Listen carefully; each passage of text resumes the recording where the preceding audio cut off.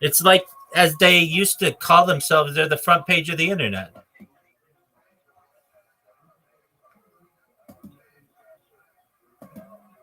Remember, always keep your washer, your dryer, and your stove near each other. Yeah, remember that, okay? Sounds like a plan. Where's big, though? Why do you have to do that? So you can wash them, cook them, and dry them. That's tight.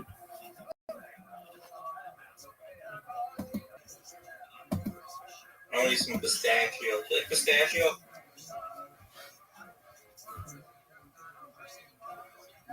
I'm gonna get some lox. I'm gonna get some lox with the schmear.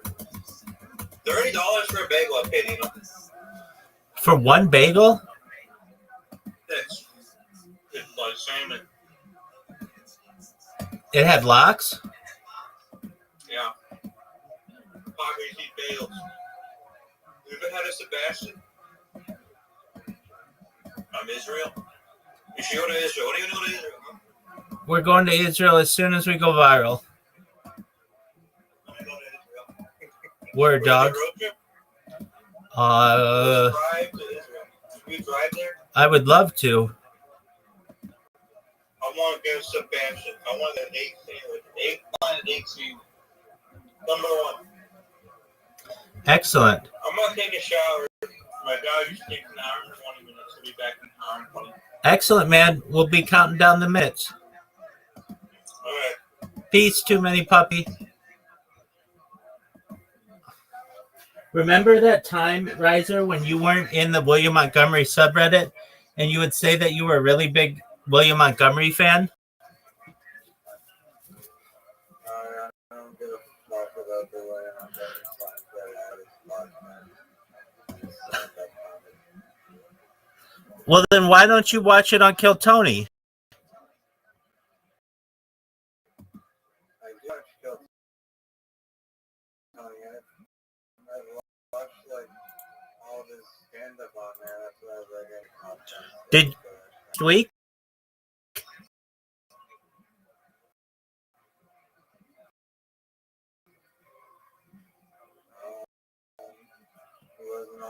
I'm the one who told you that. You're welcome. So the answer is no, I did not watch him last week. Have you watched the 24-hour stream of William Montgomery content? Yes, I have. Would you like to have a William Montgomery trivia competition? You've already done that, and I won. You did not win. You didn't even know where he went to college. I did know. I said Tennessee. No, you didn't. No, you didn't. You absolutely are lying. It's on camera that you're lying. Yes, it is. Do you remember what kind of car he drives?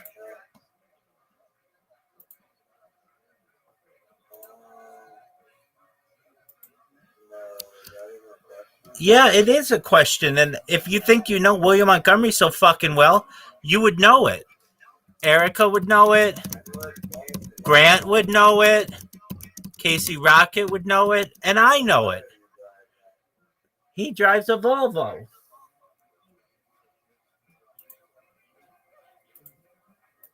You know what car Casey Rocket drives? A rocket. Yeah, he doesn't drive a rocket. You don't know the name. You don't know what car. Apollo was a competition about who knows Casey Rocket well.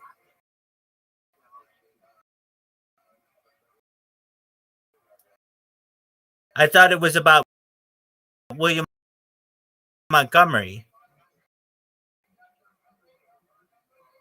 Yeah, if you knew anything about the podcast, you know that Casey Rocket is William Montgomery. William Montgomery is In what state was Casey born? In what state was Casey Rocket born? Was Casey Rocket born? If you're such a big fucking Casey Rocket fan, you would know this. I do know it. Okay, well then say it, douche. Born in Illinois, I believe. That's correct. You had to look it up, though. No, I didn't. Yes, you did. In what state did he grow up?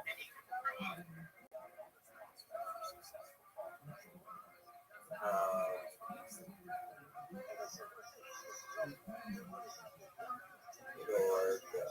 Dude, you're looking this shit up. You're such a douche. Why do you think? Because I know more than Casey Rocket. No, you don't. What part of the state? What part of the state did Casey Rocket grow? In what part of the state did Casey Rocket grow up? Dude, you are looking up shit on him. You didn't know he was born in Illinois. You did not know he grew up in Georgia. Did you see the video of the No, is it funny? I was watching a YouTube video where he was trying to get, I don't know, it's like clickbaiting or something. He was trying to make like Tony like look bad or something, like he just looked like an idiot. Wait, who's saying Joe's funny, like these guys are just like just roasting Tony. They're like literally all talking during each other's backswings and like roasting each other, but you know, it's kind of make it seem like you don't respect Tony at all. But, like, they're literally hanging out playing golf, like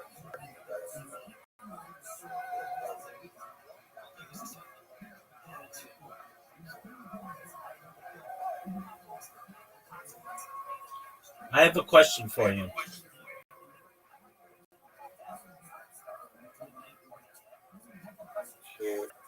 What is it like to be the second biggest William Montgomery fan in this call and the second biggest Casey Rocket fan in this call? Go. I don't know if you have some like form of like Sex appeal? I have all of that. Like 900 million times. One, I taught you everything you know about William Montgomery. Incorrect. Incorrect. Two, memorizing a bunch of worthless trivia does not make you a bigger fan. No matter how much you think it does, that's just inaccurate. Three, you never listened to the podcast until like a year after I told you it existed. Four, I don't know anything about Casey Rocket. I don't have to look up trivia on him. Well, I mean, he's obviously a big part of William's life. So big that you have to look him up on the internet to find out factoids about his existence. If you're just going to make absurd allegations, two people can play that game. I'm not making up anything, dog. I'm telling the truth.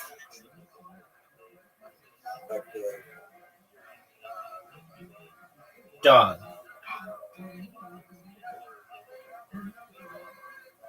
Do you even know the origin of the crab walk?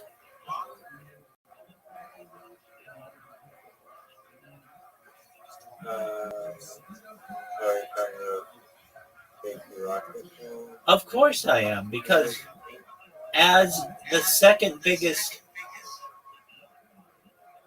Casey Rocket and William Montgomery fan in this call, you should be able to keep up. You should be able to keep up. Let's do it, Nathan, for you, trivia. Doug, it's been like 10 years since I've seen that show.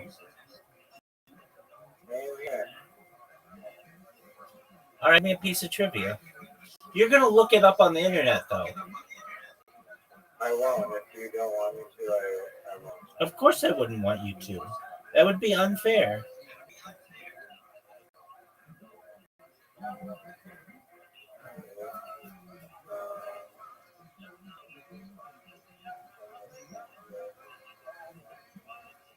What is Nathan for you most recent television show called? You mean Nathan Fielder or Nathan for you? I mean, wouldn't it be Nathan for you? Sorry, Nathan Fielder. You're asking me what I think Nathan Fielder's most recent TV show is? That's correct. Well, it's a question. I mean, I could probably tell you that he did the rehearsal. I don't know if he's done anything since or like that's like the biggest thing that he's done recently. Although I could tell you that there's the possibility. I think he did something called The Curse as well, which might be a little more recent. You're cheating. But the rehearsal's still going. What do you mean? You're cheating. You're cheating. The way you said those words. I don't know why you think cheating. It's the rehearsal, but kind of a trick question. The reason why I say Your screen is actually paused right now, so I can't actually verify. I mean, have to. I mean refresh, dog.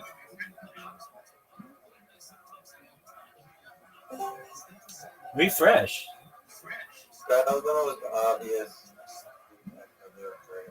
Well, the reason why my voice may have sounded off was because the rehearsal's still going technically, but the curse ended. But the curse is more recent, but the rehearsal's still going, so it's kind of a trick question. But side to side, did you actually know the answer to that, or were you looking it up? I gave the answer. Or you looked it up? What makes you think I looked it up? Because you like, it was the most, you literally sounded exactly like you were reading the answer. What about me saying the rehearsal? Normally you answer in like a natural cadence. What about me saying the rehearsal and or the curse was unnatural? I'll wait. How could I say them more naturally? The rehearsal, the curse. But literally, I can tell, like, I can just tell by the way that you sounded that you just adjusted that information. Dog, I don't even have a phone in my hand. Can you see me? You're probably using some Bluetooth connected to ChatGPT that I can't see. Now, I wish I had that. That would be really cool. Alright, well, maybe you knew that. Good for you. Thanks, big dog. This is also unfair. This is also unfair because he's from Canada, and according to Peter Griffin, Canada sucks.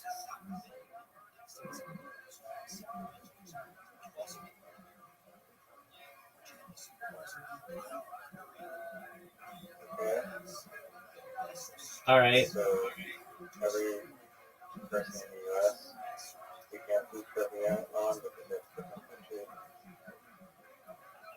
All right. Let me think of. Okay. In Nathan for you, Nathan mentions his collegiate history. What does he say about it? And from where did he graduate? We graduated from Canada's business school. Incorrect. One of Canada's top business So that's a wrong. That's a big X.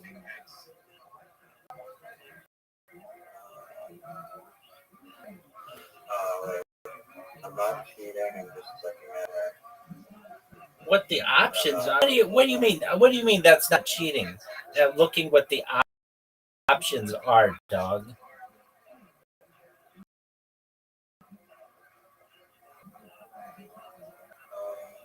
I'm really just searching up Ontario. I think it's Waterloo. That's incorrect, dude. Guess again.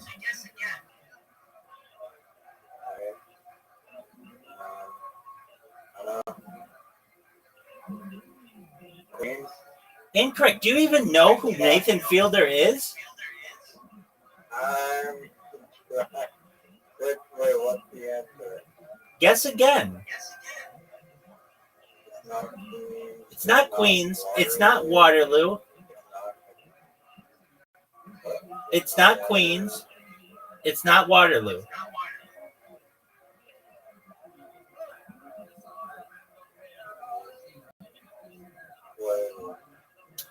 Do you not know what the phrase guess again means?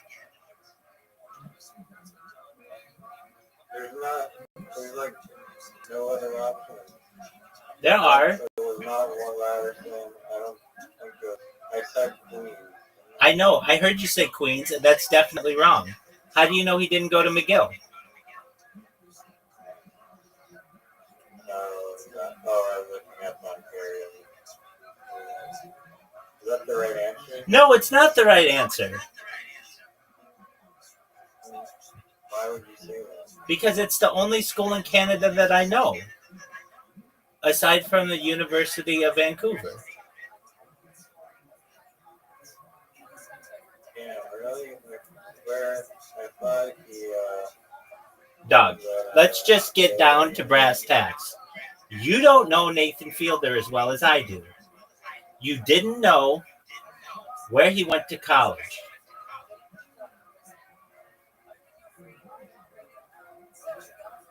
You guessed University of Queens, University of Waterloo. Both are incorrect. alright, well, I should have got that one probably. Yeah, you should have. You should have. You should have. If you were a fan, you would know. Obviously, you're not.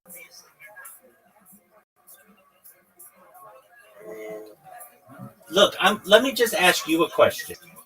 Do you know who Nathan Fielder is?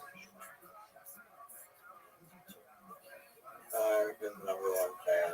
Where did he go to college? Hey, dog, where did he go to one of the top business schools? University of Victoria. You looked it up. Even if he says in the intro that he went to One of Canada's business schools. You looked it up. no, you gave me the Vancouver. Dog, you looked it up. No, you said Vancouver. It's on the left. You looked it up. No, you said University of Vancouver, and I was like, it's on the left side. You looked it up. No, you said University of Vancouver, and then I was like, it's on the left side. You looked it up.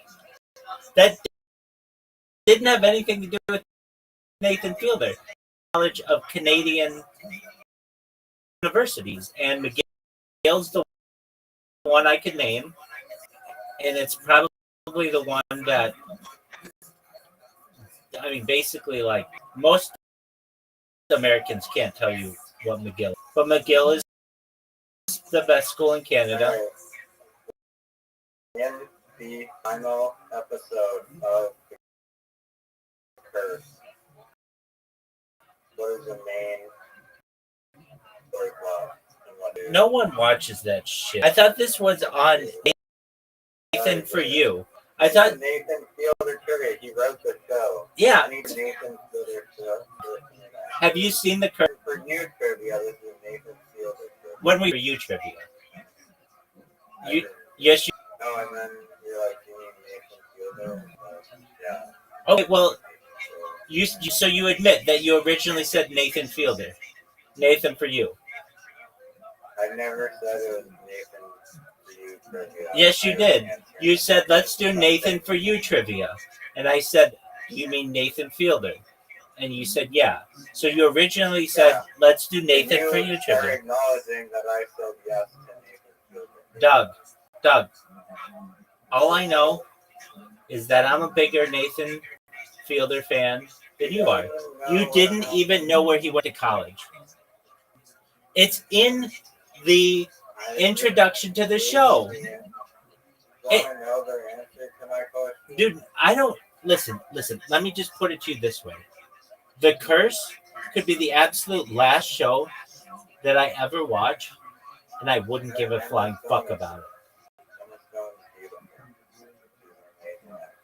Okay, that's cool. I hope it is not. I hope I have the ability to watch many, many shows. But The Curse, what do you like more, The Rehearsal or The Curse? I haven't watched The Rehearsal. Okay, well, obviously you're not that big of a Nathan Fielder fan then. All right. Is this Nathan for you trivia? Okay, here, I've got one for you. Nathan for you. Welcome, Miss Aquarius. Are you ready for me? Yeah, that's good. Excellent. Rise, are you ready for an invitation? Oh, God. No, I don't. I'm done. Okay, so you give up? You can't give up. You're a champion. I don't want to hear all the reasons why Rabbi doesn't know the answer. Right, so just one game. Just one game. Please, just one game. Oh, you guys can do your bowling thing. I'm not good at bowling. Riser, why aren't you good at bowling?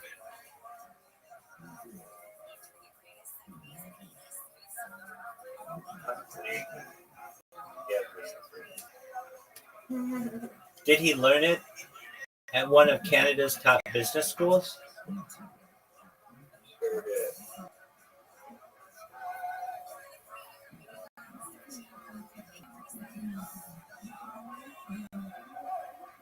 Ooh, Miss Aquarius, good on you. Getting that spare right out of the blocks. I tried. Oh no. That was terrible.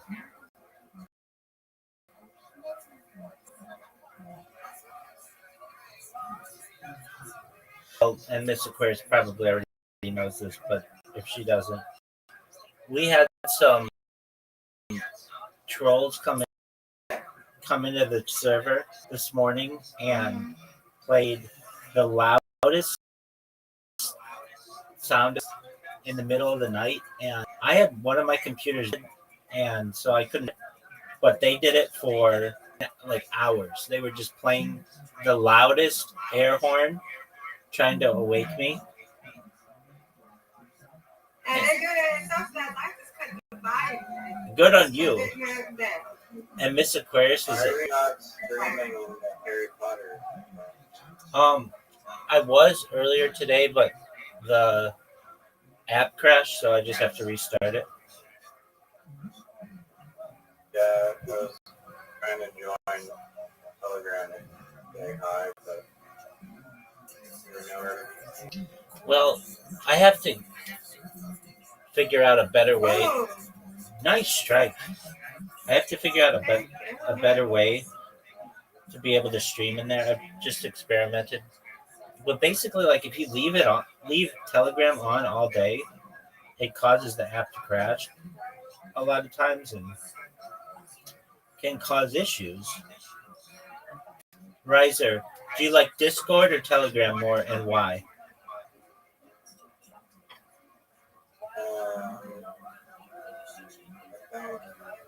Discord It's a lot easier to make channels. It's not just one cluster group chat. It's easier, I guess, to share stuff with.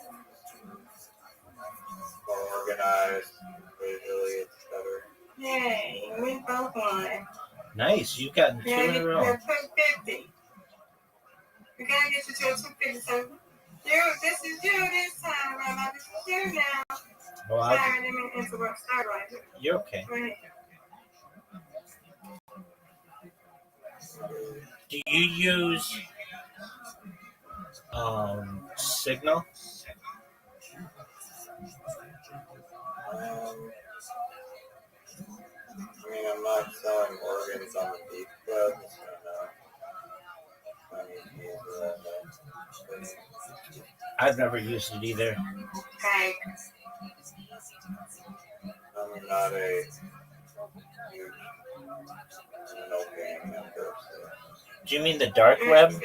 Why would you say the deep web? Isn't it the same thing? No.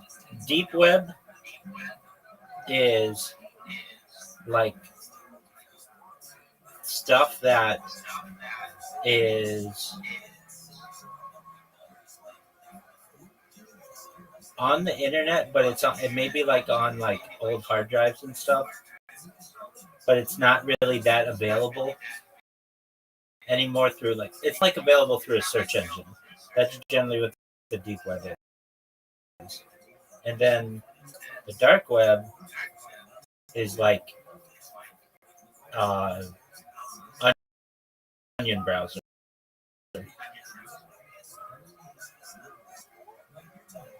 Oh no! Double check that. I get them confused. I thought They're not interchangeable. Right. Like the deep web is like non-indexed pages of the internet. It is like onion browser and torrent and stuff. How do you even get it then? Isn't it the onion? It's onion for You could get a direct link, or sometimes interconnected systems like universities and such, or corporations. They're nice strike. That's a big strike, Miss Aquarius. Big. That's 2 in a row. That's 2 in a row. Look at you, Miss Aquarius. Miss Aquarius, you were in the 80s, girl. Get it. You were practicing. 83. Good on you. I get it tonight or tomorrow? Tomorrow. Yay. Oh, that's terrible. That's oogly. Then you're going to get to a 250. I'll get it tomorrow. Okay. Maybe. We'll see. Right, We both won. All right, Miss Aquarius. That's all she wrote. Okay, we'll get to 250 tomorrow, okay? God willing. You got this. Absolutely. Sweet We dreams. won, though. We won all game. I won. You win. You win. I win. Right. That's right. Excellent. We're undefeated in Owen and we're undefeated in Friendship. 100%. All right. I'm standing here. Good night. Excellent. Make sure to have your sound down in case anybody else comes in and is annoying. You said sound down, right? Well, I just don't want them to wake you up. So do whatever you have to do so they don't wake you Yeah, up. I do. I have it down. Okay, good job. Excellent. Okay. Sweet dreams. Riser, you were talking about how you're the second biggest Nathan Fielder fan in this call. I don't know. Miss Aquarius might be a bigger fan than you are. I think she knows where Nathan Fielder went to college.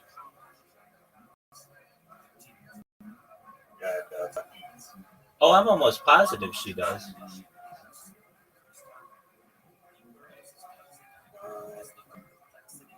I mean, even the most basic fans know that. Look, let me just ask you this: are you in the Nathan for You subreddit?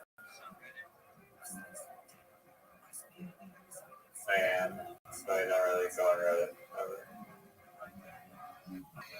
Why don't you go on Reddit? And I'll wait. I'll wait for your answer.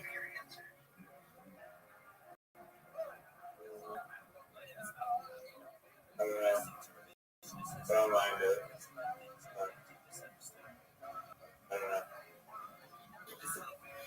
It's like cats and dogs or can versus Reddit. I feel like the people on 4chan are funnier.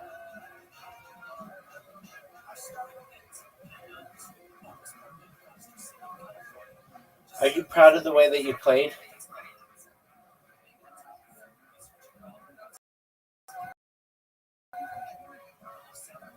So that you play? Yeah, dude, because I whooped your ass.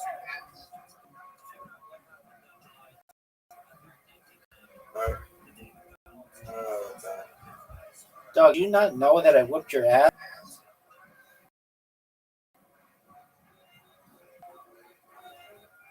No, it never happened. Nice. Nice thought. You want to play? Whatever you have to tell yourself. You want to play something else? Dog, how many games of basketball have you beaten me one-on-one? I'll wait.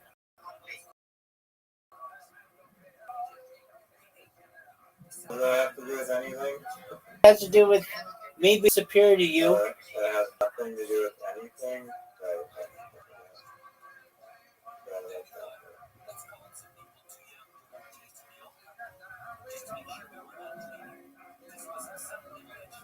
Were you aware that I am a superior?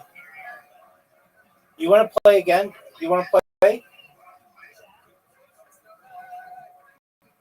Basketball? Well, you want to continue the Olympics? I'm having more fun in how little you know about Nathan Field. Are you ready? Dude, I know where I went to college. Are you ready for Blocko?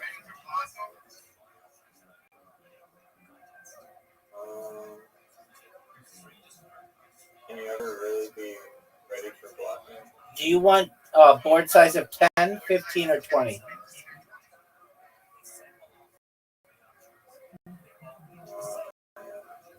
I'm playing a game of intellectual chess right now, but we have to give like 2 minutes.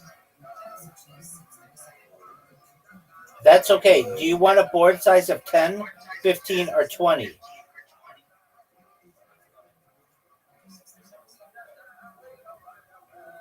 Ask yourself what Nathan looks like.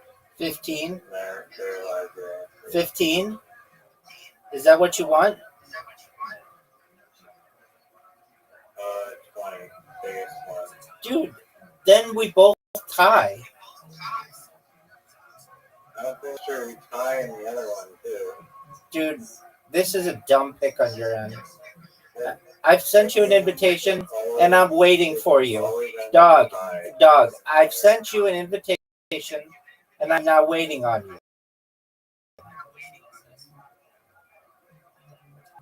I literally told you 1 second ago that I'm playing this game of chess.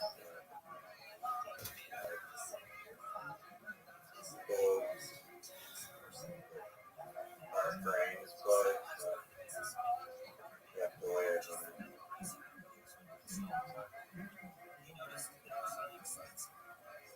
I want to play Mancow, but you're on a chess break.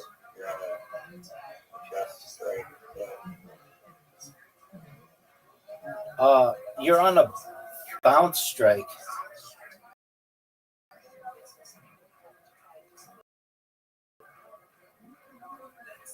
No, I have played bounce several hundred times. There's your phone, but like I've seen hundreds, if not thousands of times.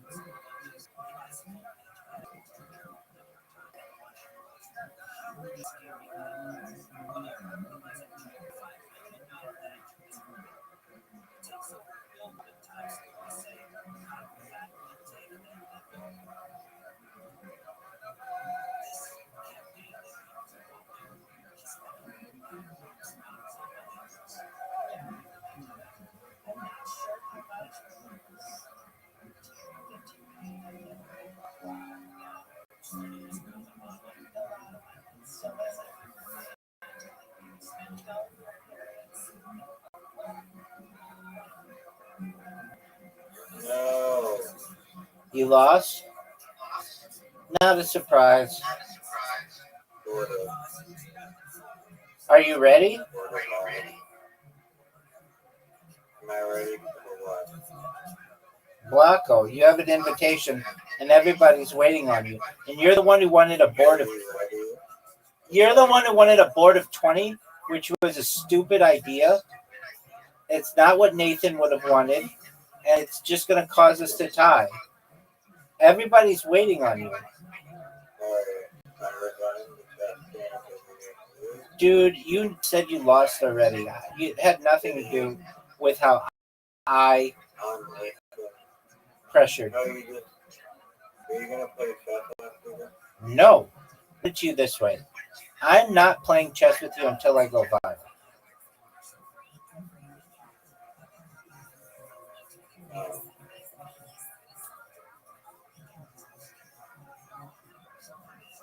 Are you going to put down a block? Or are you just going to J-or?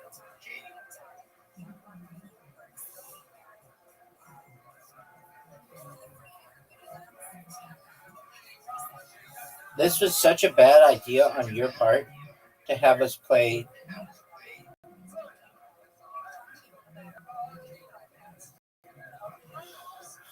Play 20 by 20? Why? It just was a really bad idea.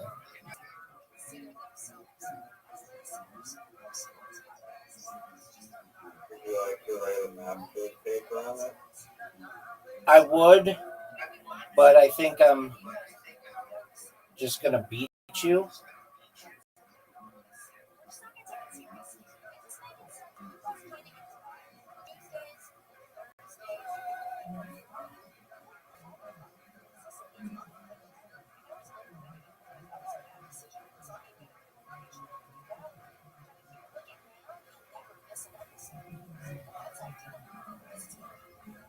I'm not even worried.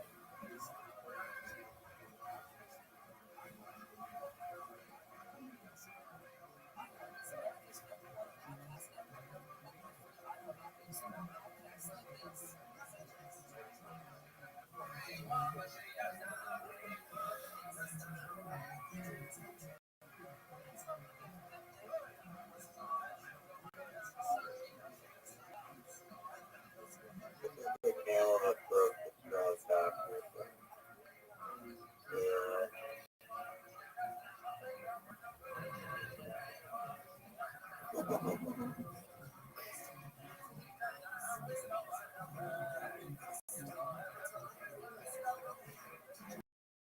You're not gonna stop me?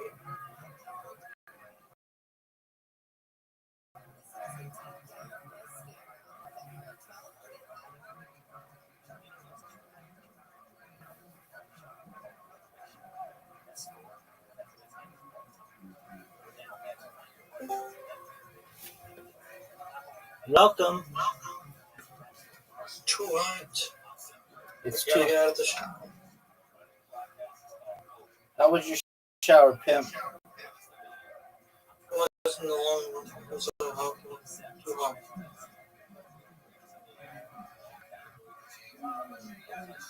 Do you know who Nathan Fielder is?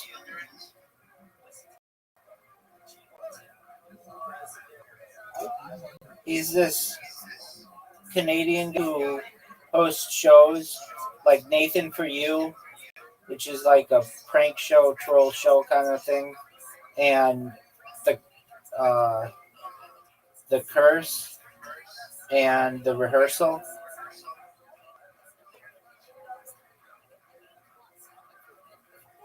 What about him? Is he a good guy? He's okay, I think. You like watching his shows? Or whatever you say? Yeah, they're funny. Oh, wow.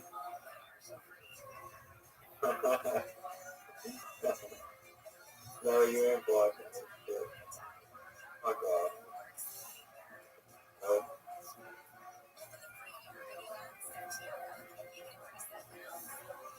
Oh, you're running out of time.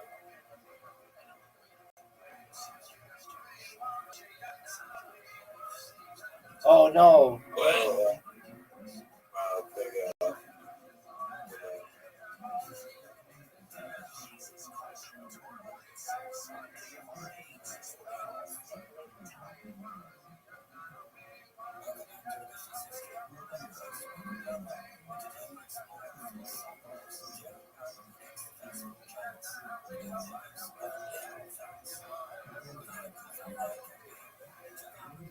No more puppies. You should download an app called Play-Doh and play with us. No, thank you. Okay. Have you ever heard of the term jailer?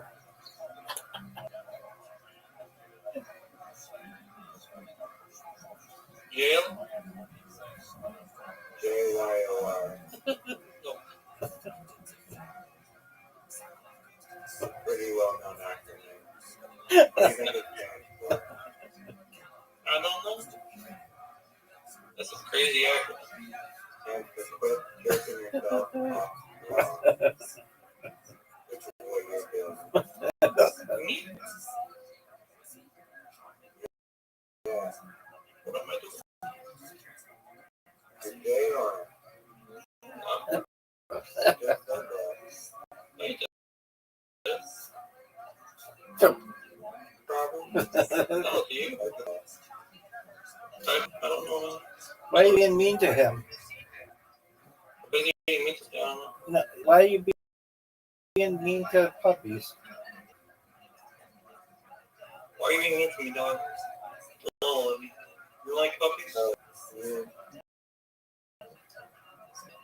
No, I don't know. Don't like puppies. He doesn't like Pomeranians, too. Unlucky. Pomeranians are sweet dogs. I know, they're Polish and German. They're nice dogs. You know, they go, ow. Well, no. Why aren't there more blocks in this game? Dude, I told You gotta you buy we shouldn't have played this version. I asked you to pick what snake it is. And I said the 15. And you said no, 20. And I said, doesn't make sense. If we play the 20, it's not gonna, nobody's gonna win. Why would they not make if there's no more blocks in possible space? That's like the most basic commandment you could possibly play.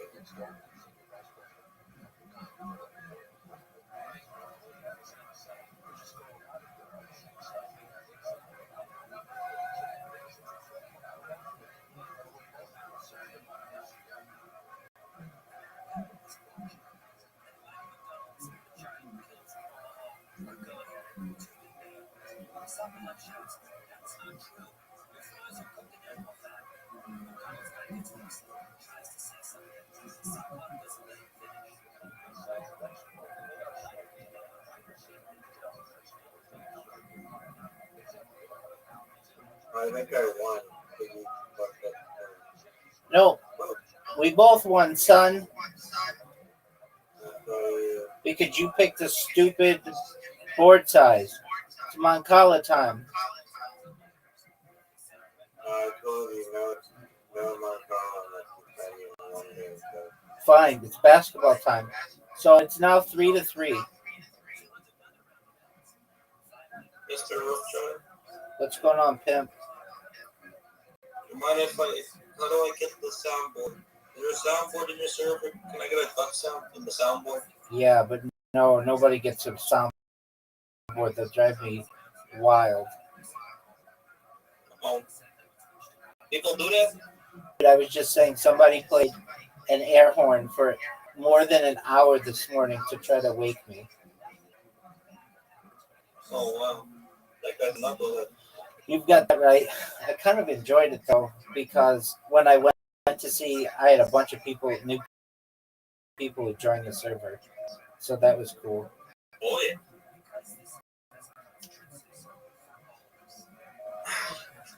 Riser, that's a make. That's a swish. That's a make. That's a make. That's a swish. That's a miss. That's a make. 8 of that riser. It's all about the sound. I can do better with it. Airball.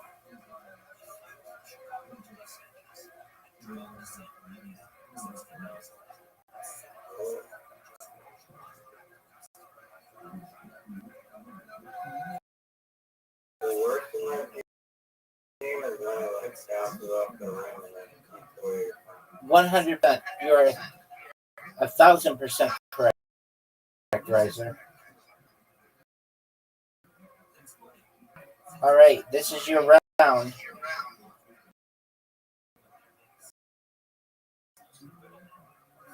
Because it's so unexpected where the hoop's going to go.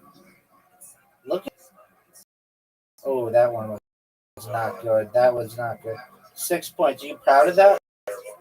Are you proud of that?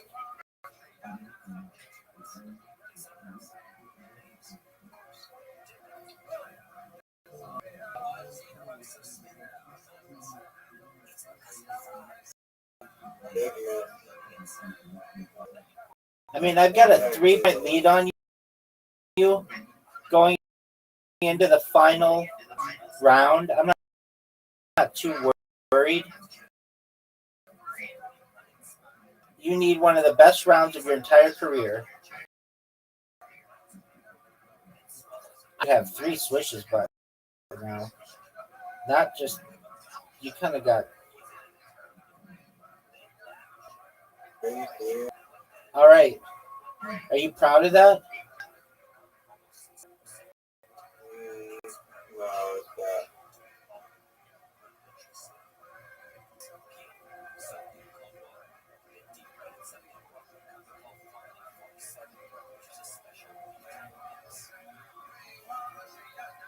Baby, this game is over. 4-3. What do you want to play now?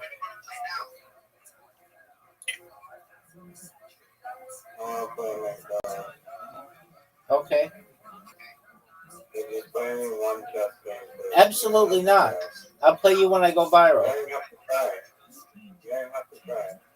Right, sir. I don't play chess on here. Right, sir. You have an invitation. Oh, by the way, when we do Moncala, it's a best of 5. Just because the games are really quick. Do you know that you have an invitation? Dog. Did you know that you have an invitation? Dog. Dog. Dog. Did you know you have an invitation?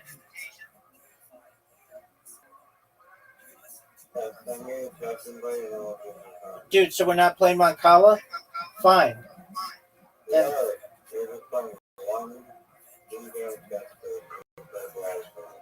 nope. Are you gonna? Yeah.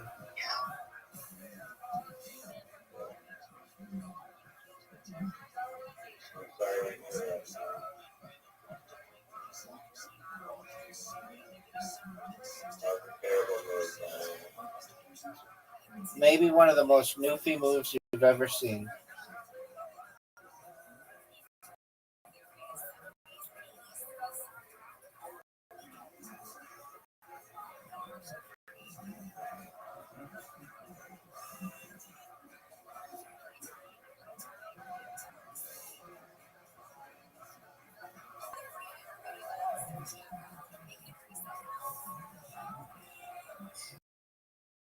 Man, where's Cool Cam?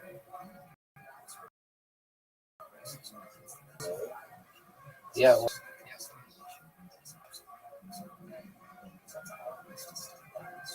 Oh, you're not.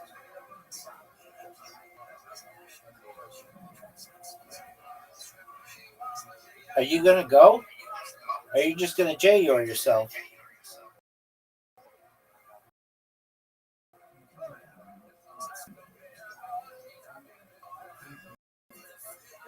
Just setting up the computer.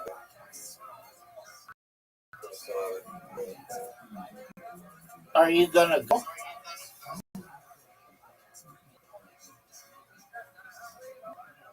Yep. In 1 second. Nope. The computer went still now. That's okay, I don't know. Oh, you're definitely gonna win.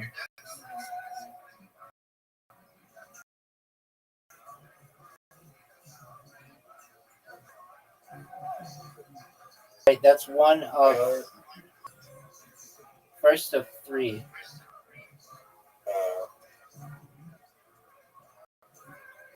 All right, Riser, you have an invitation. Are you gonna accept it, or are you just gonna J-Yor?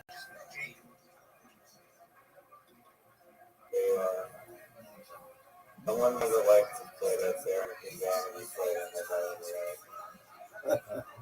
Just J-Yor. J-Yorn. Are you in the Vanity Plate subreddit?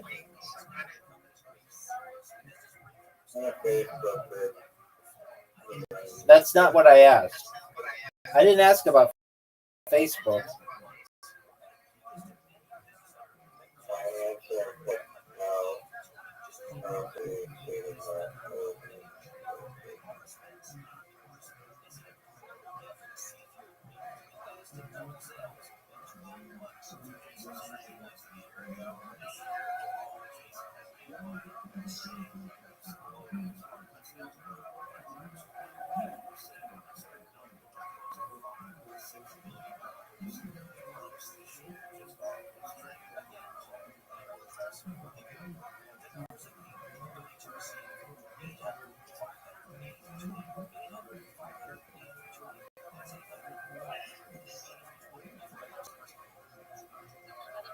Oh, good job.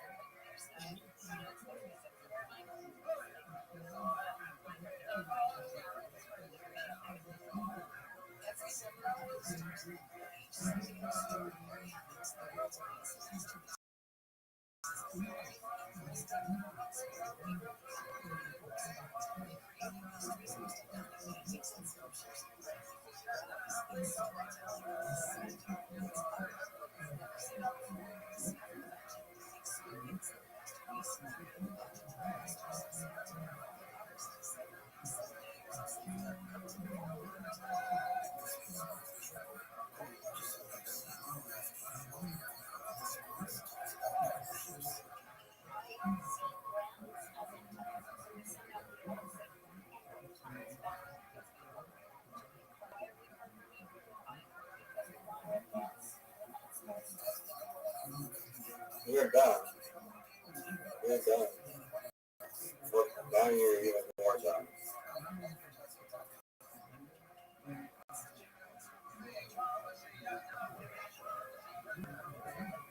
You lost him in a row. Are you connected with him?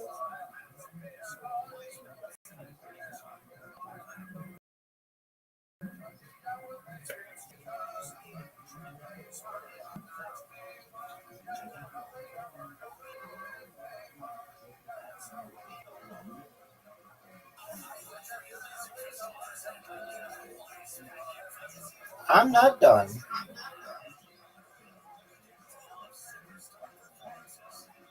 Dude, you just gave me life.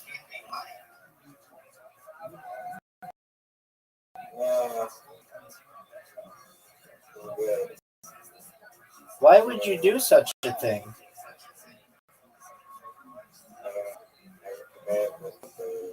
You fuck on.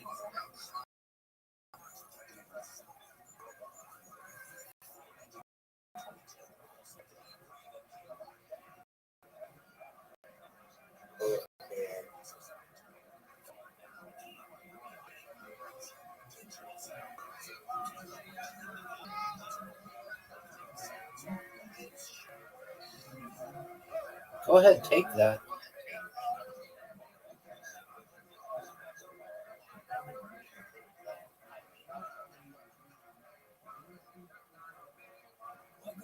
They didn't get your shitty shit out of you. You fucked up, dog. I don't think so.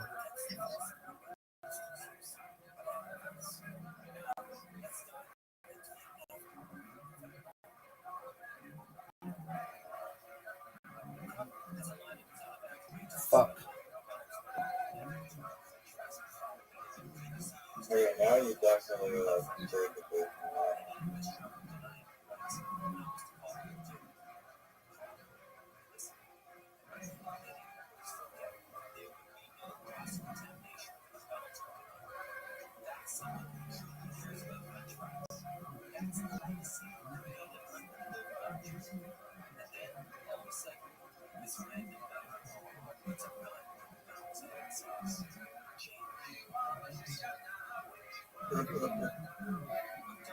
There you go. This is gonna be. Oh, you fucked up. Yeah. That's 2 losses in a row.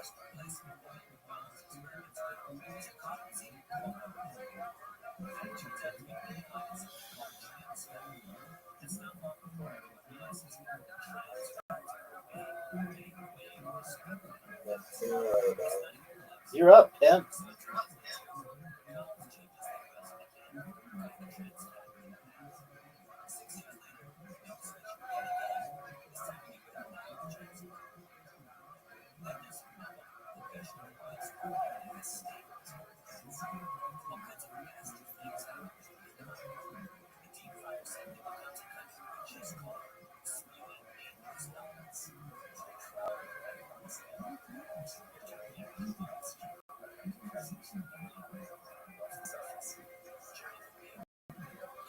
Fuck.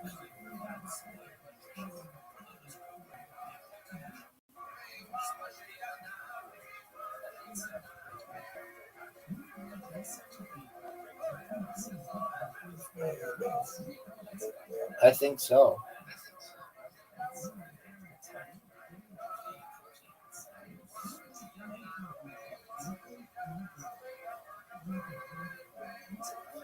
Doesn't matter what you're doing.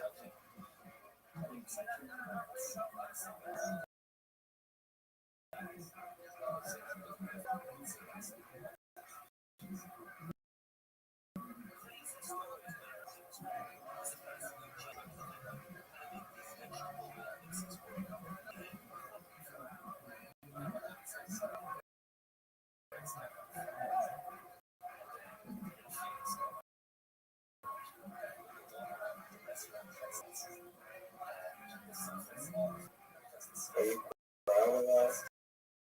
No?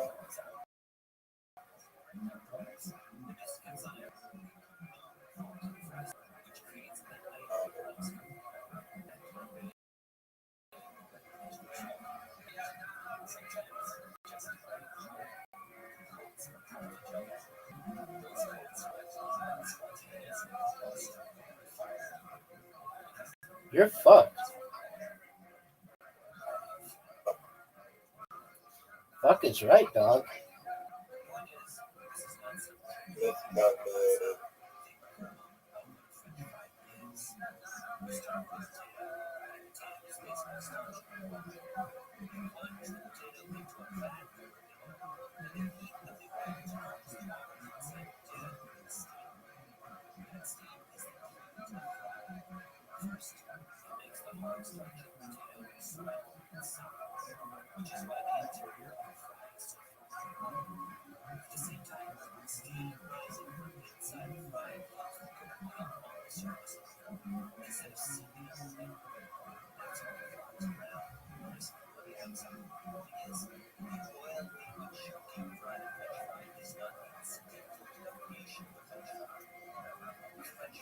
What are you gonna do, dog?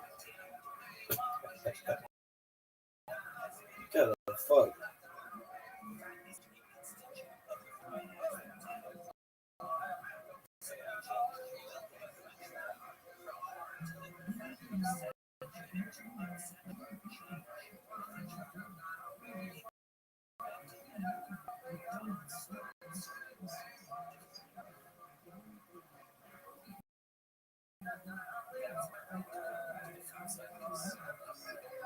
You just fucked yourself. Oh, Yeah, you did, son. well, You just fucked yourself. It's over.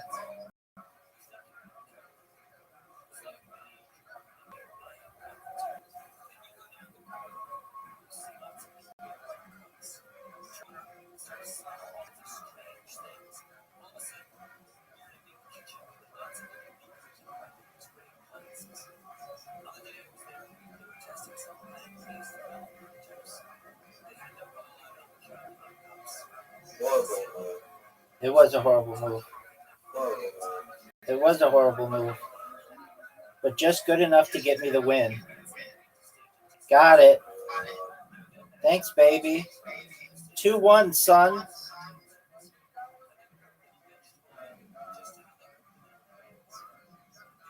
Boy, you fucked up.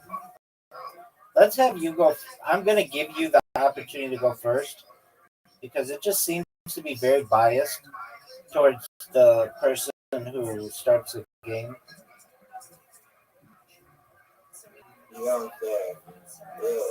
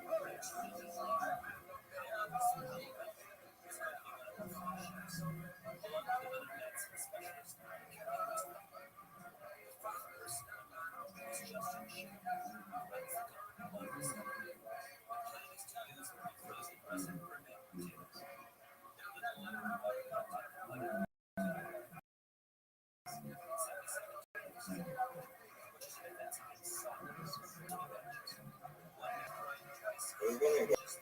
Here we go. No, I hit the wrong thing. And what do you want me to do about it? I'm still gonna win.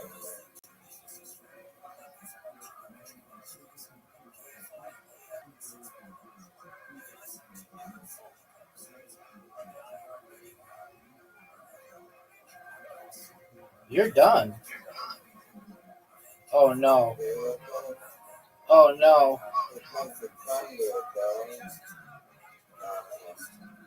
You're fucked.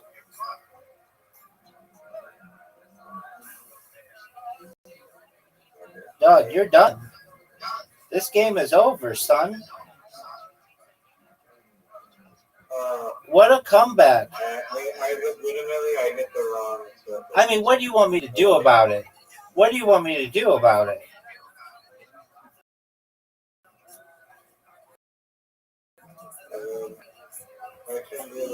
Riser, you have like literally an acre worth of real estate to play on which to play. You're up, baby. It's 2-2. What the hell does that even mean? Your iPad is giant, is what. You know what?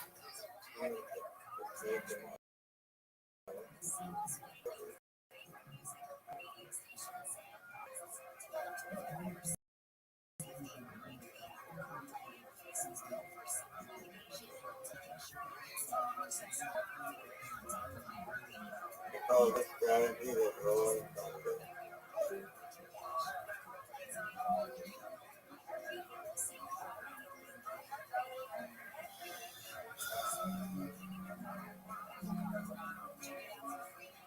Yeah, dog, some of us are actually trying to play. We're gonna make a move. STFU, dog.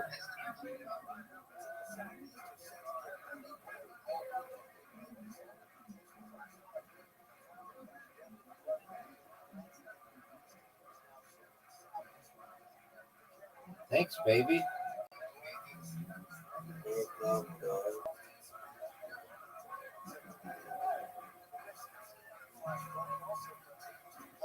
didn't know how to speak it.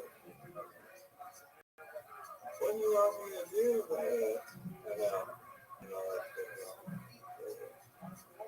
Actually, no, you're done. We're done.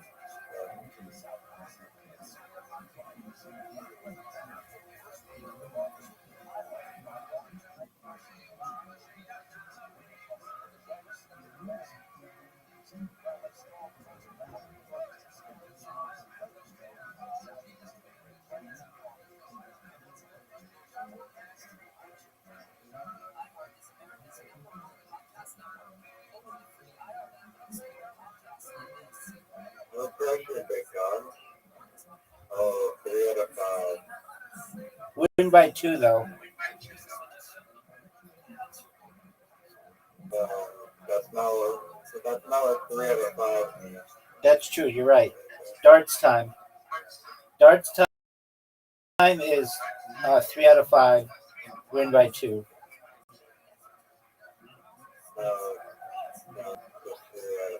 Just 5. Okay, so it's tied 3-3. Riser. It's tied 3-3.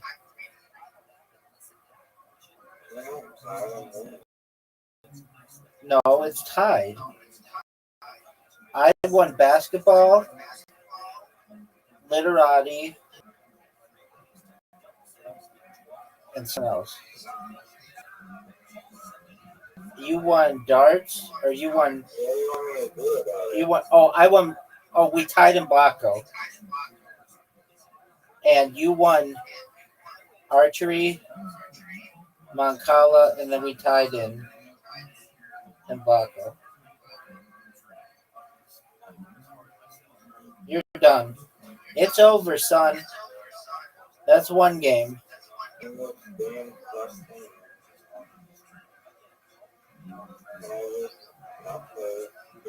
I mean, no, you can't. You must play. It's 3 games to 3 games.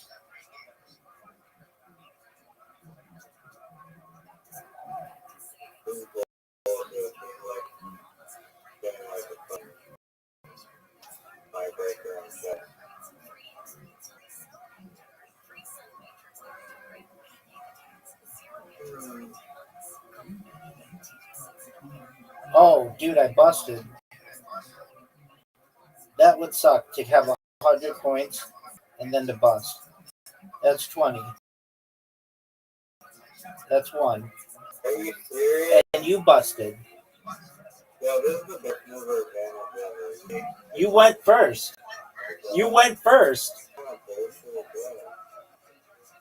Oh, on this one I went first.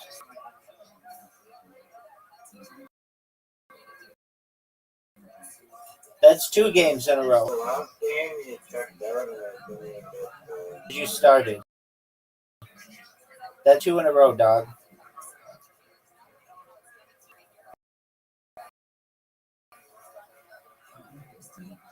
Dude, that should be an automatic disqualification. Fucked me. You have to resort to trolling and pranking.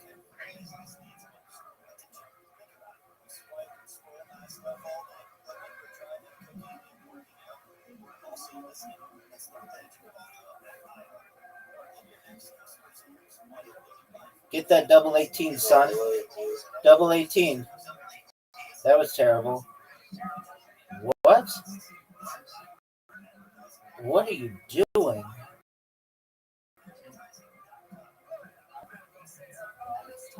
Are you fucking serious? I busted? That's garbage of shit. Check out.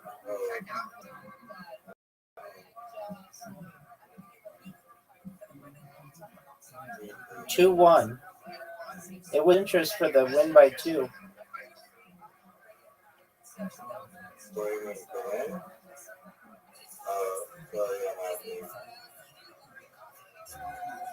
Dog. This would be a huge comeback on your part. And a shock because this is one of my best games. Dude, that was great, Riser. You must, but clearly cannot do better than one of it. Yeah, weird. So, All you need is a 20.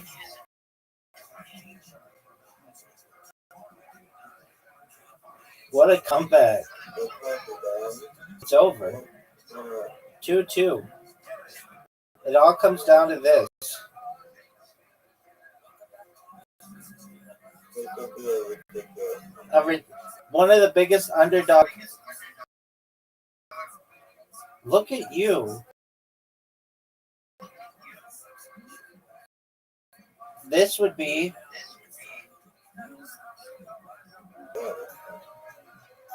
this one of the biggest upsets in the history of this game.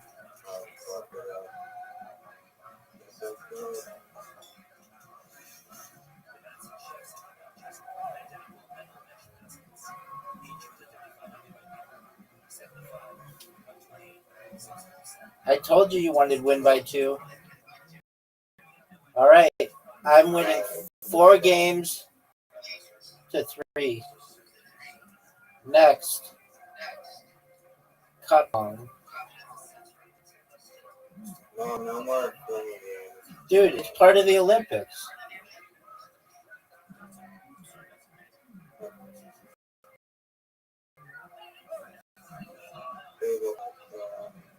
We'll do that. We'll do that. But we have to do this.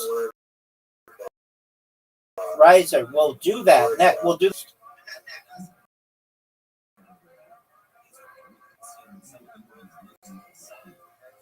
one of one game. It's a showdown.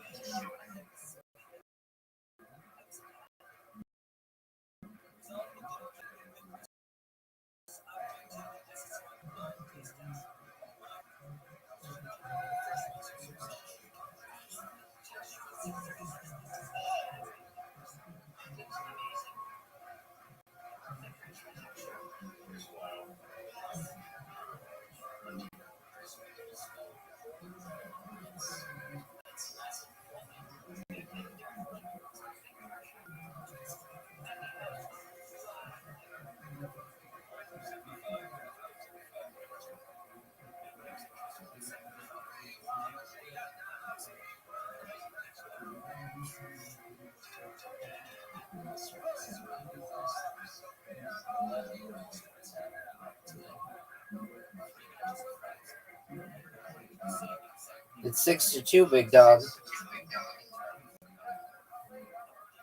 That's a miss. That's a big time miss.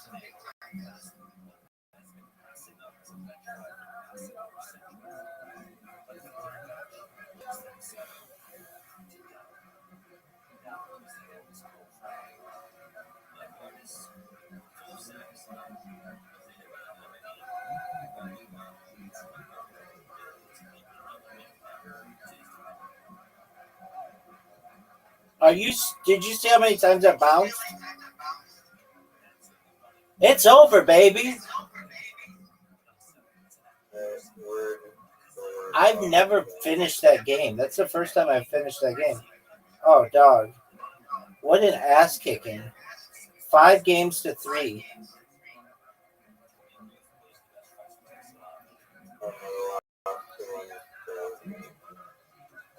Dude, I whooped your ass. All right.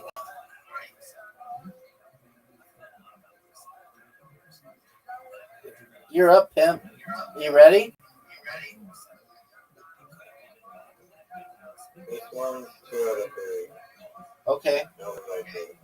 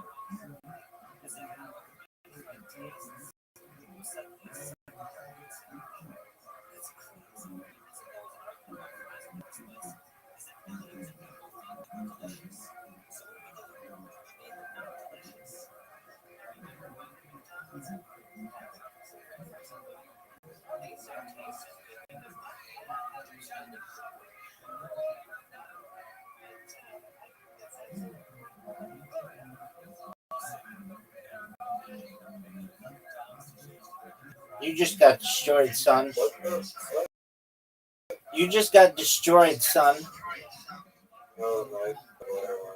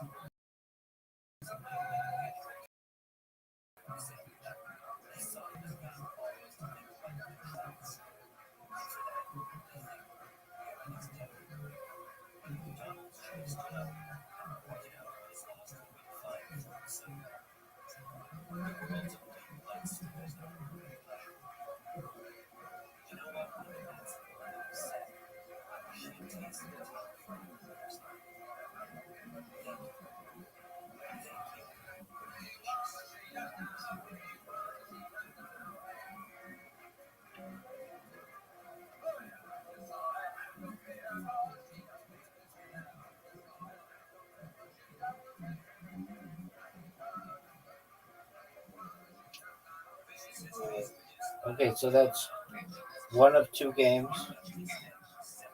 Now I'm going to take you down for two of two games. And then I'll be up 6-3.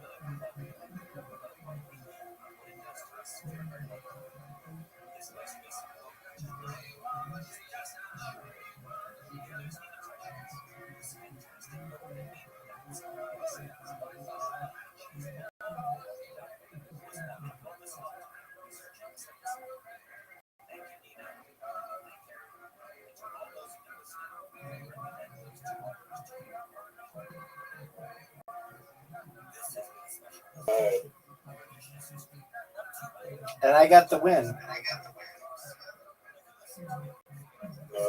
Call it time. It gave me the thing. Let's do that. I don't know why it did that.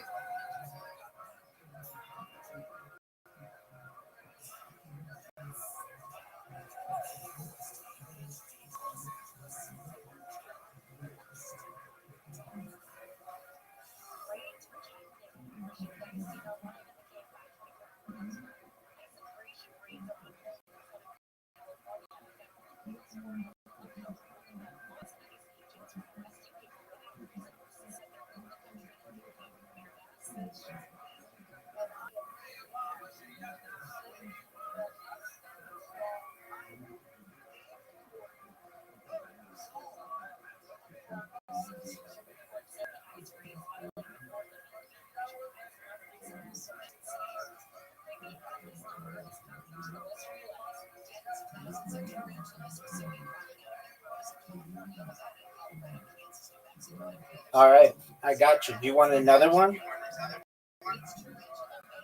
Sure. All right. I don't know why I'm being so. I don't know why I'm being so nice. Y'all know the first round of bullshit they got in.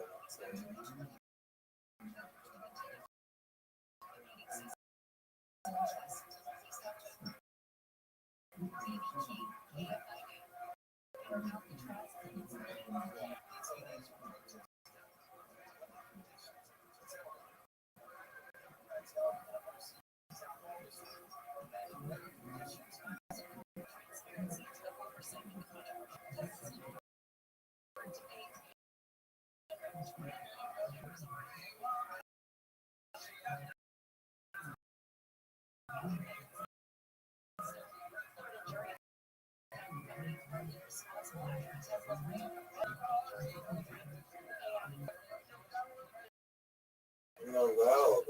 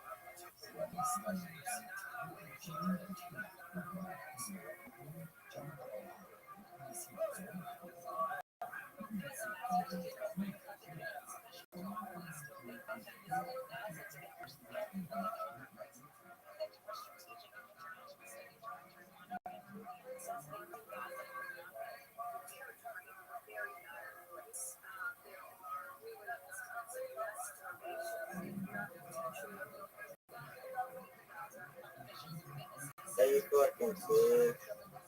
Gotcha, baby. All right, 6 games to 3. Wow. You got you. You got two. What do you want to play next? What do you want to play next? What do you want to play next?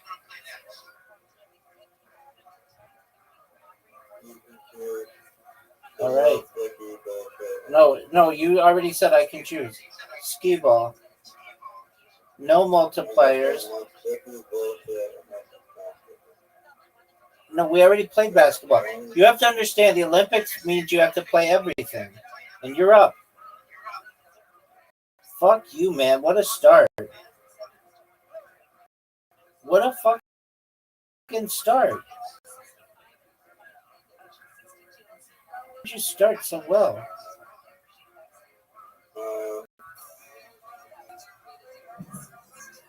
Wasn't like this one just seems more about like luck the thing for most of the games.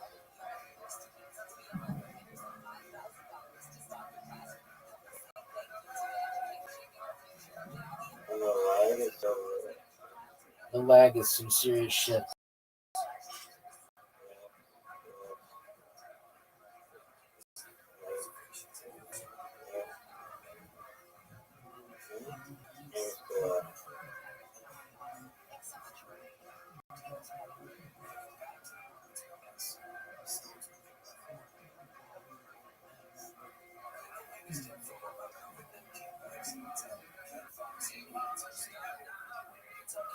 That's a miss. That's a miss. That's a miss. That's a miss. That's a miss. That's a miss. That's a miss. Oh, what a big make. Big make, dog. That was good. Psych. No, I know. That's why I said psych.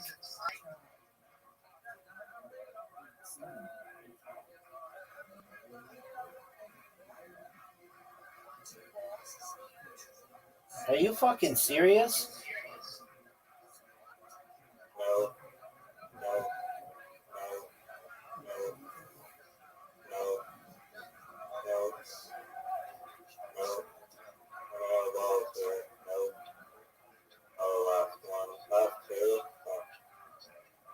There's such a delay.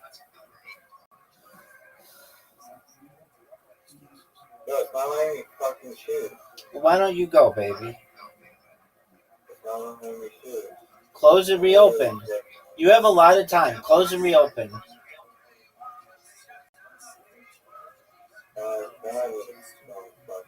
Close and reopen. You have time. You've got another 20 seconds. There you go. I'm feeling low as shit. My thing lags. Doesn't matter. Did you just quit? Did you just quit? No, the game is lags. It says you won the Rise or Resign. Yeah, the game lags. I'm up 7-4 or 7-3. What do you want to play now? Yeah. No, that takes too long. 9 by 9. Which did?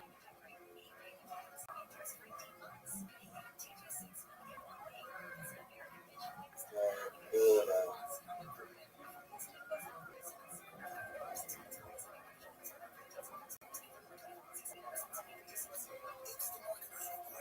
You have an invitation, dog.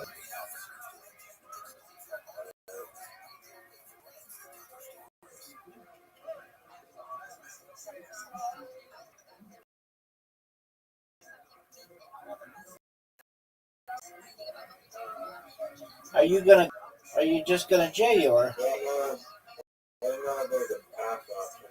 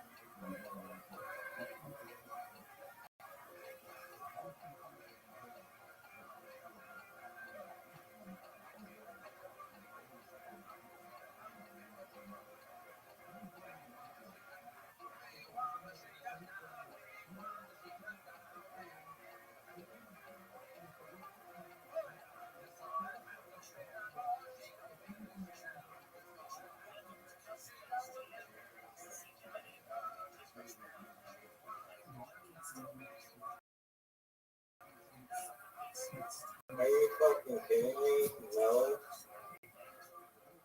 No way.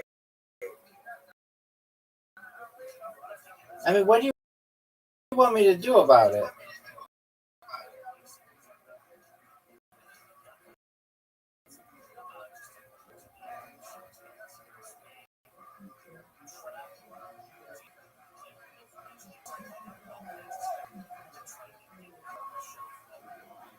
I don't think you can put it there.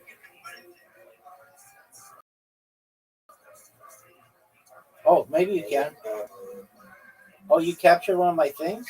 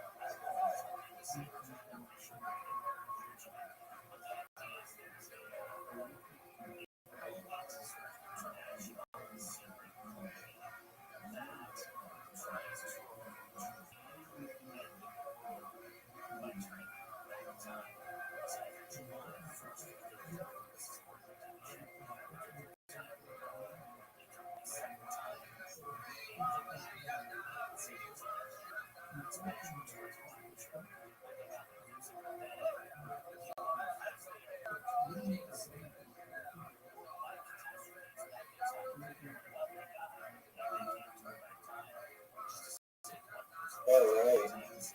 I mean, what do you want me to do? I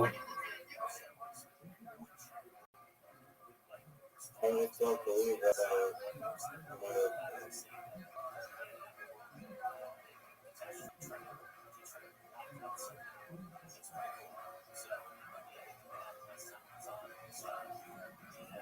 Oh, what the fuck? I mean, what do you want me to do, dog? What do you want me to do?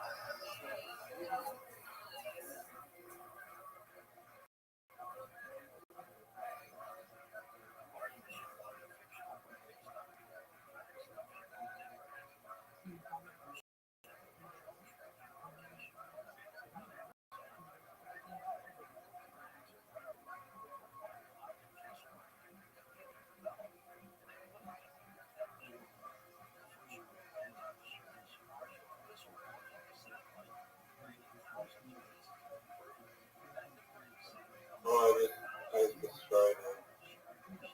Whoa, you did.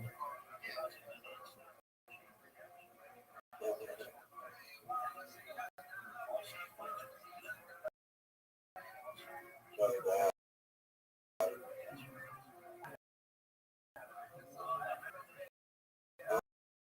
How many cost this game is on it?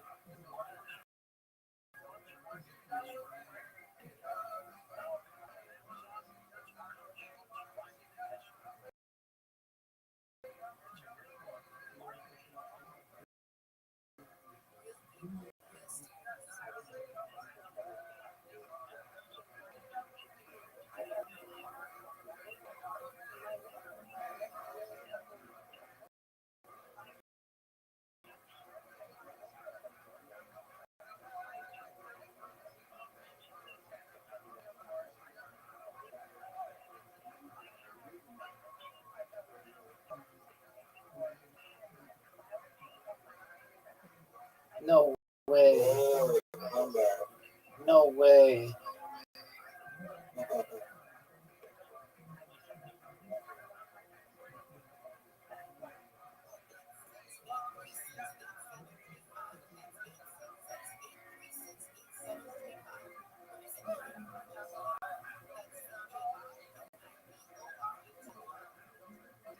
How did you get to 24? What? What? Took away 2 screens.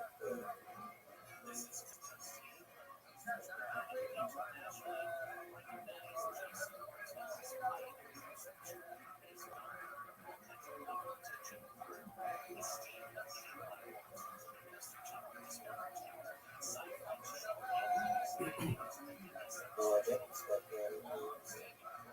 Okay. Yeah.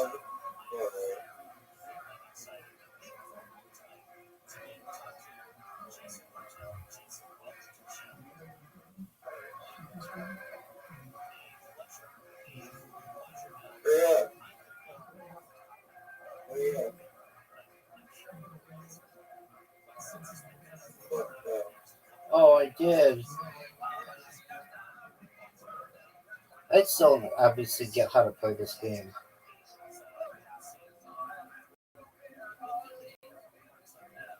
And then the capture, like, each vertex, like, surrounded by,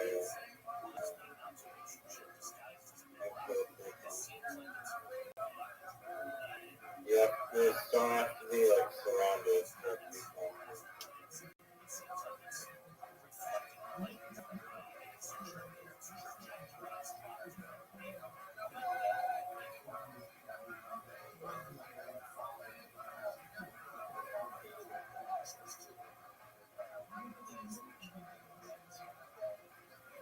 Yeah.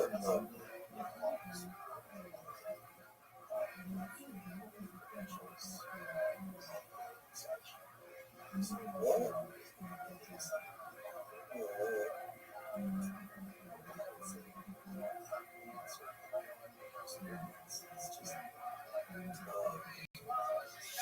Yeah, nobody knows how to play that game though. I'll learn it though. Okay, it's 6-4. What do you want to play now? Oh, it's my turn to choose. Blitz League.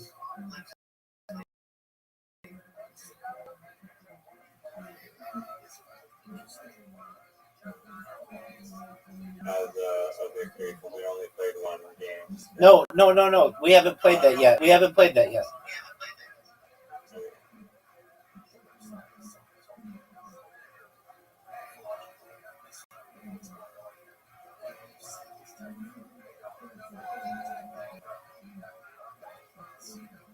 You're done, son. This team doesn't look good. You're done, son. Absolutely.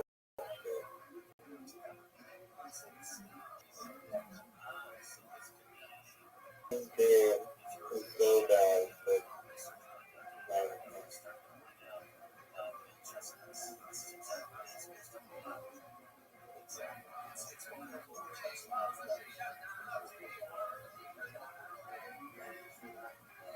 what is the energy thing? It makes your shit go faster.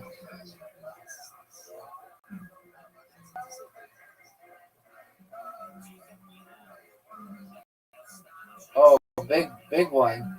Right in there,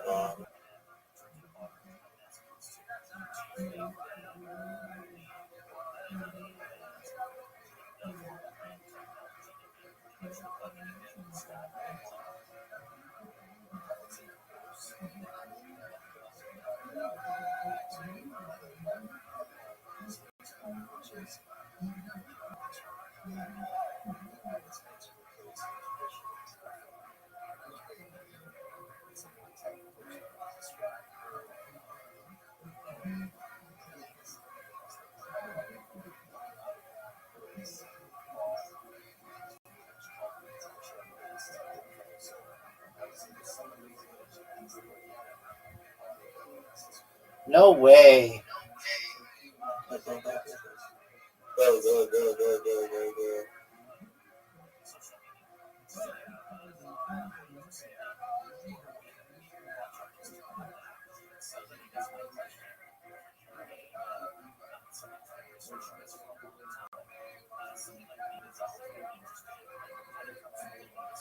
Oh, you're done.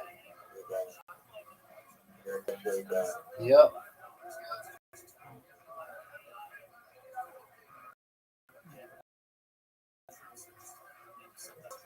Alright, so now it's like 5. Oh, no, no, no. Biggest comeback in the history of this game. No, no, no. We're about to witness No. the biggest comeback in the history of this game. What a comeback. Folks, it's over. Oh, my God. Comeback. Oh, I have that counted. I was done. It's 7-4.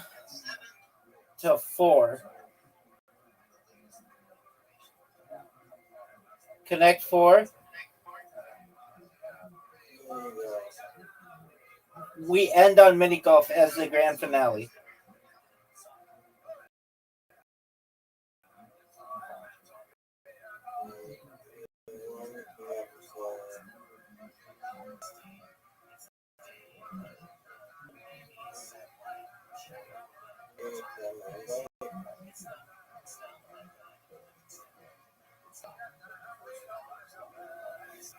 Yeah. I'm saying I just have to use the restroom.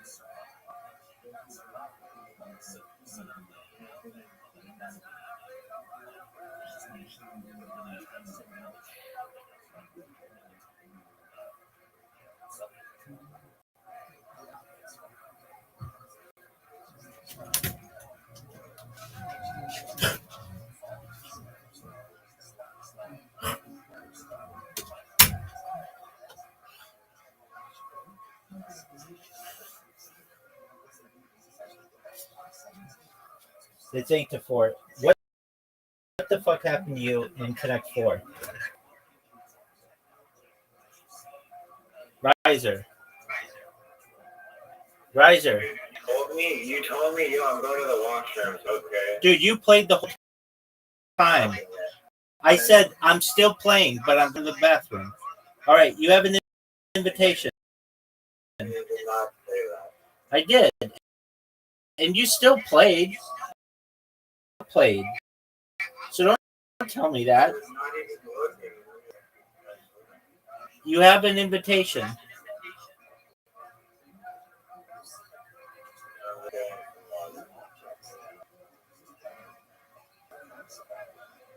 Do whatever makes you happy, baby. 4. Dog, 8-4.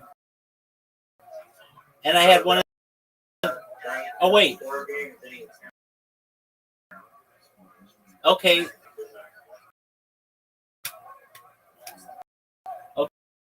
Okay, actually, I think that would have been 9-4 because I won Blitz League. So if Connect 4 didn't count, then it's 8-4. Are you going to accept my Uno invitation?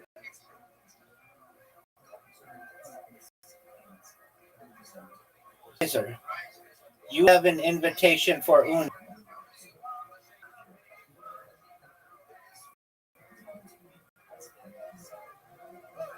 You can't just tack on games of your play. I'm sending you an invitation to Uno, dog. Riser. Do you know that you have an invitation for Uno? I want to play Uno. It's part of the Olympics. No, you send me a list of games that you play. You're not playing them. Okay, that's fine. Bounce. Or not bounce, disco.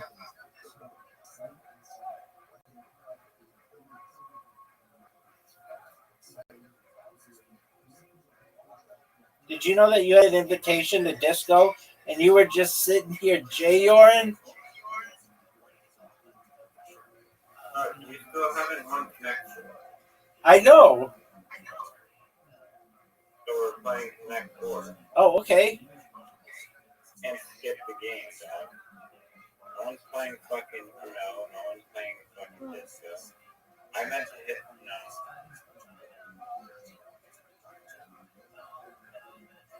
Hurry up. There's people waiting. Not all of us want to fucking tell you what. Oh, dog. What did you think in that Blitz League? I got to talk. Can you send the Connect 4 invite or?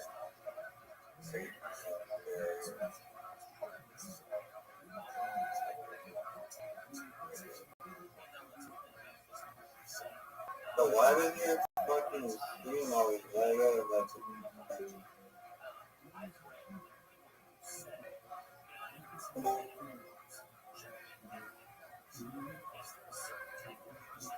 anyone that argues there's no host advantage in this game that this on performance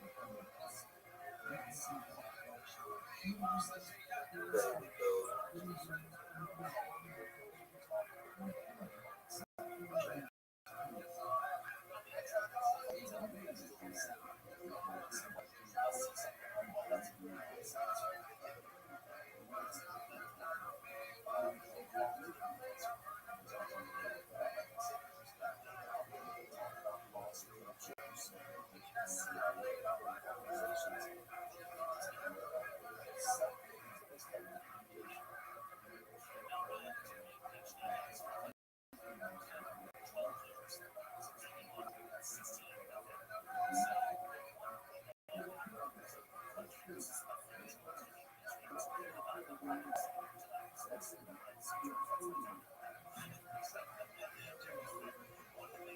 code.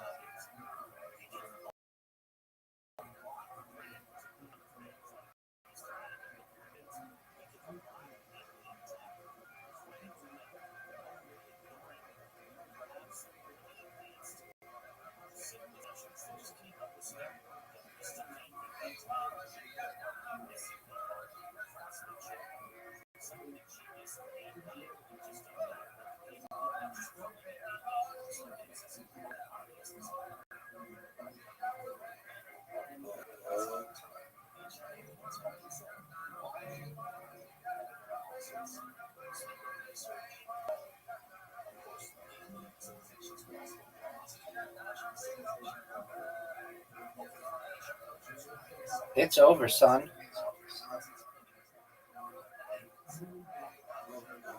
Oh, yeah, it is.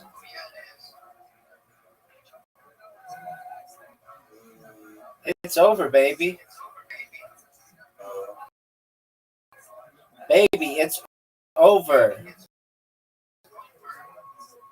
All right, that's nine to 4.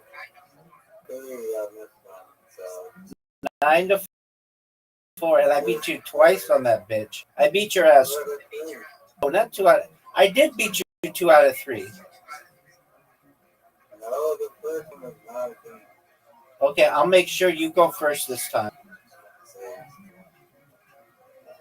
Win by 2, yes or no? Good. I mean, all the logic.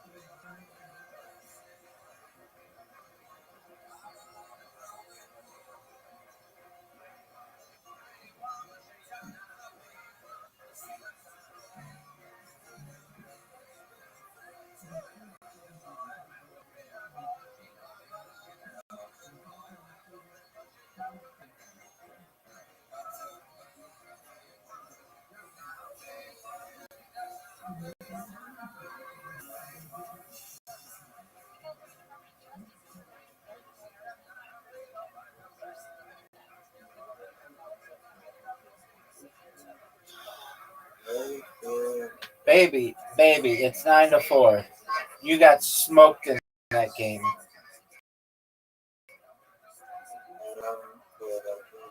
I mean, what do you want me to do?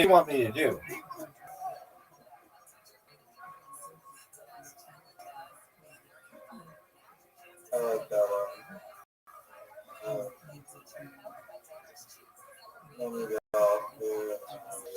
No, that's the finale.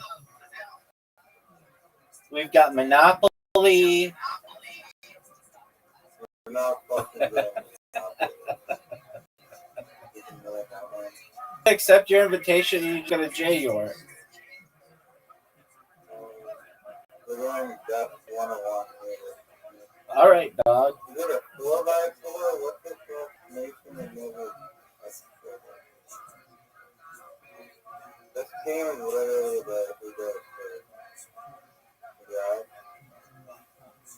We have another cost advantage risker. If you're proud of your confidence.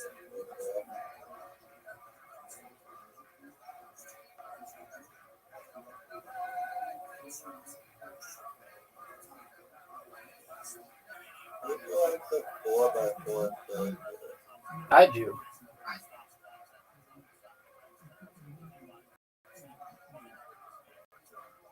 you fucked that.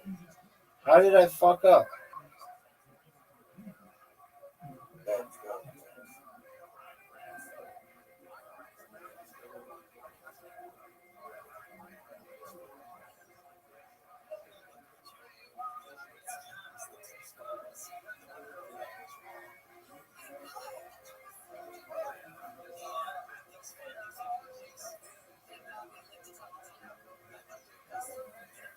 Uh-oh. Fuck you, dude. Uh-oh. Fuck you.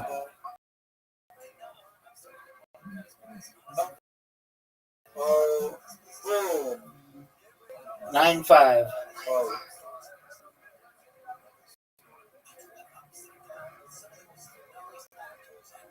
Disco.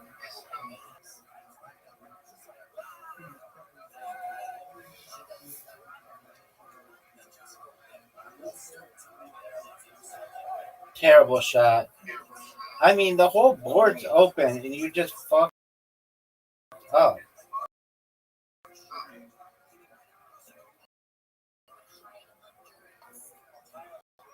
The thing I like about this game is it's really not till it's like literally over. Yeah, I want to get a real one. God. Right.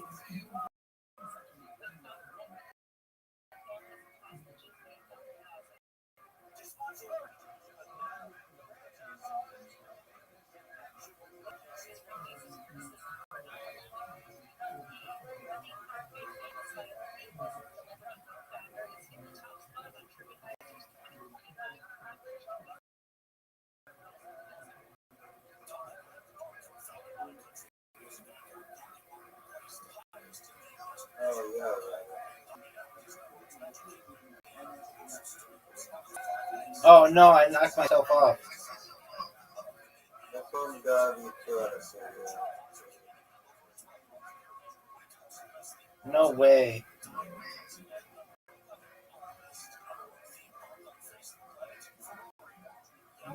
No.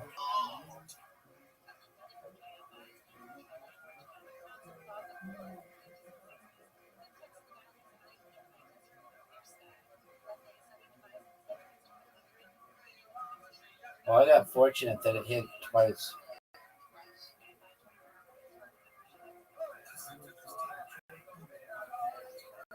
Oh, look at this shot.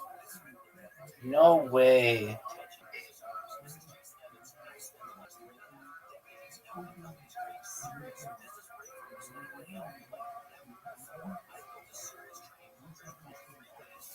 Riser's turn. It all comes down to this. No. That's not that bad. I've seen you do worse.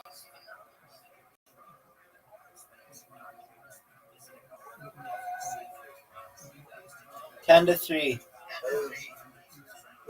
Or 10 to 5. That's not 2 out of 3.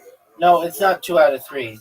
It's not 2 out of 3. I said it's 2 out of 3, dude. Did you not hear that? No, you didn't say that. I said it's 2 out of 3. Dog, you know I won. I said 2 out of 3, 1 by 2.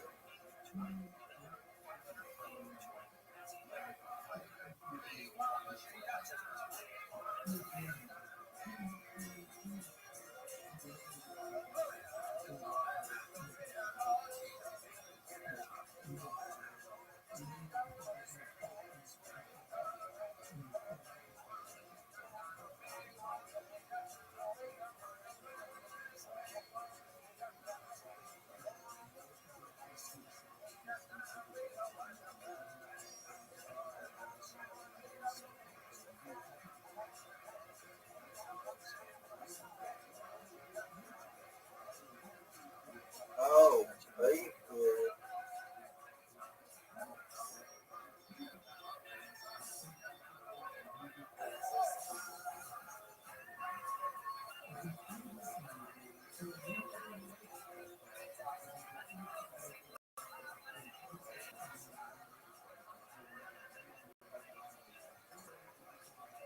Oh no. Well, I guess it's not that bad.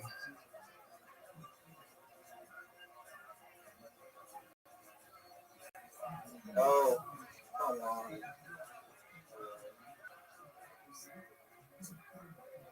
Dog, it's 4 to nothing. It didn't give me a good putt. It was my only good putt. You need a big shot here.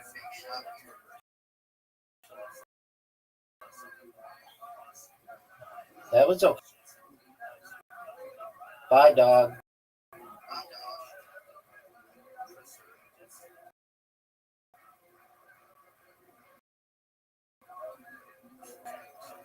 Oh, what a shot. What a shot. Might come down to an overtime. Yes, it does. No, it doesn't. It absolutely does.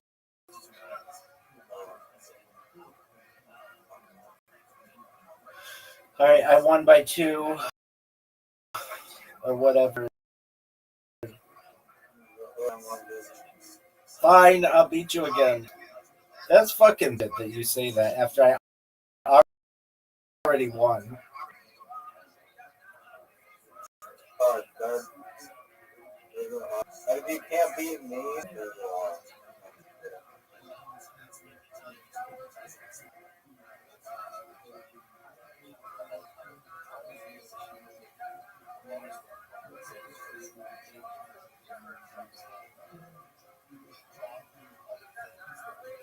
That's not good.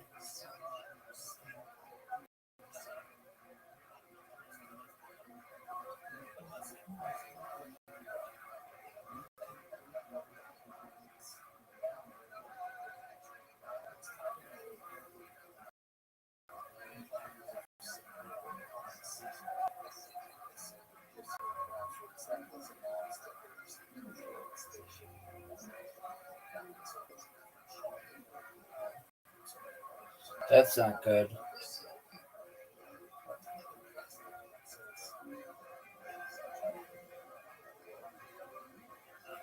Oh, that was genius.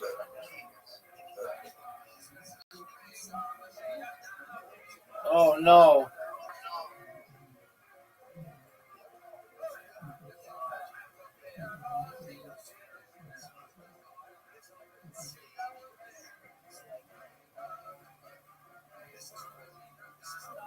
No. Oh, you're done.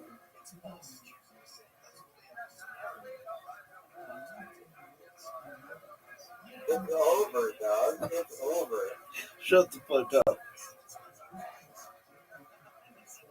That's not going to do it. Nope.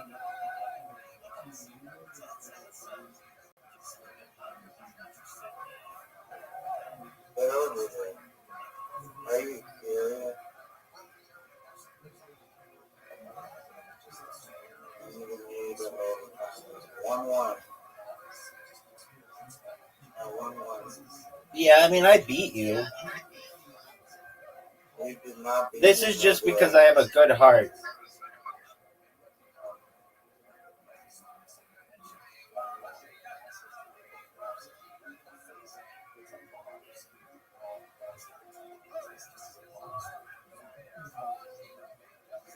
No, come on. What is your fucking excuse now?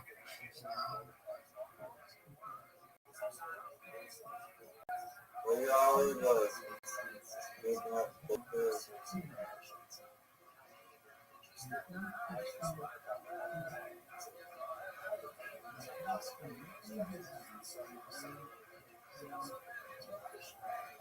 That was big time.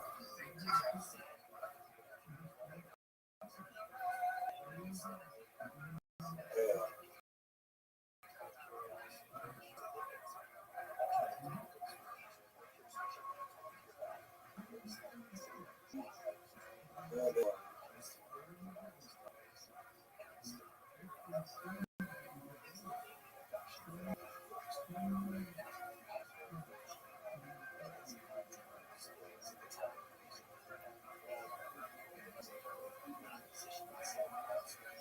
No way.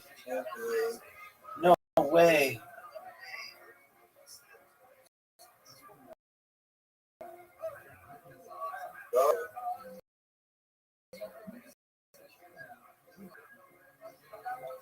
No.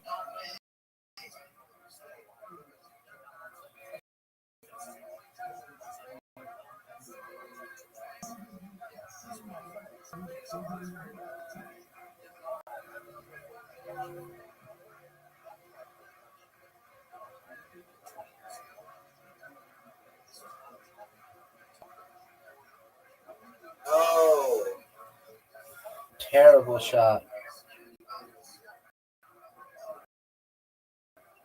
Stop. 2-1. Though it's really 3-1. 2-1. Dude, what is this bullshit that overtime games don't count? The tiebreaker, the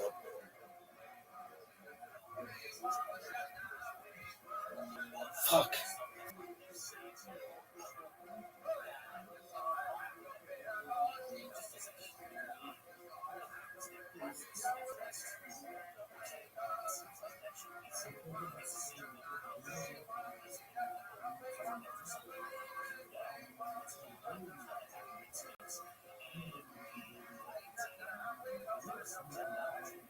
No.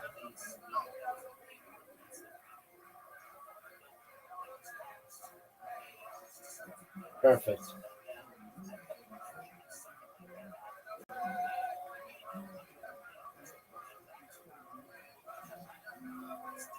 Perfect.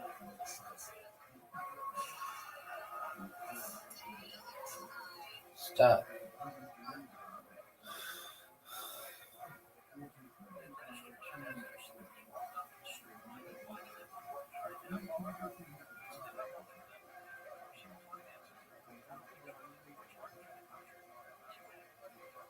No way.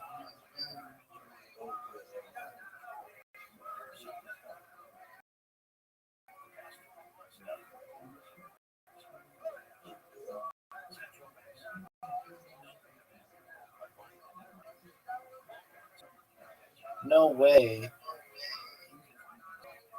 You're done. You're done. You're done. It's over. I do not fuck with that. How many big ones are they going to give you?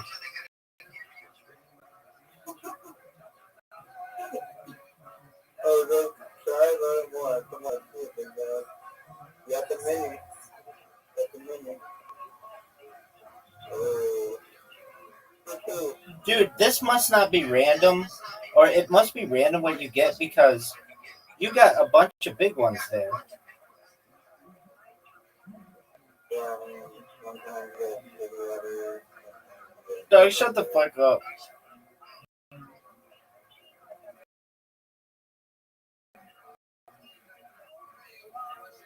Fuck. Oh, you're done. Look at you with these big ones.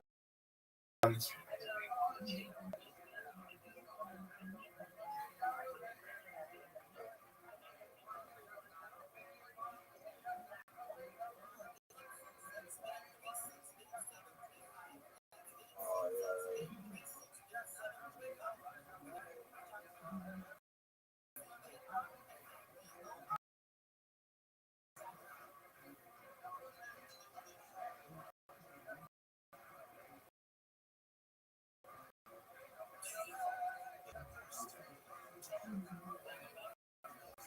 Dude, what the fuck is up with these little ones?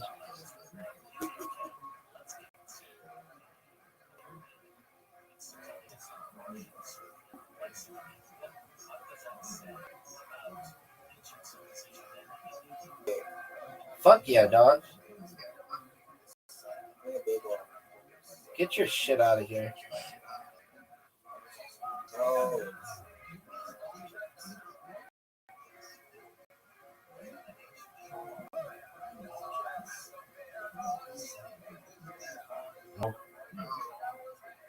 What? I'll take that. No. Oh, yeah. Look at another big one you got.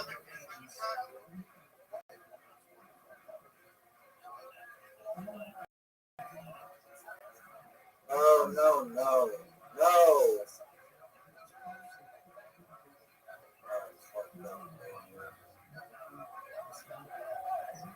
That's 3-2.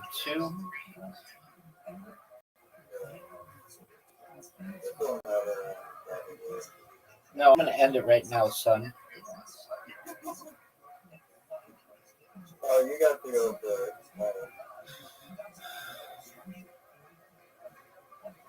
Are you serious?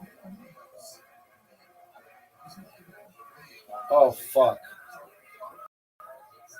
I blew the big one.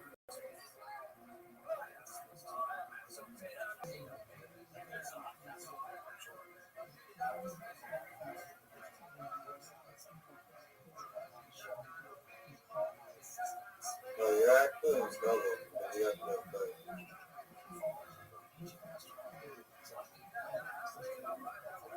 No.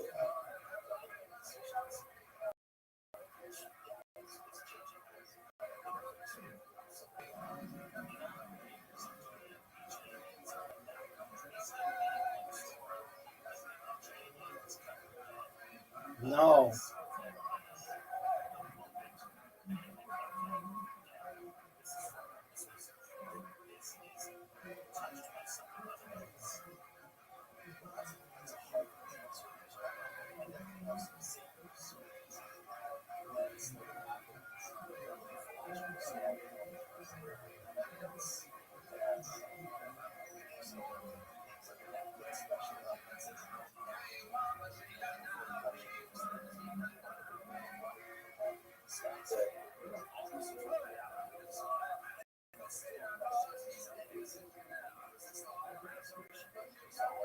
Oh my god.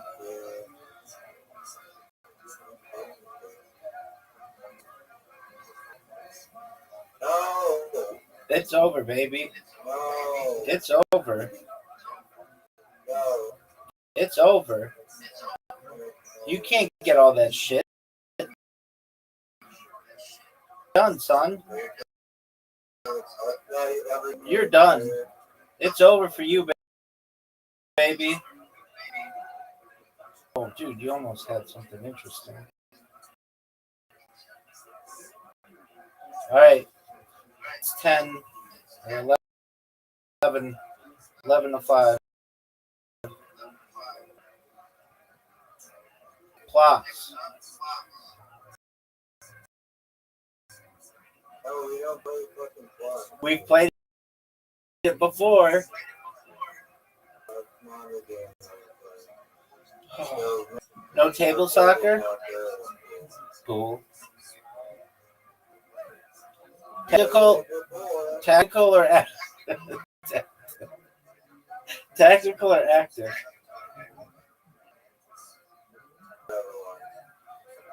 Active. Keep it sexy.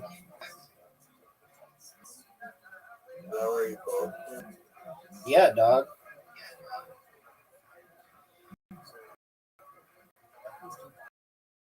Are you gonna pick your team, or are you just gonna J your? You gonna pick your team, or are you just gonna J your?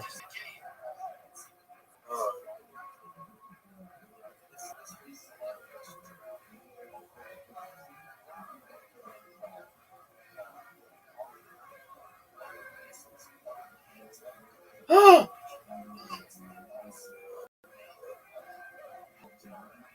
Is this the passing one? No, this is where we go. I don't know why that was considered a pass for you. Oh, is that a pass?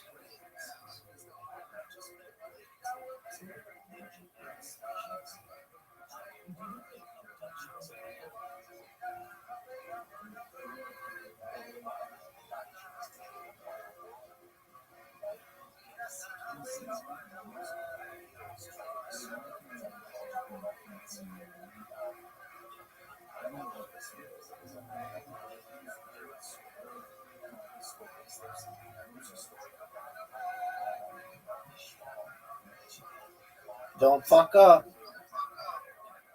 Are you gonna go? Or are you just gonna J yours? I'm going. Oh, get it. Get it. Oh no. That doesn't help me.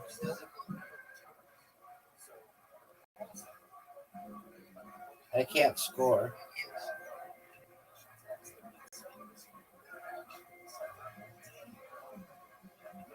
You got really fortunate.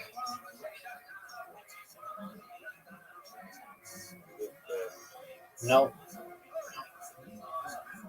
Oh.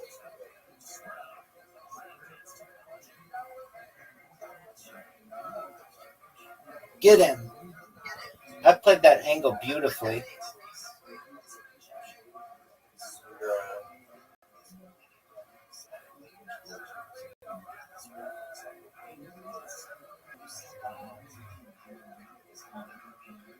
I'm just gonna hide in the net the whole game, or are you actually gonna play? I am playing. That's how I scored. That's how I have the lead. Or you're just hiding in the net the whole game? What do you want me to do? It's fine.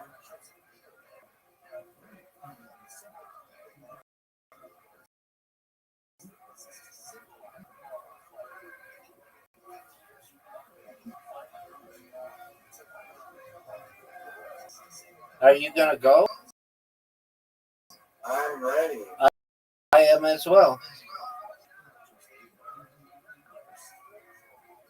I'm going for one of the gods in the history of mankind. Get the pass.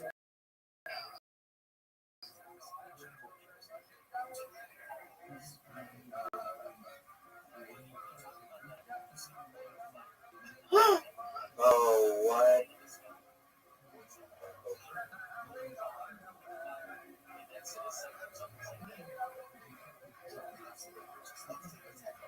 Get that pass.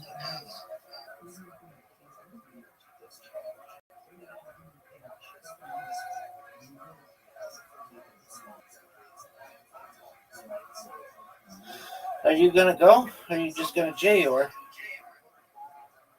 I'm going.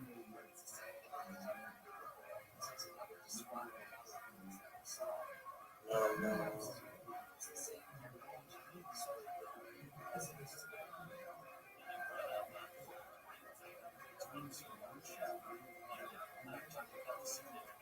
Dude. Just get it down there.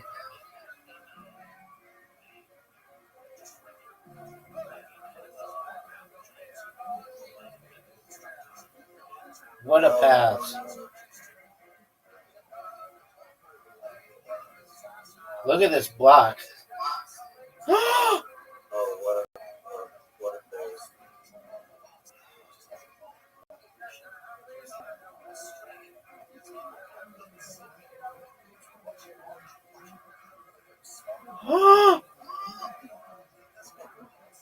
Oh no, my fucking fingers away.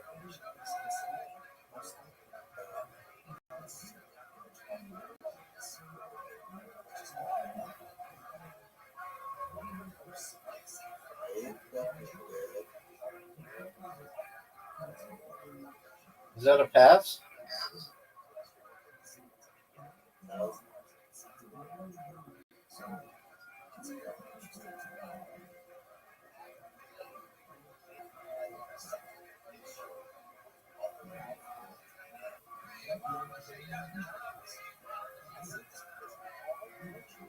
Our guys got there like exactly the same time. Oh.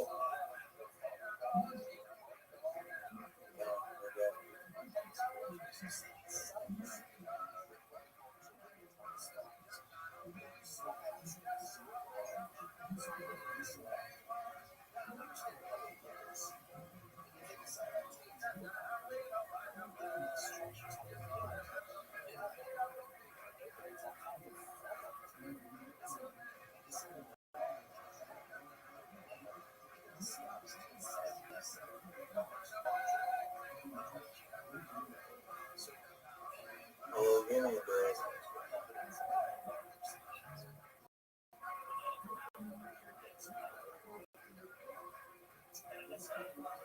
Get it. No. Do you know what the dragon attack is?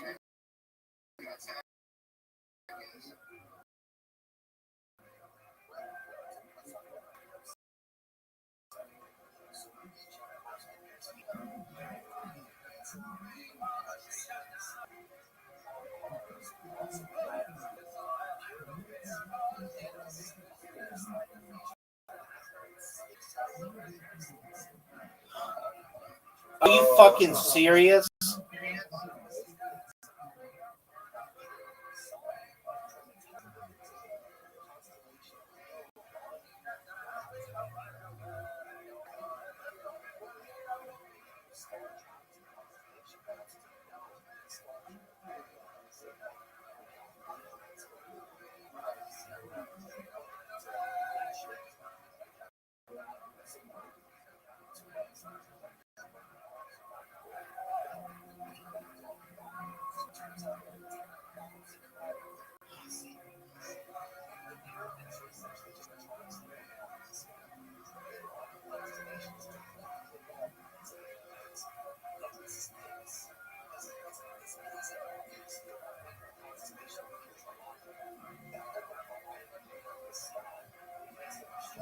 I'm going for it. Oh, what the fuck? That was a huge risk. So is this.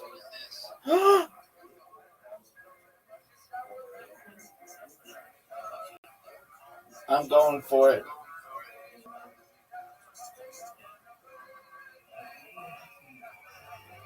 Oh, maybe the easiest goal. Do you know what the dragon attack is? Go home dragon.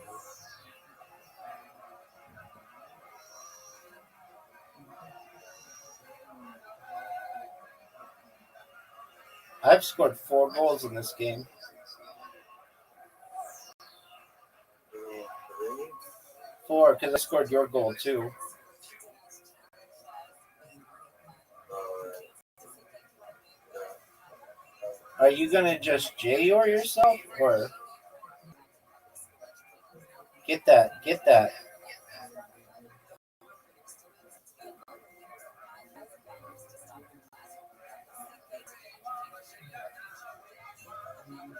Oh baby, no way.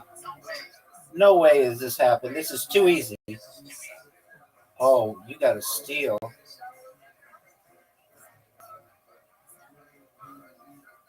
No way. Oh, thank you. Good decision to get No way.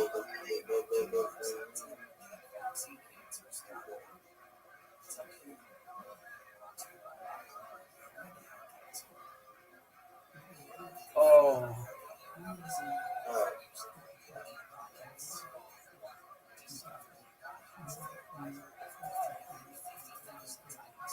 what are you gonna do? Oh, get this pass. Come on, baby. Oh, That's my 5th goal of the day.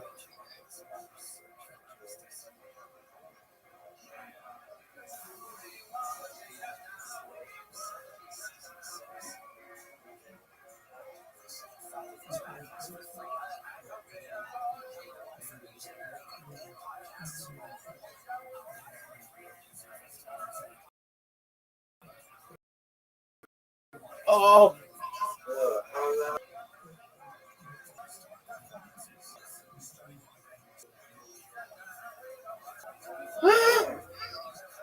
Dang.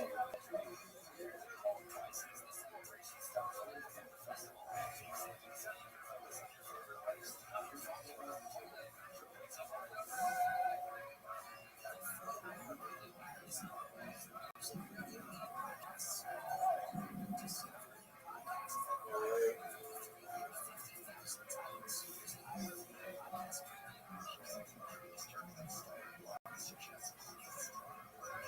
Oh, 12-5 or some shit like that.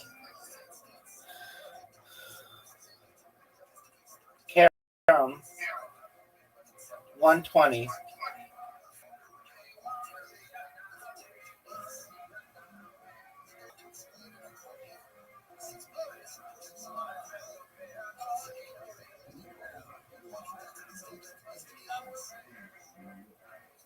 You're done.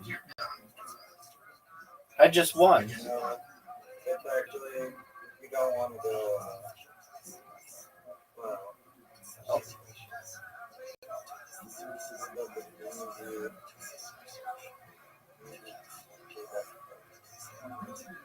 excuse me? I don't want to go. It's better to let the other person clear most of the board off, and then there's an advantage at the end when it's more clear.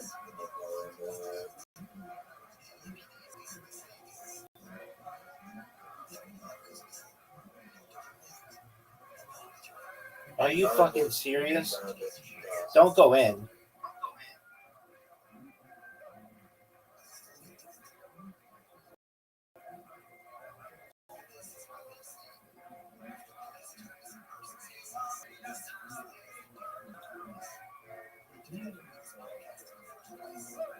No. Yeah, it didn't go in. Fuck.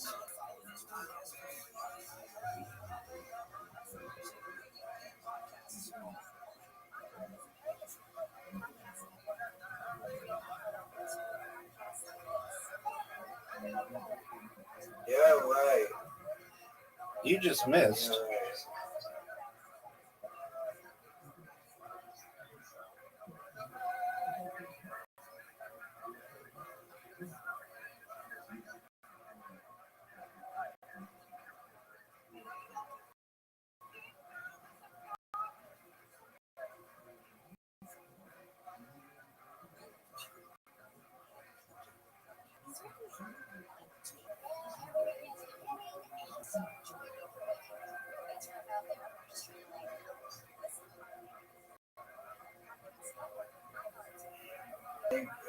Dude, that was not good.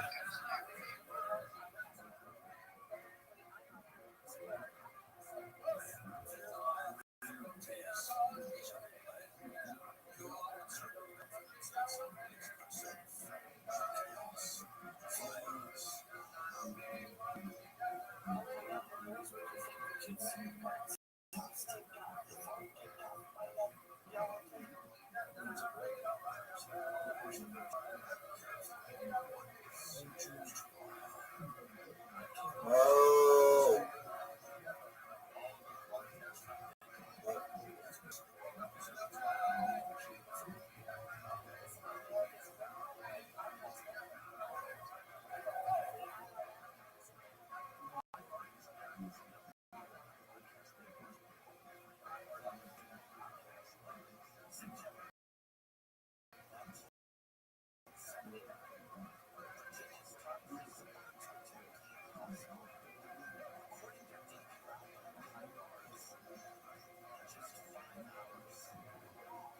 Oh, what a big miss. Dog, what a big miss.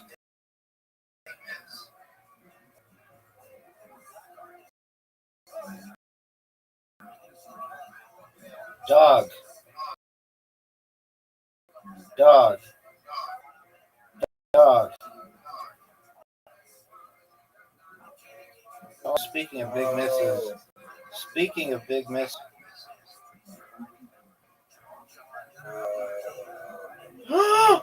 What's that?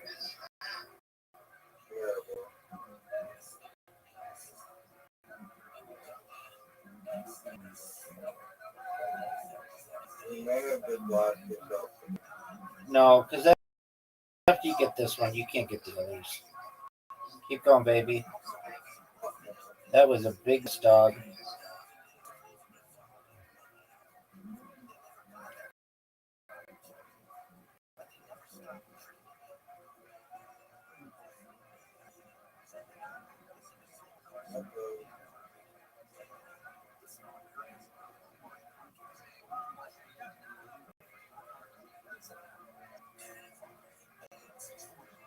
One more. Look for a move. It's like 12 wins or something. Oh, I already won there. Well, but we already counted your win. Yeah, no. Bowling. Bowling.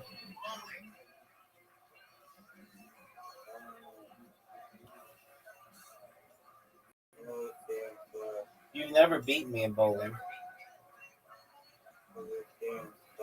Amazing start, though.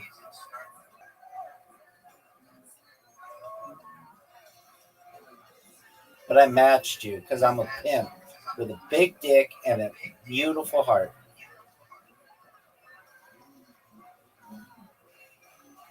Oh, look at you.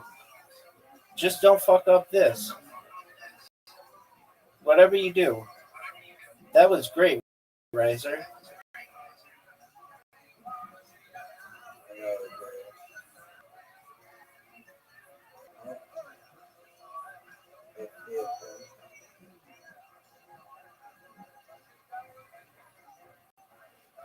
Are you going to dedicate any of these shots to Dude's comedy career?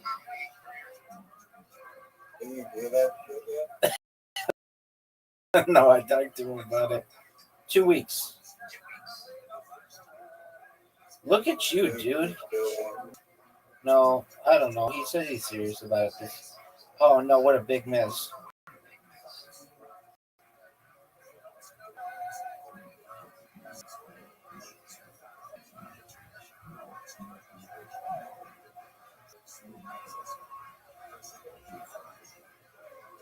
Oh, good one.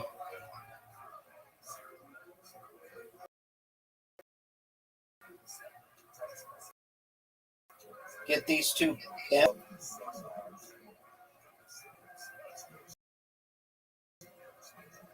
Get it. Big score.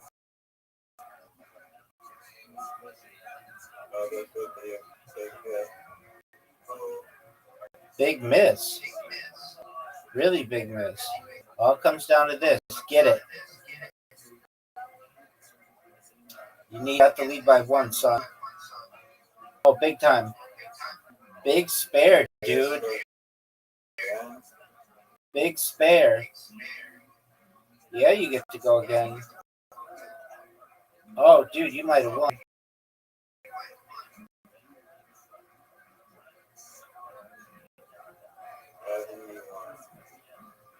I have to get this. That might be bad.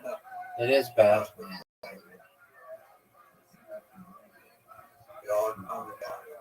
Baby. I'm so. Oh, almost did. Oh, that's my 200th one. Shoot, I didn't mean to do that. I was supposed to get that miss Aquarius. All right, that's all right. All right, I won. That's like 13 wins or something. All right, you ready for Monopoly? No. All right, you ready for mini golf? I sent you an invite. Dude, archery, fuck this shit. Fuck your archery shit. Accept it right now. Good. You have an unfair advantage.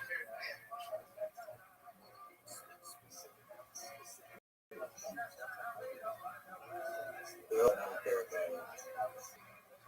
Being sexy is not an unfair advantage. Having an iPad is. Actually, it is. iPad is.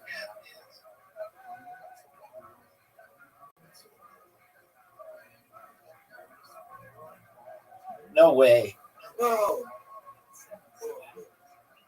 That was not. 40 is really terrible.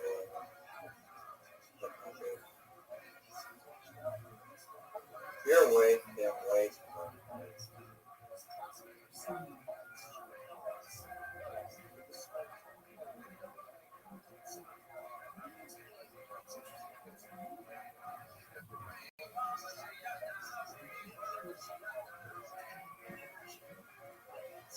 Oh, no way. No, yeah, right. What?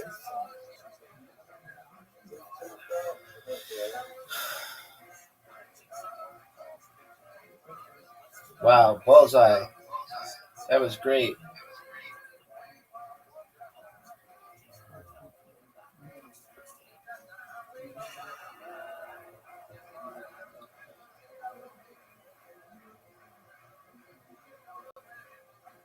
Dude, big round. Get it. No way, that shouldn't have counted. I had 3 seconds. To like take one second to feel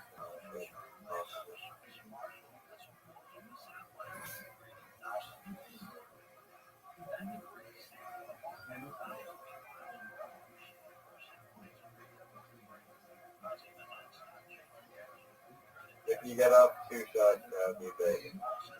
Get the shot. No, yeah, right, bro. What do you want me to do? 9. 8. You have the lead. 8. Bullseye. Oh, big time, dude. 9. Dude, you're tearing it up. I mean, it's a 5 or 6, really, you gotta. I did not know that.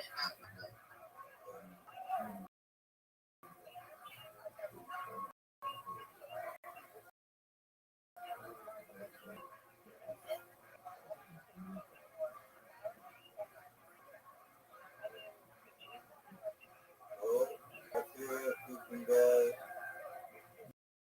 Oh, no way, no way, no way. Oh, shit. Oh, shit. I mean, what do you want me to do about it? Starting off with a 5?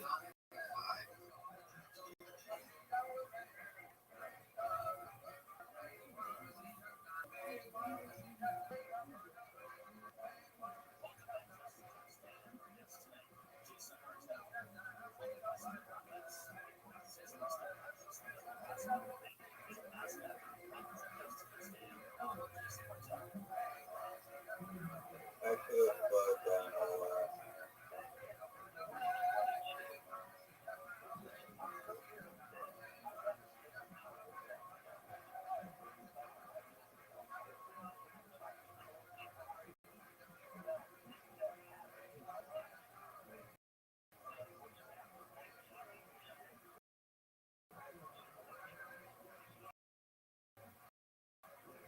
Oh, miss. Yeah, I'm done with it. We're tied.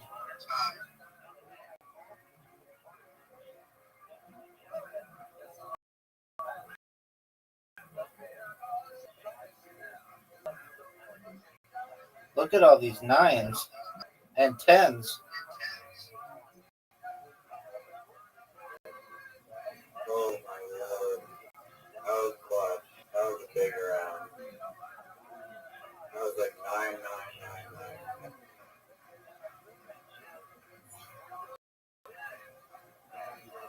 What? How did you do this again? No way.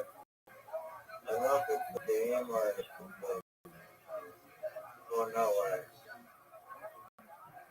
Oh, shit. Oh, here come to the wire. You have to make. You have to make it. Oh,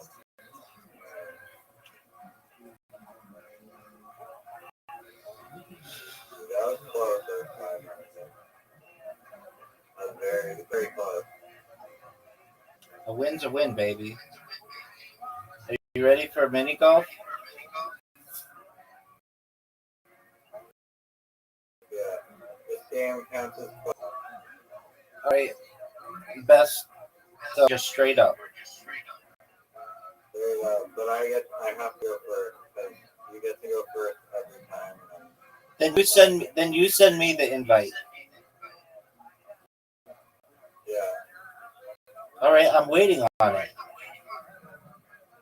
Where's the invite? Oh, why is it 3 person? What the fuck? Dude, you suck at this. Send it Sorry, again. my bad. Send it again. Send it again. You're dog shit.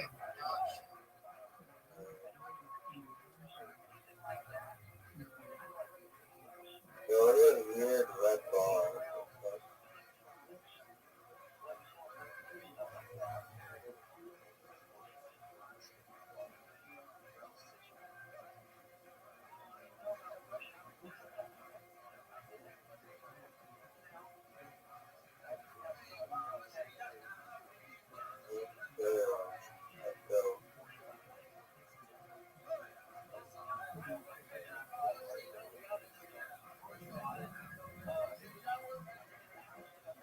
You're a cunt.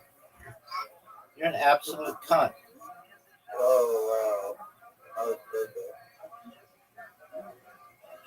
Oh, you're done. Chuck, you're done. Go in the hole. Go in the hole right now. In the hole.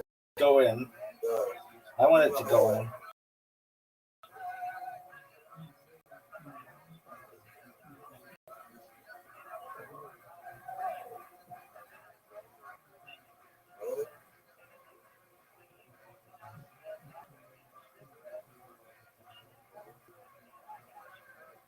Oh, You actually kind of smashed it.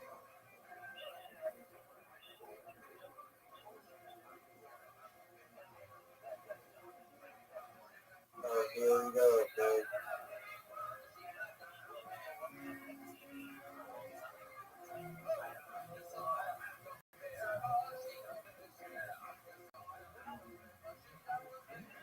what is that bullshit? How's yourself? I don't know. Playing the game out.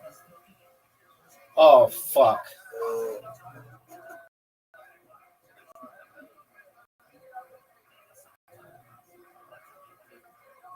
Short.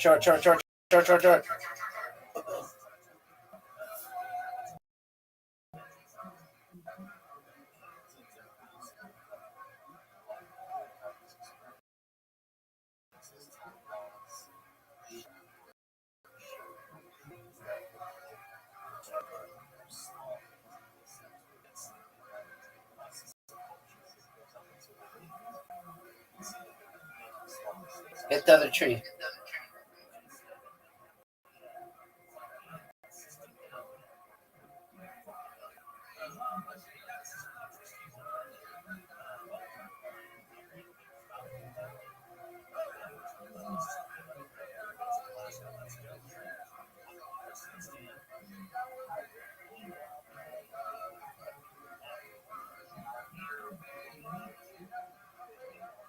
the calculation.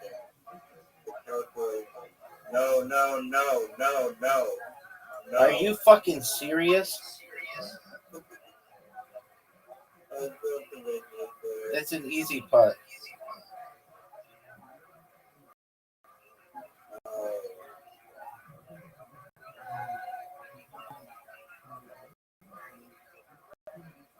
Mm.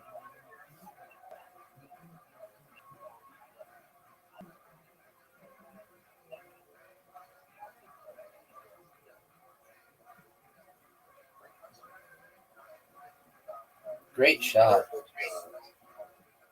Got this good. Oh no.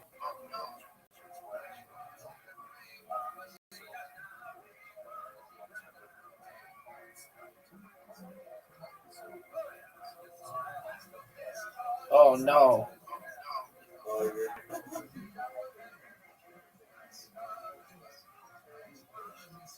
Oh, you're done. Nope.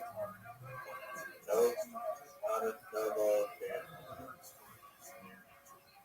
Oh, yeah, this is it. I'm mathematically guaranteed a victory. Good. You've like studied this.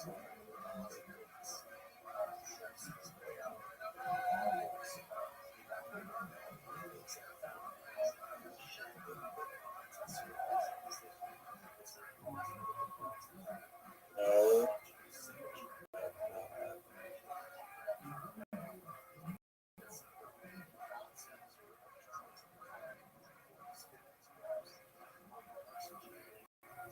Game winner. Oh.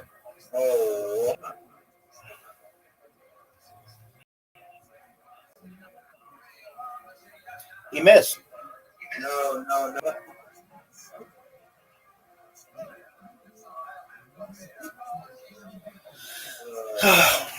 Winner. That's like 5 bucks, 17 to 12. That's not how it works. But okay, that's fine. If you want to believe that, that's cool.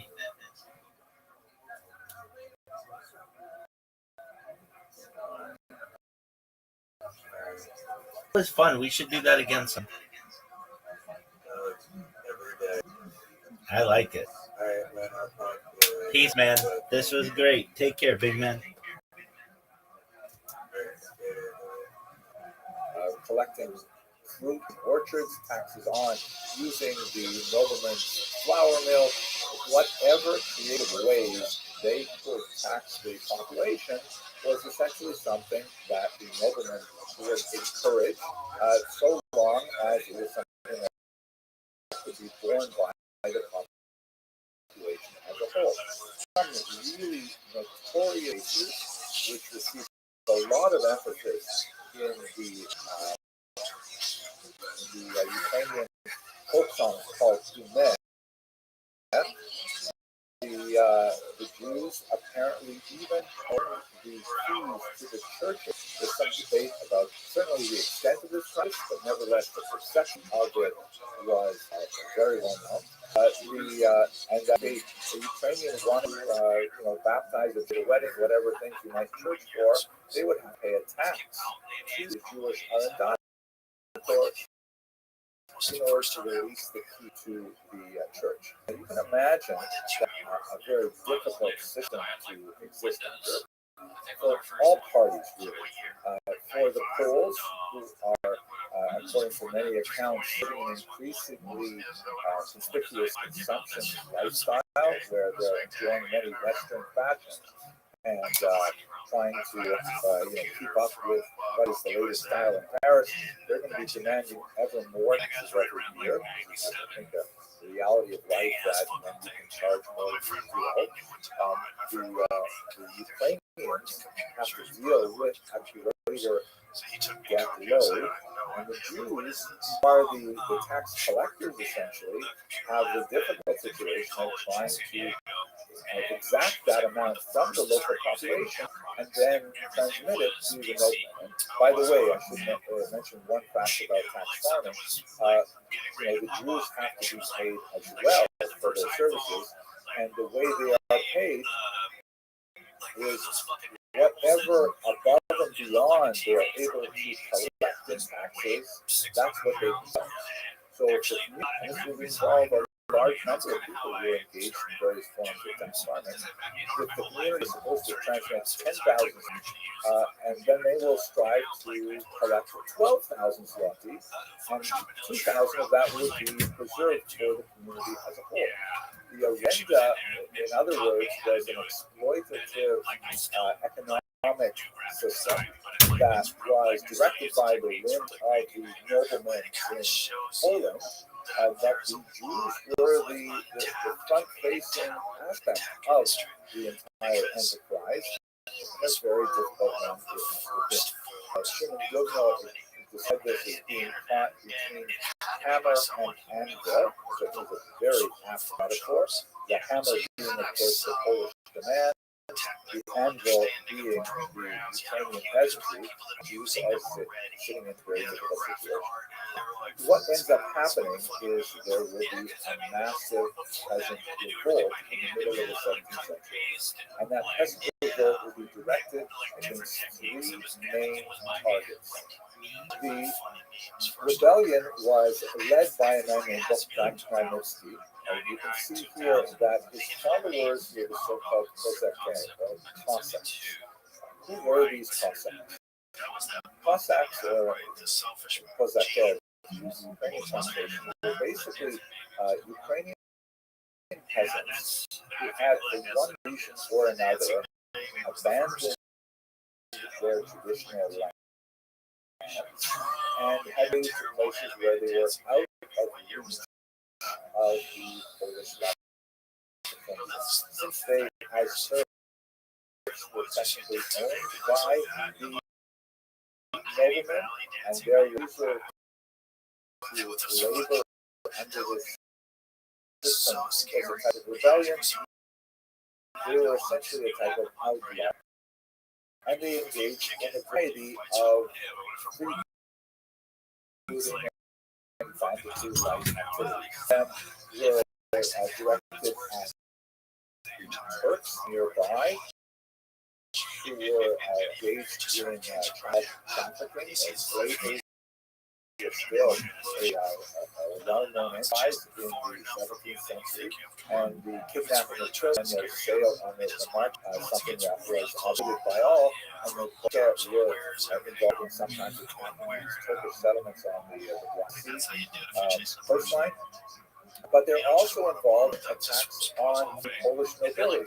Let us understand that the three principles of the Cossacks were the Polish noblemen far away in Poland who were demanding so much of the peasantry, the Jews who were their local representatives, and also the Catholic. Specifically, those Ukrainians in the West region who had adopted this new deviate, some degree under Polish, who were looked at the conversion of as a way of weaning them of their orientation, which is antagonistic, their way of thinking of dominating the entire population.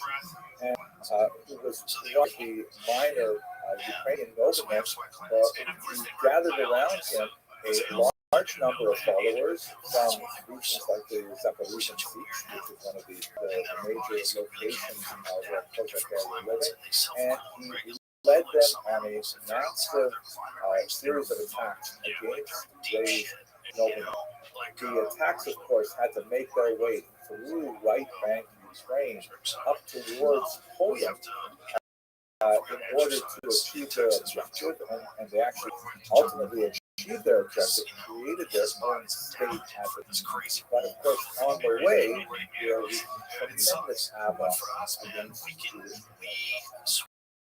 This became what was known as Hebrew the Zerat Pact, the decree of 1648-49, which was a horrific period of awful pogroms, which are recorded in a series of chronicles from the era, including most famously Nathan of Hanover's Abyss of Despair. So that was a terrible, highly evocative description of these pogroms, these attacks on the Jewish population, which are described in emotive and powerful language. And they, this was a period of tremendous Ukrainian violence directed against the Jewish population. But surprisingly, most who have a passing familiarity with Ukrainian history will, look to this period as one of great devastation and great anti-Semitic activity. But if you actually read Nathan of Hanover, you'll see that he describes much of the uprising as a reaction to the economic conditions under which Ukrainians were living. In other words, he hardly pedals the anti-Semitic attacks on Jews. In fact, his descriptions, the detailed descriptions of the violence are really, but he also, applies blame to the Jews who were engaged in explosive economic, which Nathan of Hanover argues was a major cause of Ukrainian dissent. Recall that Jews living in Ukraine by this time, certainly since the 13th and 14th century, so they've been there largely living in peace for 300 years before they occurred.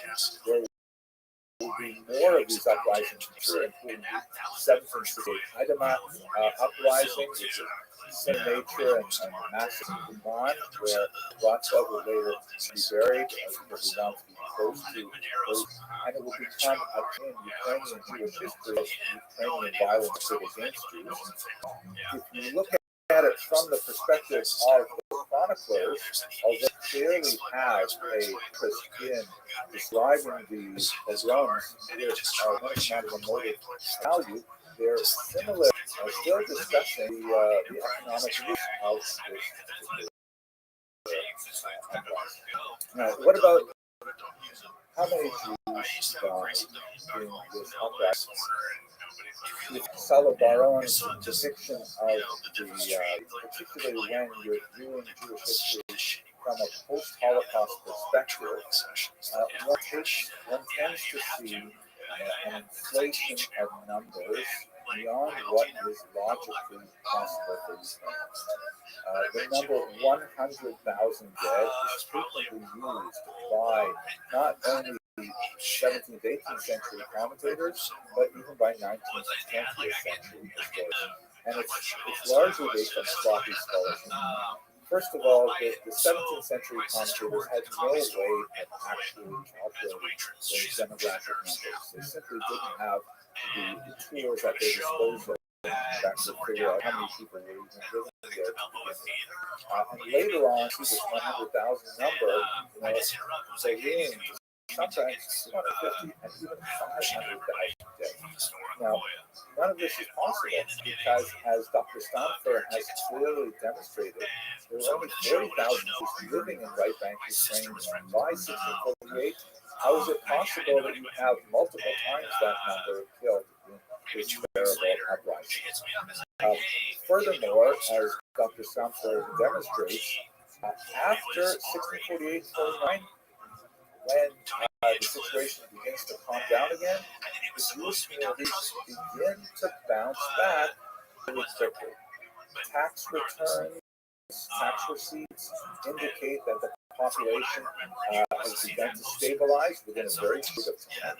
So, taking these numbers all together and working town by town with the best data we have, Dr. Stamfer emphasizes that even if we look at 50% of the Jews being killed, which he thinks is an outside number, 50% of the population is a huge loss. It's far worse than the Black Death, for example, in this.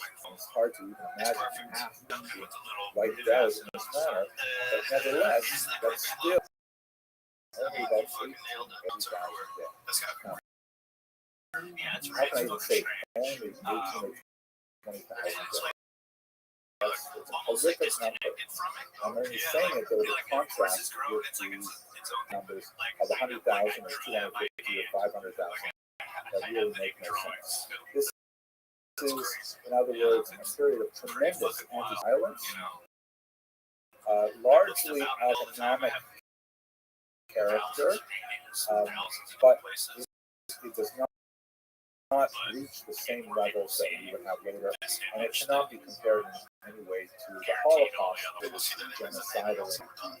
So, if you recall my introductory words, this is you definitely look Ukrainian anti-Semitism in the eye. This is the period of suffering Jews. But we also have to understand the economic background of that violence, and that's often difficult. Let us go to the aftermath, because in many ways, the issue of let's be uprising. This is a 5-page note from contemporary Ukraine. As you can see, it features and should not be surprised to anyone who has even a fascination with contemporary Ukrainian culture. So that is widely regarded as a major Ukrainian hero. This is because on a surface level, he was able to wrest Ukraine from Polish control, and for a brief time actually create an independent state of Ukraine in the middle of the 17th century. The Cossack state was, of course, supported by these free cowboy-like individuals called the Cossacks, and so Cossacks as a whole have like a major heroic image in the Ukrainian mind. Jews, of course, look at both Khmelnytsky with their trepidation and revolt. I remember in my first trip to Ukraine, when I first met someone who was dressed, and this happens in contemporary Ukraine, he was dressed in contemporary Ukrainian costume with the traditional walrus mustache, and the embroidered shirt and things like that.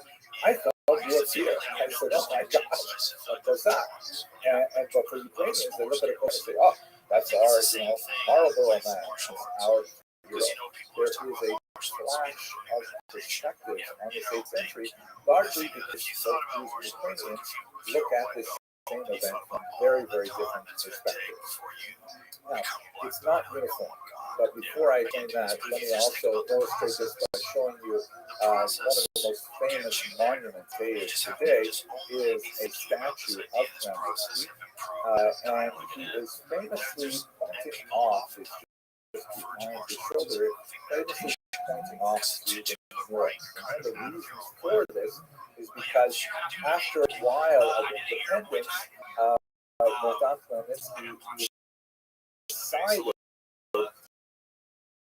to orient Cossack state to Moscow, rather than creating a peace treaty with Poland and creating something like either independence within a Polish-Lithuanian Commonwealth or the peace treaty with an independent Ukraine to sort of shift the balance of power towards Moscow.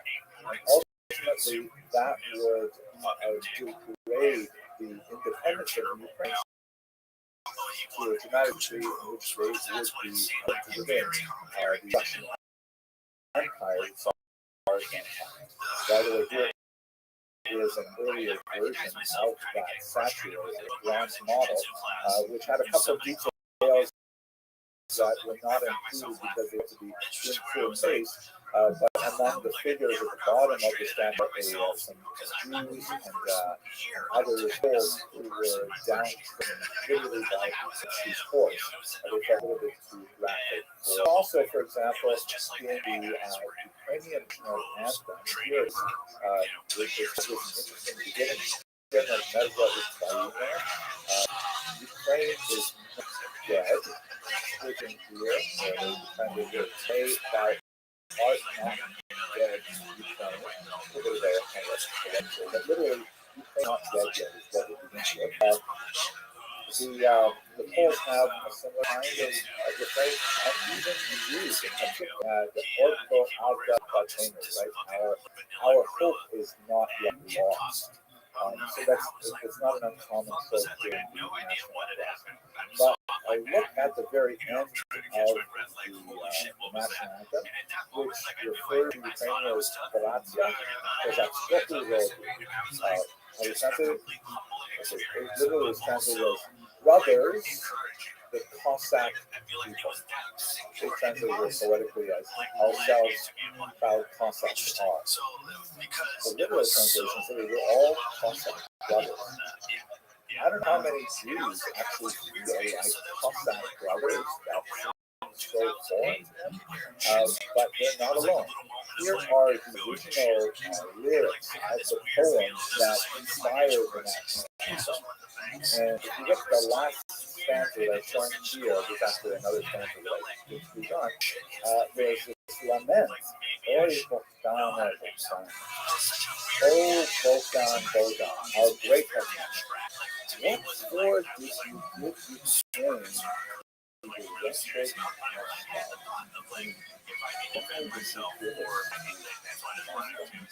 Why did you forfeit our sovereignty for the Russians? There is a strong thread among many intellectuals in the 18th, 19th century, later including, some very, very harsh words from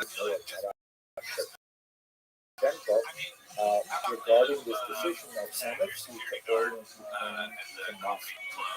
So it's a complex story altogether, from the perspective of Ukrainians, from the perspective of Jews, and from a global perspective as we on the 17th century in 1930.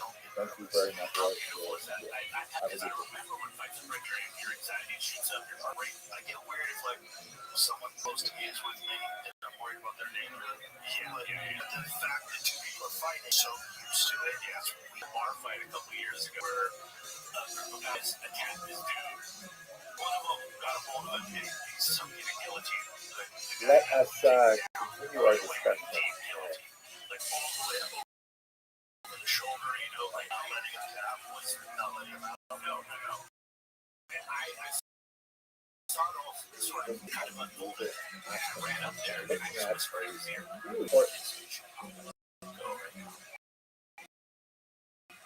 That car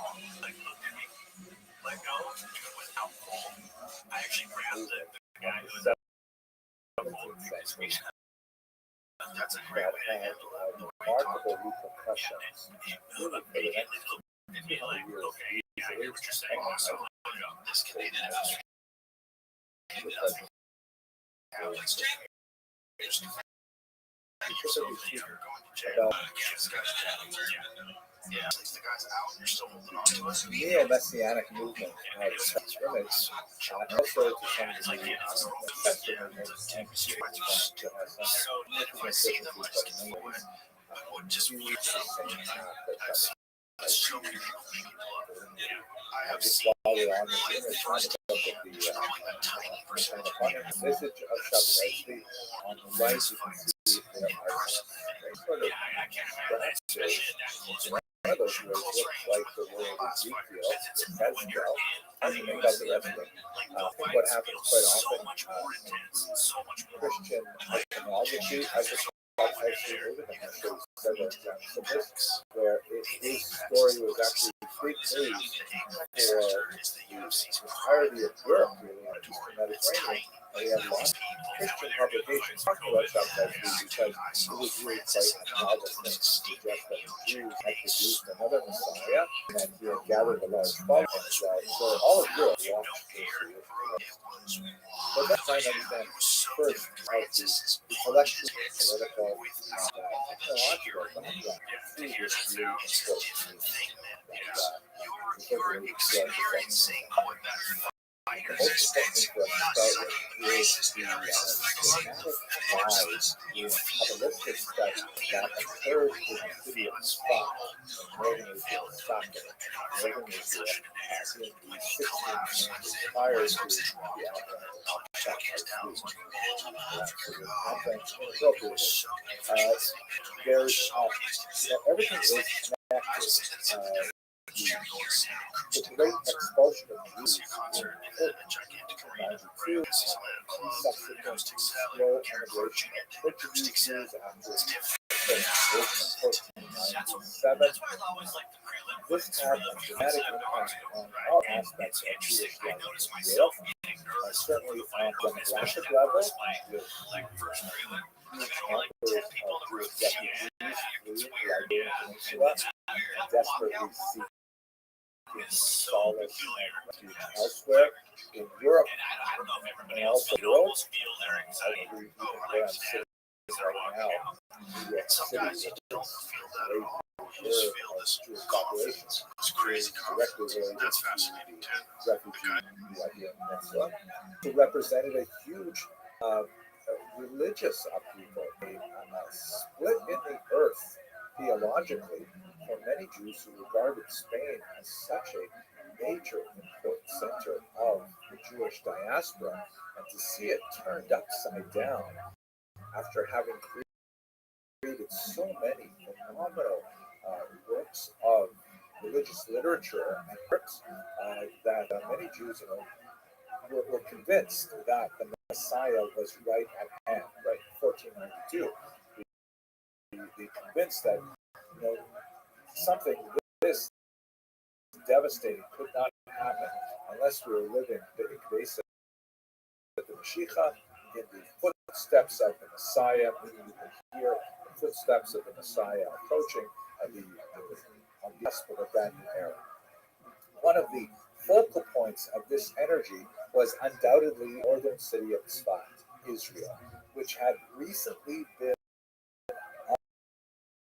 opened up to Jewish migration by the Ottomans, who controlled the land of Israel at the time, and they instituted some favorable tax policies that attracted Jewish merchants. And it was a site of significant attraction to a lot of these refugees from the Iberian Peninsula, including the family of Rabbi Moshe Kojover, one of the early Kabbalists who ultimately settled here in Tzfat.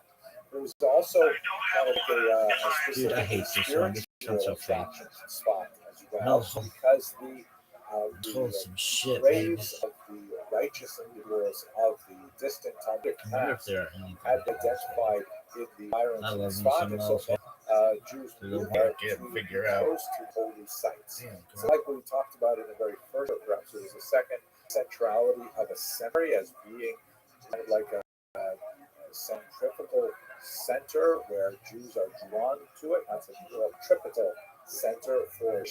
That's certainly true of the Holy Grave in Tzfat.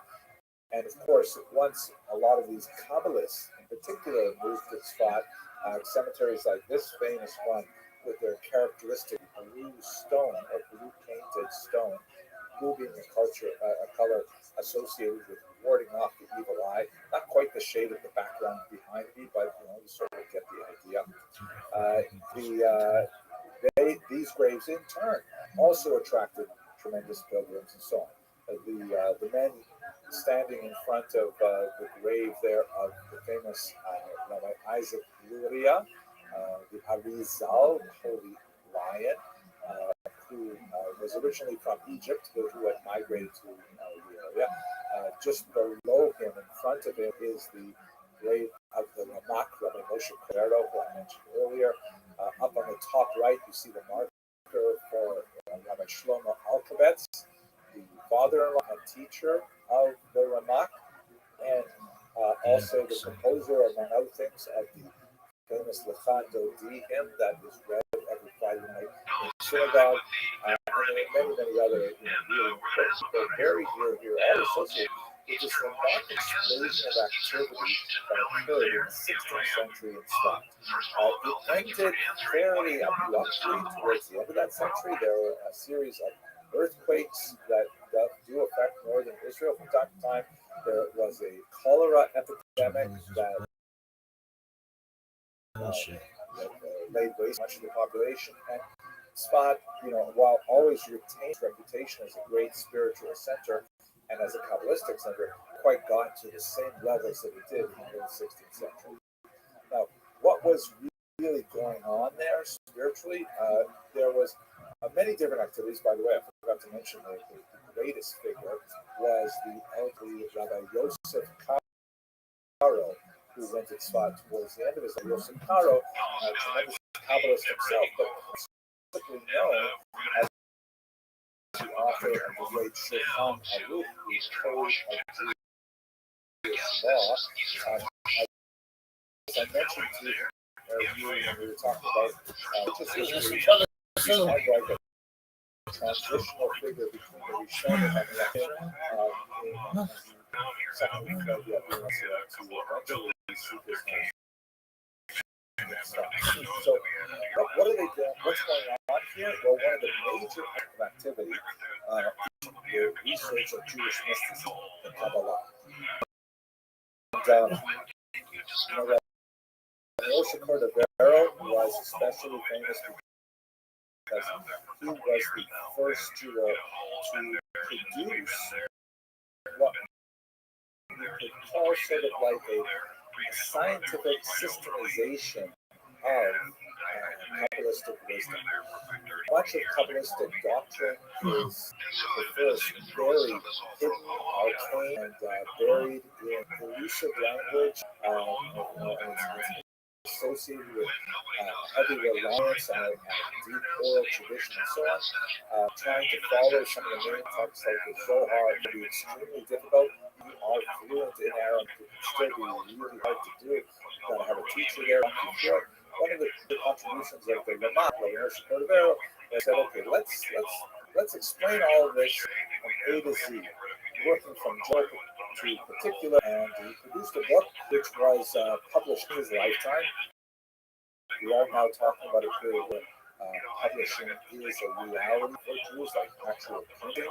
That will become very important when we're going to return to it in a minute. And this initial sort of introduction to Kabbalah called Pardes Rimonim, the orchard of pomegranates, was incredibly popular, cemented his reputation even during his life, and went to create many other books, including Torah of the World. One of the things that he describes in the Pardes Rimonim is this chart that I've set up here, which is essentially a chart of what in Kabbalistic language, the sphere, which is sort of like for how God communicates reality to the universe.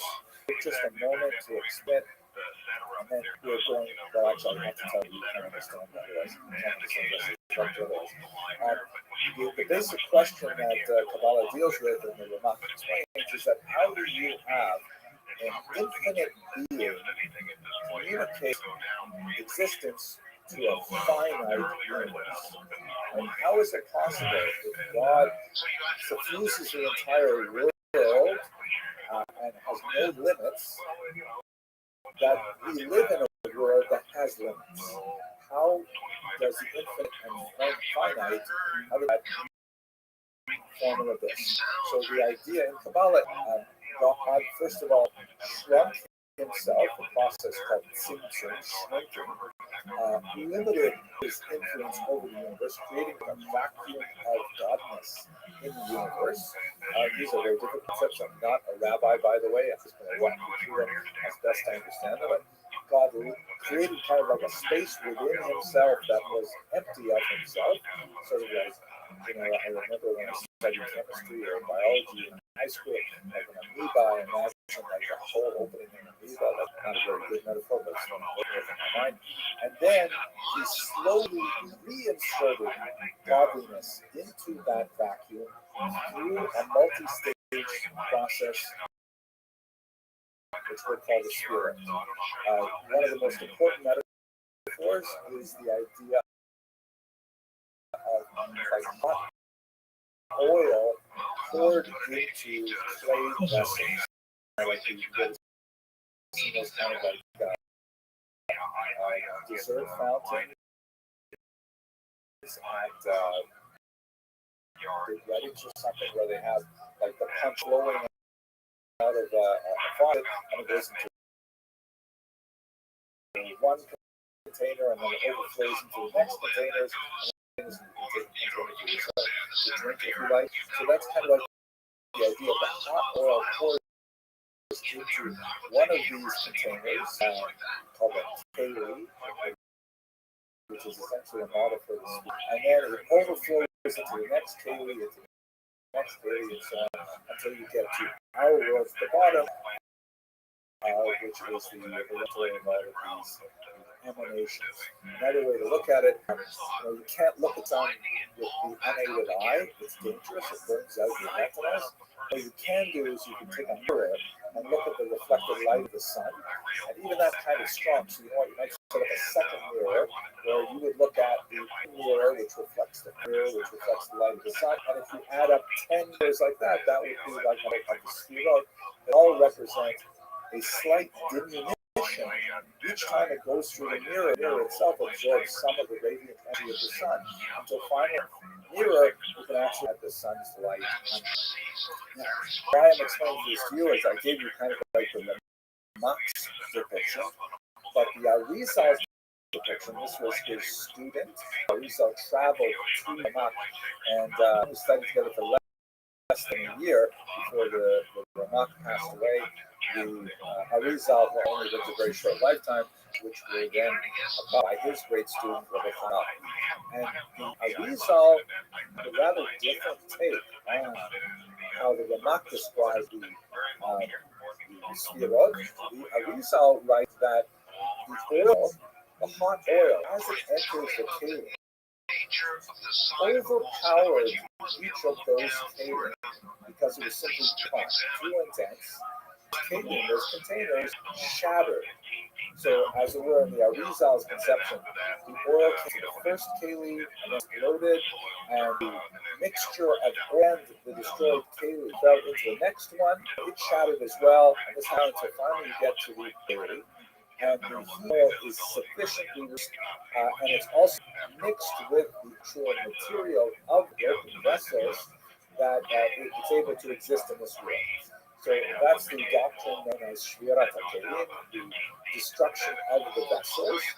And in the Urianic vision of Kabbalah, the task of the Jew is to try to repair this fundamental destruction by separating out the gross material elements that are present in the universe and freeing the trapped spark of holiness, that the hot oil, the radiance of God, that are buried within the physical.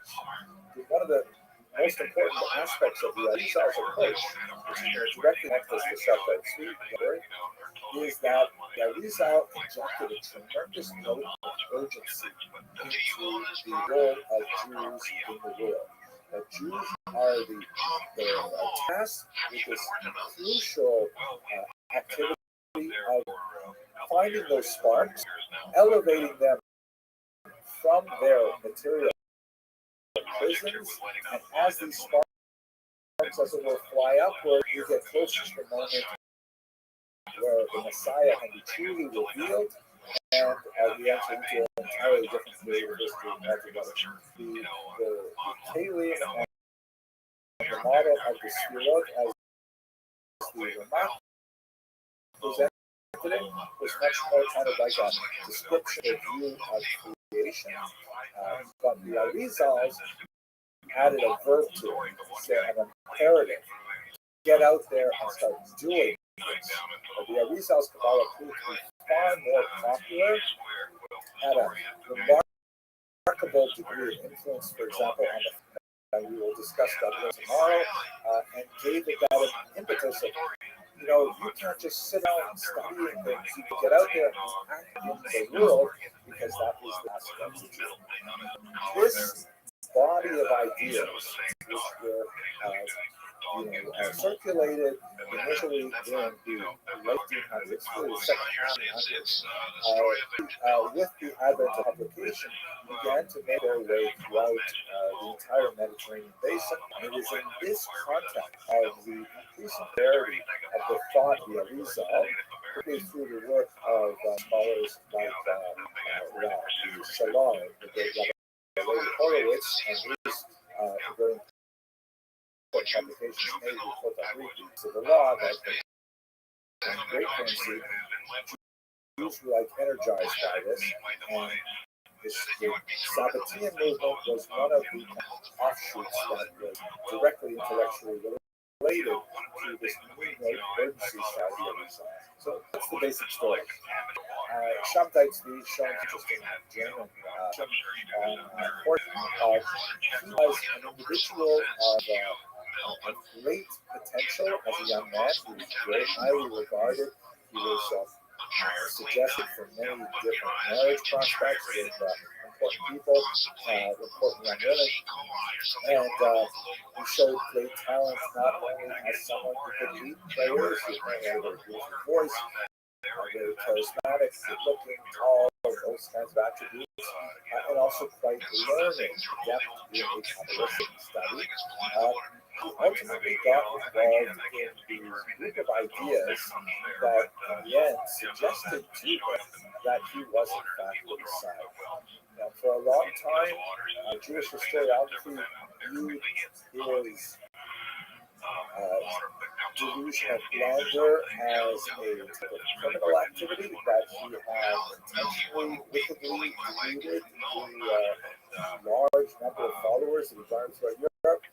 More modern scholarship, in particular since the work of Gershom Scholem has been widely circulated. He was one of the principal biographers of Shabtai Tzvi, the movement of Kabbalah as a whole.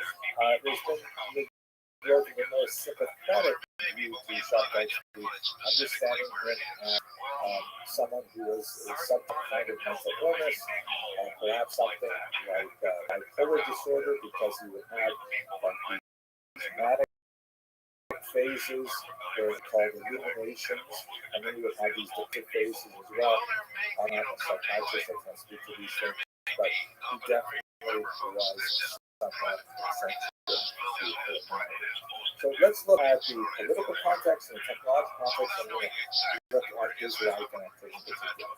The political context should be broadly familiar with us now that I spent an hour in the last lecture looking at the Magnitsky rebellion, tremendous political upheaval, according to Dr. possibly 50% of the population of Ukraine was destroyed by the Cossacks in that period. The overall number He estimates is much smaller than earlier inflated estimates, maybe 18,000 or 20,000 people. A huge tragedy, but nowhere near the scale of what some other historians of our time without sufficient research. But nevertheless, losing half of the population is an incredible devastation. A large number of displaced population were dispersed to Europe. Look at Hamon, the famous memoirist that we mentioned several weeks ago, what actually describes how her family, like many others in Germany, took in refugees from these upheavals in the middle of the 17th century. And sometimes these main activities occurred in the 2 decades following this president of the 17th century that had such havoc with the Jewish world.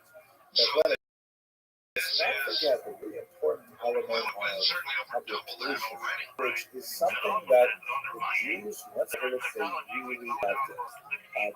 Jews had been publishing from the very early period of print. In fact, there are some possibilities that the Jews in Provençal even invented movable type, which is a key element in the technology necessary efficient printing. But although a particular thread has not been completely developed, we do know that Jews were already many titles, Talmud, and 15th century Venice in particular, publishing just exploded because it was great, right? It meant that all of a sudden, all of these works which had previously only existed in manuscript and could only be copied laboriously, inexpensively by professional scribes, and then they were very fragile, easy to lose, and if they were seized by the church, and it happened several times, they could easily be burnt, hard to replace. But with publication or printing, all of a sudden the price drops out the bottom. That no longer are we talking about, like these contemporary terms, a Torah scroll that costs about $50,000 to produce with all the man hours that go into actually writing this scroll out. Whereas you can go to the bookstore and buy the same information for $10, $15. I mean, it's a tiny fraction of the overall cost. And Jews love the idea of being able to read so much more. So over the next few centuries, Jews become passionate purchasers of books. They really become this unoccupied the people of the book at that point. Previously, before that, they were the people of law, I guess, the people of that. And books like here, the Schneider Brief become extremely popular. And ideas circulate with accelerating rapidity to the 17th century and onward. This also has tremendous impact on the democratization of knowledge. Once information can be distributed at lower cost, it becomes accessible both in terms of an expanded range of classes of people, but also to women as well. Women who, were typically much more non-Jews historically, but generally as literate as the men folk. They be literate in the vernacular, like Yiddish, but less so in the language of the state, and less so religious languages of Hebrew and Aramaic. Only very exceptional women could make out more than, let's say, perhaps the prayer book. In fact, in Ashkenazi synagogues, it was very common to have one educated woman sitting in the women's section of synagogue and reading the Torah reading, or as a sermon in Hebrew, or something like that, repeating it to the less educated women who had no access to people whatsoever. So all of a sudden you begin to build your hey, we can afford to teach this stuff to their daughters as well, and that in Shabbatai Tzvi's movement, which is actually very, very sensitive to both printing and to women, as we will see. So what exactly are the movement? So the basics is that you have this in Shabbatai Tzvi. He's born, here's a quick map of where he wanders around the Eastern Mediterranean. He begins in his teens to experience the emotionally unstable moments, whereas I mentioned euphoria followed by some depressive episodes, and he is very highly regarded as a youth of wandering. And while he is engaged in Princeton, he's also quite a very young man studying Kabbalah with University of Kabbalistic ideas. He ultimately moves into an individual named Nathan of Gaza. Nathan of Gaza recognizes the potential inherent in Shabbatai Tzvi, and he becomes not only his sidekick, but also his major propagandist, his publicist, who ultimately would reveal his friend as the Messiah, as the long-awaited Redeemer of the Jews. And amazingly, this idea gains tremendous popularity in Europe. Now, we can certainly opine as to the basis for this fact. You can certainly point to the desperation that Jews felt after the 17th century Chmielnicki uprising. You can point also to the influence of Kabbalah of the Arizal. Jews have been at this now for 100 years since the Arizal, and maybe it's time already that since the Arizal's teachings have been revealed to the world, another century has passed, and now it's actually coming to fruition. You can point to the rapid change in society that's happening all over Europe. Non-Jewish society in particular is going through changes in the 17th century, and this all comes together, and Shabbatai Tzvi actually has a significant following, sometimes with very well-respected figures in Cairo and in Jerusalem, and he eventually crops egged on further by Nathan of Gaza. He believes it all the more himself, proclaiming himself as Messiah, making all kinds of interesting proclamations about his life and so on. He goes through several phases as his dementia grows and he engages in ever more bizarre activities. Claiming that he can levitate, claiming that he has the power of Yitzhak Haderech, right? The shrinking of distance. His ability to transport himself or teleport himself from place to place. You can see a woodcut that's labeled Shabbatai Tzvi, the false Messiah, attributes to him some of the many activities that he's engaged in. He also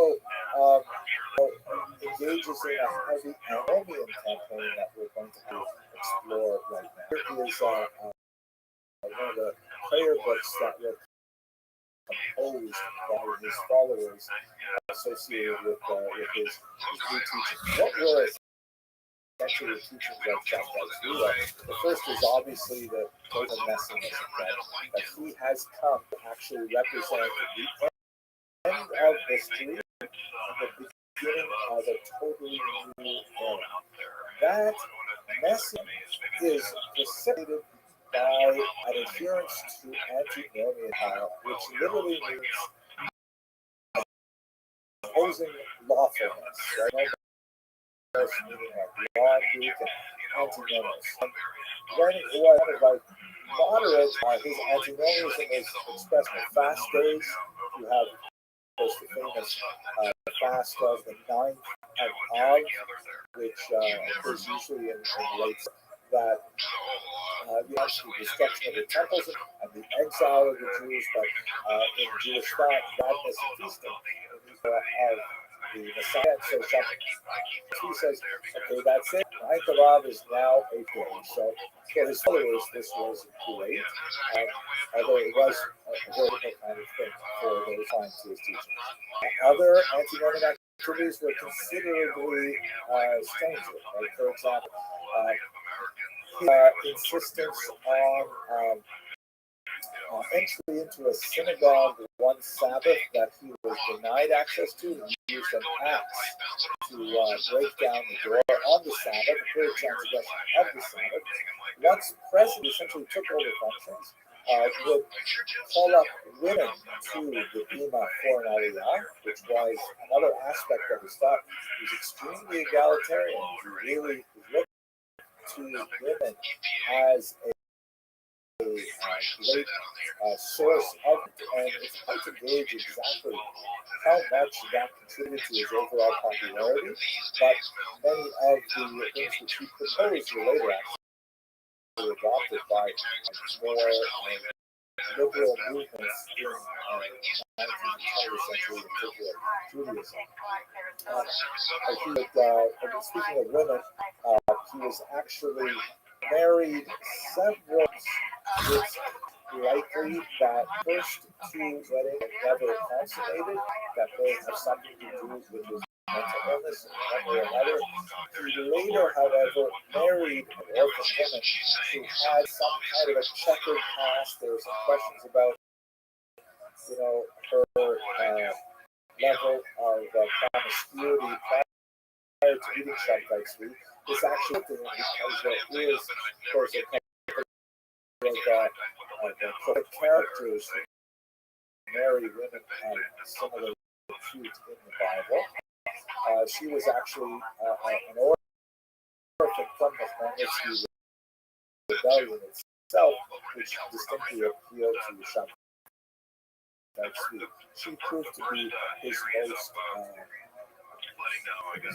devoted supporter and in he also at one point actually married a Torah scholar. That is exactly what I mean by what I said. He actually performed or had performed a marriage ceremony between himself as the groom, an inanimate object, the Torah scroll. I look at holy. You get a sense of just how wild this went. Later, credible rumors, although inflated because of their salacious nature, of a widespread activity, especially among us, of what was called Avishma, which means sinning for the right reasons, complex stuff.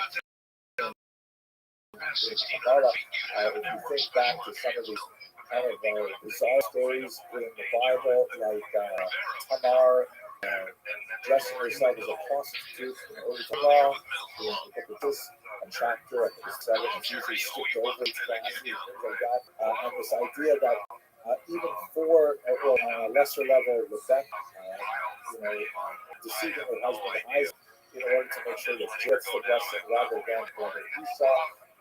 Difficult discussion logically, but his fathers definitely picked up the idea of a very and used it principally to nullify many commandments in the Torah, including the consumption of non-kosher food, the violation of the Sabbath, and the violation of marital vows as well, which are one of the more popular elements of Sabbatheanism. It was certainly one of the elements that gained wider circulation when people talk about Sabbatheanism, saying, do you know what we do? Things like that. So that was definitely part of the story surrounding it. But he was hoping to change in a very big way, not only in terms of his own Sabbathean message, but as I mentioned, when he would take over synagogues, he would demand that rather than reading from that Sefer Torah, which was okay for him to be married to, but not okay to be read from publicly, he would demand that people use a newfangled printed Chumash, the printed Sefer Torah, rather than the old style scroll. Now, as he's moving on his career, his name increases, those periods of euphoria become larger and larger and more longer lasting, and egged on by people like Nathan of Gaza and his increasingly enthusiastic followers, decides that it's now time for him to reveal himself to the Ottoman Sultan to demand that the land of Israel turned over to him as the Messiah, and then he will initiate the Messianic age. So this interesting sort of comic book version, like the issue of the broadsheet that we saw a while ago about the Christos Christian Passover. So it tells the story of Shabbatai Tzvi. We'll just zoom in on a couple of elements of it. So Shabbatai Tzvi goes with Nathan of Gaza, sails off to Constantinople to meet with the Ottoman Sultan and to say, okay, I'm here, give me the city of Jerusalem and the land of Israel so that I can begin my Messianic age.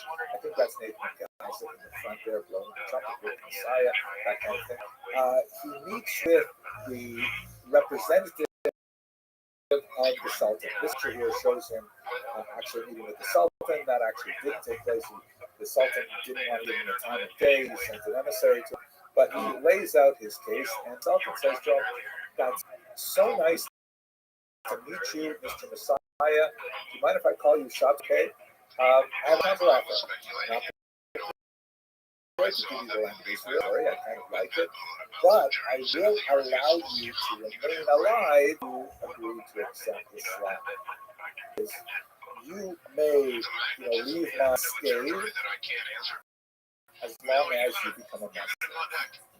And the great dismay of his followers, he accepts the offer.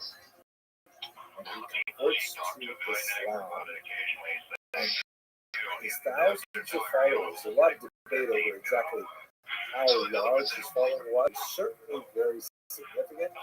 All across Europe, they are crestfallen as he has abandoned Judaism. And the whole reason they were following is here they're taken away by soldiers to be redressed in turban and so on.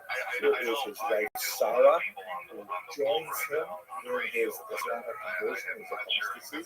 I find Sarah especially interesting. Actually, it's a great book written on the left foot discusses women and Sabbatinism.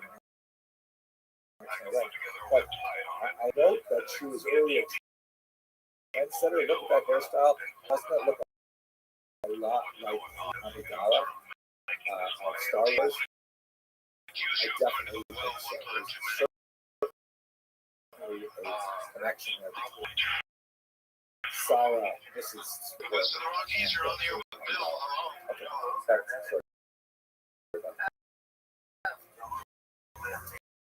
So, what ends up happening? His movement falls apart. His followers all kind of like limp back home. Many of them have already sold their belongings, their properties, their fractional value, and they have to start all over again.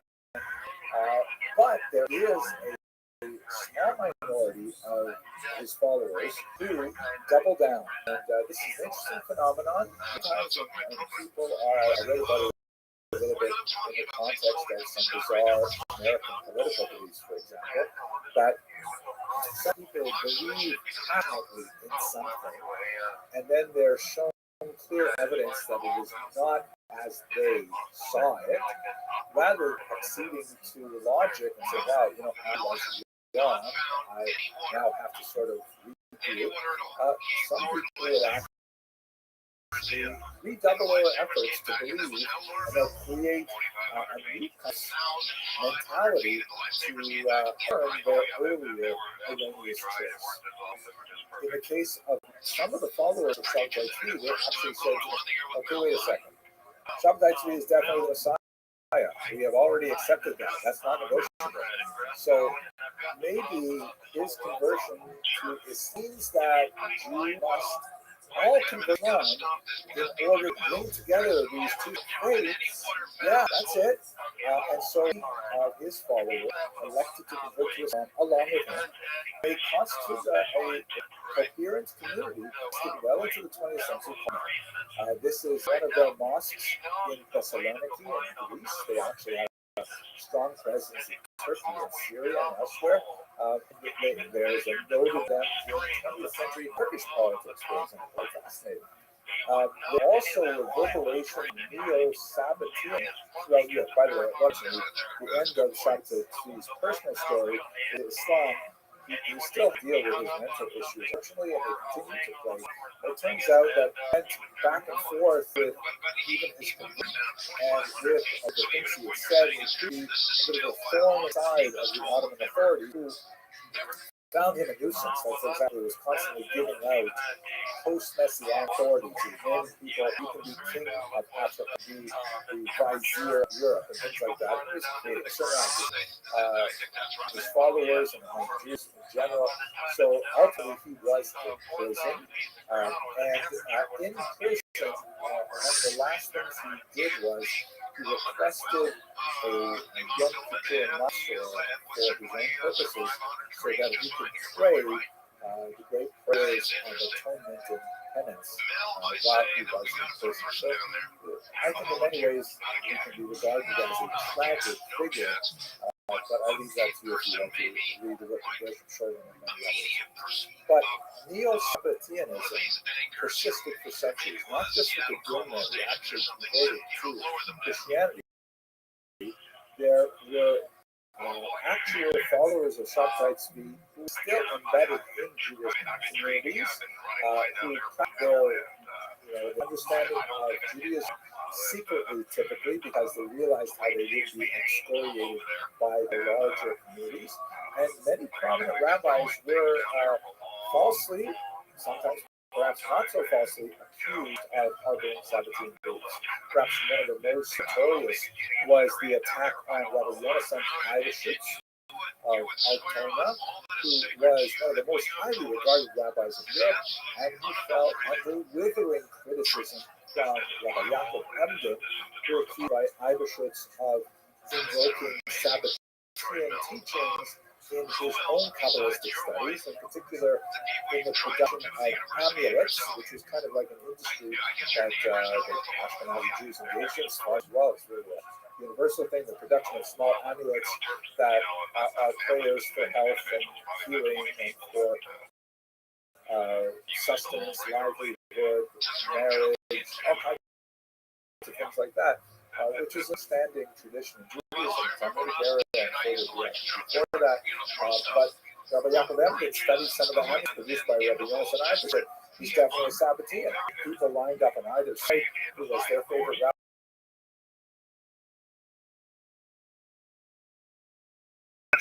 Controversy.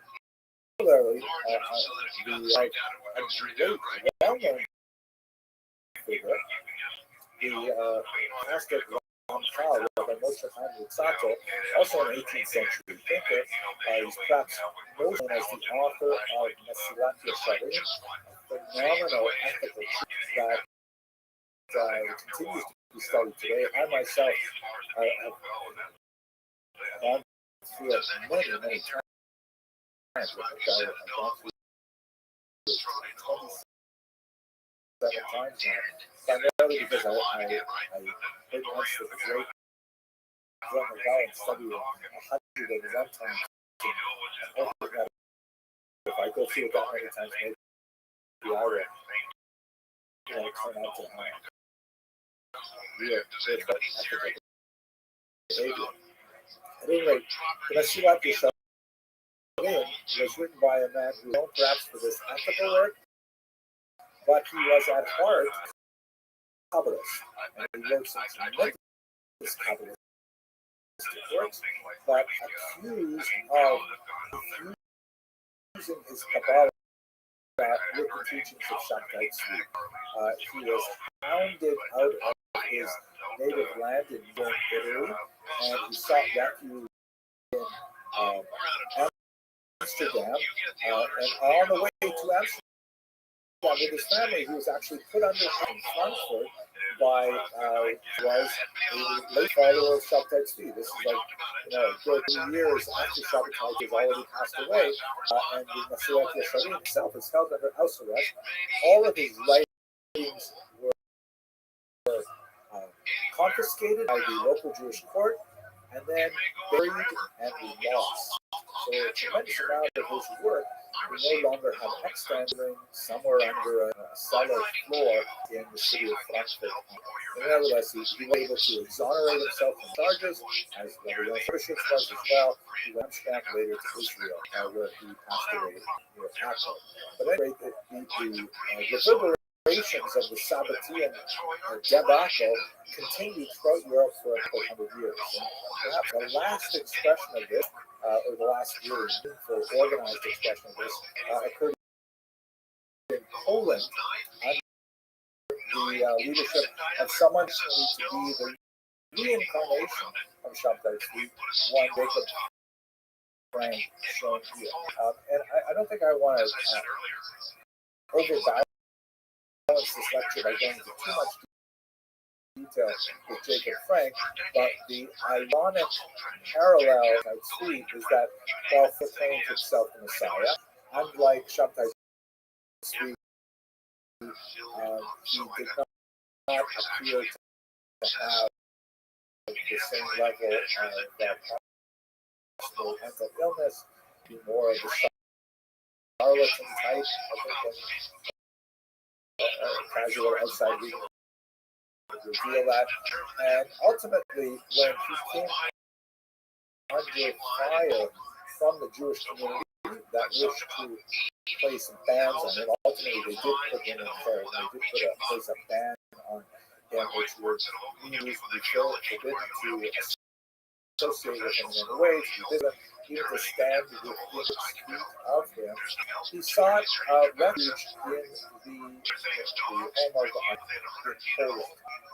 And one of the criticisms leveled against him was that he was not following the dictates of the Talmud, something we discussed in the lecture a little while ago. This was something that the bishop warmed to and actually used the Frank situation as a foil to attack the Talmud, which would otherwise, he argued that it's a very noxious impact on Christianity and so on. Jacob Frank obliged and actually converted to Catholicism.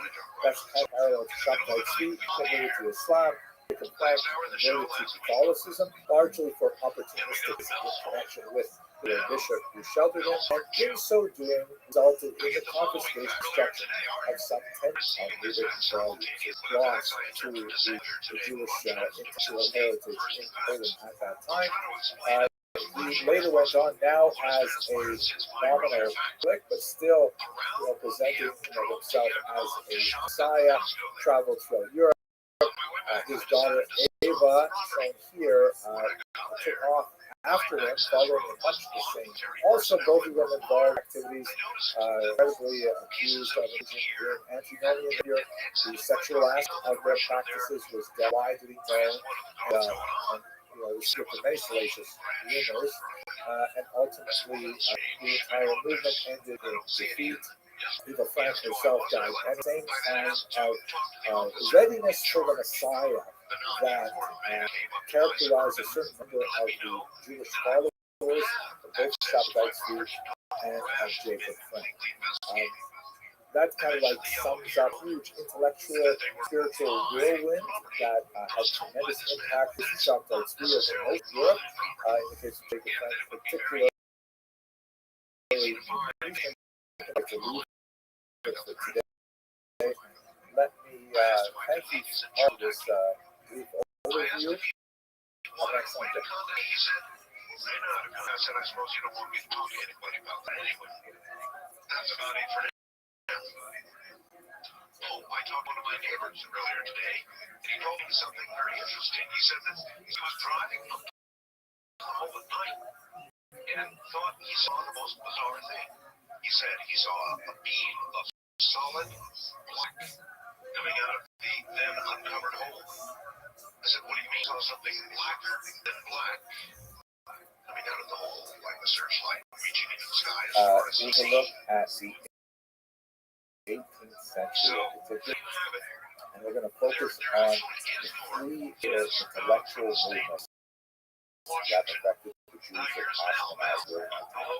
Specifically, we're going to look at the rise of Hasidism, the opposition of the Maccabees, and then the innovations of the three really important intellectual movements that had massive consequences for the next couple of centuries, right up until where we are today. They still continue to be felt, and the debates that raised in the 1700s and 1800s are still very much a part and parcel of what means to be a thinking Jew today. One national orient himself within those three movements and triangulate, so to speak, a place for intellectual productivity and satisfaction. What I'm looking for here is deep context, satisfaction of the soul, trying to figure out exactly what's related to one's God, family, self, all within the basic modern Jewish. So we have lots of long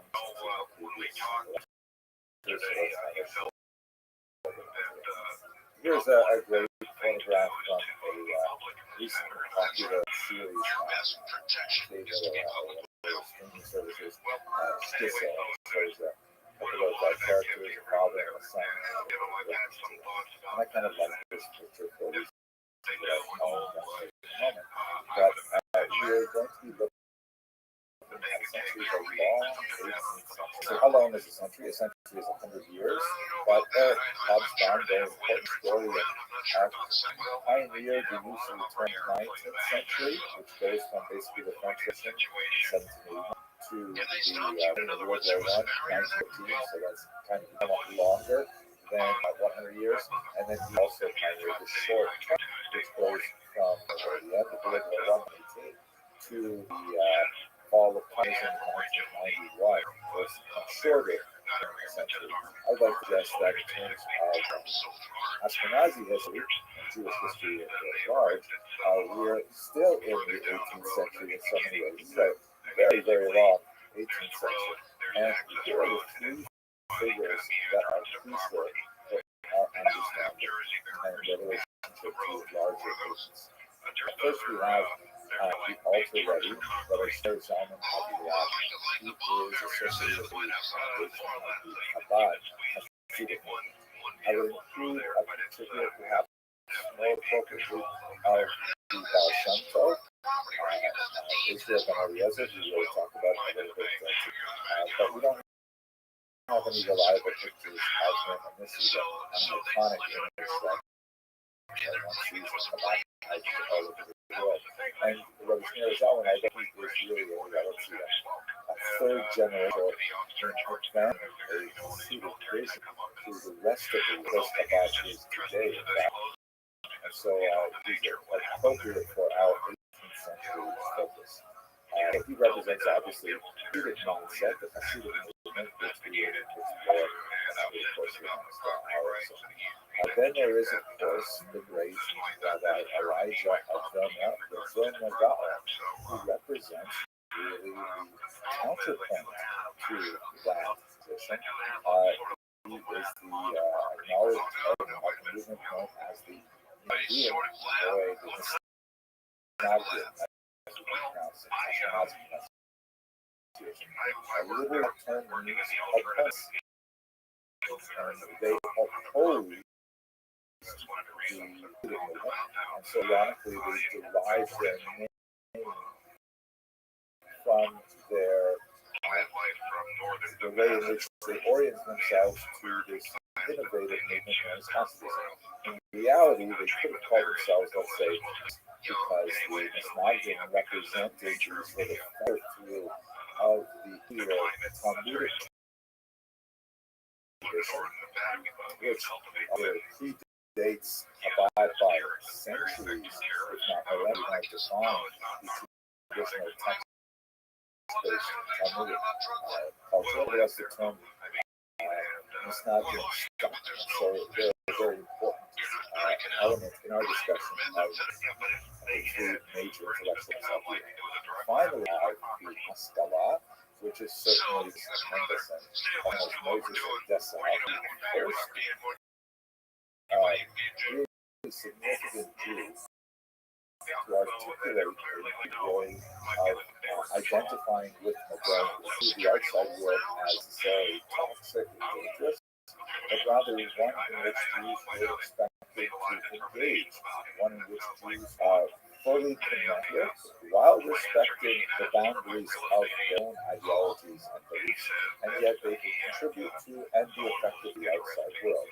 These three ideologies came into very significant conflict over the course of the 18th into the 19th centuries, and of course the movements have a legacy, actual legacy which continues to affect us to this day. While we were on picture, I can't leave without pointing out that the actors in this series called Show, it's a very enjoyable series. They of course do not necessarily look the way they appear, as there is that show, the character played by Dolph Lundgren, rather brilliantly, a rather different physical appearance. Up here is his son, Akiva Stissa, played by Michael Allen. I especially like including this picture of Michael Allen because it often happens when I'm walking down the streets in Jewish neighborhoods. People walk up to me and say, "Hey, don't I know you? Aren't you that guy, Michael Allen?" That really doesn't happen. Occasionally, though, when I'm in Manhattan, I'm misplaced, I'm often mistaken for other people like Will Smith. No, I'll probably cut this part over. Let's go straight into the next part. It's hard to start, these lectures start so early in the morning. It's 8 a.m. here, and I can't see any of you in this webinar, so I'm just talking my own face, and I'm tempted to turn myself up with stupid. Okay, so what I'd like to say about the three movements is I'd like to phrase them in terms of rebellions, because even the traditionalists, even the Misnagdim, who lay claim to be following through on this, they also have rebellious elements because they are forced by the birth of the Hasidic movement to redefine themselves in opposition to something new. So that requires a certain amount, as we shall see. So all of these movements represent significant intellectual rebellion, upheavals. Let me explain what I mean. Let's start with the rebellion of discovery, which is chronologically the earliest of these three rebellions, and that refers as a term I've used for the Hasidim. Very picture of these down to that spot. Now, they are, there are some misnagdim scattered in there, maybe they are rebels of discovery, in the sense that they're certainly traditionalists, as we shall see shortly, in terms of their orientation to the basic theological and practical tenets of Judaism, theory, and that they claim to be energized by something new, something innovative, something which has been discovered in the tradition as ancient origins, but has recently come to flourish and find new expression in the ancients. They perceive that innovation was coming closer to perceived core, something that has always been within Judaism, has been much more restricted to individuals. Now, with this new movement of this made more available, the overflowing of the spreading out of its waters to many other people. What is this thing? What is this movement? Well, essentially, deeply rooted in, as we discussed, the thoughts, exclusion of intellectual religious creativity in the 16th century had strong revolt by Rothschild and the great Kabbalist of that city, Agora, and found expression later in Hasidic movement. So Kabbalah gives which it obviously has ancient origins, although there's some dispute over specific texts and what it is, but the whole idea of an esoteric mystical approach to the Godhead through certainly goes all the way back to the biblical, but it has these prophetic visions, Ezekiel. So the idea of bringing more of that Kabbalah, more of that vision into standard Judaism was not the Hasidism was actually known for. So it is a rebellion of discovery, meaning, hey, we have this amazing intellectual, spiritual resource here. Why aren't we making more use of it? That's really what Hasidism is in terms of its rebellion. Then, to contrast that, we have the rebellion of tradition, which is associated with the great Talmudic schools in Lithuania in particular. The rebel tradition look at innovation, they look at the Kabbalah coming into daily practice and say, wait a second, that's not right. Kabbalah is meant to be only for the holiest of holy. They're not saying that Kabbalah is somehow incorrect and not representative of Judaism. They're saying that it should be more restrictive. The Hasidim have stepped over the acceptable boundaries of offering this polytheist to a much larger population of people who are ready and who are not spiritually received. They perceive that innovation of bringing those restricted ideas and practices to the masses as fundamentally antinomian, meaning against the law, things that should not become disastrous. And just to give you a sense of how this can really be couched in terms of rebellion rather than real opposition. One of their great heroes is the famous Sam Sofer, Rabbi Moshe very important thinker, in which in his clash with not so much Hasidim, much more the Haskalah, he laid down a very basic principle, which I want to explain. It'll take me a little bit of a second. Let's just go back for a second. Biblical practice of not eating meat during a certain time of year in the summer. There's a particular crop of wheat called this, that's called kadash. In Hebrew, that means wheat. And that new wheat may not be eaten during several weeks during the summer. This is one of those biblical laws. And so, as the Talmud puts it, kadash in Minnesota, or as we say in Ashkenazis, Chadash Hasanetayr. The new wheat is forbidden by the Torah. So Rabbi Schreiber, Sam Sofer, used passages from the Talmud to describe anything new as being forbidden by the Torah. Simply saying, Dash, Asar, Torah. Anything new is forbidden by the Torah. You can't innovate with this new introduction of Kabbalistic ideas, but in particular, you must want to bring an organ into God, want to move the Sabbath to Sunday, revise the laws of Hebrew. No way, fresh, Asr, Torah. Anything new is ipso facto forbidden by the Torah. So that's kind of like a pretty strong statement. And I don't think it's something that meant it literally and universally, but it's definitely a way to kind of coalesce thinking around coach to these new aspects. So it is a rebellion, but it is a rebellion tradition. And then finally, the last group of the Maskilim, the so-called enlighteners, we'll have much more time to discuss that in the Q&A, hopefully. The enlighteners, the Maskilim, I like to term them as levels of expansion, meaning they say, here we are in the 18th century, and we sort of have a particular way of life and a way of relating to non-Ashkenazim, specifically non-Jewish world around us, but also to non-Ashkenazis, of which there will be a new influx after the Spanish expulsion of 1492. And they say we should rather be expanding our horizons into other areas of political, social, especially cultural and intellectual endeavors that we've never really engaged in before.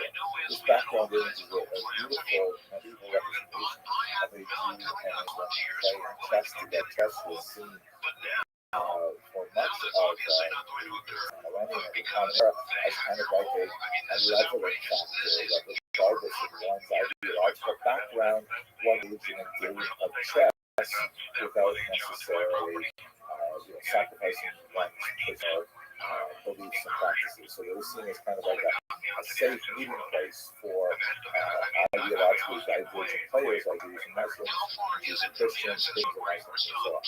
This rebellion of expansion sees creations in the tradition as corrections, as ways of addressing partial phenomena that developed over the centuries that may have been to the advance of Jewish civilization.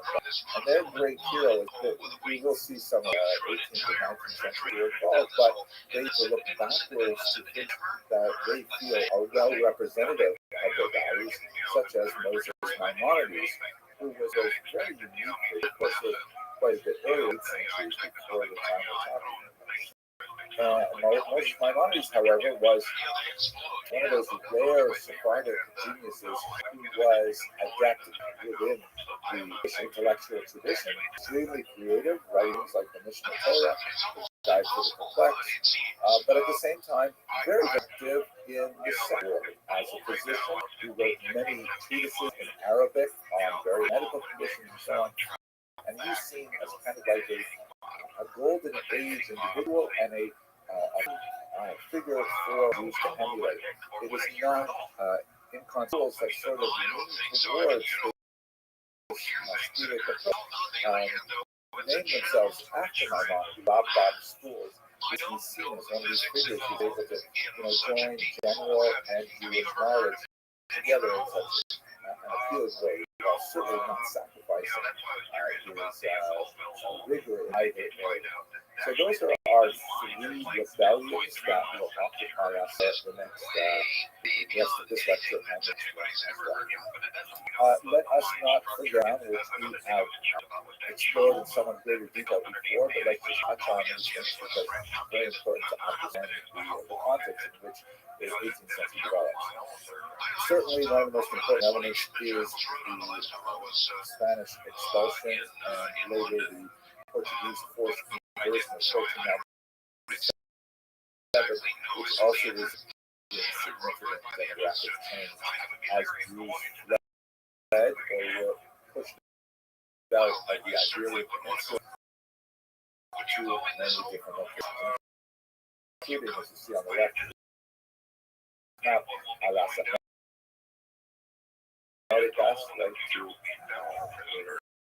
also some to North America, and quite a bit going on. Three cities like Amsterdam and so on, where they had considerable more leverage in how they practice their orientation to the faith of Judaism. Many had already been converted, forcibly or otherwise, to Christianity, and they brought with them to these Ashkenazic lands an unusual intellectual flexibility as a result of very divergent range of experiences with regards. Let us look, for example, at the tragics of Helio da Costa, someone upon whom I frequently absolutely. He is shown here in this fanciful image as the dark and brooding man. He has a young boy on his lap who's supposed to be a figure, a representation of the Baruch Spinoza. Anyways, they are quite complementary to each other. Helio da Costa, very briefly, was a Portuguese Jewish man. He was raised being told his origins and he pursued a career of brilliance. He pursued a career and received masterful honors at the Queen Then his mother revealed to him, Ariel, I gotta tell you that maybe your name gave away, but you're actually crypto Jews since the 1497 and even the Portuguese disposition that was started in the early 60s century.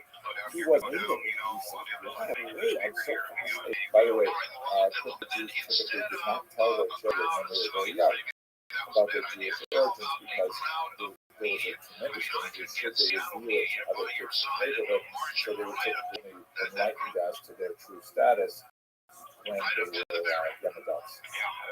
His mother and he managed to leave Portugal in Amsterdam, where Da Costa was thrilled to be part of a real Jewish community, and he was so excited. However, the weakness that he carried with him was that his perception of the Jewish people was entirely based on the documentation he was able to access in Portugal, which was basically the Bible. And so he was reading about great figures like Abraham, Isaac, Jacob, and Joseph, and King David, and so on. And he said, "Wow, these Jews must be remarkable people." And when he finds that, you know what, they're not as remarkable as he thought. There are some that engage in inappropriate business practices, and some that engage in intellectually dishonest activity, and he finds himself in a situation where he is a kind of a Baal Tshuva, right, a penitent, or he's a needy religious person, but he finds that the regular FSBs, religious from birth, religious from religious from birth, they only behave with the standards expected. He gets into a lot of conflict with local authorities. He actually writes some books which are critical of the Jewish tradition. His intellectual genius was cultivated, unfortunately, poorly, and he is excommunicated several times. He actually moves to the community, he tries to settle there. The same kind of thing happens. He ended his stuff to Amsterdam with kind of a resolution that, as he put it, have to live in a community, so I agree to live as an ape among apes, meaning to give up his personal view of what Judaism should be and what Jews should believe, and he'll live within this regular community because he simply can't live. He's terribly attached to his mother, and he wants to be near her, and so on. In the final excommunication, the Beit Din of Amsterdam, if he were to be accepted, he had to undergo a ritual humiliation. They said to him, we've done this several times, say you're sorry, and right away you go back to terrible things. You have to read my video on this practical details. But specifically, that if you really want to come back, what you've got to do, you've got to confess, you've got to confess and show the congregation. You will endure it's not flogging like to draw blood, things like that, God forbid, but it's nevertheless in the middle of the synagogue to be flogged, to see such a public condemnation. And then he would have to lie down on the steps outside the synagogue and have the entire congregation walk over his throne. Humiliation. He goes through with it. When he goes home, he sits down, he writes a 12-page suicide note called Zemana Vitae, for human life. There's a gun and he kills himself. The tragic story relating to the question of identity, layers of identity, his earlier Christian identity, he added underlying his newer Jewish identity, the disconnect between his imagined Jewish identity and the identity of the Jews in Amsterdam, who live. Very tragic, and I think quite relevant to modern day. It's actually dramatic versions have been staged multiple times. It's a very popular opera, it's a very popular play in Europe. Anyway, he's a great example of the kind of intellectual use that was brought into Ashkenazic lands by the Portuguese and Spanish studies in particular because of their status. Recall that this is a process took place over a century or two, and so there are people who have been Christian for generations who finally make their way to Ashkenazi classes in order to join a Jewish community, and they've already been colored by a very, very different experience than traditional Ashkenazi. Of course, the figure on the left here of Baruch Spinoza, who is shown by his brilliant painting, so different from the really dark Acosta. He's in light clothing, blonde, and holding on to flowers as they both gaze at a book. Acosta with this penetrating 1,000-yard star, by which Spinoza was kind of this casual offhand glance. He, of course, essentially repeats much of the story of Acosta. Here is another work of Rothschild, who is just as fascinating as I. Spinoza would also suffer an excommunication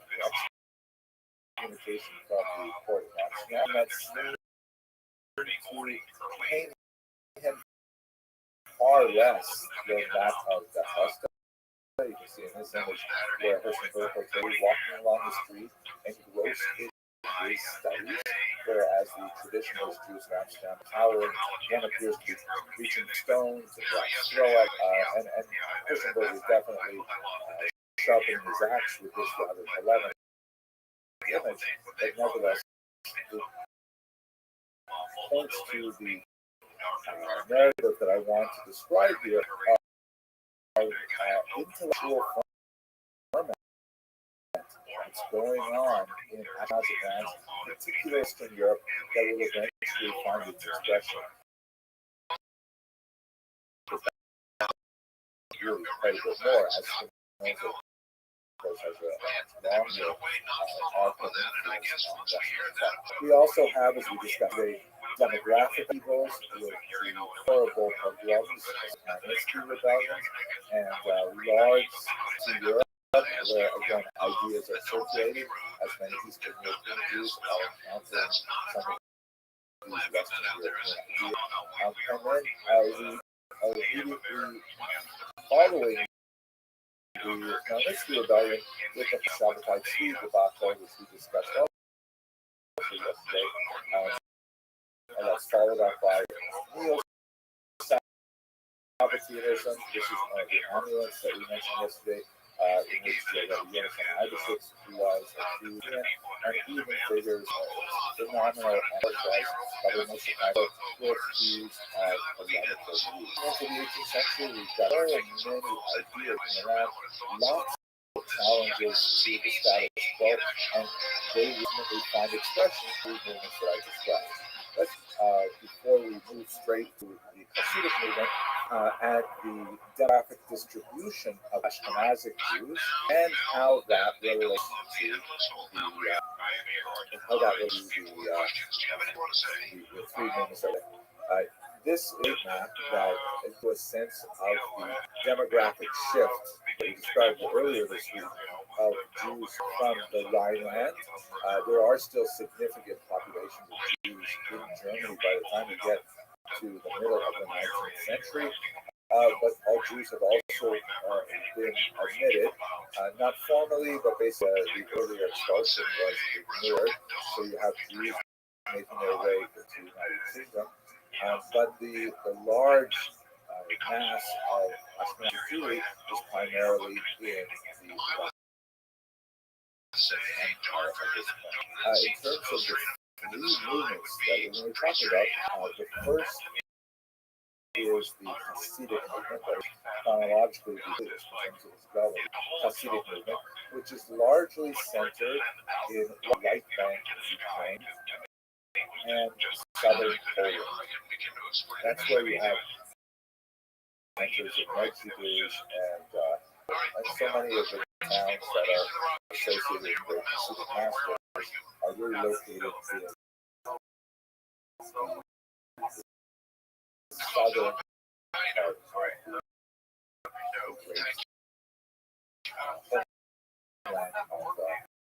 Eastern European.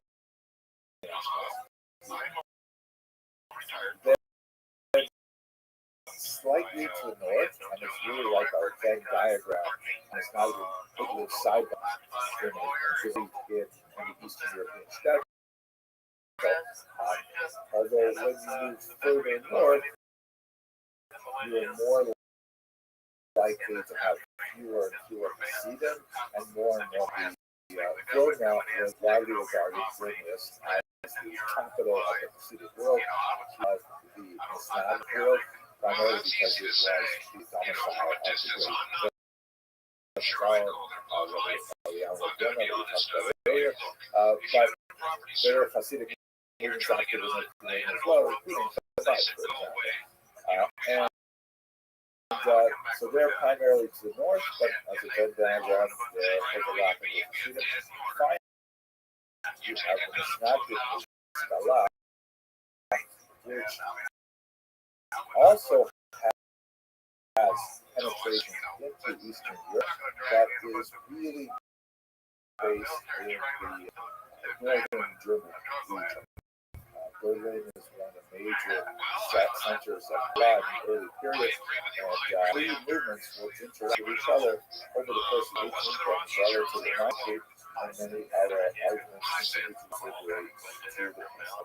Well, what exactly is Hasidism? What do we mean when we say Hasidism? I did point out earlier, but in terms of what's important in Judaism, how differ from the traditionalists? I will remind you that one of the elements of Judaism that distinguishes it from its daughter religion, Christianity, or its granddaughter religion, Islam, less so Islam, is the notion that while Judaism has some key tenets, for example, the monotheism, the idea of after death, these are all classic elements of Jewish thought, the anticipated Messiah, but these basic ideas of belief, of intellectual commitment, can be summarized in a very small number. You can there are various counts depending on which of the medieval, but you can basically count easily on one set of hands. It's a small number of mandatory beliefs. On the other hand, we've got our practical requirements. Judaism is in many ways much more about practice than it is about belief. What do you do with your day? Judaism obviously has a highly regulated set of rules, codified in 113 units, which dictate how you're supposed to live. So that is the more important measuring stick for what you wish. How does Hasidism stack up against Mishnah? If we put this little chart together, these of both groups, let's say first, one of the key ideas is, do you believe that there are 613 commandments, meaning that the Torah comes from Sinai, from God, and that it defines these 613 commandments that the rabbis have articulated through the oral Torah, through the particular Jewish law. The scholars say, absolutely, that's our bread and butter, that's what we do all day, is study those commandments, and also say yes. So that's a really clear distinction. This, by the way, to jump ahead to the 20th century, this is a key distinction. Modern movements, and not denominations of Judaism, that might necessarily agree that there are 650 commandments. And even though among the Orthodox there may be some discussion of this particular commandment, number 82, isn't really a commandment, it's just a rabbinic enactment. But we forgot one other that I include in 613. That's perfectly par for the course for traditional Judaism. But in the 19th and 20th century, there are people who would say, Judaism, but no. We think that there are only 10 commandments, or we think there are even no commandments. That is all, labor creation. This is not characteristic of 18th century Hasidism. Let's say some of the key parts of it, like the Shabbat. By the way, the next three, this one and the next, are really sort of like when a person wants to convert to Orthodox Judaism. These are my experience, limited experience with. These are three things that they really concentrate on. Because, learning and practicing Judaism in this traditional form is a lifelong endeavor. Study of it itself is part of the whole package. So it's something that you really get better at as you get older. So if someone would convert to Judaism, they can't be expected to know and practice everything right away. They might have an attitude approach saying, I'm willing to practice everything, I just don't get it yet. So the three areas that rabbis concentrate on are observing Shabbat, observing Kashrut, and observance of the laws of intimacy. So looking at Shabbat, which has this very complex set of rules of 39 behaviors that are essentially created like, wonderfully no cell phone use and all that kind of thing. So Shabbat, Misnagdim say yes, absolutely, and Hasidim say, oh, the Bible it's great. So they're the same. And what about keeping kosher? Oh yeah. The Misnagdim, they kosher chicken, they detest kosher chicken. Hasidim, so yes. Now as you'll see, they will debate the particular details of what makes something kosher, but the subject of keeping kosher is sanctioned for both groups. And finally, the laws of family intimacy, which we discussed in the previous class, very basic to Judaism. The Misnagdim say totally we're down with this, and the Hasidim as well. They would argue over things like what's the appropriate way to construct the ritual bath, which is essentially, of course, the laws of family intimacy, but they all agree that it is basic Judaism. So wait a second now. If we want to say that the primary intellectual religious commitment of believing that there is a Torah that comes from God at Sinai is the same for both groups, and all of the key elements of practice are the same for both groups, so what's different about them? Why is Hasidism something new? In large part, it is a matter of style. All of the elements of Hasidism are familiar to the Misnagdim, but there's a question of what they emphasize. Of this very rich millennial tradition received far more attention and energy in the Hasidic movement than they do not the movement. And that change in emphasis is something that really makes us a distinct group. Very, very closely related to the prior its origins in the Misnagdic movement, but nevertheless distinct. So one way to try to understand this is that the Hasidism is kind of like Jewish, even more so, right? Like Hasidim, they're beyond what is required. Of course, they're going to meet minimum standards. They want to go to beyond standards, and you can see this in all kinds of ways of life. I am familiar with Chabad, and I think they're a great example of this, right? The fact that there are young people who are willing to dedicate their entire lives to move to some remote part of the world where there are hardly any Jews and set up a Chabad house just to serve the tiny number of Jews that may be in the environment, and they dedicate their entire lives to it. It's a phenomenal level of commitment that you do not see in a similar way in after the Kenyan experience because it was the nostalgia for it. I like the example that we already looked at earlier today, the case of Payas. Earlier means corner, and it refers to the corner. The biblical law, as understood through the traditional Talmudic tradition, is that one, based on a verse in the Bible, may not use a razor to shave one's temples. Referring specifically to men, men may not shave their temples with a razor. The hair on the side of my head, maybe I need a hair, either trim, but nevertheless, they're certainly not long, more or less the same length as whatever hair is. That's because I'm going to look back and just have the traditional approach, which shows no razor. Okay, fine.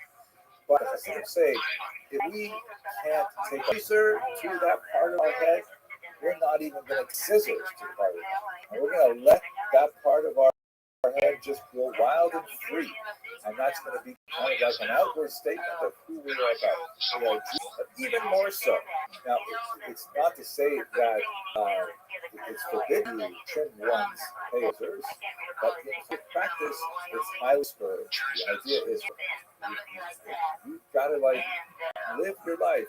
They say today, you be, and your unit is in the Hasidic tradition. And we see this with a lot of Oriental movements because they have a Kabbalistic element to the Peyot that year as well. We see, for example, here, although these are actually fake Peyots that are applied, as we saw earlier, today's lecture by a makeup artist, nevertheless, it's a very distinct feature that is heavily recognized. So, not like this is foreign to the Islam, don't certainly understand it, but nevertheless, it indicates kind of like a larger approach and style to everything here. That's what the Hasidim want to emulate in their approach. It's ironic as well to note that there's life imitates art, imitates life, as the Misnagdim in Lithuanian seeing what the Hasidim are doing. Sometimes sort of like say, well, that's not the attack I like that. So you'll see a lot of young men in traditional Lithuanian yeshivot who are on their pace. Maybe not as long as you would with Hasidic groups, but cut them 40 a year and things like that. So that kind of like shows how there's an ebb and flow and a mutual influence of previously hostile groups. So let us look at how Hasidism has been understood by historians, and specifically how did this movement, which in many ways has some kind of extreme elements to it, like the Buddhists look extreme, especially if you've never seen them before, how did they successfully capture the masses? So if we look at the great historians, the major historians who look at Hasidism, that's very 19th century German historian who has a traditionalist Lithuanian background, and then he kind of moved into the Haskalah, which is like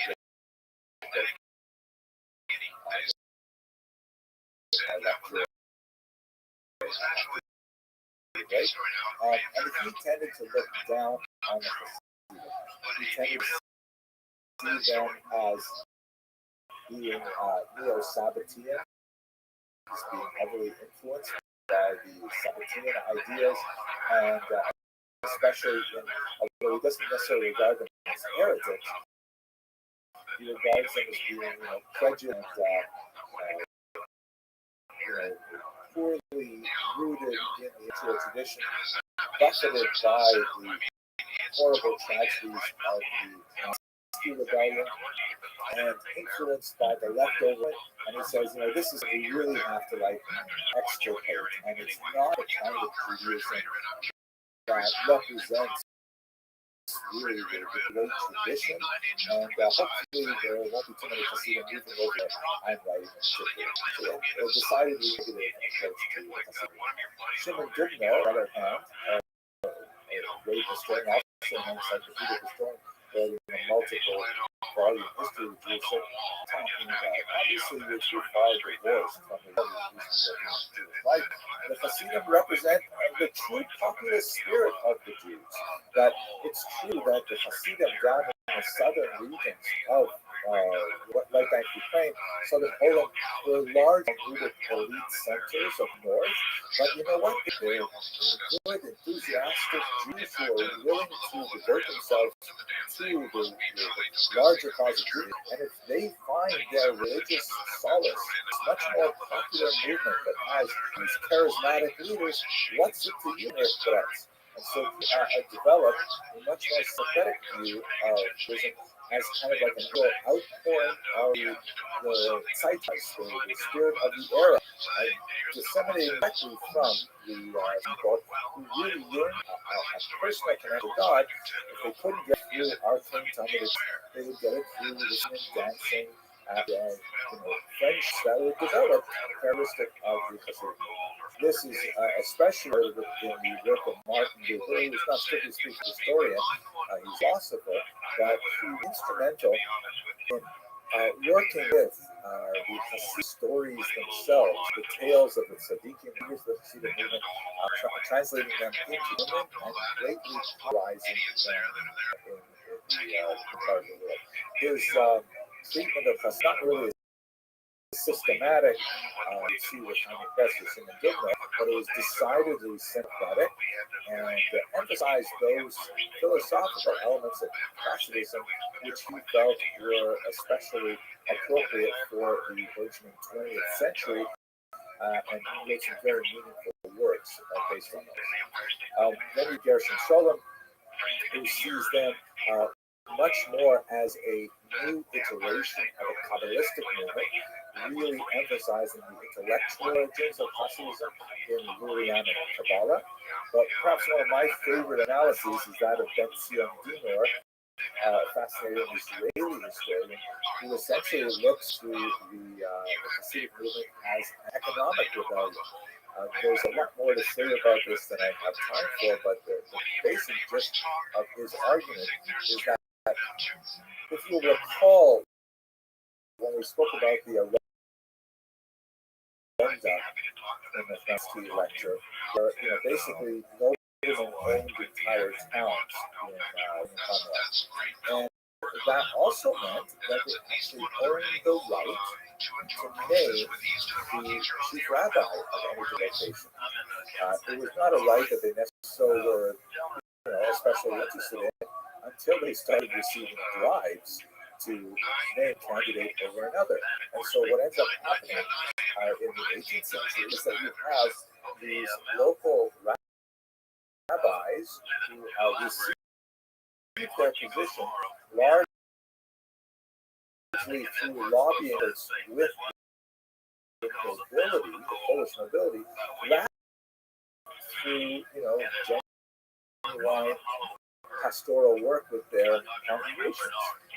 Why would someone want that? Well, there's a certain amount of prestige associated with being the town rabbi, but there's also an economic incentive because that way you will receive the benefit of local taxes imposed on the Jews for various sometimes called a candle tax, a tax on kosher meat, in exchange for a steady income, which is a pretty easy income. You would sit back and let people eat kosher meat, the proceeds from it.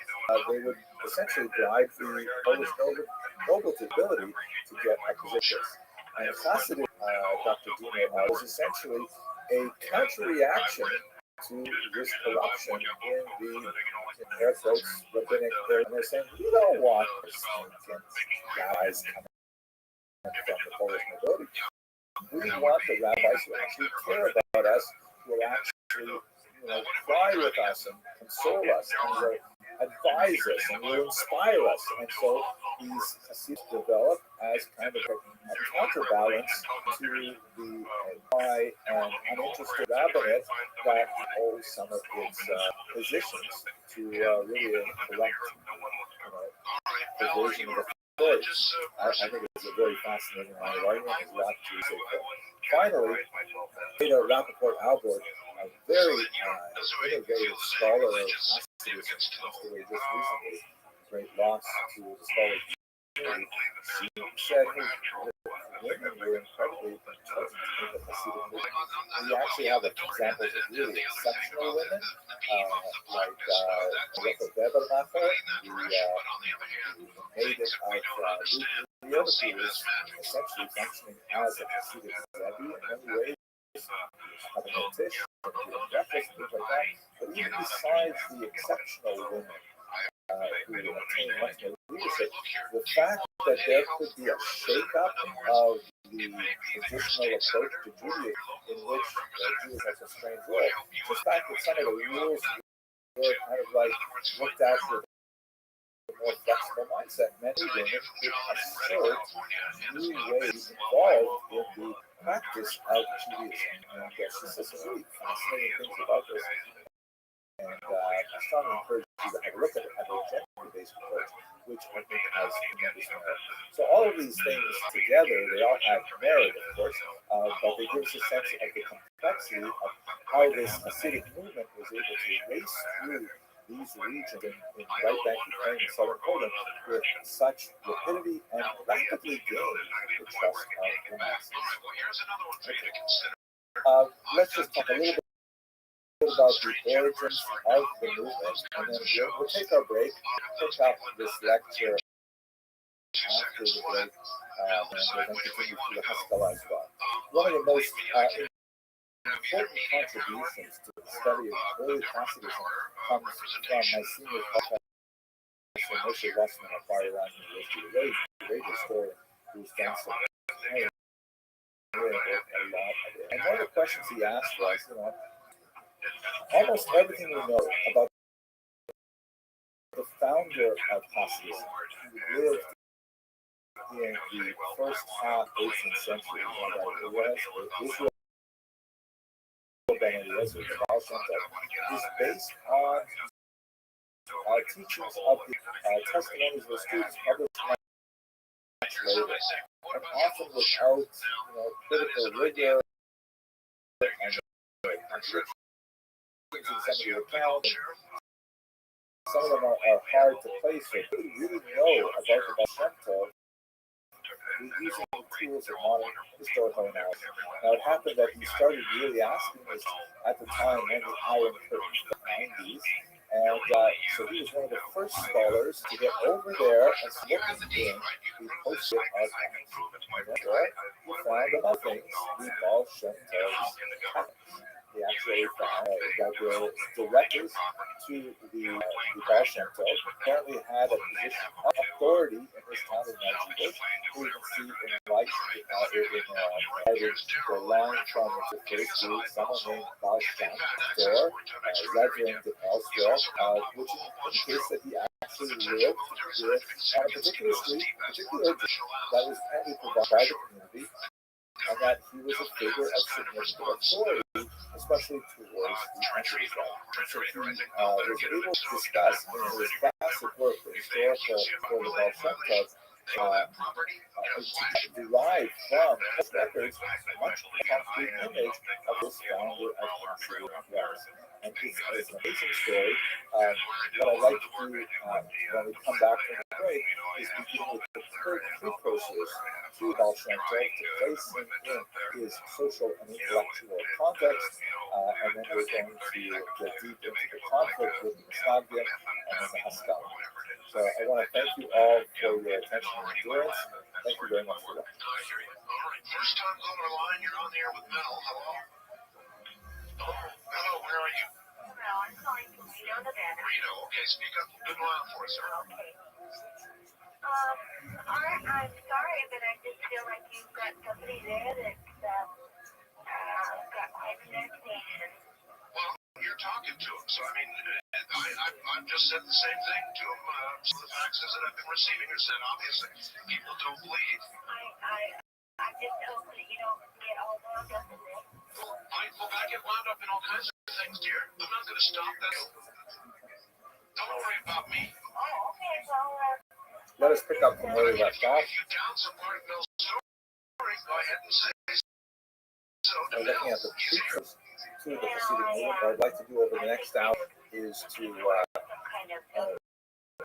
from the early Hasidic movement to their Misnagdic opponents and try to understand the element of the clash between these two groups, and then we're going to round it out the third in this triangle, which is Haskalah, the last year. We left off discussing the historical role and historicity of Rabbi Israel Ben Eliezer, known as Shem Tov, phenomenal research done by Professor Moshe Westman. But in this context, to understand the Baal Shem Tov more appropriately, we really have to go to some of the precursors to think about how he emerged as a figure in the 18th century. One of the most significant figures in pre-Bechtian research, Bechtian the acronym for Baal Shem Tov, colleague Dr. Yochanan Korsovsky-Stern, who is, of course, at Northwestern University in Chicago. He's done some phenomenal work on many different areas of history, won the National Jewish Book Award for his remarkable work, The Golden Age Shtetl, which I highly recommend. But some of the work in Jewish history in Eastern Europe focused on the works of the two best Jewish scholars. Let's just explore that for a second. By the way, this is a rare archival photograph from I first met Dr. Rothschild in way back in 1992 when he was working in the bowels of the Soviet archives. So he was working in the bowels of the Nazi library with a remarkable collection of big classics, which are communal record books going back to the period we're discussing today, the 18th century, of individual towns scattered throughout absolutely fascinating book. At any rate, Dr. Stern wrote some wonderful things about one of these Baal Shem, in particular, Hillel Baal Shem was his name. And as you see, the name Baal Shem reappears as Shem goes to Baal Shem. So who were these people who were called Baal Shem? So basically, the word Shem means name, and Baal Shem means the mouth, the name. It's kind of a rabbinic usage for amulet maker. That is, as we saw earlier, for example, that I showed you from Rabbi, amulets are very, very old tradition. There are discussions of them, and they're basically, small, like material exhibits practical Judaism that people would go to run to go to Rabbi, say, Rabbi, having such a difficult time, my livelihood, having such a difficult finding, I'm worried about my health, what concerns there would be, and kind of forms, which again has legitimate intellectual roots in the tradition, but it is something which is ripe for correction and appropriate activity. Is the rabbi or the miracle worker would write a small scroll on a slip of paper, some kind of like a magical incantation. And we have many examples of these. We have the Aramaic church scrolls in Babylonia. We have small devices. Well, in fact, probably the earliest actual, in the original writing of a passage is one of these kind of that was written in 7th century Israel that was discovered at Ketapon, a very small little piece of the Kohanim, the passage from the Bible that was written on silver foil and rolled up and worn as a small amulet. So these amulet makers were not necessarily highly trained, not necessarily salubrious individuals. Sometimes there's a market for this, and so sometimes charlatans and they take people's money producing anything that would have true religious merit, other than perhaps as a placebo. Just look at this short class to talk about the import of these documents and to what degree they are efficacious. But essentially, there is an industry that persists to this day of producing for people who have specific needs. And there are lots of these in right bank Ukraine, primarily because of the lower level of education of the population. As I mentioned in the last lecture, the census of Tamil, and I'm not sure of this, but I have a hunch that the market for Kameo is inversely related to the degree of Jewish education clinically. I could be wrong about that. So a lot of these gems were not necessarily reputable. My Rabbi Israel Ben Eliezer, who was also noted for his wonder-working miraculous deed, was known as the Baal Shem Tov, meaning the master of good name of God, or the master of the name is good, as opposed to all of those other Baalei Shem who are not so good. So the Baalei Shem was the backdrop, emergence of this unusual Israel Ben Eliezer, who managed to bring together as a charismatic individual a circle of disciples who were in these innovative Hasidism, which I described in the prior lecture. And this was essentially the type of modern Hasidic movement.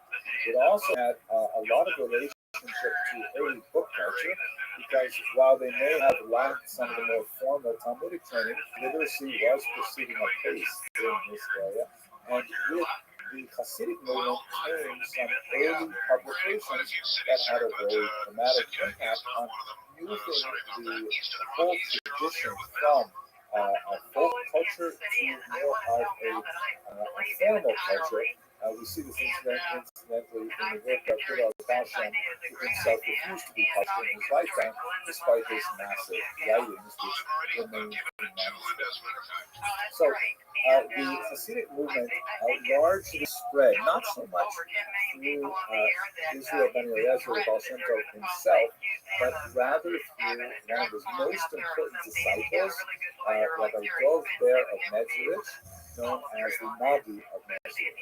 He had 5 distinct students who, as you can see from this remarkable work, the Historical Atlas of Hasidism, published in Princeton, his followers spread throughout the world. The Maggid of Mezrich really represents the institutionalization of Hasidic teachings in 5 highly distinct schools led by his disciples that remarkable impact largely focused in his activity. Those disciples was the Alter Rabbi, who we discussed earlier, Rabbi Shlomo Zalman of Riyadi, who is the founder of the Chabad movement, and in keeping with this burgeoning book culture, he authored the Tanya, which is an extremely influential work of his era. But the idea that these rabbis really thought of themselves as kind of like a rebellious movement, they certainly knew they were engaged in something innovative and energetic and was rapidly gaining steam, but they only began to think of themselves as a movement, as kind of like something which is really coalescing around a body of ideas and practices that are, distinct in a useful manner from traditional Judaism when they're to be opposed. So ironically, just like the traditionalists received their self-definition as opponents and Isnabdians from the emergence of the Hasidic movement, the Hasidic movement itself really derived a tremendous amount of self from that opposition. They're kind of like willing to draw the lines that separate them and that helps them focus their own ends into what it is they are all about. That opposition primarily came from the result of the great Renaissance, but exactly were the Misnagdim, what exactly was there in the Hasidism. So let's have a look at several key aspects of that opposition. The first is that the Hasidim were organizing separate prayer, the less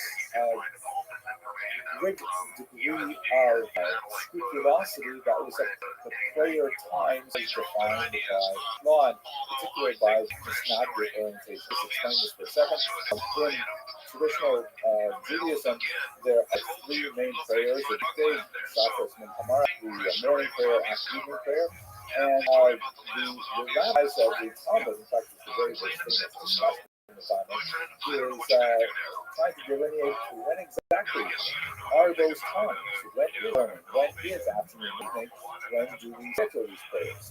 So the Lithuanians, the Misnagdim, to have a fairly rich definition, a fairly confined definition, the window of opportunity to represent particularly the morning prayer. The Hasidim, however, argued that, what's more important, the adherence to those details, which, by the way, particularly as you move further north in Europe, a higher level of latitude really changes the times in which those morning prayers may be recited. Do you really want to drag yourself into this effort in the summertime, it can be really super. So you drag yourself in there, you're not even awake, and remember these words without any contemplation as to what they mean. Perhaps it's more valuable to God to wake up refreshed, to spend a little time in contemplation, maybe even eat a little breakfast to revive yourself, and then go to synagogue and pray like a next, like a human being. And so the sometimes overlapping, sometimes distinct times of prayer meant that specific community had to have a separate prayer, such as the prayer house. And this level of division within the community was regarded very negatively by the Muslims, and they took issue with it. And so related to that is sometimes they're ignoring the mandated prayer times. We didn't make counter, of course, that we're not at regular prayer times. What we're doing is we're making sure that the minimum requirement of certain prayers, like the Shema prayer, are actually recorded and actually recited within the mandated time.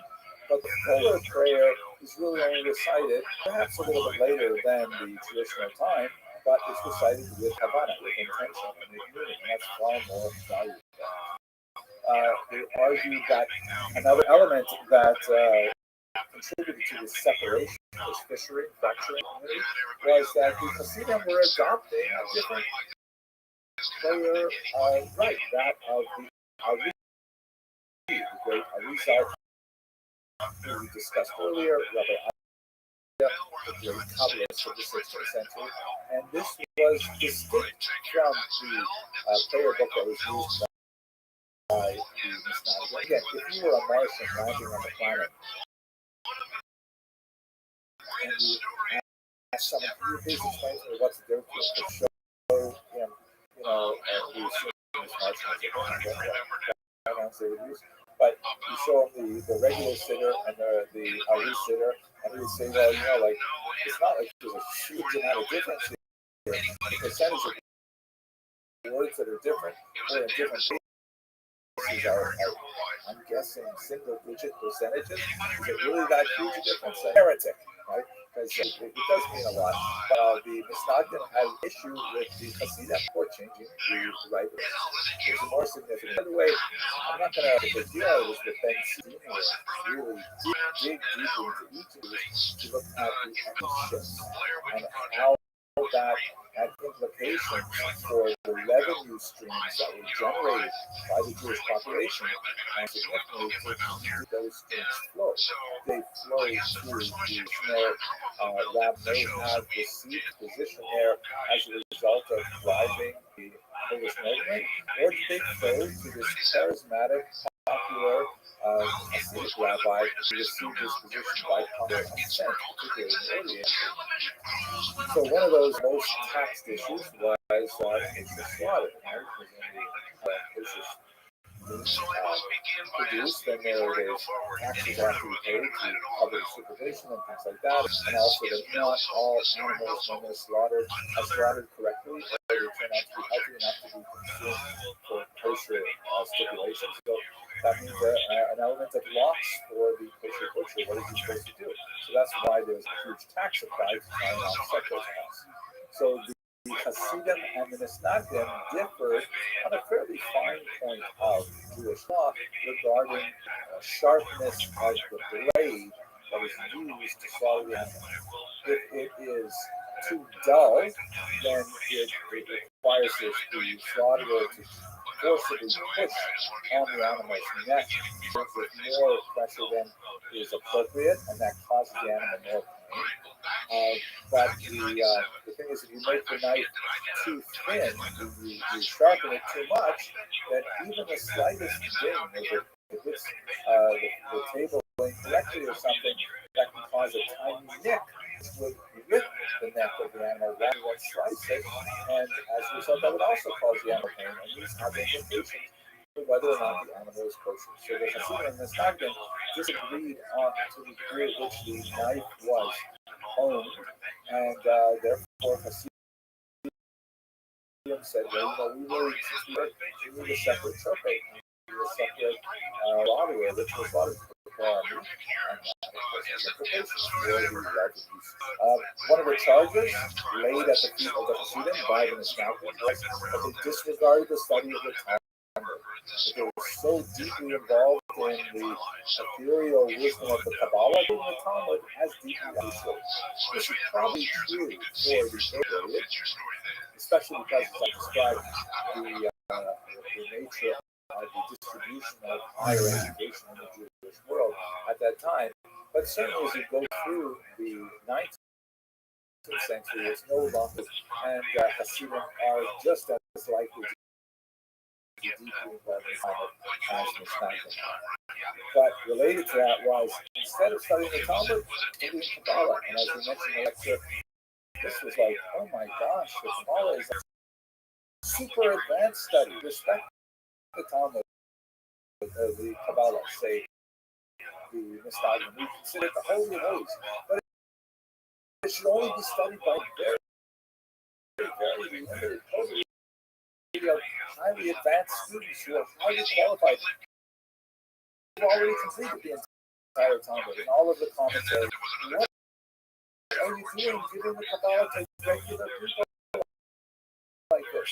Even in kind of like popularized versions like the Tanya, which took, esoteric doctrines of the Zohar and elsewhere, and then sort of digested them in a much easier format for popular readers. You can't do that. That's not okay, says the Mishnayim. And then they get a little bit more serious and say, you know what we've heard about these Hasidim? They engage in raucous and even drunken behavior. Doing things like somersaults in the middle, wildly gesticulating during prayer, clapping during prayer. They engage in Fagrennians, which are like gatherings with a lot of alcohol. They sing all kinds of songs, but then they go into other tangents, which are really not appropriate, and they argue about the general decorum that the Hasidim manifested, which they said was totally against a much more sober, staid, rigid Lithuanian behavior. It's kind of interesting to look at them today because they kind of borrowed from each other. See their prayer today, certainly, if it's such as they should be, so they definitely have some rather unusual practices, but see them pray today with a lot of the discipline that the Mishnayim were cherishing. And a lot of Mishnayim, on the other hand, can also, suckle and, bow back and forth with great violence and intention. That was probably an influence of the Hasidic movement back in the 19th century. So they really borrowed from each other quite a bit. Finally, one of the most nasty charges was that they were breaking laws, not following halacha, and they adduced a variety of things, big and small, and even they were following the teachings of Shabbos. That's interesting that usually the charges are laid out in a similar order like this, which goes from things which are much more objective and easy to quantify, things which are much more kind of fuzzy and theoretical and people aren't really sure about. But it's certainly an amount of impetus to the nature of which charge against the Hasidim. So how did they respond? So the Alter Rebbe and Rabbi Menachem Mendel the tips said, wait a second, what is going on here? They went to meet with the Demogorgon to explain where they're coming from. They say, no, we represent a different movement. And a lot of these things that you're saying are not true. It's not true. Things like that. But the Demogorgon would not. The Mishnayim announced a formal ban, 1772, burned some Hasidic texts. Consequence. This is, by the way, something that happened quite a bit in 18th century Eastern Europe. They'll be banning a lot of Jewish texts shortly as well. The Hasidim, who are now, demographically quite strong, they counterban and their own book burning. So it is pushed back on to the Mishnayim, and both begin to reify their relative positions to each other. Very, very strong social plan issued in 1781 against the Hasidim in an attempt to kind of extirpate this nascent movement, but it was already too late. The movement had already found so many willing and happy adherents in the center of the continent, and it just was not going to go well. Perhaps one of the most focused moments was when a particular rabbi in the city of Prince, a traditionalist rabbi, lost his position to a seated candidate in 1790, and then this Prince rabbi took the drastic step of going to the secular authorities, the Russian research discussed the implications of that and shortly said that the Hasidim are essentially rebels not only against the traditionalist Jewish community, but by extension against the state. They represented a disruptive element in Russian society writ large, and they had to be controlled. And as a result, the ultimate Rabbi was arrested and interrogated. He was ultimately released, which forms one of the many release from prison holidays that you will have in the Hasidic tradition. But by this point, the movement had really bifurcated, and the Stagnan was very difficult to repair relations. Although that would be coming, it would be several decades. So the Misnagdim during this period of the late 18th century and 19th century are seeking to define themselves primarily in opposition to the Hasidic movement. This is one of the great sections of the Misnagdim movement. It is the yeshiva of Volozhin in the northern part of the region in Lithuania. It is perhaps the greatest of those yeshivas. It was founded by the principal student of the Vilna Rabbi Chaim. So what did they emphasize? The Misnagdim said, okay, we have to define ourselves well in our revolutionary tradition, our rebellion tradition. We have to refine ourselves and define ourselves against these things. So what do we believe? First of all, we believe in text. Right? We said, you know what? All this stuff, these stories, these Maisala, drinking parties that are disguised, say the Misnagdim, as religious gatherings, that's not for us. We're all about let's actually stay here in the book. So tremendous amount of emphasis devoted to really re-emphasis and re-energizing the emphasis on the Talmud itself. So really huge commitment. And in fact, common parlance, when a look says that there's says an interpretation of some part of passage, and it's kind of sort of stretched, then people might say, well, that sounds a little bit Hasidic.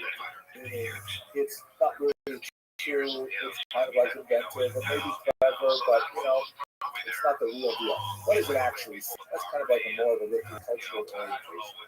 The Talmud in particular is elevated as the text bar none of the tradition. But that does not mean, and this is not something new, something which is true prior, but much more strengthening the community. Things like that are taught the Talmud early are expected to reach higher levels of Talmudic study as a result of this cultural evolution and so on. It doesn't mean that the Kabbalah is ignored, as I mentioned. Of course, the Lithuanians revere the Kabbalah. So they say, okay, yes to Kabbalah, but very, very careful. And in one of the most fascinating books I've been inspired with, something that really affected my life deeply, Rabbi Chaim writes this book, The Nefesh HaChaim, The Soul of Life. His first name, of course, is Chaim, so The Soul of Chaim. And this is, in many ways, the response to the Talmud. Tanya, deeply dipping into those Kabbalistic wisdom and offering a book for a wider public, proved an extremely popular work and now. And so this Nagin countered, I don't think that they develop in the Islamic movement.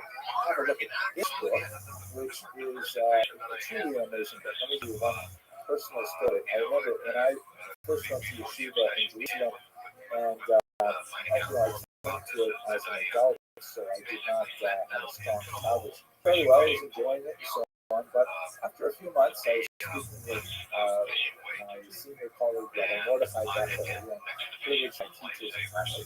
I was speaking to him on the phone. How's it going? I said, it's okay. It's kind of interesting. You're in a lot of close, and it seems a little bit like, I sit down, the crossword puzzle in front of me, about how to do it. It's a crossword puzzle, solve the puzzle, and go on to the next puzzle, go to sleep, then go back, another crossword puzzle. And I was seeing largely as a kind of a draw intellectual exercise that wasn't giving me kind of like a charge. And Ron said to me, okay, I'll tell you what to do. Get a copy of this book. That's a tough value. If you went to yeshiva, he said to me, don't read it for 40 minutes a day. Just focus on 15 minutes, read it deeply, but don't get too crazy about it. So I picked up the book and I put it into my day because I was going to take the bus from when my wife and kids and I were living to the yeshiva. It was about a 15-minute ride. And I said, okay, on the bus, I went. And I read it and I was so engrossed. It was impossible in my isolation. It was so impressive. It could have an impact on my day that I frequently loaded way past my yeshiva stop. Finally looked up. I was short or some disabled Jerusalem, get off the bus and then get on the bus going back the other way.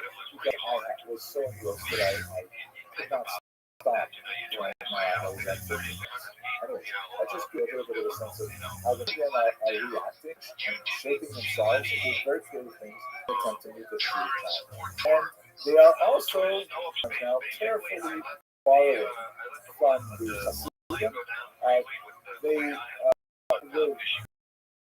are loath to accept the idea of the tzaddik, and there are certain aspects of the behavior of the tzaddik being the leader of a Hasid dynasty, sometimes referred to as the Rabbi, depending on the specific group. There are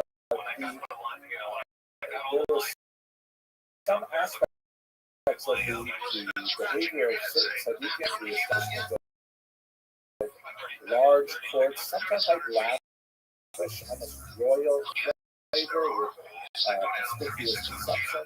They were skeptical of the practice of writing vikla, of individual Hasidim giving a little note of petition, and then paying a fee to the Rabbi, a pidyon, which would then be used for charitable things like that.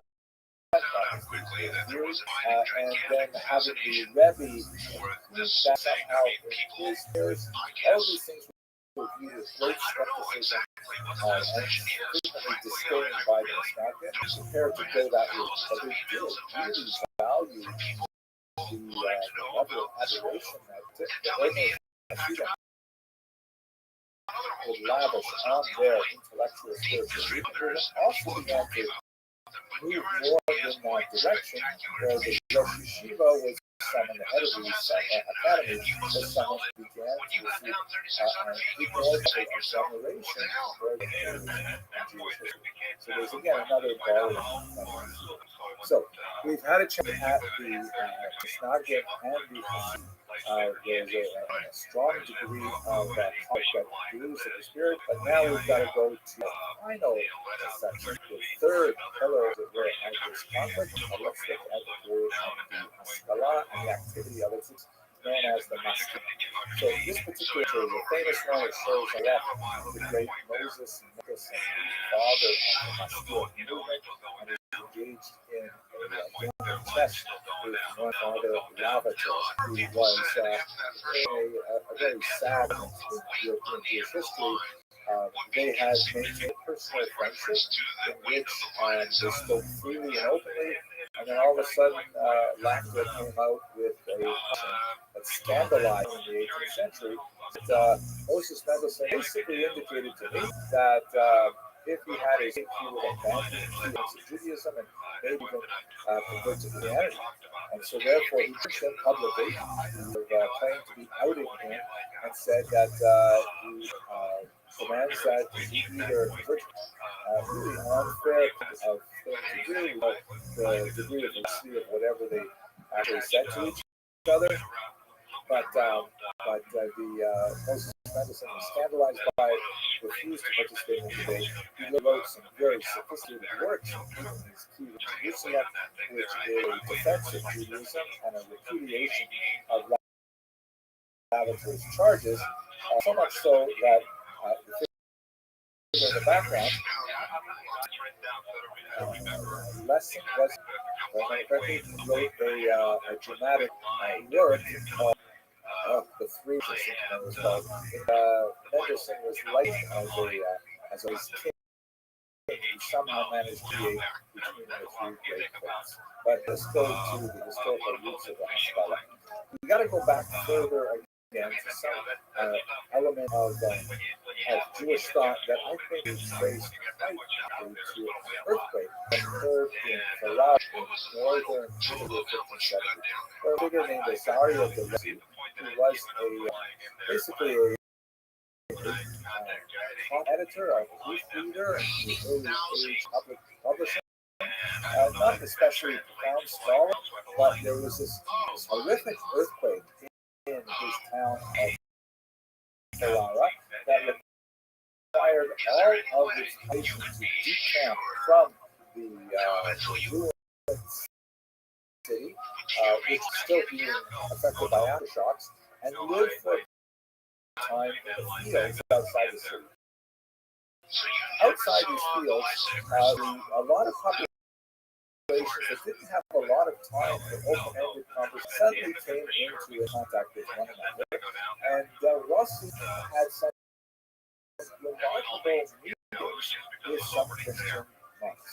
In that context, he learned about a lot of really cool things. He was able to identify that they had access to the letter of Aristeas, which identified really some phenomenal things, and they had very, very effective conversations about a whole range of scientific, theological, and other he worked into the thinking that we see in Maimonides of accepting freedom to whoever speaks.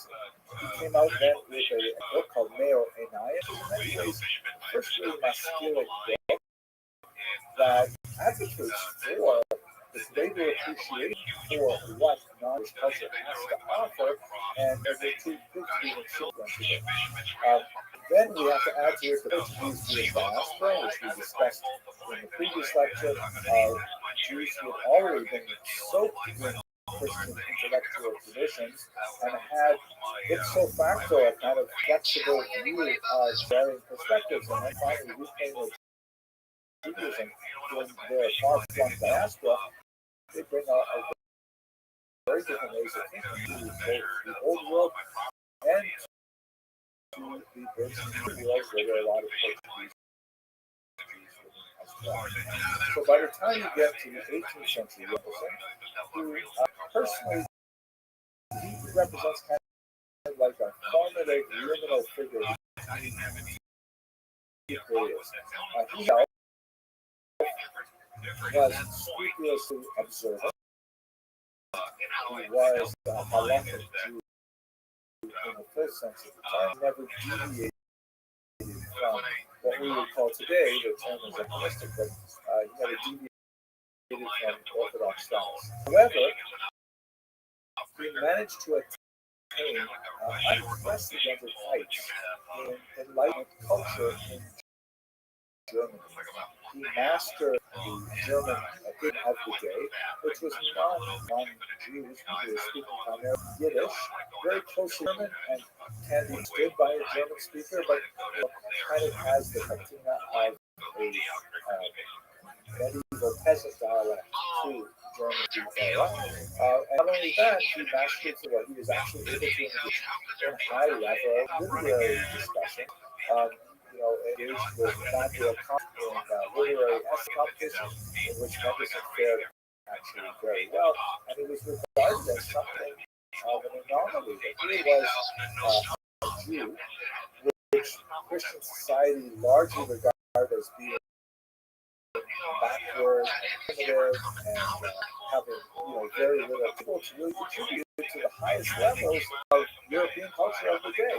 And so he was, widely regarded and celebrated by liberals in particular of the Enlightenment tradition. And one of his principal arguments, both in his own person and in his writings, was that the artificial boundaries and limitations as of Jews should be lifted. The term that would be used is emancipation, widely used in historical literature today.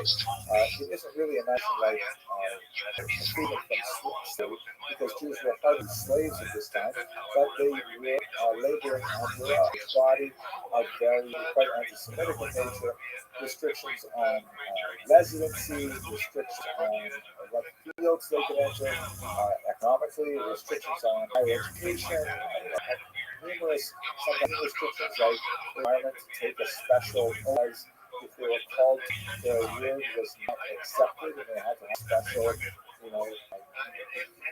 text, sometimes with humiliating rituals that went along with it. Listen argued that all of these things are backward and irrelevant and should be dispensed with. So our is we're really focusing on the question of engaging with larger society, and he argued that Jews should be accepted into the intellectual streams of discourse of his era, and that was his principal, question of his raison d'etre. Now, as the movement progressed, many of his folk not the bargain that remained in the Orthodox lifestyle and still be extended society, and they argued for greater adaptation to the society, which included medicining of Jews. And one of the support proponents of that approach would be Solomon Minor, a fascinating individual who left behind a really entertaining autobiography. In many ways, he was Mendelssohn's peer in terms of his mastery of the German idiom, but unlike Mendelssohn, he chose to abandon his Jewish roots, although he made a career essentially out of being a Jew and what he had to say as being an ex-Jew. He could describe with ridicule the experiences that he had. And when he was a youth, he was quite a bit of an intellectual seeker, so he actually spent time in the Hasidic court of the Maggid of Mezrich himself. He actually portrays somewhat of a sympathetic trait of the Maggid, but nevertheless he moved on and went to Germany. He never had the same degree of acceptance or of success of Moses Mendelssohn, but he represents kind of like the different directions that the Haskalah took, which represented a moving away from Judaism. Mendelssohn strived with limited success to create a movement that absorbed some elements of society without abandoning Judaism. It was a very strong movement, the Maskilim, who simply said, you know what, it's too difficult. If we really want to get into Western society, we have to give up our Jewish identity. So in Western Europe, this was well illustrated by a fascinating moment in the late 18th century, which really brought Mendelssohn's forward. And a premature death controversy of 1772. Basically, a number of figures, including a rather unusual non-Jewish individual and an early Rothschild, and I have a separate lecture on this on my YouTube channel, the premature death controversy stuff like that, approached Friedrich of Mecklenburg and said, there's a problem, are being declared dead and buried before they're actually deceased. The Duke said, that's terrible, are you kidding me? I can only imagine the fear that would result from such a thing. And they said, and you know who's the worst Jews? Because the Jewish custom, which is to this day, that it's considered disrespectful to allow a body to remain in state longer than necessary. And rapid burial in Israel, for example, within 24 hours is considered the norm. Is much more preferable, largely from a philosophical and Kabbalistic region, because the rapid decomposition of the body is believed to be with the atonement, and therefore it's considered a kindness to the body to bury it as soon as possible. But that means that the Greeks are being buried without proper, supervision of their death certificates. We therefore made a public health decree that Jews may not bury their dead until they wait 3 weeks from the expiration. They've got to wait before they bury their dead. By the way, the image of here was part of a whole host of really unusual devices that were not only in the 18th century, but into well throughout the 19th century, of like emergency signal that you're not dead devices, like this coffin that shows on the left a man lying in his coffin in some kind of deep coma. But when he wakes up, as you see in the picture on the right, he squeezes a little bulb and it flows up. In other versions, there's a signal bell, and people will be alerted to the fact that there's someone who is prematurely buried and they will go to him. So the Jewish community turned to Moses Michael Singer. They also turned, by the way, to Rabbi Yaakov Emden, who was a traditionalist. Rabbi Yaakov Emden said, you know what, I think you're better off going with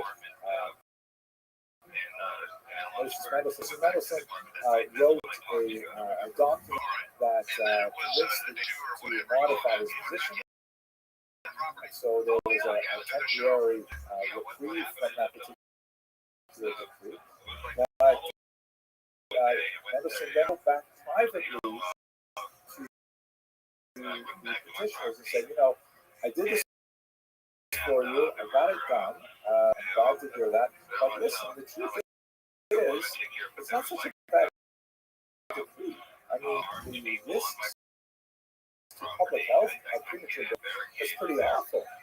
And he pointed out that Jews had historically practiced a kind of delayed burial.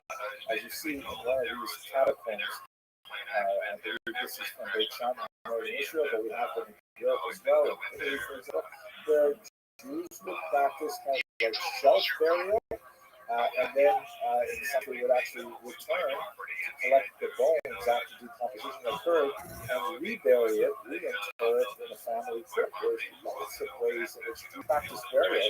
You don't necessarily do 72 hours or this 24-hour thing. And he pointed to science and the Torah, the history of Torah, and to say that, you know, we actually got it done this time, but I'm not sure we should really be interfering with about things like this. We should be considered society. Part of Germany itself, even though they don't recognize us as part of Germans yet, we should know them that we can be puppets. Sometimes, perhaps in the vein of Saul Lyman, this went really far. One of Mendelssohn's students, David Friedland, that is shown here, you know, in the long struggle to receive emancipation. By the way, in France was most immediately. 1789 was the revolution, and then by 1791, Jews were emancipated. There's obviously a lot to say about how effective that was. Life is trail 100 years later. I don't want to go into that right now. David Friedland said, you know what? The truth is, these things that you're saying, Moses, are totally true, but the Germans just aren't going to accept us until we do something profound. And so we actually advocated the so-called dry baptism. Meaning, you know what? Why don't we just, we don't really believe it. Why don't we just go along and convert to some form of Protestantism, some form of Lutheranism, maybe, that Christian identity. Look, we've seen with the Portuguese Jews that it works. And we'll keep to our own behaviors. No one's going to bother us. No one's going to care if we go to synagogue rather than a Lutheran church. Or if we go to a church so every now and then, what's the big and he said we should just abandon this strange crusade era rigid acceptance of refusal of baptism and then we'll get everything we want socially with only this minor compromise. Officially, no Jewish movement accepted this, but unofficially, Jews voted with their feet. And so you have a very significant phenomenon of German Jews in particular choosing nominal baptism in order to provide social and economic advancement, especially for their children throughout the 19th century. This is kind of like the underside of the Haskalah, that kind of when you're saying we should be open to Western European tradition, it's hard to kind of draw the line and say here and no further. The no further was frequently adopted as a some people, like Rabbi the Hirsch, a very important thinker who influenced, by the way, was a teacher of Anya Kretz that we discussed in the last lecture. We can't stop this train. It is overwhelming. There's too much of value in Western European civilization to hope to keep the Jews. So therefore, he argued that what we should do is rather articulate a clear set of boundaries. What are those things that Jews sacrifice, adapting to Western norms, and what are the things which are sacrosanct and must be maintained? And so he actually developed a form of what would later be called orthodoxy, both modern, Western European, and engaged and so on. And at the same time, it was orthodox to the core tenets and mandatory behaviors of Judaism, carefully shading off those practices which were felt to be merely customary in nature and historically determined and of little theological value, but steadfastly defending those elements which were mandatory for Jews. By the way, many felt in the era that Samson Hirsch, Rabbi Hirsch was looked a little bit too modern with this image, so you see versions of the same picture where he has a much more healthy kind of that's really an orthodox view there. That's basically what's happening in Western Europe, where they can maintain their Jewish identity without completely submitting sometimes in a very slavish way to European norms, including immigration, and a smaller group with great internal dissent, separate from the larger group and saying, no, we have to maintain something like the unity that is defined by the Rothschild principle. In Eastern Europe, we have a rather different phenomenon. Let us not forget, as we discussed in the last lecture, very big difference in the population density of Jews in Eastern Europe. In Western Europe, it's a fairly thin number. You can see a lot of yellow numbers here, which is 1 to 4% Jewish population. But as you move to the east, you're seeing 5, 10, more than 15% Jewish population. That big purple blurb there in Podolia and Bessarabia is the heart of the Hasidic movement, especially in northern Europe. You can see more blurb there. So the dynamics of the Haskalah shake out very as Mendelssohn's ideas move to the east. There's also a difference in the context. Where in Germany, where much of the Haskalah activity is happening, there's the potential that Jews might be accepted. There was a long movement of liberals who advocated for Christian Willem van Damme, for example, who said that, the way we're treating Jews is not really good. We should move forward with this. So there was political possibility for a significant advance of Jews, kind of like a carrot just dangling in front of their eyes. There was a lot in German culture that these Messianic Jews revered.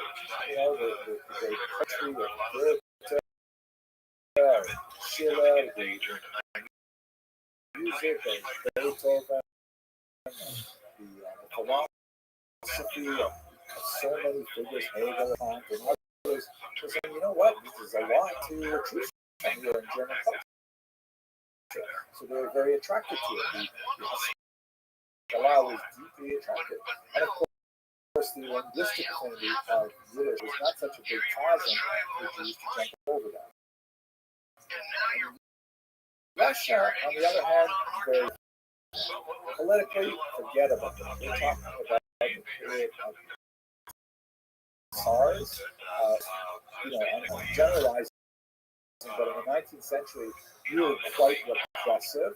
Jews were still regarded, I think, as inexemplary, as foreigners. They were, they were not participating in the Russian Narod, the area. It was an autocratic state with very little possibility of the restriction of Jews to the Pale of Settlement in the late 18th century that would become quite onerous as we move forward through the 19th century. There was a very different and hostile attitude in Russia in comparison to Western Europe. Culturally, Jews were not as thrilled with Russian culture as they were with German culture. Russian culture, the 18th comparison to Western culture or German culture is no comparison. They have the same literary heft as the Germans could going into the 19th century. It's true, the Russians really surged forward in that century. People like Tolstoy and Pushkin and Turgenev and Dostoevsky, but there is less attraction in literature for Jews. Particularly Yiddish and Russian are apart. It's true that Jews mastered enough Russian for general contacts and needs, but also that Russian is the dominant language except cities. In the countryside, it's all Polish, Ukrainian, Lithuanian, Belarusian, and those are the languages in which Jews have some utility in terms of day-to-day communication. So there's far less attraction of Ashkenazi Jews to Russian environment in those contexts. Where in Western Europe, the consequence of much Hezbollah is assimilation, right? Conversion to Christianity and abandonment of Judaism. In the Eastern part, they see the value of some of those ideas, but they think about culture themselves. I mean, we're going to stay the way we are, but we should adopt just little pieces of it and find a way to articulate a distinctly Jewish modern way of thinking. And so where you see that, for example, is the advance of Yiddishism as a culture, the advance of the secular study of Yiddish culture, the growth of secular Yiddish writings like Benjamin Michael Historian, Shalom Reich, and others, the development of distinctly Jewish political viewpoint, Zionism, and the addition of Jewish values to the burgeoning movement of socialism. All these three things, by the way, will be discussed next lecture, so don't be worried by the fact that I'm zipping through them right now through the 18th century. Some examples of this is people like Joseph Pearl, who's a very important master in Europe, who, as you can see from this picture here, remained an Orthodox Jew. He was a great proponent of education and set up a network of schools. Anatole is one of the most centers of this, children's schools, kind of like modern European education. He was an opponent of the Hasidim, and he wrote under pseudonym some nasty attacks on the movement. But nevertheless, Hezbollah in general is more closely related to the Orthodox than to the Hasidim. Let me just conclude with some really important points here about the government. I may go a couple minutes over, I apologize, but I want to bring this to your conclusion. In Russia and Eastern Europe, I mentioned the horrific nature of the persecution under Tsar Nicholas I in particular. This is the period of Nicholas I, who emerged as a leader immediately after the assassination of his father in an abortive rebellion, the December Rebellion. He adopted a policy of autocracy in Russia, which meant that Jews were to be forced fit into the model of understanding of what to be part of Russian society. It was not an easy film. There were several cultural Nicholas I adopted, including the of the Tegula, discussed way back in the Second Reich in 1844, and especially the Cantonist decree. Now, the Cantonist decree that Jewish children as young as 12, legally, and frequently even younger, were to be impressed into the Russian on a strict quote. Prior to 1837, Jews could pay a different tax and then would be exempted from conscription. But we should understand that Russian conscription is 25 years in length. This was essentially a lifetime commitment. The 25 years would not begin when a Jewish child was impressed at 12.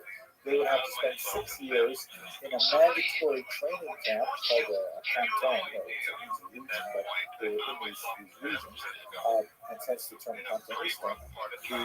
They would spend 6 years in these training camps, and then they would spend 25 years in the army, and that was basically, say goodbye to your son. You would never see them again because they would be lost to the Tsar's army. They were frequently exposed to conversionist sermons by the Stare and so on. The whole idea of this horrible decree was to try and accelerate the assimilation of the Jewish population. But that was the stick. The carrot was similarly placed before them, and that carrot was unfortunately poisoned. Bringing in people like Max Lilienthal, a well-meaning but naive individual, who wanted to offer the Haskalah to the Jews of Eastern Europe, they set up a system of crown schools where they said to families, your son to go to the army, I can understand that. So, but we do want him to learn certain values so they can be productive members of that society. So therefore, if you send your child not to the local Feder, not to the Hasidic rabbi, but him instead to the crown school to receive a well-rounded education in the sciences and the literature and so on, then your son will be exempt from the crown. But these schools, as Lilienthal found out to his dismay, were also very thinly efforts to expose the children to Orthodox Christian propaganda and conversionist efforts. And Lilienthal left in disgust and he ended up in America, actually. And the crown school system was really exposed by the Jewish population. But during this period, really, 1837 until the World War I, Jews were living under some form of this horrific that certainly pitted not only Jews against the state, but also pitted against their own communal authorities, because in a diabolical twist, Nicholas I, with his very inefficient government, had the responsibility of choosing the conscripts on the leadership itself, which meant that it was the leaders of the community themselves who had to portion the Russian law of death. Children would be taken away. In some cases, not surprisingly, ceased, and you had the children of the weak and the poor, orphans, they would eventually sent before the children of the wealthy and the powerful, which led to a trend of the belief of the traditional Jewish community in their leadership and their traditional rabbinic leadership.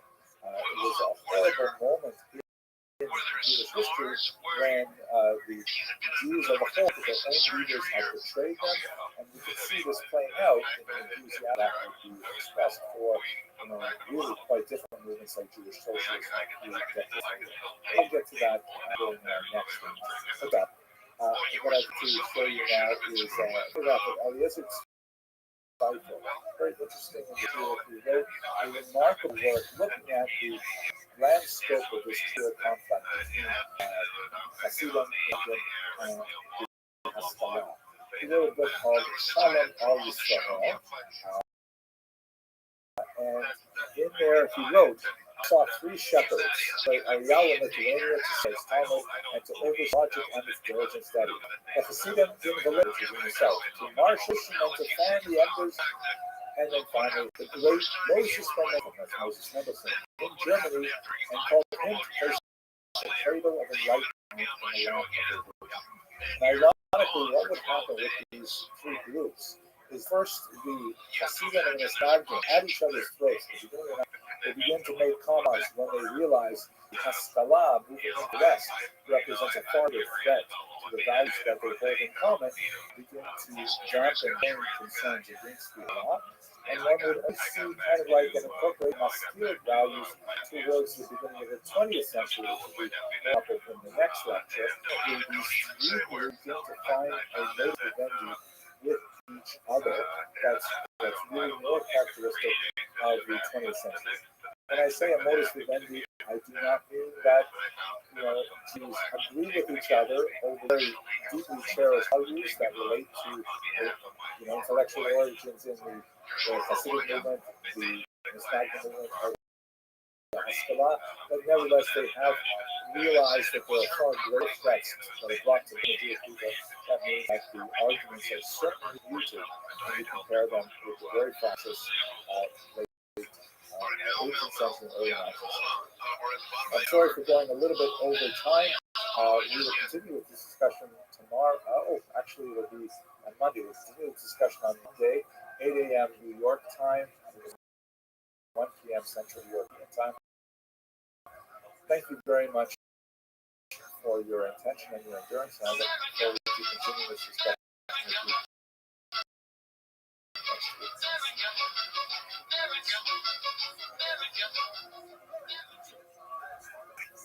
They took your belt buckle. Now that's really low. Take a person's cheek, but you take your belt buckle. Well, it was just, it had everything else, and then there was another belt buckle. There's no, now we're going to look at the silver fork, the eating fork. Yeah, and I used to metal and do all kinds of things. They made a fashion a nice belt buckle out of that, and it was gone. And I used to tumble stones and stuff too, and I just had nice rock that I had out there too that I picked up. 19th century in particular, kind of like the long 19th century, which begins the emancipation of Jews in France in 1991, and then we're going to move forward up until the early 20th century. So it's a long history to kind of the phrase that was coined by Eric. So what do we mean when we say emancipation? This is kind of like an unusual term. This term was actually borrowed from American scholarship. Emancipation is used to describe the liberation of the African slaves in America, which is clearly a very different character than the granting of equal rights in Europe. Nevertheless, that term had adapted into the historiography and just kind of like we're talking about tomorrow, the Holocaust also has that, why we should use that term, but it has been widely separated, so we will look at that. What exactly did emancipation address? Well, we should recall that right up until the late 18th century in Europe, and well into the 19th century, depending on which country we're talking about, and even into the 20th century, if we look at the former Russian Empire, Jews labored under a second or even third class citizenship status. They were typically understood as resident aliens with varying rights, and that could be quite precipitously removed from them. Really basic rights like residency, right? The phenomenon of Jews being expelled from one region or another would persist through the 19th century and particularly in the Russian Empire right up into the century, that Jews could be simply excluded on the basis of their religious affiliation, and the whole notion of religion people who are approaching the idea of the race are all coming together now. So even people who are abandoning traditional religious attitudes associated with Judaism are nevertheless still lumped into this community against their will. And the only way to remove this historically was conversion, which was obviously a pretty drastic choice for Jews to make. But in the 20th century, Jewish conversion is no longer a issue tomorrow, and we talk about the massacre. So Jews labored under the kind of two situation in much of Ashkenaz, both in the traditional Rhineland region and also in the much larger expanded region of Eastern Europe, where their residency rights could be taken away at any time.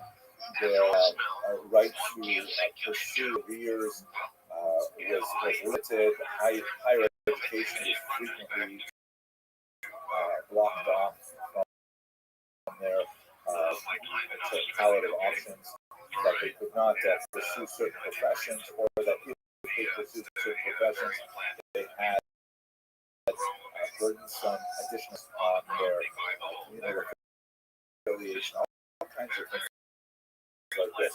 So all of this changed quite dramatically in France in the revolutionary period.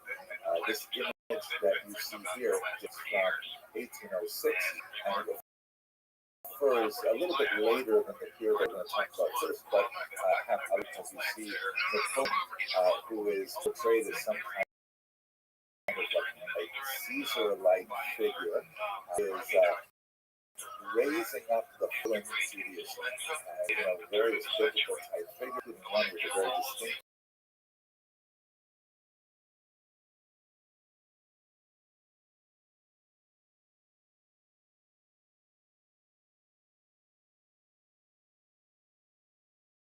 two tablets of the North Desert, and Napoleon, who is holding in his right hand, very Moses-like, another set of tablets. One tablet says the law. So what does it say there? The law given to Moses. He's holding up the law given to Moses, and he's raising up in status. So in many ways, certainly this is the way Napoleon liked to think of himself, as being the one who finally gave Jews the rights that they deserved in society, and Jews were very happy to encourage that kind of image, as we shall see, because it reflected well on them as if they were deserving of this elevation to equal status. But how did we get to this point? By the way, we're going to skip over some of the developments in the Ashkenazi square today. Of course, this has been, for different reasons, in what would be the States of America, and similar kinds of things were happening in England, but just for the sake of time, I'm going to focus on France, and then we're going to move eastward. So France, of course, had this dramatic revolution in 1789, which was founded on this brilliant new idea, very enlightenment-oriented, of the equality of all people living in France. They issued this very important document, the Declaration of the Rights of Man and Citizen, and I translate that very carefully because later it was proposed by a woman named Marie hey, this you've used gender-specific language in this text. Shouldn't it say the rights of humans and citizens? And of course, the word citizen can be to the male or female in French. And they thought of it and said, no, we're just talking about man. And so women were not formally included of man and citizen at this time. But within parameters, anyway, there was this idea that all French men were theoretically equal before the law and had certain rights as opposed to merely responsibilities as subjects.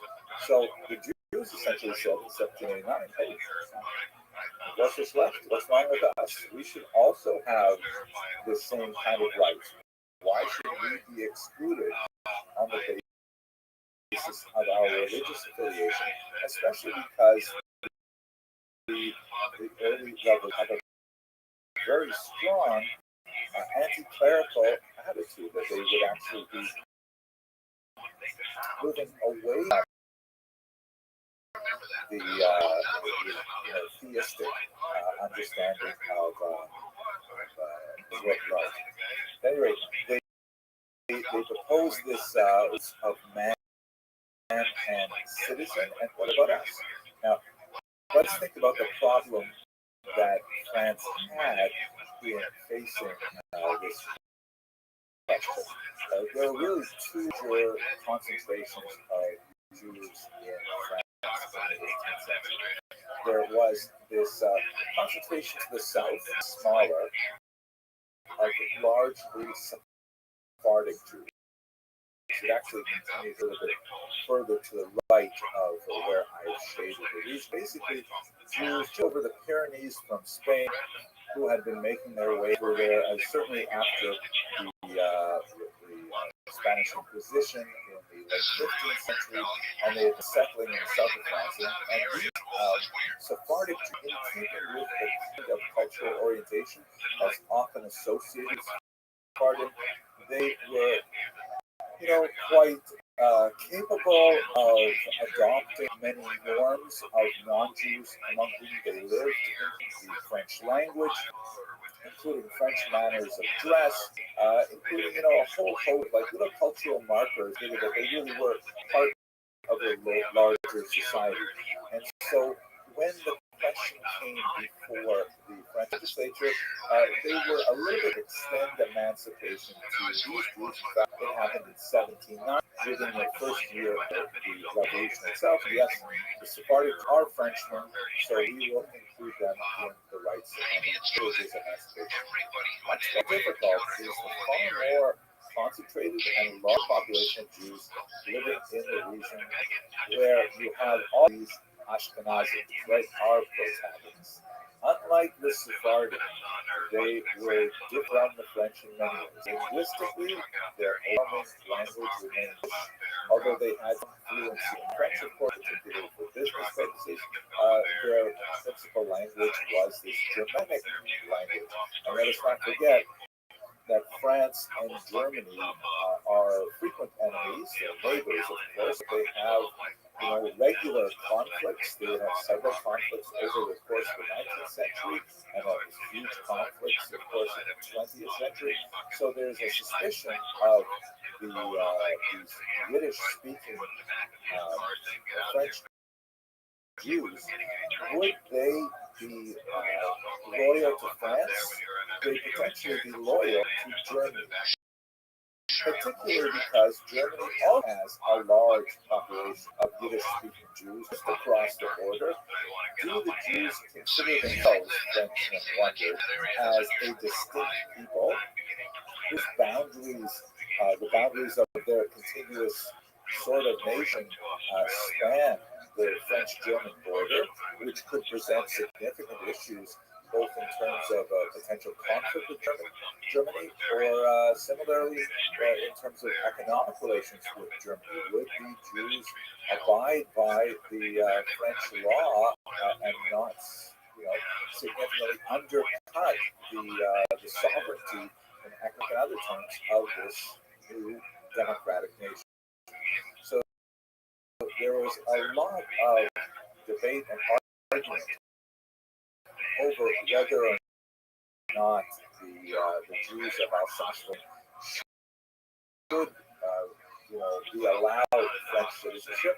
It took an additional year for them to be able to actually achieve this. So in 1791, the French legislature said, yes, we said the rights of man and citizen, and as I mentioned, we're not ready to talk about women, but we are ready to talk about Jews, and we can actually, in 1891, that the Jews of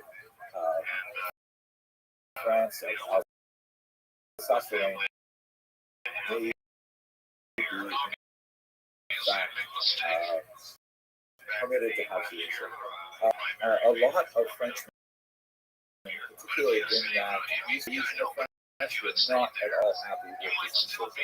And of course, in the next decade, there's petition after petition to the legislature saying it was a mistake, giving the Jews free access to the earth, removing all boundaries to their economic activities, has been ruinous. That they've taken advantage of their far-flung international connect. They've taken advantage of some of the significance they have culturally, such as literacy and numeracy, as we mentioned many times.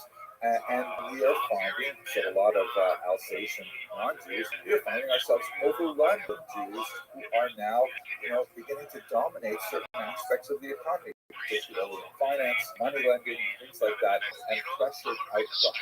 Ultimately, this came before Napoleon, the 18th century, and we won't go into it. How did Napoleon get us? I thought we were talking about a democratic republic. But when Napoleon, in his touristic manner, said we're consistently bothered by these coming in, I think we're going to have to Jews and settle this once and for all. Emancipation for Jews was over again, but Napoleon something radically different. That do the Jews have a representative that can ask them some really basic questions about who they are? Advisors indicated, I guess, they have this thing called the Great Sanhedrin. And he said, I've heard of that. And they said, yeah, the only thing is, it hasn't met in like 2,000 years. The Sanhedrin was the great assembly of 71 judges that would decide all really important cases way back in the ancient period when the Jews still were sovereign in their own land, very latest, under Roman domination. So he said, look, no problem, je suis Napoleon, I am Napoleon, let us reconvene the great Sanhedrin. And so he sent out a call, reverberated throughout Europe, saying that Napoleon is going to be reconstructing the great Sanhedrin because he has to ask it some questions related to the possibility of French emancipation of the Jews. And remember that the Jews had just barely received emancipation at that time, and now it was being questioned, so people considered this a great alarm. There was a tremendous amount of enthusiasm, particularly among circles of the masculine, who said that finally we're going to get a chance here to really demonstrate our potential for the larger state, and in fact, we will be able to, move our entire community forward in the intellectual direction that we wanted. So they brought together not just from France, but representatives from East Central Europe as well. This assembly, which was initially called the Assembly of Notables, and at its head was this man, the Venerable Rabbi David Zinzan. Now, a lot of rabbinical authorities, the Assembly of Notables, and later the Great Sanhedrin, they felt that it was so blasphemous. Like, how is it? This is not the Sanhedrin. This is not how the judges are appointed. And look at these other guys who are joining it. These masculine, these people who really believe in traditional observance of the Torah. And they're going to be our representatives. And so there was a significant boycott, particularly from the right-wing elements, right-wing religiously of the Jewish community. At the time, who was a very respectful, he'd written a major commentary on the Mishnah, for example, was, kind of like an elderly figure like Rabbi, and his decision to participate elevated him to the president. He got amazing hat. I mean, I wish I could wear a hat like this, but I don't think I could carry it off. And he served as the president of the, basically they met in the early 19th century, and Napoleon gave them 12 basic questions. And Zinzan, to this Assembly of Notables, draft responses to. The questions essentially, all together, were really trying to drill down to one question, which was, hey Jews, do you consider yourselves French or something else? Do you consider yourselves allied with France, true sons of France, willing to defend France. At that point, when the question was read aloud, the minutes of the assembly notice say they all stood up and cried out, "Jusqu'à la mort," to our deaths. You know, meaning that of course we will defend France. And then, but the question is some really interesting kind of things that look like tangents, but were really basically the same question. Like, for example, Napoleon instituted Jewish marriage law. Would Jews consider marrying non-Jewish persons? And of course, in Jewish law, this is forbidden. But the Assembly of Notables were no slouches. They realized that Napoleon wouldn't like an answer that, no, we're forbidden to marry non-Jews. Of course, was not quite essential, but would be happening on a very large scale throughout the 19th and into the 20th century. So they sort of said, well, we have traditionally dissuaded Jews from marrying non-Jews, but, and then they really kind of themselves into Brexit to say, but if it happens, we really interfere, and that's really what Napoleon also wanted to know. Do the Jews have their own police force? In other words, will they subject themselves to French law, or will French law be subordinated to Jewish law? And as we saw when we talked about the structure of the Kehillah, this is a real question. Like, which law is primary? In Eastern Europe, when the Kehillah was very large, it was not really that big a question because the government was not especially interested in getting into the minutiae of the behavior of individual Jews. And most of the areas in which they were, there were very areas that were certainly covered by Jewish law. The same was developing a modern state, and we'll be dealing with individuals on individual level rather than communal level. And so he was very concerned to know if the state poses a particular law, will deal with if it contradicts Torah and the ways of the rabbis. So the Assembly of Notables understood exactly what Napoleon, and they provided for him an answer which satisfied him on all these areas. Perhaps the most significant response was on a basic principle, being traditional Talmud law, the name of Dina, the Makuta, Dina, meaning the law of the state is the law. This is a discussion that was advanced by the great Rabbi Shmuel in Babylonia during the period of Talmud, where Jews were a minor of Babylonia.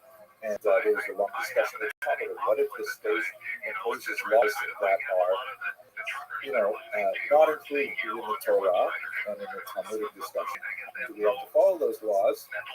And he basically ruled, we got laws of the land. It's a complicated discussion. What happens if the law of the land is wicked and imposes a law that contradicts? I'm not going to go into that pursuit, but for our purposes today, the Assembly of Notables essentially offered Napoleon the answers he wanted. Napoleon said fine, and went firm the decisions of 1690 and 1791. Jews are definitely emancipated. We're not taking that back at all. But by the way, just that they're not abusing their new status, I'm going to close a whole just to make sure that they're kept within, which was considered by many Jews. Because after all, if they're emancipated freedom,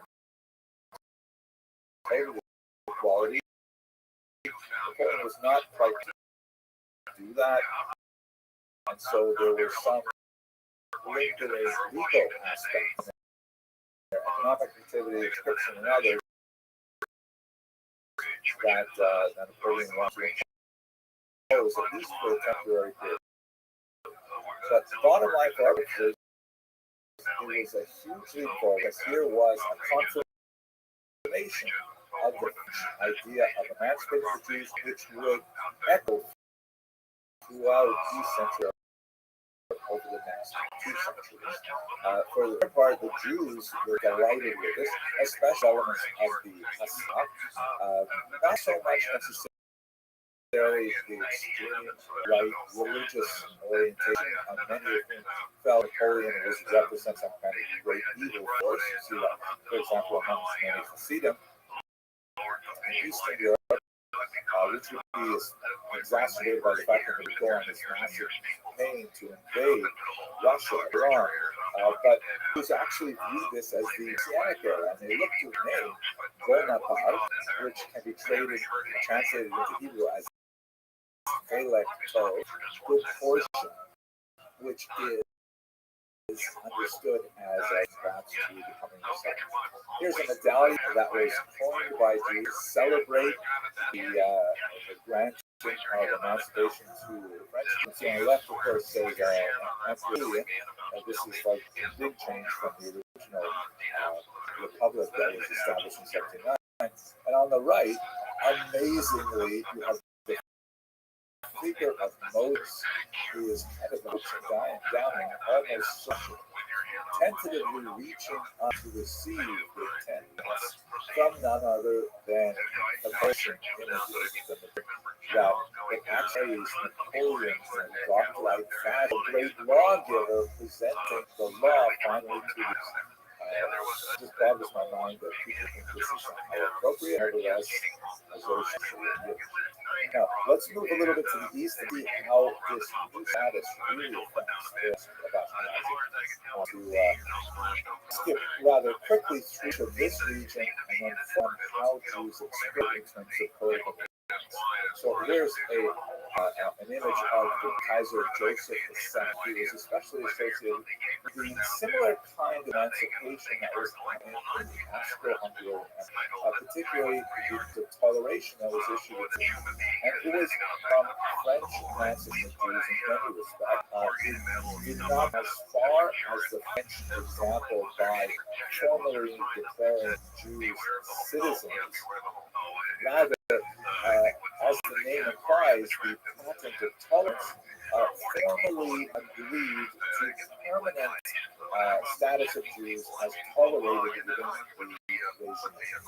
So all kinds of rules that Jews were habitually about, like residency status and like confirmed days to study certain subjects in higher education or engage in certain practices, while the mildly discriminatory limitations were placed on them because of their Jewish status.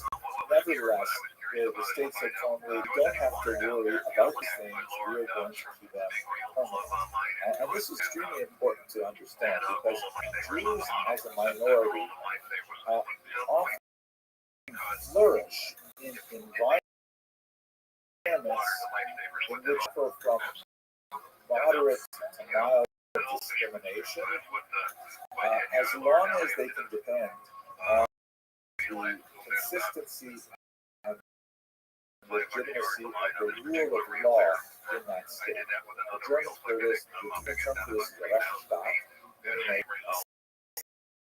a society that is governed by, in other words, for example, Jews are not allowed to open certain kinds of business, not allowed to live in certain areas of the city. So that mild discrimination is actually, in a way, good for the Jewish community because it provides a little bit of kind of like a forced inward focus that Jews know that they are not the same as, and so therefore it is encouraged, marriage is encouraged, self-help is encouraged because they realize they can't rely on the state for welfare type handouts and things like that. And so there's like a little kind of like we have to take ourselves mentality that reinforces the idea that the Jews are a distinct community by dint of those moderate practices. But at the time, let's say you're not allowed to open a particular business in a particular part of the community or something like that. If someone were to break the window of your and then run away, you could rely as a Jew on the police to investigate, and if they caught the criminal, then he would be tried and would be sentenced, and he would receive compensation. So there would be basically that was put in place that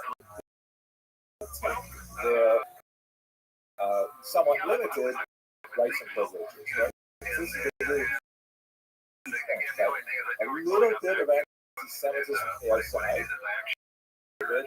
but a little bit of anti-Semitism from the outside that really harms people, but it sort of restricts them, that actually encourages Jewish growth, both internally and potentially even demographically. And at the same time, it also, if there is a Rechtsstaat that guarantees the worst thing that the Jewish community can face, anarchy, where there are no predictable rules, where there are minorities that can be targeted with impunity, and if there's no follow-up, there's no police, there's no compensation for damages, that's really the worst fear of the Jews, like any minority.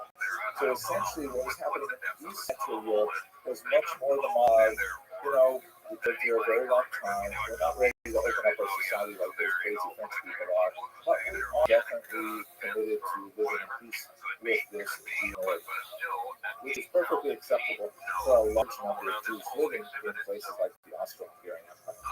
Of French equality was really quite tempting to large swaths of the population at large.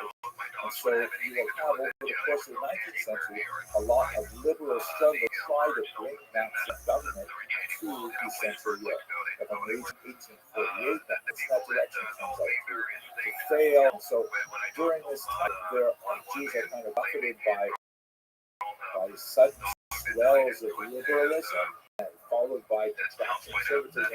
And over the 19th century, they're struggling with is society to liberate us like France, and to continue to tolerate us via Hungary, or are we going to be subject to anarchy that's associated with revolution? Significant worry for Jews overall.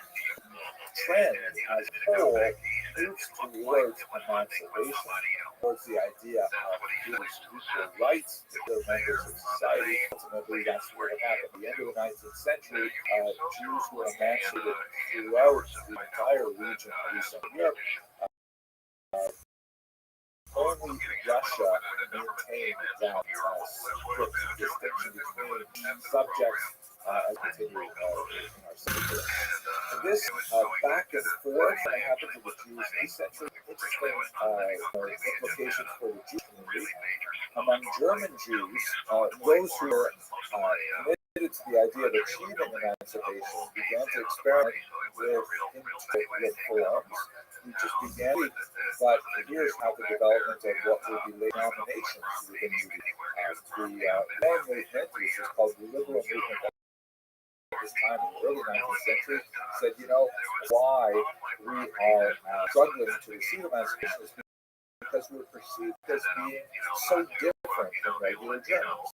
If we would just adopt things like those Arctic Jews in southern France, know that we are good Germans too, then emancipation will be extended to us. And so the liberal movement was much more prepared to adopt changes to Jewish religious practice. Synagogue architecture was changed to be more church-like, mixed seating of men and women was introduced.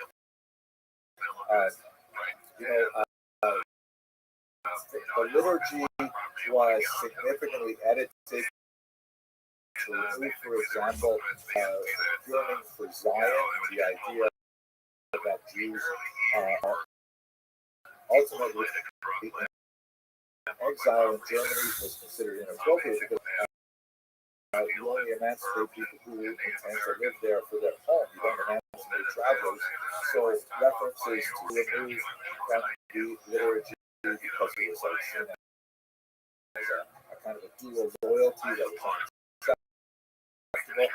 go on and on with the various changes that runs linguistic in nature.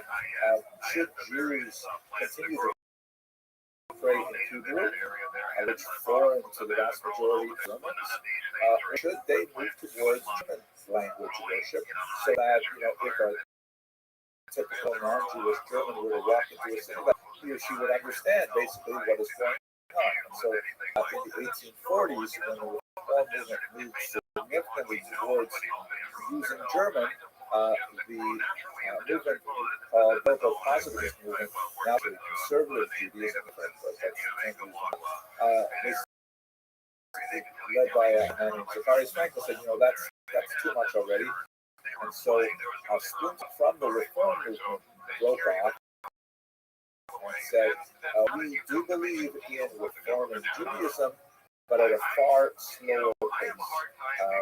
And so you have now three distinct orientations of Judaism very active in Germany.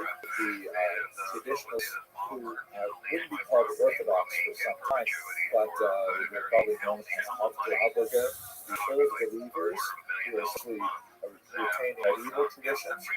Then you have the very large grassroots liberal Jews, the Reform Jews, who are willing to see changes in Judaism in order to German sensibility. And then finally, you have the movement, which we believe basic tenets of Judaism to adapt to modernity, but it's not as fast. There's much more to say, but I want to concentrate more on politics than denomination. Related to these changes, there was a significant backlash, particularly in Germany, against the German Jewish for emancipation. One of the figures leaders highlights the opposition to this movement towards emancipation. The renowned historian von Rothschild, who in the latter part of the 19th century, looked at what was happening to Jews in Germany, and he was especially incensed with Bretz's major Jews that was appearing at the time, which he felt maligned the Germans as the traditional hosts of the Jewish community, and he argued in a very trenchant series of essays and polemics that went back and forth between Rothschild. He said famously, the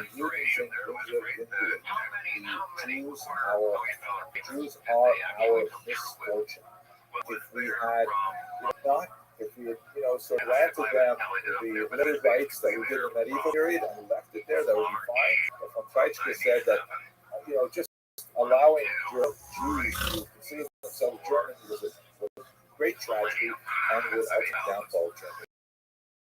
Obviously, this particular intellectual trend will have huge implications for the 20th century, as that the Jews are our misfortune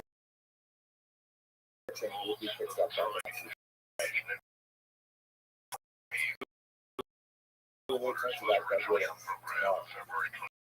Now, let us go to these hugely important. Not the fact that the vast majority of Ashkenazi Jews are living in Eastern Europe at this time. Eastern Europe would include the empire, massive territory, the Romanov dynasty going for about 300 years, and would also include Poland at this time. Poland was swallowed up by its neighbors in the late 18th century, and the largest single chunk of Jews was into the Russian Empire under Empress Catherine II, also known as Tsarina Catherine the Great, and carried up the vast majority of Ashkenazi Jews. Now, we touched on some history that was happening there under the previous Tsar Nicholas I, and the degradation of the Jewish community by the destruction of Kahal, the Inquisition, and the information system, the schools that we discussed last. When we get to the 80s, there's a dramatic development with the assassination of Tsar Alexander II, shown He was traveling in a carriage with his wife and they owned the carriage by a clearly socialist Monrovia, contrary to Hitler, was not actually thrown to Jew or any kind of Jewish group, although of the main focusers was a Jewish pregnant woman who was executed for the assassination. The Tsar died at the scene, and this rumor was just spread out. The Emperor in 1881 had no basis in belief that the successive Tsar had given the population permission to beat the Jews for 3 days. These 3 days actually extended about 3 years, and pogroms dotted the country. It's remarkable from Rothschild, Seven Orkansatali, Rothschild, based on other last particular article, that just gives you a sense of the scope of these pogroms that took control of the Empire. In fact, the revelation in historiography in the 20th century in particular is that for a long time it was believed that the Russian Empire actually orchestrated these pogroms. Some thought that maybe they did this as a way of kind of distracting troops from dissatisfaction with but archivers demonstrated that no, that's not in fact the case. Not to say that the Russian government was through the Jews, but that these seem to be like outbursts of violence that were perpetrated largely by unmarried men who were riding the rails from town to town and attacking Jewish will. Sometimes more times, these horrific pogroms, which were limited in scope in terms of the degree of violence compared to what would occur just 40 years later with the Russian Revolution, which would overwhelmingly be far more brutal, and then those pogroms would in turn be overwhelmed by the Holocaust. Nevertheless, these pogroms had a major impact on the Jewish self-image, and as a result, Jews in the Russian Empire said, you know what, enough of this, to do something radically different. I'm going to show you how distinct strategies of Jews adopted. Before I move on, I just have a quick look at the map. You'll see that line that sort of overlaps the modern boundaries that are shown there. That's the map of the Pale of Settlement, which is the Pale of Settlement represents the region in which Jews were legally allowed to reside. Russian authority, there are Jews who were allowed to reside outside of the region proper. They were exceptional Jews, either there because of some special skill that they could offer to the government, like doctors or major things like that, or in the cases you can see on the Baltic Coast in Latvia, these were veterans who had gone through the continent system and were allowed upon their release from their 25-year military service to reside anywhere they wanted. Many of them formed these communities in Latvia and Estonia. But the vast majority is also possible Jews who live illegally in some of these other places. Actually, a fairly large number of Jews living illegally in Kiev, for example, which was actually legally closed Jews for much of this period. That's the Pale of Settlement for most of these. I want to point out 4 charts from this remarkable research that appeared in 2019. One of the things that's fascinating, we look at the pogroms. So here, take a look at this, which shows the number of pogroms that occurred during the late 1930s. This huge wave of pogroms in 1881, which are larger in extent, like in number, but not nearly as vicious, as murderous as And there's a 1905, and then a terrible wave into 1920, which smaller in the number, but its victims was much more common. Now, the authors of that article correlate these pogroms with crop failures. As you can see, that there is definitely some relation, but there are many where there were crop failures where there were no pogroms. And then they look at another factor. They look at political turmoil, like after the Crimean War and things like that. And so, yes, similarly, there is some correlation between political turmoil, like the post-assassination of Alexander II, and pogroms, but not always. There's lots of times, like Napoleon's events in Moscow, where there are no pogroms. However, really, if you include both of those variables, and you say, well, what happened in those years when we had political turmoil and crop failure? Bang, pogroms. So that very clear representation of how economic reversals and political upheavals equals crumps in the Russian Empire. Now, what that really changed as a result of this 1881-82 pogrom is that Jews began to question the traditional leadership. The traditional leadership was hugely harmed by the Cantonist decrees that we discussed last week. Tehillah was not nearly as traditional. Rabbinical authority lost a lot of their ability to in a rapidly secularizing Jewish society. And so Jews said after 1981, we are no longer going to accept the situation as this. We are going to adopt these five strategies, the five ideas that are articulated and explain to how they were described in the The first theory was, or the first decision was, perhaps the most traditional: let's leave. No room for Jews in Russia anymore. And in fact, this is where we have massive migration from the Pale of Settlement, as shown here in this map, from 1881 to the fall of the Russian Empire. 1.5 million Jews moving to the United States. The number would increase by about another 250,000.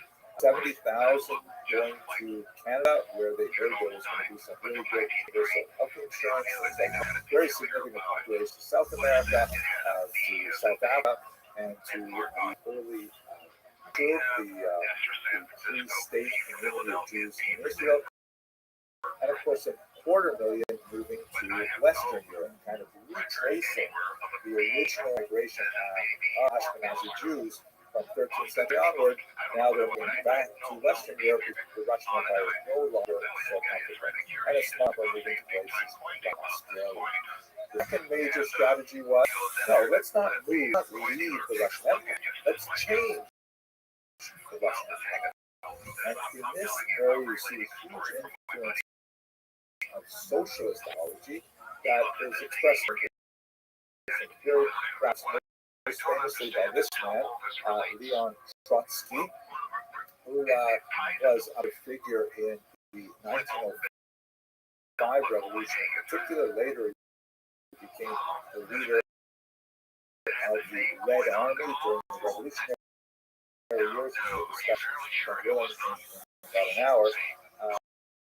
And one of the things that's less known about the Russian Empire is that from this photograph, Michael was arrested. Actually, you can see that it was virtually impossible to get a decent haircut anywhere in the Russian Empire.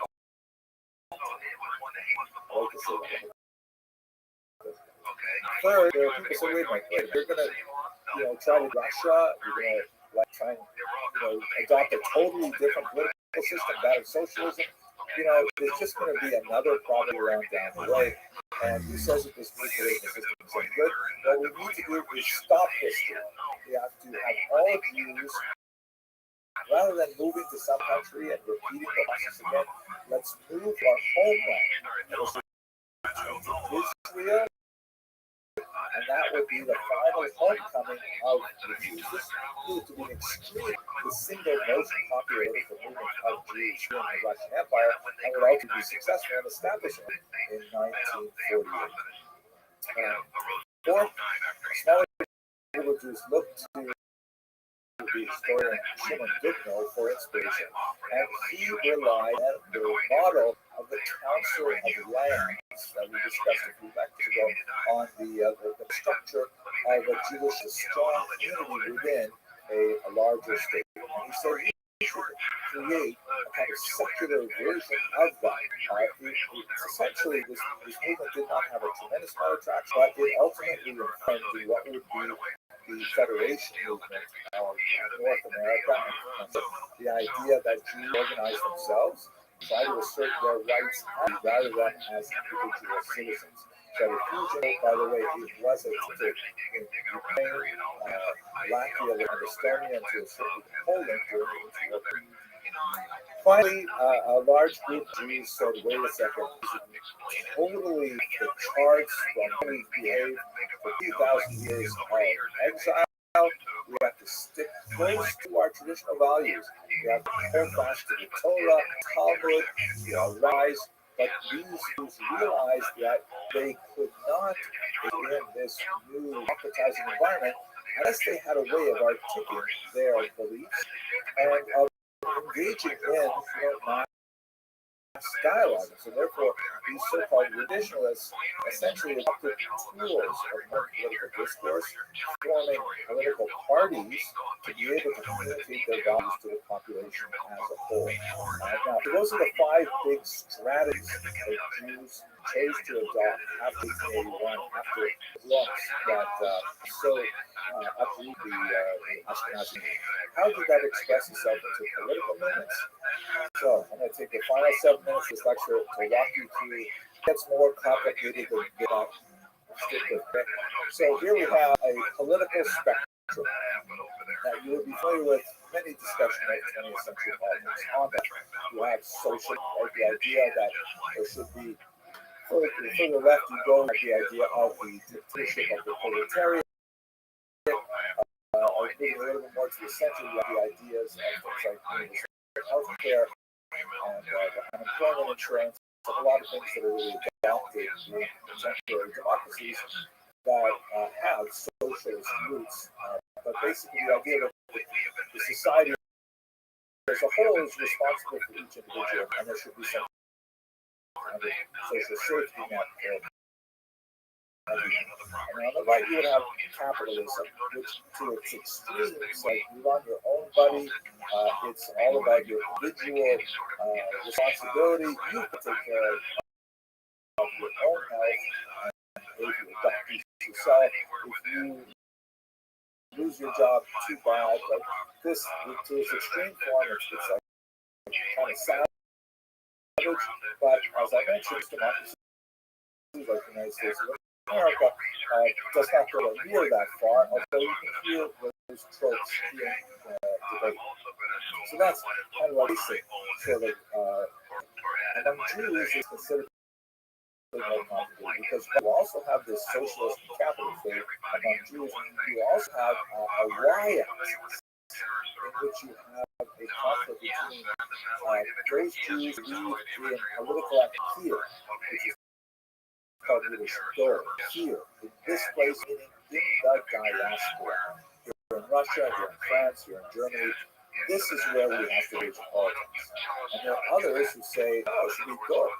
Over there, in this don't bother investing in politics in the land where you were born, because you all have to return ultimately to the land of Israel. So you waste your energy focusing on liberty when you're just a traveler, you're transient. Okay. Thousands of years you've been living there, we're going to go to Israel. So that's a huge debate. You invest here, you invest there, in Israel. So where the political parties fall out, when I say political parties, they're really movements. Sometimes they are clandestine, illegal movements because the Russian Empire bad from existing, but nevertheless they were formed. And we can place them within these 4. Here on the lower left, a major party that was close to both socialist values and very stringent about here. a stoichite, meaning we want to change. Don't give us any pipe dreams about Israel, the Middle East. That's ridiculous. We do all agree. This would be a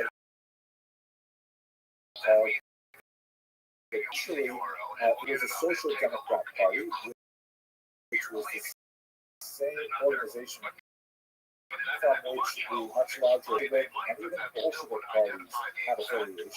So they believe very much in socialist values, collection of property, things like that. But it was conducted, as I indicated, in the Yiddish language, which specifically to Jews, convinced them to adopt what would later become a kind of a communist worldview. Communism is sort of the most extreme form of this socialist expression, but it's on the side. Then if we move over to the right, where you have groups who say we should invest in this country, but we should essentially not change the economy, that would be the Vereinigte Party, led by the historian Goodman, who essentially, as we said in the last slide, was closely associated with that we should like them not change too much, just focus on changing the Jewish community and its structure, and that was essentially his platform. It was not a very popular platform, even though it had very strong ideologically, some would later be adopted by some other countries. Who said that the general Zionists, I should say, was a Zionism. The Allgemeine Zionists believed in let's all go to Israel. Let's economic, political discussions. Let's just get to Israel. And of course, the leader of that was Theodor Herzl, who was the founder of non-political Zionism. Debate over basically saying there are some who are more extreme who felt that we got to be capitalist, but you know what? We've got to adopt a really stringent reliance on us. We cannot rely, as Herbert on heads of state or countries as well-wishers in the non-Jewish world. We've got to really do it ourselves, even if it means violence. So you have the revisionist movement led by Vladimir Jabotinsky, shown here, and this would eventually become the roots of the very right-wing parties in Israel. So finally, not actually finally, there's a trick to this, but finally, if you look to the quadrant, they should develop Israel as the direction for Jewish settlement, and it would be a shame if you just went to Israel, other capitalist country. It should. So the social Zionists, the so-called the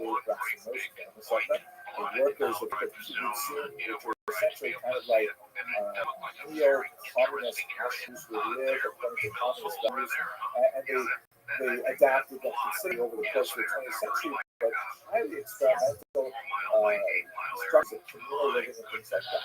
Now, this is complicated enough. I have to add in a Z-axis, right? An x-axis, a y-axis. We also have a z-axis, which is religious values. They were religious organizations. The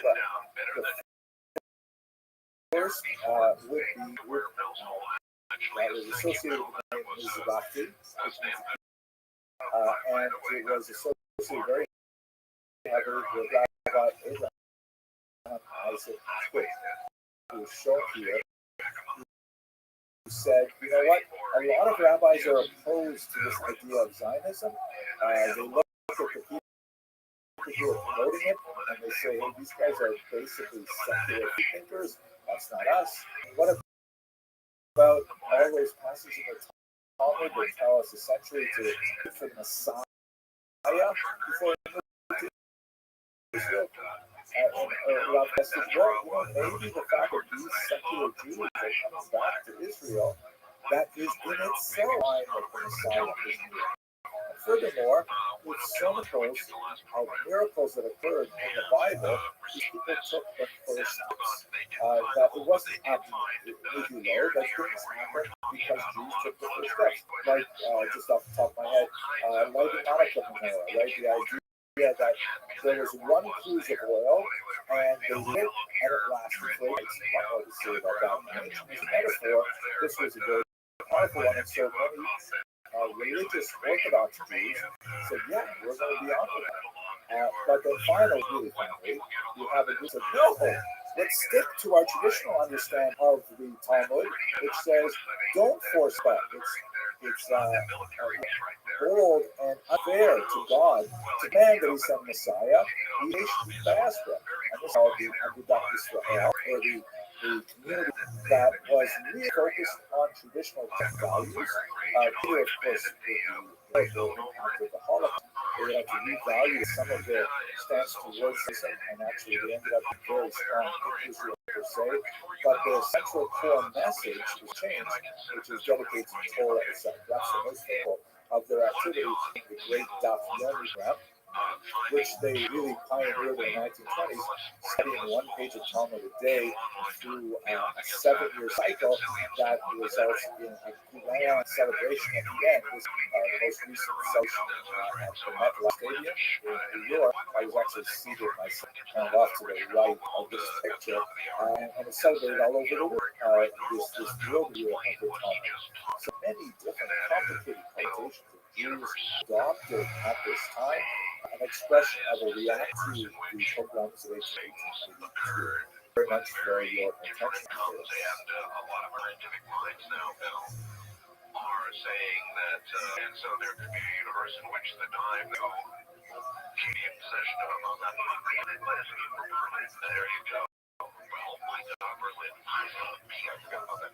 All right, anyway, there we are, and the only thing, a few things I will add to this, just to get us current. Okay, yes.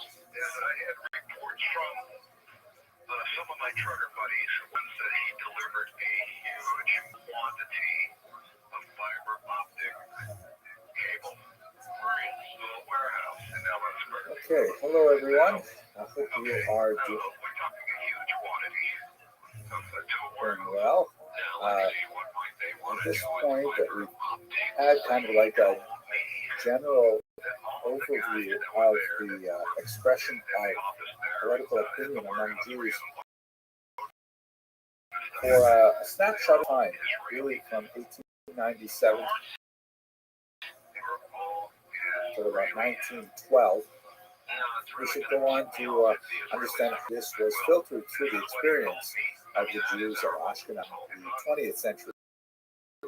I'd like to focus the next hour specifically on the Soviet experience, which was one of the most significant, demographically certainly the largest chunk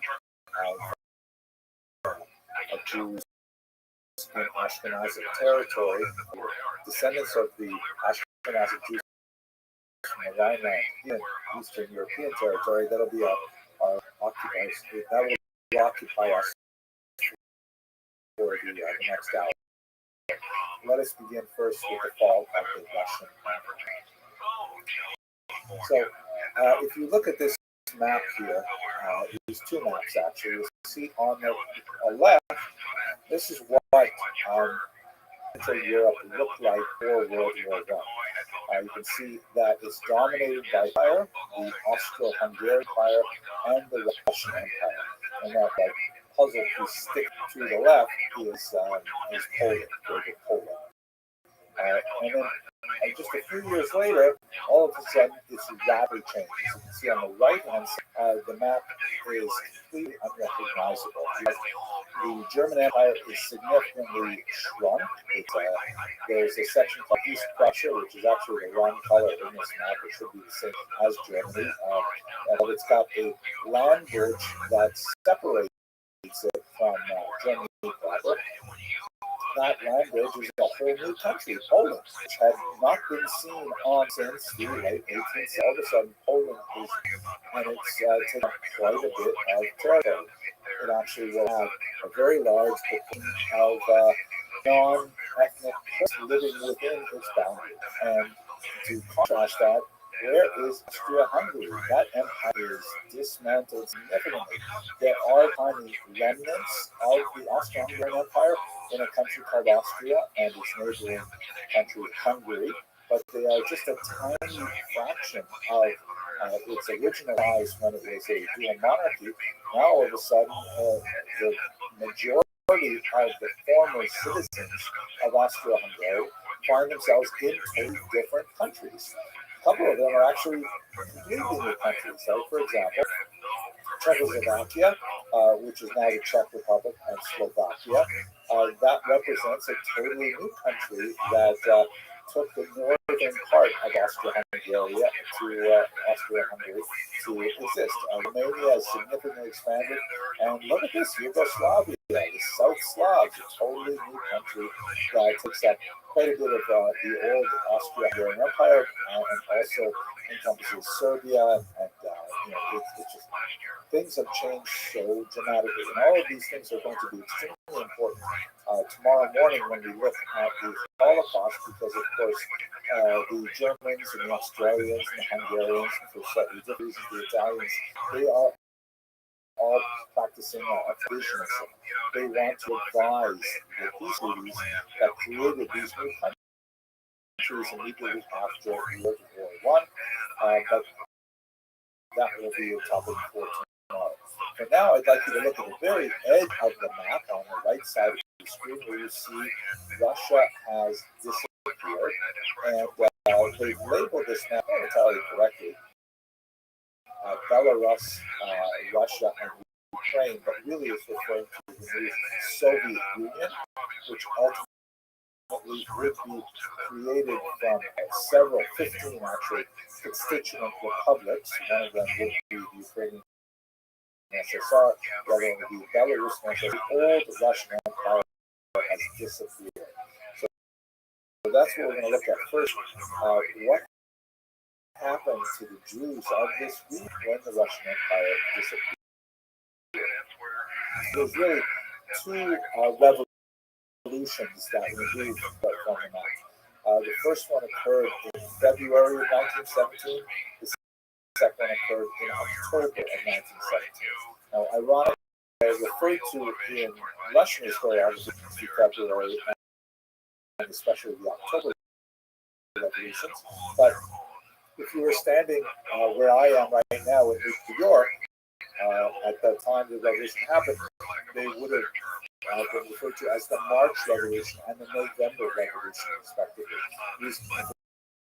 This is because one of the unusual quirks of the Romanov Empire was that they relied on the Julian calendar rather than the Gregorian calendar then used in West.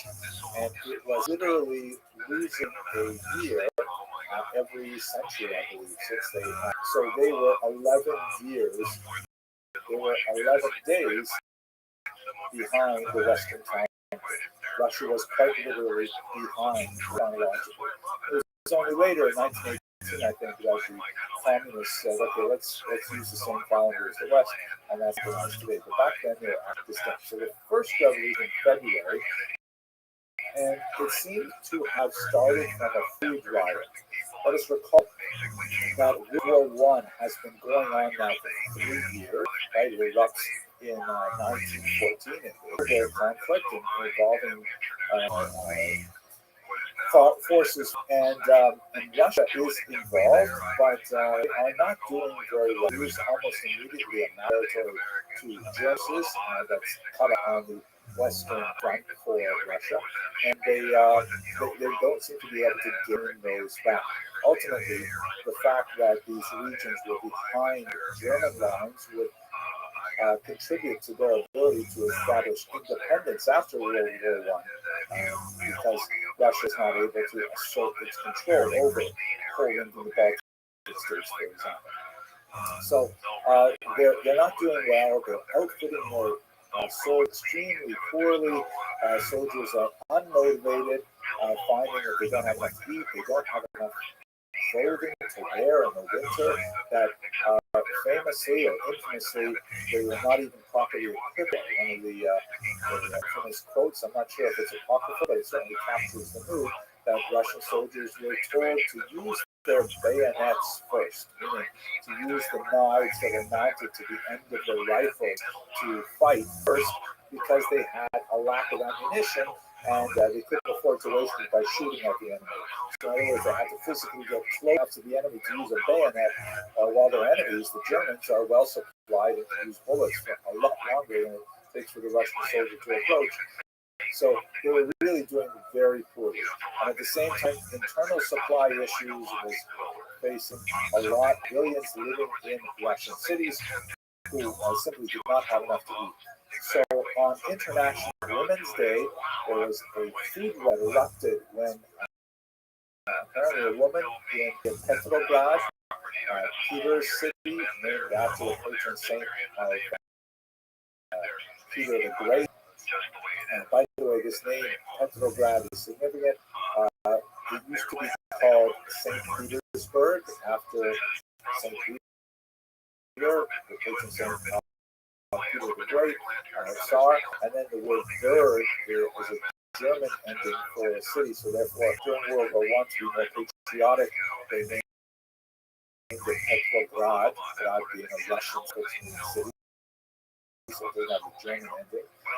I grew up in northern Ontario. There was actually an Indian village, free Indian, that was called Swastika. And during World War they decided to rename it. It was called Churchill for a few years, very patriotic name. And then after World War II, went back to Swastika because that was a at any rate, so they named it Petrograd, and then the communists would later name it Leningrad, and after the fall of the Soviet Union, it would return to its original name, St. Petersburg, which is the name we use today. At any rate, in what was Petrograd, a woman took a brick and threw it through a bakery window because everyone was starving and hungry. This took into a great riot and ultimately got out of control, and the Tsar himself was arrested, and suddenly we're like, anyone really, how this happened? The Mao dynasty fell. End of the Russian Empire, almost in the blink of an eye. What was in its wake? A provisional government was run by this man, Kerensky, and the main challenge of the provisional government was that it wanted to establish a permanent government. They still had the thing they were doing about World War I, still ongoing for another year. They have to stay in the war, remove themselves from the war. For the time being, they decided to stay in the war. But they had to try and pull together a representative body to allow citizenship empires to vote on their future. This so-called constituent assembly is a very noble kind of democratic ideal to hold, to get their population. It turned out to be their downfall because while they were, slowly, laboriously creating this constituent assembly, the much more nimble, smaller, and unscrupulous Bolsheviks were able to outmaneuver them, and ultimately they would take over the assembly before they could be properly seated and declare a totally new government in October. But during this brief interregnum between February and October, as Kerensky was trying to pull together this constituent assembly, one of the most important things he did was, and the very first decision actually, was to destroy the foundations, the legal foundation of the Pale of Settlement.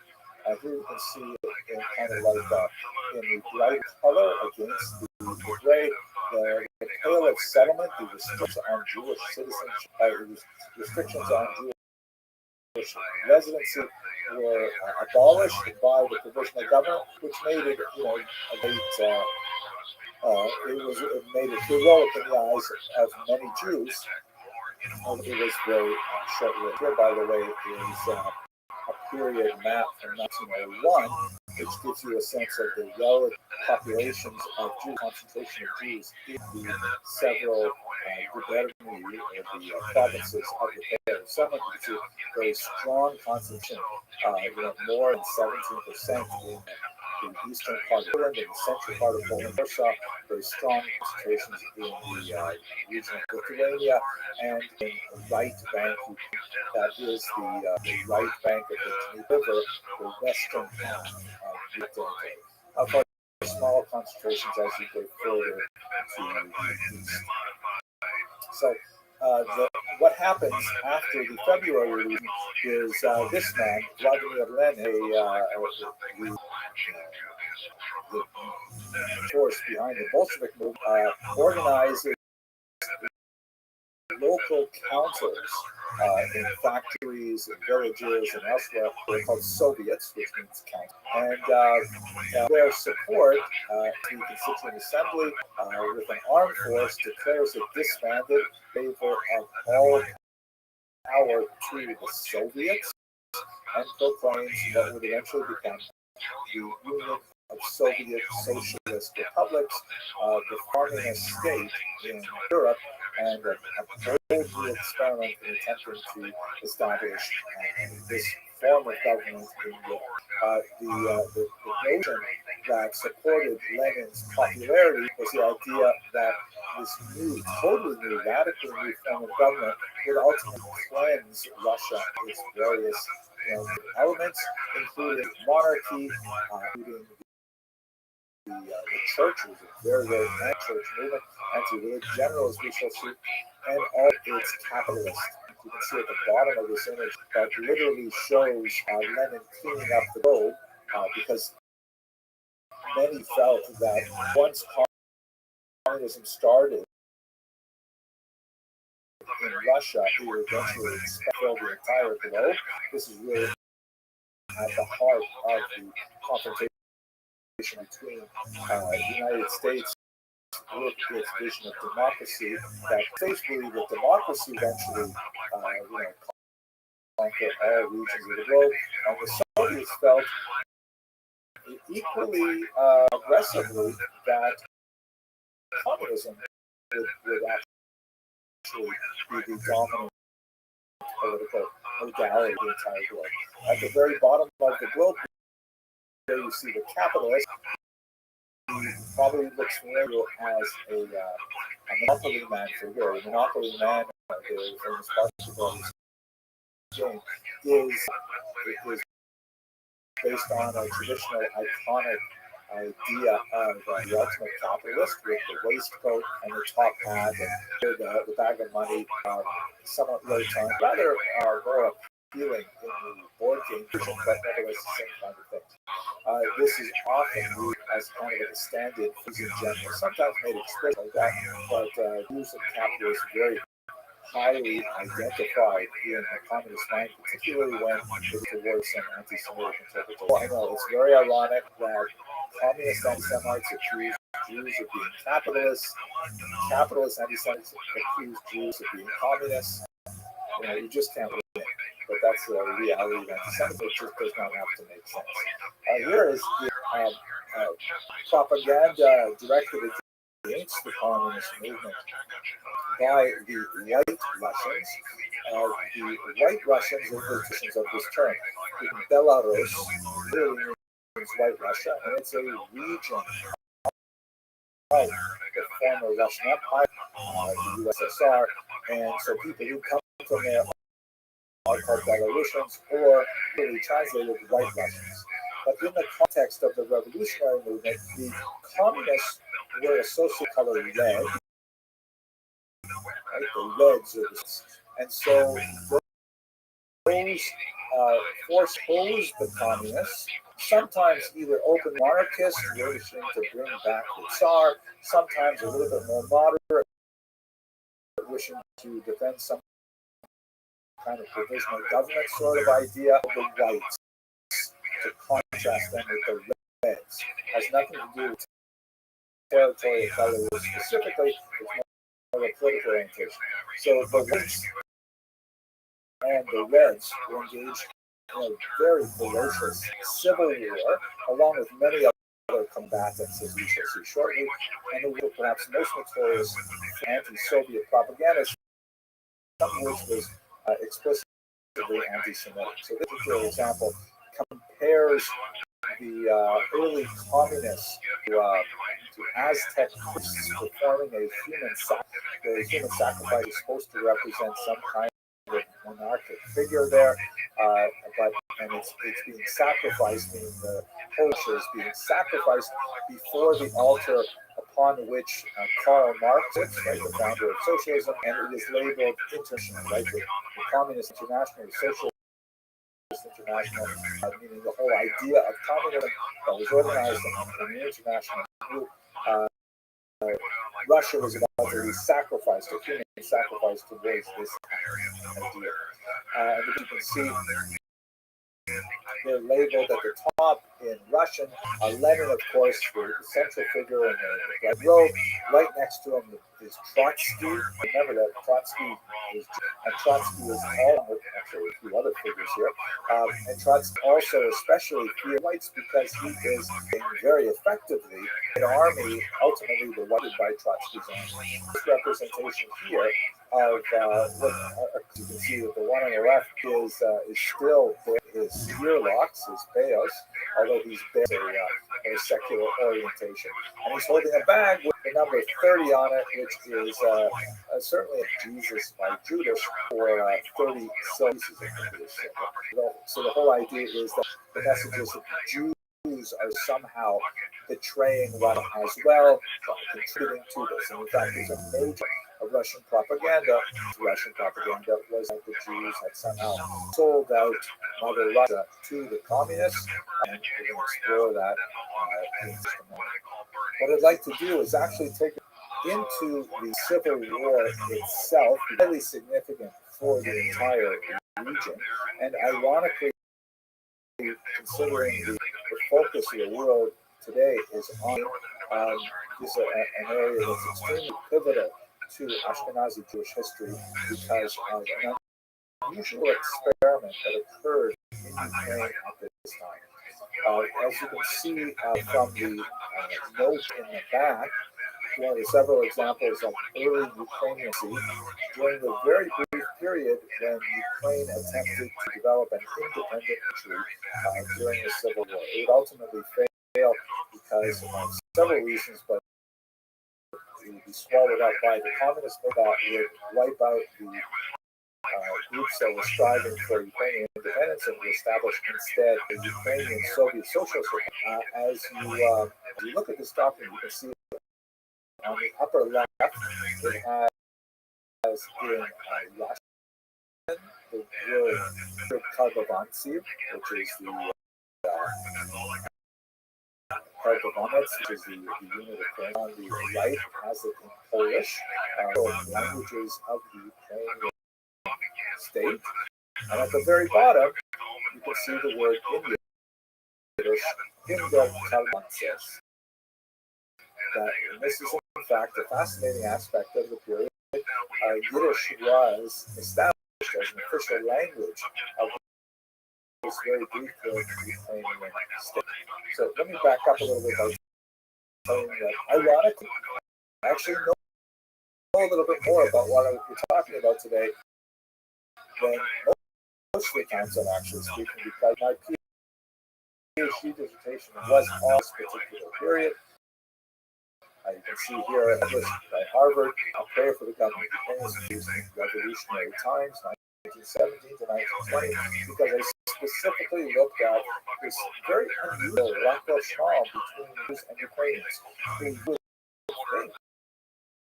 would have some very negative history, some baggage that had to be dealt with before the political rapprochement. We have this history rebellion that we talked about a while ago. We have the extensive pogroms that occurred in the 1881 period. We would also before in this territory. How is it possible that they were able to take on the creation of the? But in fact, this happened. Here's the Ukrainian translation that appeared just a little while ago in various very proud to have it being available to the Ukrainian public. So basically what's going on is if you look at this map here, you see where Jews are living in Ukraine. The blue line is the that is before the Russian invasion of 2014, annexation of the Crimea, and also the in the eastern part of Donbass, which seems to be up in the air. But you can see there's a large concentration of Jews in the right bank, what is the western of the country. and bleeding over into neighboring countries as well. More than 15% of the population in these regions. Let's not forget that the Jews are quite distinct from the Ukraine in a lot of key demographic areas. Ukrainians, pretty agrarian. Majority of the population involved in traditional agriculture. Jews, on the other hand, overwhelmingly involved in commerce, living in villages, towns, and cities. Ukrainians primarily knowing the science of the land and its rhythms and so on. Jews, on the other hand, educated to literate and to understand how numbers work, mathematics, and so on. And so the Ukrainians, in their attempt to create a state which would be focused around an area they would call the Centralna Rada. Rada is the Ukrainian translation of the word Soviet in the council, but it really had a very different character in this period. Their activity around the Central Rada was fully aware that the small Ukrainian intelligentsia, that was also ironically concentrated in the western part of the country, was insufficient in numbers to be able to effectively govern a territory size, second largest country in Europe, that has today about 44 million, I believe. In the beginning of the century, we had something close to 40 million, but some massive territory to be able to manage. The Russians and the Poles, who also had significant populations, also primarily in the cities, all had different interests. The Russians, of course, had allegiance to the former Russian dynasty, and many of them wanted to see the creation of a Russian federation dominated by Russia, and the Poles were struggling to create their own to the north out of the ruins of World War I. They had reasons not to be so necessary to this burgeoning Ukraine. On the other hand, had no other loyalties that were that was automatically attached to them, and it stood to read that many of them would see the benefit in spending their energies with this new nascent state in Ukraine, helping it to thrive and grow. And so, to the surprise of many others, the dominant Ukrainian mood, which can be measured in several ways, actually was in favor of this new Ukrainian development, which had promised many rights to Jews. Just an example of one document of those promises and the difficulty reading them. As I mentioned, Yiddish became official language of this nascent Ukrainian state. But to actually run a government, when the government itself is barely able to write anything in Ukraine first language. So here, a typical document that I discovered in my archival research, and it's written to the Jewish community of Lviv. And if you look at you can see it's obviously here. There is a typewritten Ukrainian script. If you look closely at it, you'll see that the letters are actually handwritten into documents. And that is because the Ukrainian language has an alphabet which is similar but not identical to the Russian alphabet. They're both Cyrillic languages, but there are some letters that Ukrainians have that Russians don't have, and vice versa. They also pronounce certain letters differently as well. One of the letters that's missing in the Russian alphabet is the letter that we would recognize as the letter I in the Roman alphabet, or I with an umlaut, with two dots instead of one. And so you can see that what they had to do, the typists had to use a Russian language typewriter, because there are very, very few Ukrainian language typewriters. The Russians had engaged actually a tremendous amount of energy in the late 19th and especially the 20th century to try to control the spreading and standardization of the Ukrainian language. They really wanted to preserve the Russian language against the popular movement to turn vernacular into a formal, written, standardized language. This is ironically, as my father all of a sudden would say, one of the things that Putin is demanding of Zelensky in his current war on Ukraine is that Ukraine has to protect the Russian language. Right? It worries that Russia will suffer, that great Russian literature will be lost if Ukrainians don't make special protections for it. Anyway, we can see more of the reality situation. The vast majority of the population, especially the agrarian population, especially in Western, are much more likely to speak Ukrainian themselves, although Russian was the formal language. So by trying to recreate Ukrainian, they use a typewriter that has only Russian Cyrillic letters, and every time they come to the Ukrainian letter I, or the I would have to leave a blank space. Afterwards, the typist has to pull the paper out of the machine and write in the letters directly in. By the way, I'm assuming that everyone on watching this video or attending this class is old enough to remember what a typewriter looked like. It's kind of like a word processor that you cannot simply hit the backspace key to delete anything. Whatever you type once is actually printed onto paper. You can't take it off unless you use some kind of physical device like literally a white paint to totally let it. It sounds absurd to me. So it's a Russian typewriter, and I like to use it like Ukrainian. What about Yiddish? Don't even think about it. There are hardly any Yiddish language typewriters in Ukraine during this war era, in the Civil War. So the typist has to save a space, draw a line, and then carefully write in the message in Yiddish on the right by hand. So this should be of the tremendous efforts that they are willing to engage in to be multicultural, but at the same time, it's chaos. They're having difficulty, for example, getting Yiddish fluent operators on the telephone switchboard and all kinds of things like that.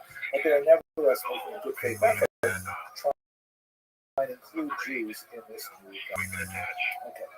Okay. Well, what ends up happening is the whole experiment. However,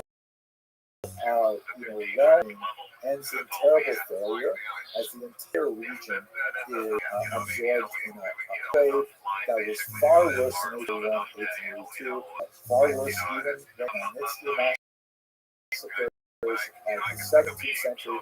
And if it were not for the Holocaust that occurs 20 years, it would be remembered as one of the worst periods Jewish history. The pogroms were focused on the revolutionary year, the Civil War year 1919, but they began already in November 1917 and they extended into 1921. But 1919 was clearly the worst of them. The war ends in 1918. Germans retreat in a very disorganized manner, often just selling their weapons for food to find their way back to Germany. The Russians invade from the north. The nascent Ukrainian state tries to defend itself, but it's ultimately reduced to operating out of series of trains moving in a singular in the western part of the country before they're finally driven out. Is active in Ukraine, including the white Russians I described earlier, also groups known as the Greens, the anarchists, several foreign armies active there as well. So it's a period of amazing, awful chaos. Earlier this morning, we talked about the thing in a Rechtsstaat, a society that even if it is moderately discriminatory, nevertheless, it is governed by law and the predictable rules. And one of those rules, 1919 was the polar opposite of all that, as you have pogroms just washing over the entire territory, many countries being hit multiples, and the degree of violence, the murders, anything that was experienced, a horrific time for Jews, and those Jews who have not believed for us who are prior to this are distinctly motivated to do so after this period. And one of the great ironies of this period is that 40%, the plurality of the pogroms that are recorded with a known perpetrator at this time were perpetrated by the same government that at the same time with unprecedented rights to Jews. In other words, there were Ukrainian pogromists affiliated however loosely with this maximum Petlura, the leader of the Ukrainian government, which at the time the directory, who were at the same time attacking Jewish civilians in the villages. Like one of those hard to understand paradoxes. How is it possible that Petlura himself is in a government that has a Minister of Jewish Affairs, that has Yiddishism, that has all kinds of these policies, which of course are kind of like mainly on paper, the government itself is barely to hold itself together. And they're like being have such a pro-Jewish approach, and at the same time their army is attacking civilians. The reasons for this, I discuss it much longer in my book, but I should at least give some sense of it here. It succeeds in amassing a remarkable, large array of forces early on in this period, specifically in the winter of 1919, bringing together over 100,000 troops, but they're mainly made up of peasants who grab pitchforks or whatever they can find. They have no uniforms, anything like that. They're very poor commanding structure. But they declare themselves for the Ukrainian National Republic and for Petlura. And then by the time you get to the end of the spring, those 100,000 odd troops have diminished to like 16,000 under the pressure of the Soviets, the whites, and the Southern parties active in the region. So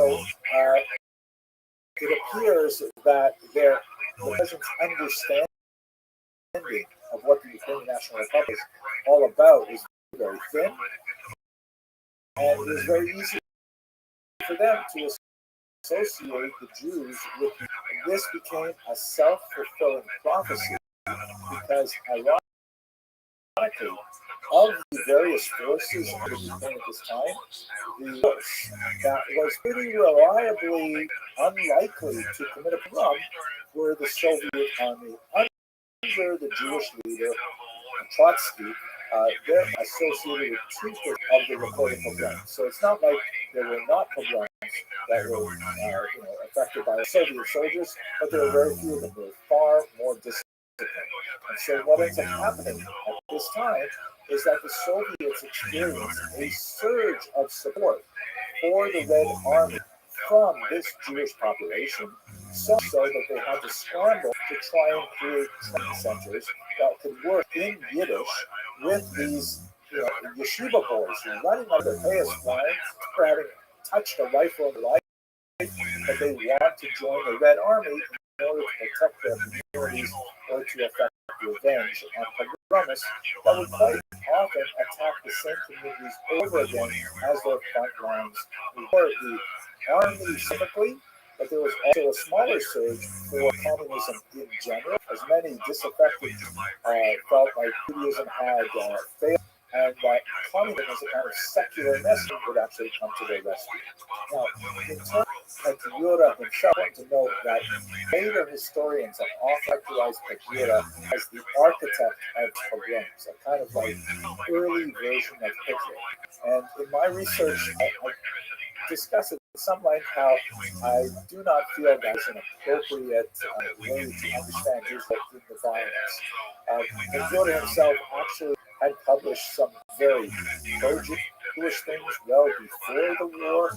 He wrote some very favorable examples of plays that dealt with Jewish characters, things like that. It seemed really out of character to do that. Moreover, during the war, the author points out, he published all kinds of decrees forbidding pogroms and promising to punish anyone who violated those rules and things like that. But what ended up happening was He was assassinated in 1926, and in a dramatic trial in Paris, the image of him as the designer of the poems emerged. The story behind his assassination is really quite dramatic.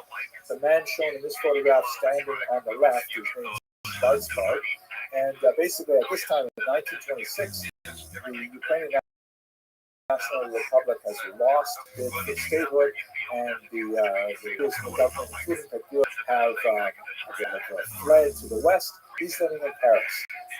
Petro walks out of a cafe one morning on the Rue Racine, and this man, Schwarzbart, walks up to him and says to him, "Vous êtes Monsieur Petro?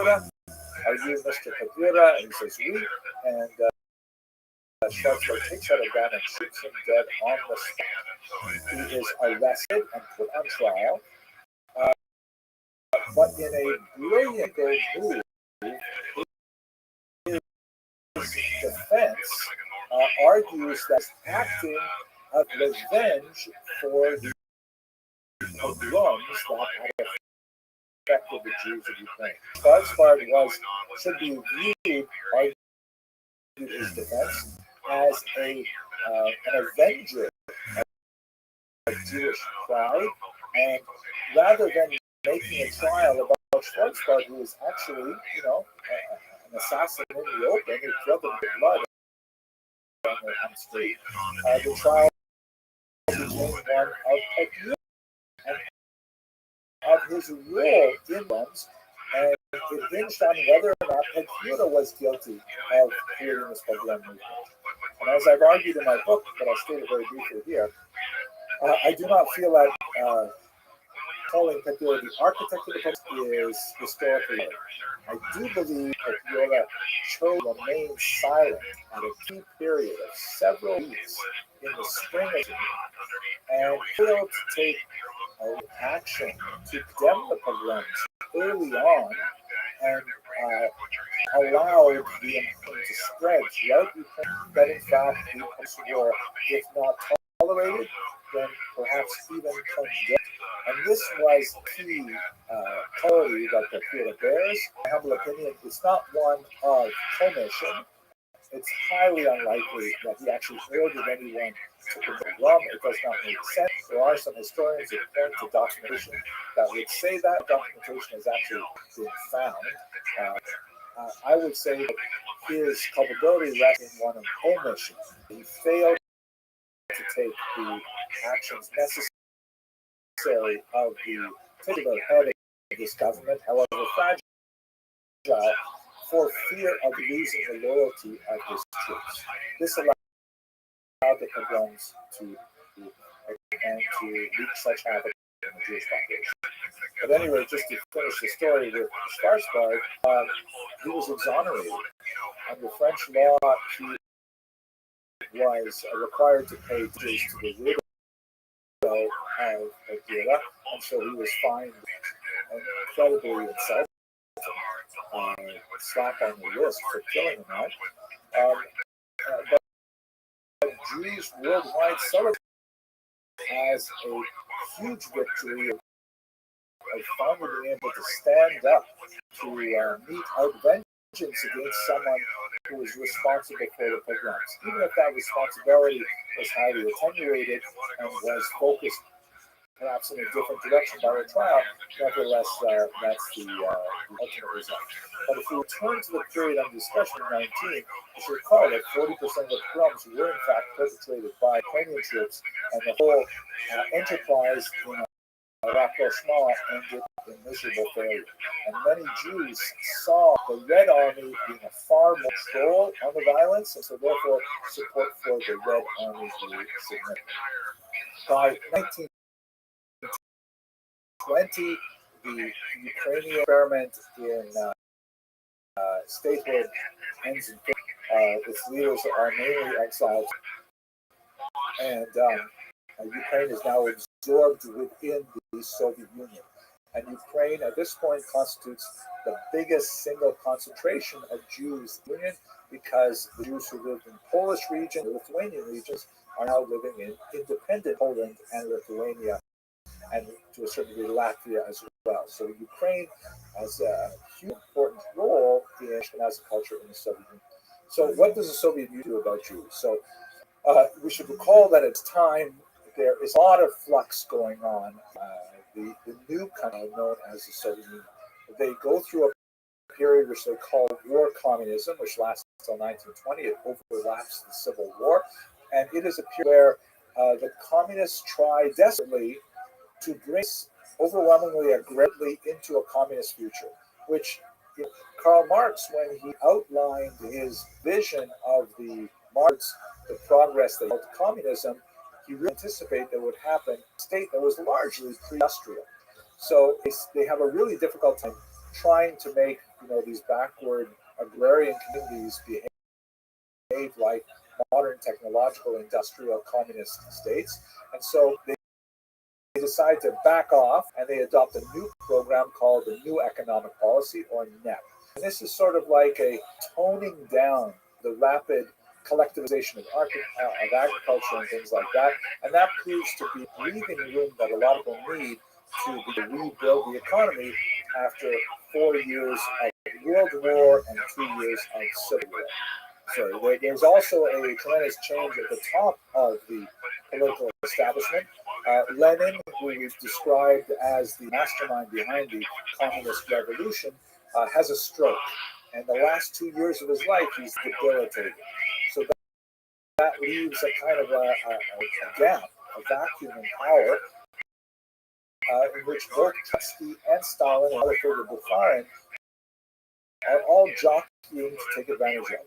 Ultimately, the winner would be Stalin, as we shall see, but now we should talk about the Jewish aspect of it. Stalin is not a friend of the Jews at all. Stalin definitely is a very distinct anti-Semitism that will eventually express itself to its fullest later on in his reign. But this time, he's still too weak to really articulate it. More moderate, sometimes Jewish-inspired ideas dominate the party for its first decade. They established called Sektia, which is a Russian acronym for the. Is actually it's a Russian acronym, not British. It is a for the Jewish section of the Communist Party. The idea being that the Jews, because they are a highly distinctive population, very different demographically, economically, religiously, linguistically, the broader population, they need a special Congress in order to move them towards communist ideals and recognizing those sort of complexion. And ironically, they're paralleled by a section of the Communist Party for similar reasons, which would also exactly the same lifespan by 1930 as Stalin called it power and said, enough of this, to use the Yiddish term, Narishkeit, enough of this silliness, let's move on with real communism. Yevsektia was specifically set up, and in this picture here is the head of the Yevsektia, a former Chabad rabbi named Simon Rubenstein, who would abandon his Jewish identity,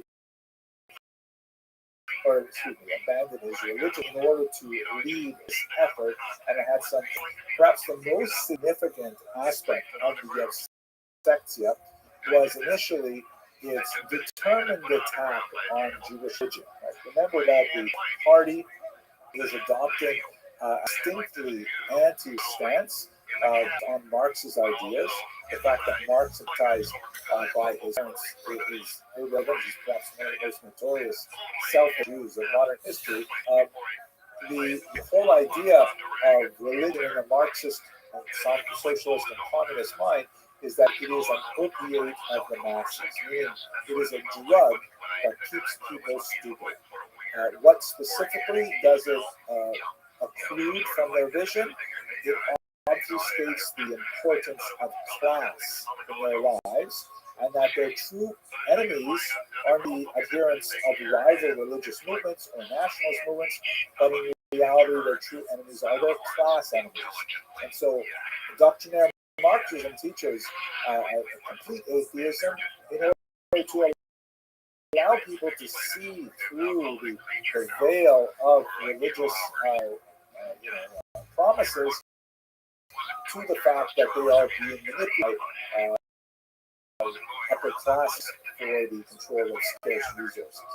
So there's a determined, ironic expression of this organization called the League of Militant Atheists directed at Jews. This organization was known in Russian as the Beti, the god term. In Jewish terms, they were called simply Apikosim, but they distinctly strove to try and extirpate Judaism from the masses, which was a difficult task because although this is a changing and evolving society that is adopting more and more secular approach, this heartland of traditional Nazi, and they're fighting against a major demographic trend. They would have, however, significant success, aided by the upheaval of the Holocaust and so on. And the image on the left, which is more of a anti-Christian and anti-Jewish one, Jesus is giving out alcohol to all the guests, the hosts at his party, and they're drinking themselves stupid, vomiting, and the whole idea of the opiate narcissist is very well encapsulated in this picture.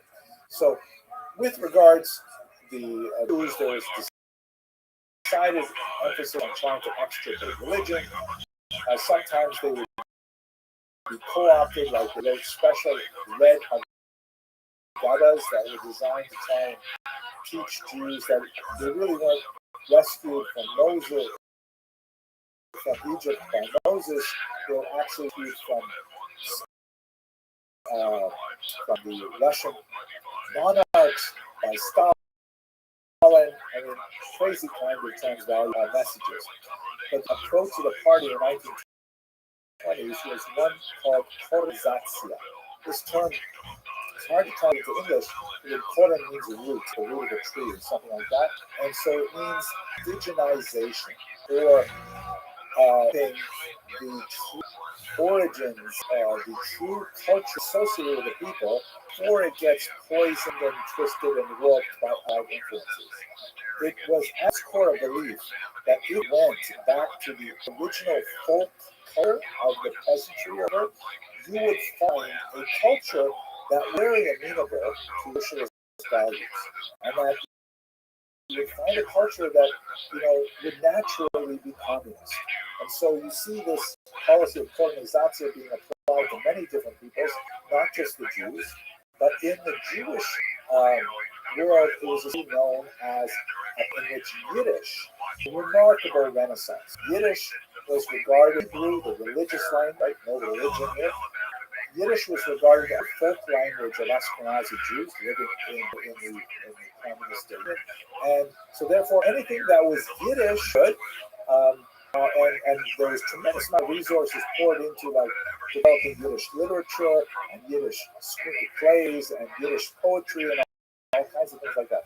Remarkable flourishing of Yiddish, so much so that many Yiddish intellectuals who had already emigrated to America chose back to the Soviet Union in the 1920s because they saw a tremendous cultural renaissance of the language. Now, there are some funny things associated with this, like, for example, Yiddish is 15 to 20% Hebrew. Lots and lots of borrowings from Hebrew, the religious language. And that was considered to be somehow tainting of the language.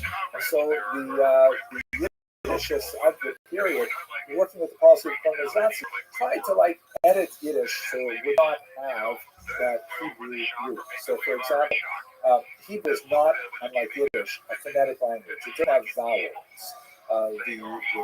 The nekudot, the punctuation points, so it's hard to exactly describe what that is.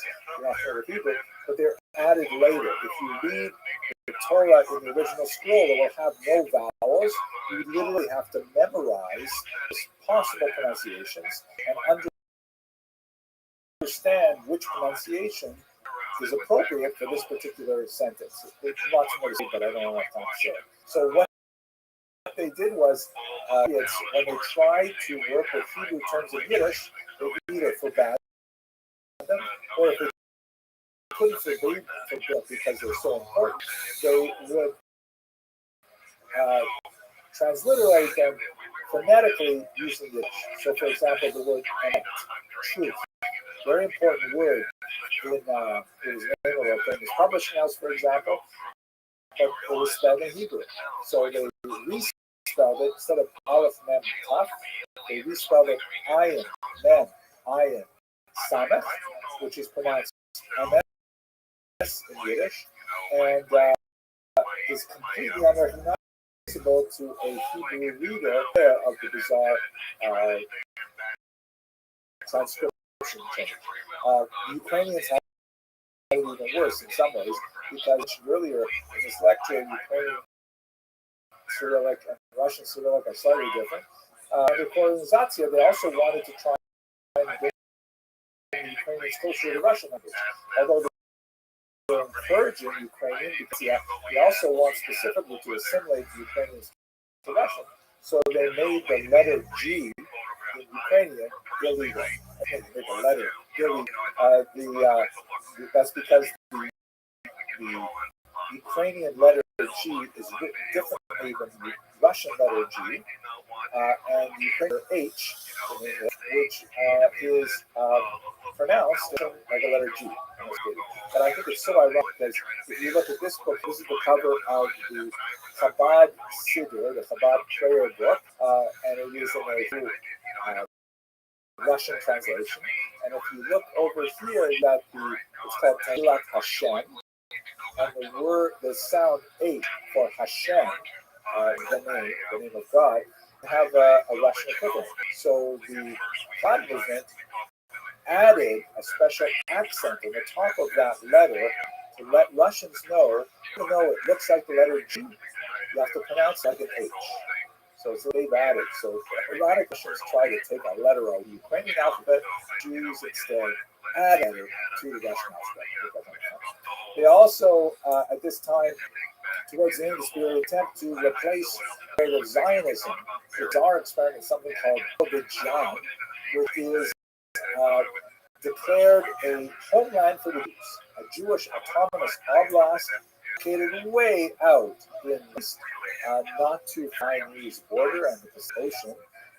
The only real thing speaking is its proximity to authentic Asian food, and the fact that it could have been a huge refuge for Jews had Stalin allowed it to be so during the Holocaust. But of course, that was not Stalin's thinking, and although it became officially a Jewish autonomous oblast with Yiddish as its official language and for a time center of publishing and culture, nevertheless, it was not successful in saving the many hundreds of thousands of Jews who could have used it as a refuge during the war. So all of this ends in 1930 and beyond as Joseph Stalin is able to consolidate his control over the Soviet Union. He embarks on a 5-year plans in which he brutally attempts to force the Soviet Union into a rapidly industrialized phase to make it catch up with the West. Among the incredible tragedies associated with this, Ukraine Holodomor, what's called in English perhaps the terror famine, official famine that was occasioned by policies related to aggressive push for industrialization that killed literally millions of people in Ukraine. There is still some doubt as to the true scope of it, but 3 or 4 million is considered a very low estimate. It could easily have exceeded 6 million. It is a remarkable phenomenon. It was not nearly as well studied as the Holocaust, but it had a searing impact on the Ukrainian memory. The fact that one of the key figures in the implementation of Ukrainian policies, Stalin was in Ukraine, was a Jewish communist named Lazar Kaganovich, certainly did not help the oppression of Jews, as we shall see tomorrow when we turn to the Holocaust. But it turns out that in the later part of the 1930s, the Soviet Union,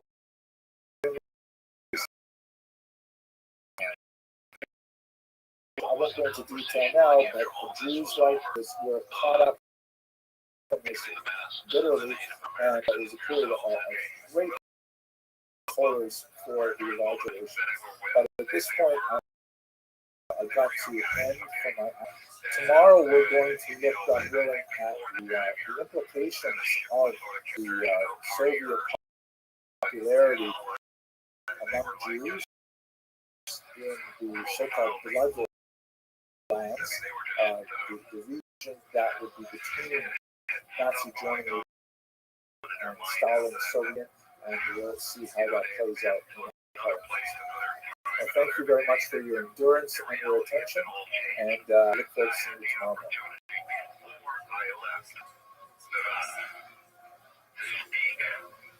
This was the elderly fellow that I was referring to that, he remembered it from a young man, and he described me and all of this stuff here. And we just did agree, because his thing was that area. In this penultimate lecture, we'll look at the was something very spiritual, very primal. most difficult chapter of the history of the Jews of Ashkenaz, and that is, of course, the history of the Holocaust. And thankfully, we talked and actually agreed about the meaning of this. it is the penultimate chapter because we will have one more lecture after the break. That particular thing was kind of like a party sort of atmosphere out there. We were drinking what they like to drink. We're going to look at post-Holocaust Ashkenaz. Thank God there is a post-Holocaust Ashkenaz. So let us begin just with a couple of preliminary remarks about the terminology and the scope of this very brief treatment of such a colossal event in Jewish and in world history. First of all, the term Holocaust is somewhat problematic. Several terms were coined in the course of the years after World War II to describe the magnitude of this tremendous, earth-shattering and unprecedented genocide. There were prior genocides.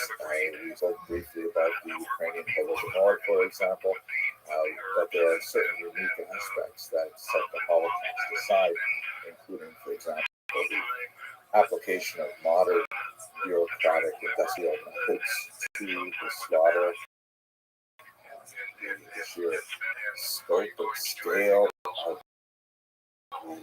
the dark ambitions to destroy all of the Jews of Europe. These are things that cry out for specific terminology, but we struggle to find it. The term Holocaust has largely been followed and certainly popular, and has its limitations. It's basically a Latin translation of the word hola, which is a type of sacrifice offered to God, as described in the book of Leviticus. The hola is a sacrifice which is completely burnt. Some see it translated as burnt offering. And there is certain kind of a poetic line to it, that so many, but certainly a minority of the victims of the Holocaust were in fact completely burnt up in the crematoria. But it has problematic aspects as well. For example, if we are comparing the victims of the Holocaust, specifically Jews in this context, although of course there are many other victims. Roma, for example, suffered very heavily. People with physical disabilities were some Jehovah's Witnesses, whole classes of people, and of course the enslavement of Slavs and in many contexts. But if we are somehow to use the term Holocaust to describe this phenomenon, when we look at it in context, God receives a pleasing from the Ola, whatever that means. So does it mean that somehow the sacrifices of the Holocaust were, God forbid, desired by God? That's certainly a problematic thing. And if the victims of the Holocaust are the Bergring itself, then does that mean that the Nazis would somehow the high priests? Very, very hard to tolerate. Several other terms are in some usage among Orthodox Jews, particularly generation, they tend to use the Hebrew term korban, which we pronounce the Ashkenazi pronunciation korban, which ties the Holocaust to the great destructions of temples in Jerusalem in ancient times, and that gives you a sense of the magnitude that with which they regard this event. In Israel, the term Shoah is very popular. That has a kind of a generic meaning of destruction in general. It's also a biblical Hebrew term, but it lacks the problematic of the sacrifices. But we will work at any rate with the term Holocaust for our purposes. Now, I only have to go through this horrible event, and I'm going to rush through it, unfortunately, to try and give a succinct overview, especially for those of you who are in this audience who are not well familiar with the Holocaust. But I would like to point out that I have an online course which is free and open to the world site, which is henryagenson.com. And I certainly encourage you to sign up for that course so that you'll be able to dip into it at any time. Certainly you can watch the dozens of lectures I have there on many aspects of the Holocaust to be more well educated on this terrible moment in history, which has implications for us all, Jewish and non-Jewish. But for today and for this purpose, we're just going to take 1 hour to try and survey the entire event. Let us begin with intra-war Germany. So, in the last lecture, we spoke about the implications of World War I. And specifically, we looked at the map of Europe after World War I, after the peace treaties had drawn the entire map. Now, there were big losers in World War I, specifically Germany and Austria-Hungary lost a tremendous amount of territory. They were essentially starting World War I, although if you look at the unfolding cause of that world conflict, it's not unclear that they bear sole responsibility for the chain reaction of events that led those incredible hostilities. But anyway, that's the way we determine the post-war era. Many Germans, Austrians, Hungary, and so on were very upset with this, understandably so. And many of them chose to seek intellectual refuge in the political ideologies associated with revisionism, meaning they wanted to revise these treaties. The element that is specific attached to a kind of anti-Semitic this thing that the Germans called the stab. Basically, the argument went that the German troops and their allied forces were actually doing fairly well in the war. It had bogged down on they really did control a much larger war broke out. And then because of internal weakness and war weariness in their countries, that according to those who in theory really pointed to Jewish peace agitators and communist agitators, they purely surrendered.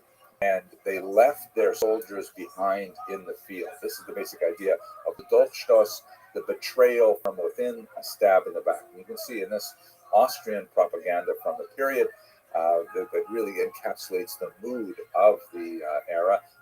On the left is the lantern-jawed, determined Austrian soldier, steely-eyed gaze as he bravely defends the front from any attackers.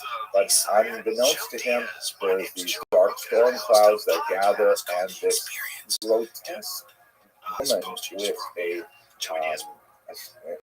with a strange kind of French-style hat And in case you missed the iconographic elements of the large nose and the thick lip and the four locks, the payos on the sides of the head, there was a Star of David on the hat, so you won't make a mistake. And she stabs him in the back, betraying the entire country and allowing the enemies to overrun the borders. That's the idea of the dope stuff. And this resentment, the anti-war movement, really consumed a lot of the Axis powers at the time, and ultimately contributed to Hitler's rise to power, which is a fascinating topic itself, but takes a little bit further away from our focus on the Jews of Ashkenaz. So I would once again to my totally free and open to the global community course on the Holocaust. Here's another example. Austria from Austria in the early post-war period. It's an election campaign poster, and you can see it's actually a piece that's cut off the top that says you should vote for a particular party, and it says German Christians save Austria. You see also here the use of the term Deutsche German, and in this context doesn't mean of the nation of Germany. It means those who participate in a larger culture of the German, which of course Austria and share, and that will contribute to Austria's eventual joining Germany in the Anschluss. But looking at the iconography, you see that there's the Austrian eagle there, and it's being strangled by this strange worm-like constrictor that is clearly identified as the Jew, with the hook nose, the thick lips, the payos, it's just a trope for the era. A yarmulke, in case you're not, and smiling as Austria is choked by this Jewish influence. Hitler capitalized on this rising anti-Semitism, which he records in his autobiography, My Struggles. He was imprisoned for attempting to take over the government in the beer hall putsch of 1923, and proved to be kind of rock star popular Germans. He never wins a majority in elections in which the Nazi Party, but he does win a plurality, the largest single minority. And so when he was able to finally take control of it, he then imposes essentially a form of martial law, the Enabling Act, and that's really in 1933 onward of the Nazi war of Germany. In the 1905, they established the Nuremberg Law, shown here in graphic form. This was a key element of the unfolding of the Holocaust, because if one is to move from mere inflated rhetoric, from bombastic statements which Hitler was prone to make, including in January 1933 a threat to hold Jews under gas, which many scholars feel is not necessarily foreshadowing in an intentional way the use of Cyclone Bay in the gas chambers, but rather is a reference to his desire that Jews should suffer the same kind of gas attacks that he and other German soldiers suffered during World War I, specifically chlorine and mustard gas. But nevertheless, if you're going to move from this kind of bombastic, demagogic statements, you need to identify the Jews if you are going to persecute them. So one of the very first in this regard was the law, the Nuremberg Law, which clearly defines this eternal question: who is a Jew? And as you can see, on the left, you have Deutschblütige, German-blooded. These are Germans who have no Jewish grandparents. And this is extremely important because of what's going to happen as the interwar years continue and we go into the Holocaust. German citizens will have the onus of proving that they are not Jewish in order to advance in various elements of society. So we have a huge industry of genealogy that develops. Then you have, moving to the right, have the Mischling of the second degree mixed race. and this is defined as someone who has only one Jewish parent. In Jewish law, the maternal line has a special consideration that if one's mother is Jewish, one is Jewish. And this goes back, of course, all the way through the maternal line. But the Nazis didn't care about that. They were working with this quasi-scientific, new racist ideology in which it didn't matter whether it was paternal or maternal. The initialing of the Erste Grade, the first degree next place, is someone who has two Jewish parents. And then as soon as you get to the point where you have a three Jewish grandparents called a Jew. You can see it labeled in the second from the right, and the right-hand column of Jewish grandparents. Those are Jews. And this is significant and important is because Germany had actually a very high intermarriage rate of Jews over the last 19th and into the 20th century. Nowhere near the intermarriage rate that pertains, for example, with American Jews or with Jews of the former Soviet Union, but nevertheless, something in the neighborhood of 30%. And so that meant that a lot of people were partially Jewish, and the state had to identify them and to categorize exactly which restrictions would be applied to them. Ultimately, they and their spouses were to persecution right up to murder in the death penalty.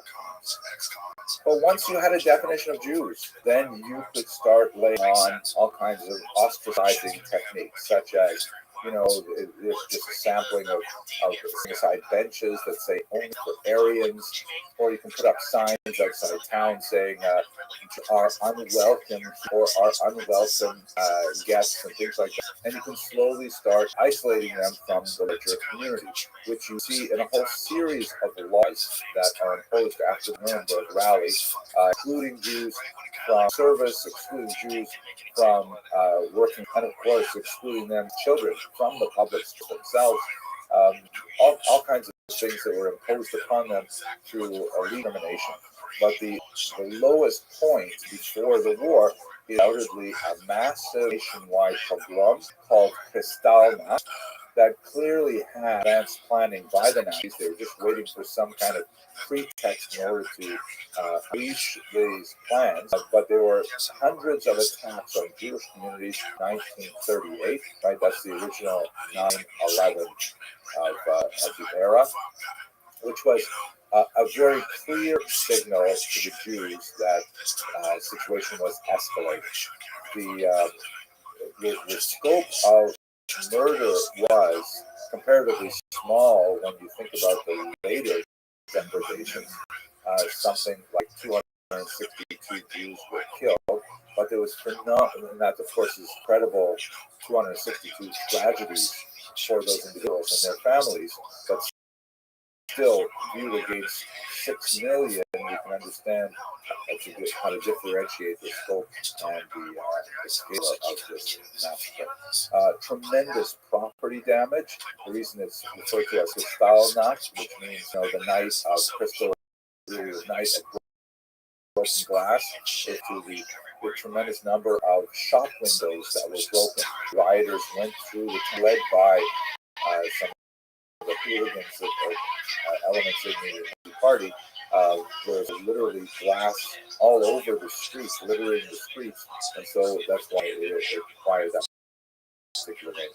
This signal to Jews without any doubt, if there were any question beforehand, that they had to leave. And as you can see from this map, about 130,000, half million Jews living in Germany at the time managed to flee before 1937, before Kristallnacht. The great challenge, however, was that most nations had been closing their doors to immigration over the late 1920s and into the 1930s, and it was very Jews to gain visas to be able to actually immigrate to some other state. One of the most terrifying is the voyage of the St. Louis, or St. Louis, which was a boat carrying Jewish refugees in this time from Germany to Cuba. And from Cuba, as was the custom at that time, there was a brief window where people could get visas to Cuba, and then if they were in Cuba, they would attempt to immigrate typically to, some might even stay in Cuba, but the United States objected to this ship, which was not even going to land on its shores, and moored off the coast of Miami Beach for weeks as diplomats wrangled over. Ultimately, Lewis was sent back to Europe with all of his, most of whom were during the Holocaust. But it's a terrible, terrible period, and one upon which we should really reflect as we have such a massive displacement of refugees in the Russian attack on Ukraine. Now, the war actually breaks out September 1939. One of the key diplomatic events that makes the war possible is a secret pact called the Molotov-Ribbentrop Pact that is signed by the foreign ministers of the Soviet Union, Molotov, and the Third Reich.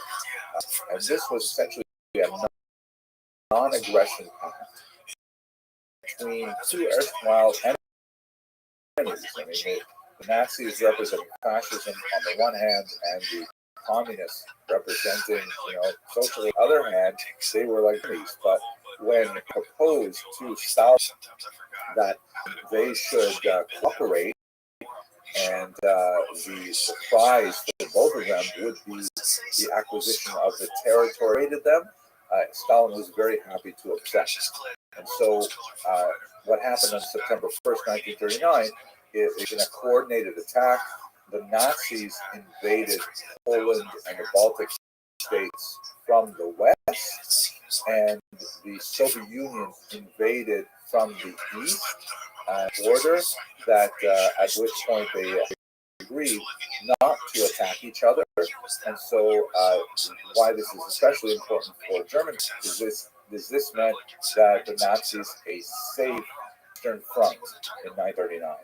Once the area was pacified, then Hitler could turn his attention to the west in the attack on France and Belgium, and ultimately that's what he did.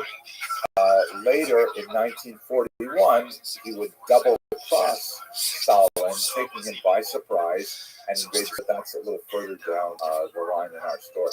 But for now, what happens is you get this map that you're looking at here, a Polish language map, and the key line for us is which demonstrates the non-aggression pact that was defined the Soviet Union.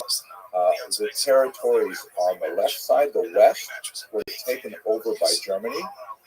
Some of them were outright annexed, basically on racial grounds. If the dominant population there were ethnically German, so they were simply annexed to the Third Reich, and all undesirable populations, including Jews, were pushed out into that green region in the center, which is extremely important, the so-called general government. This was not an area that was annexed by Germany, and in fact, the Nazi bureaucrats in charge of it were not entirely clear what they were supposed to do with all of the Jews that were being forced into the region. We don't have space or time for some greater detail, but it's important to recognize that the Reich was an unusual combination of chaotic, spontaneous, impetuous leadership with a very dedicated, detail-oriented bureaucracy. It was a very unusual combination in which, Hitler would essentially approve radical initiatives and then hand it off to the bureaucrats who would go and like actually figure out how to operationalize Hitler's will.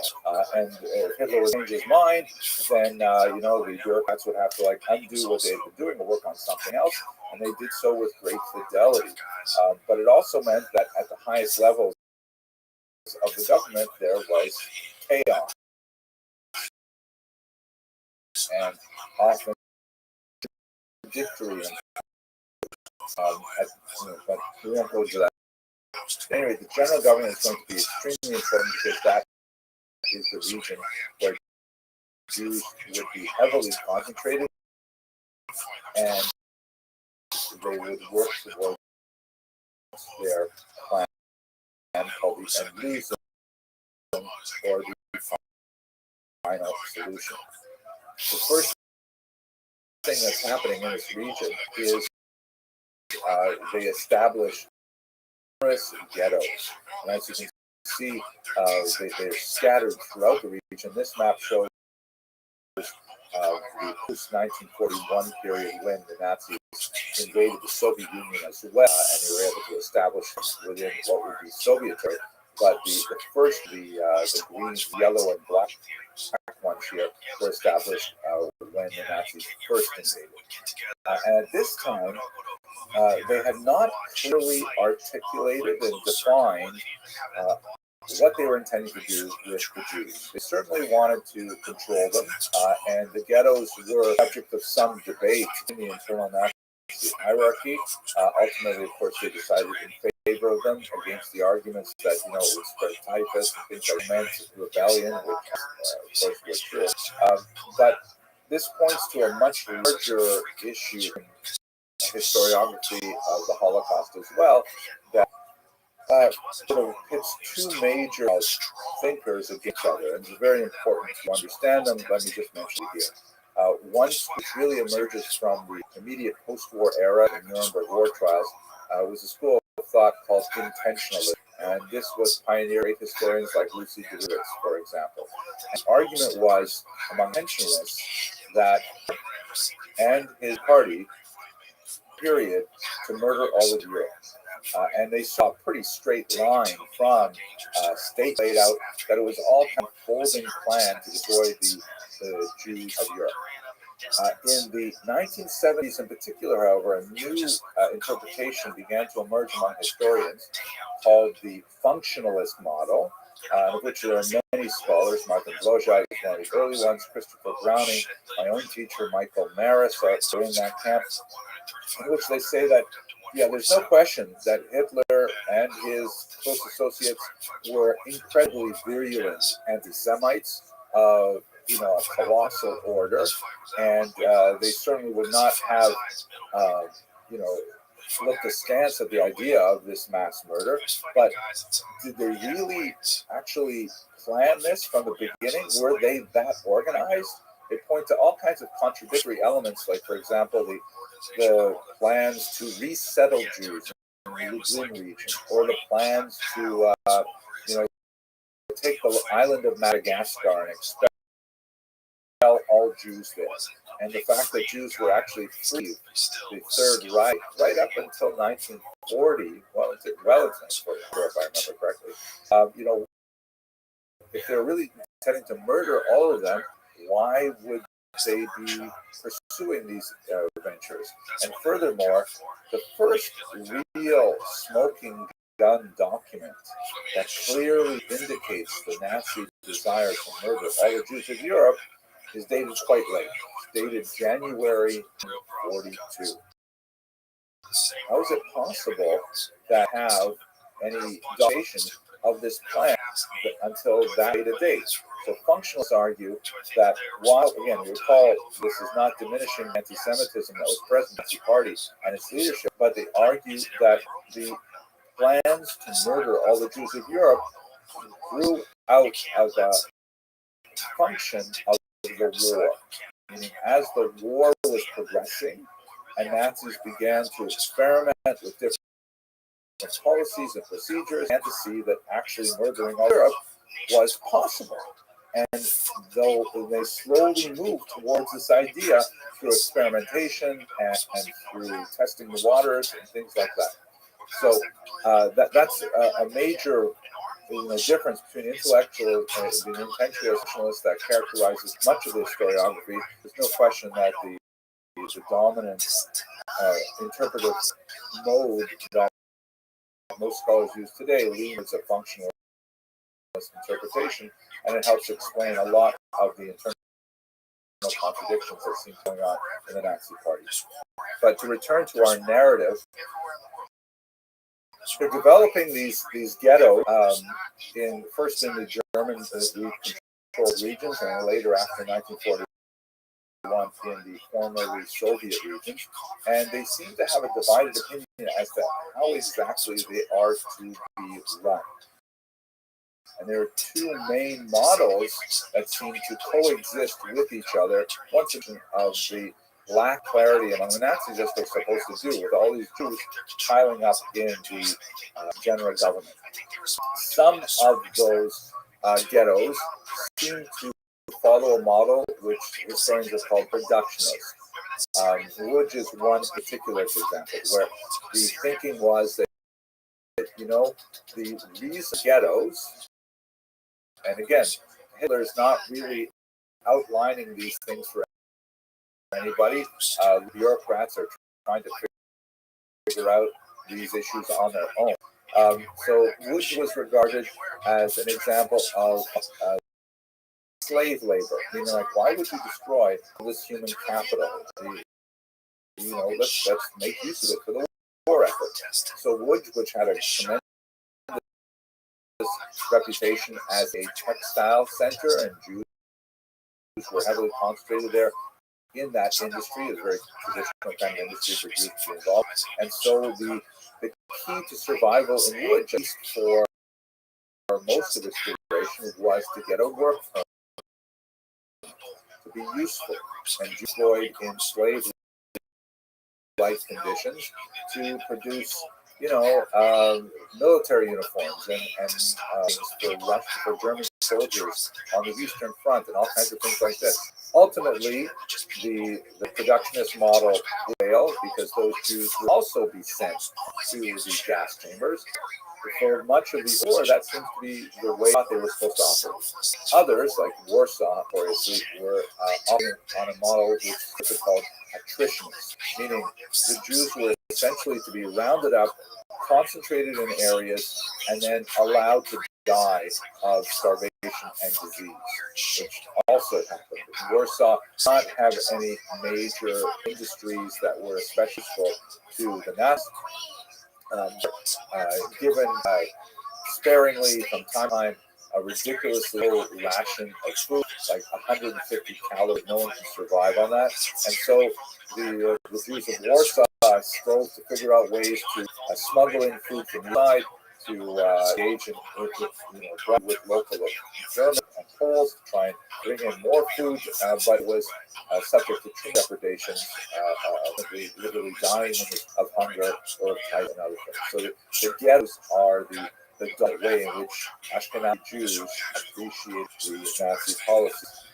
That sounds so say like that. The ghettos were the way in which experienced Nazi policy from 1939 of 1940. That would change dramatically with something closer.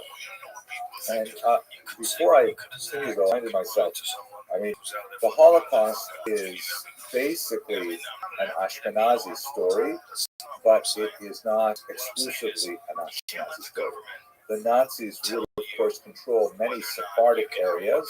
The coast of North Africa, with its Jewish population, is especially significant. And they would also control the smaller pockets of Sephardim that are living, for example, in Greece and elsewhere. The general rule of thumb, Nazis really care about the cultural distinction between Ashkenazim and Sephardim, although policies that they implemented were different between Nazi-occupied Europe and North Africa.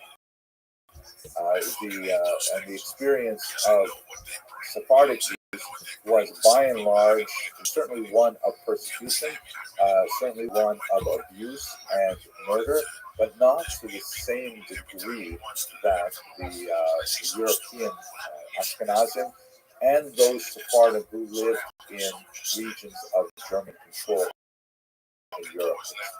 It's not to say that Sephardim were not on the list, that Nazis did not intend to impose those similar policies had they had the wherewithal to extend the same degree of control to North Africa and other Sephardic centers, Constantinople or Istanbul and elsewhere, but the war simply ended before they could impose such rule.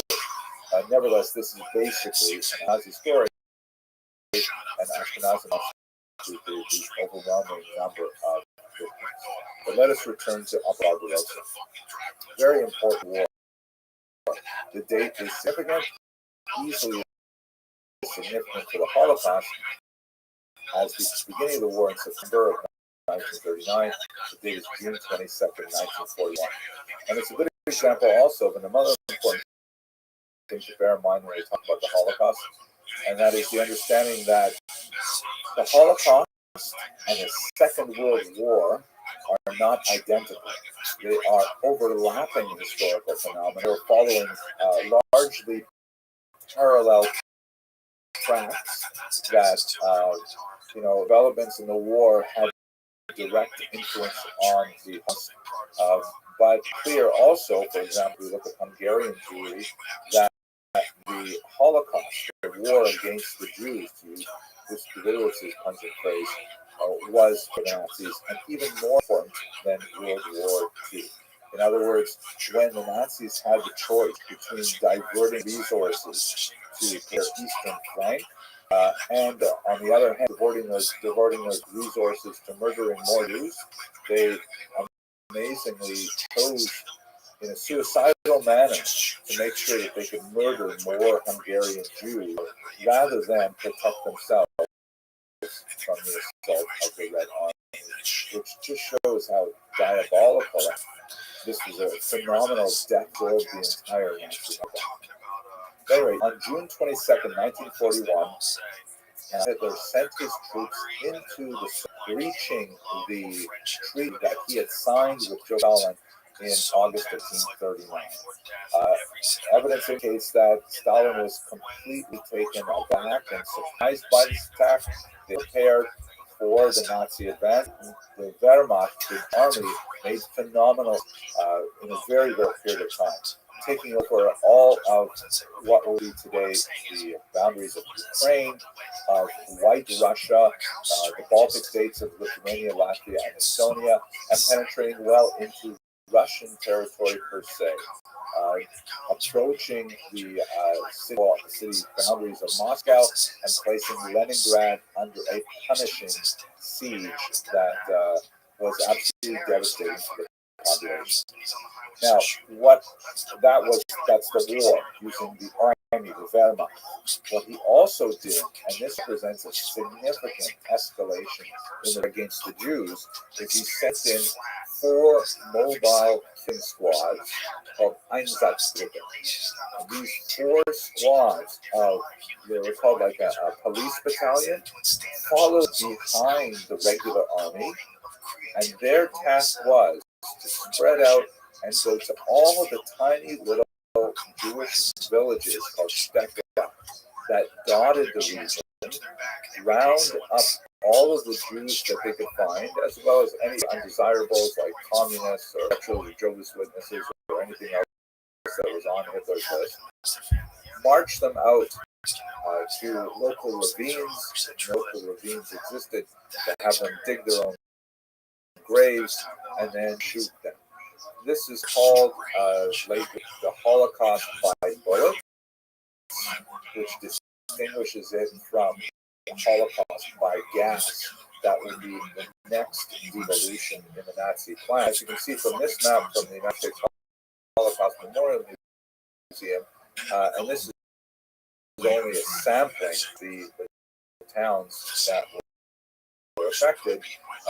The Nazis simply sent these Einsatzgruppen throughout the region, going village to village to murder small numbers of Jews at a time. Occasionally, Kiev, where you have a massive anti-spine action at the ravine called Babin Yar. Yar means ravine in Russian. Ravine is like a dried out riverbed. And they would kill, if I remember, there were some 30,000 Jews within the space of on to use Babin Yar for up to 100,000 victims of various other strikes over the course of their occupation of Ukraine.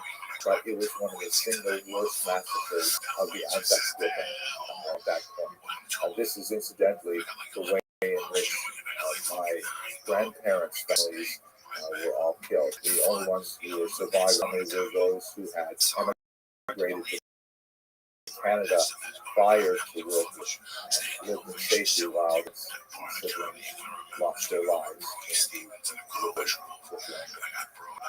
Here's one of the many photographs we have of the Holocaust bullets and various methods were used to process the Jews in this manner. One of the most chilling Ordinary Men by Christopher Browning, a prominent functionary school, mined the archives of the members to give us a really quick look as to who he calls them as title Ordinary Men. They were drawn from all of life, and here's in their own words how they somehow justified this deed. Now, what ended up happening is sometime in the autumn of 1941, moving into the winter of 1942, the Nazis changed their mind about how they were murdering Jews. There's a lot of speculation as to why they changed their minds. It may have some historians point to the rapid, successful advance of the Wehrmacht, and perhaps Hitler was thinking in a euphoric manner, wow, my gosh, I can conquer the Soviet Union, conquer Western Europe, right? England alone was not yet conquered. There was something of a horrible bombardment, the Blitz, but he controlled Western Europe in a euphoric manner. He might have said to himself, you know what, maybe I can really murder all the Jews of Europe. Other scholars point to the fact that they were bogged down by what was often called Hitler's, what was often called Russia's greatest general, General Winter, because the Nazis were not well prepared for the climactic change of the seasons, and their advance began to bog down. And so Hitler would say to himself, according to this model of thinking, you know, if I can't win the war against the Soviets, at least I should kill all the Jews of Europe. And so that indicated a shift. But what is certain is that the Axis grouping were having an incredibly difficult time actually what they were doing day in and day out. This is amply demonstrated by Christopher Brown that, you know, they psychologically traumatic to wake up every morning, find out regular people and look them in the eye as you put them in their graves, and you know they were getting drunk in the morning because they simply couldn't take it. They were relying very heavily on local volunteers, so-called Vilga, from the Baltic and Slav populations to process this, and pep talks from people as high-ranking as Himmler, who would come out and say, you know, this is difficult, but you're doing it good of the Third Reich, and to remember you for your heroism, things like that. So there's definitely a need to find a more efficient, less psychologically challenging way of murdering the Jews. Again, not for our purpose here, but I was strongly interested in understanding this phenomenon.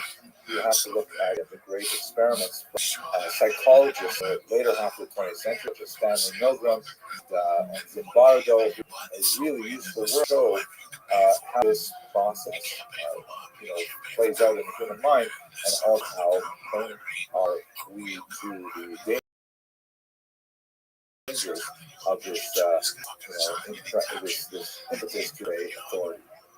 1942, there's a gathering at the Berlin resort known as Wannsee, so-called Wannsee Conference, in which, for the first time, the Nazis sit down and they lay out a plan to count all the Jews of Europe. One of the most chilling pages of the records of that meeting that we have is a list of all of the countries that the Nazis controlled or planned to control, including England, for example, and the Jewish populations there.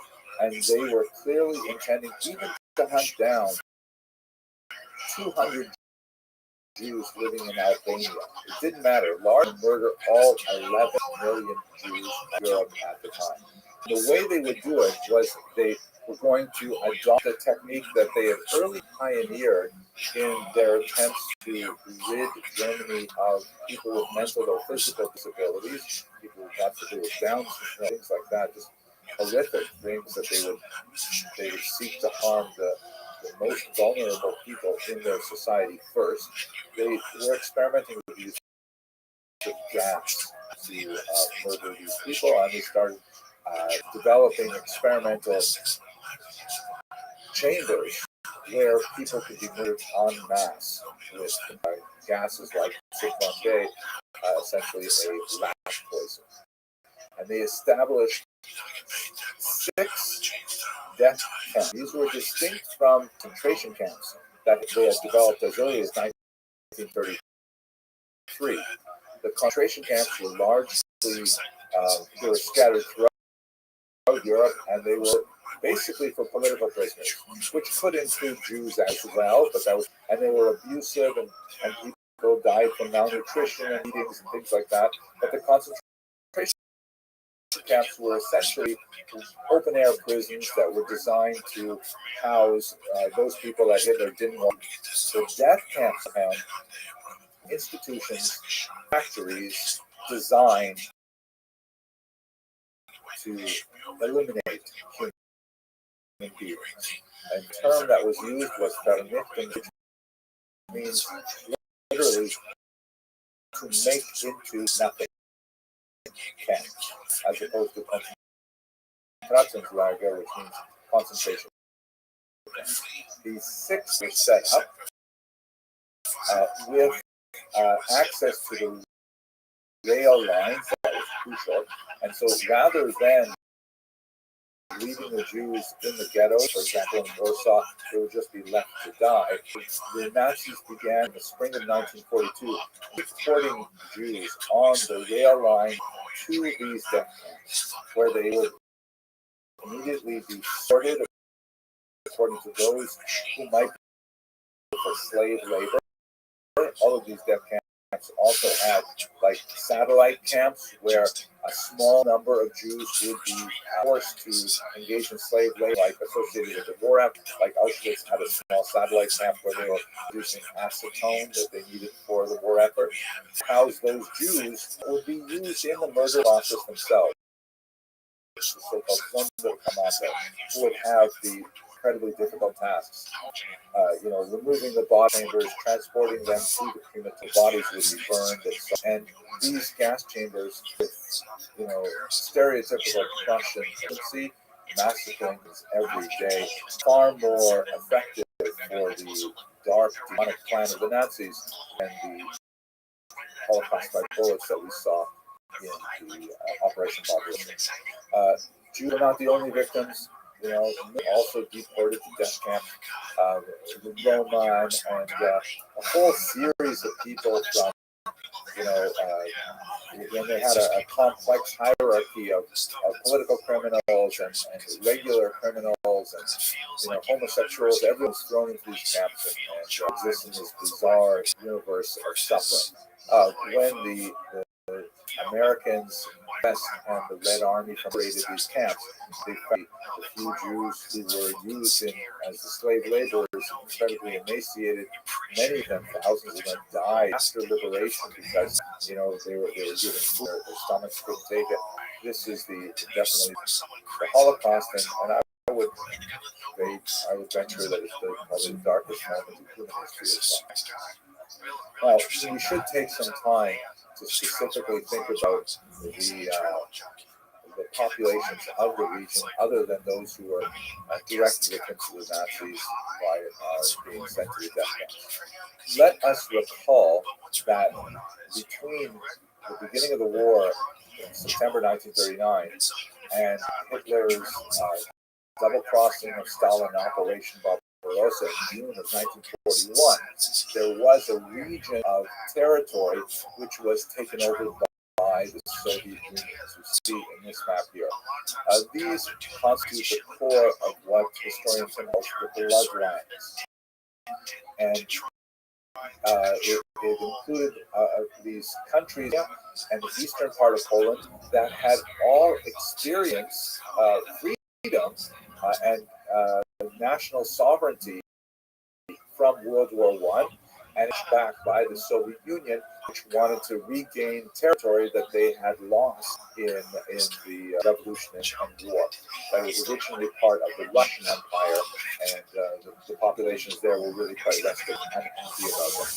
So when they invaded these territories, they engaged in rapid, brutal Sovietization, and they rapidly tried to force these countries to adopt the communist way of life. Collectivization of agriculture, arrests of local intelligentsia, including especially priests, any kind of functionaries were under threat. The suppression of independent journalism. Justified it was they had these kind of show elections where remarkably 98% of the local population said, "Oh yes, we love communism. We're so happy that we can now be a Soviet socialist state." If this sounds a lot like Putin's advanced, it's because it's exactly the same thing the Soviets did in 1939.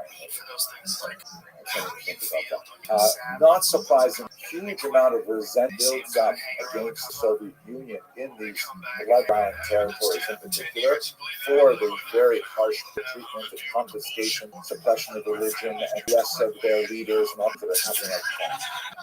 Also, very important to understand, for reasons which are complex, more to hear, a lot of these populations believe that communism was essentially a Jewish phenomenon.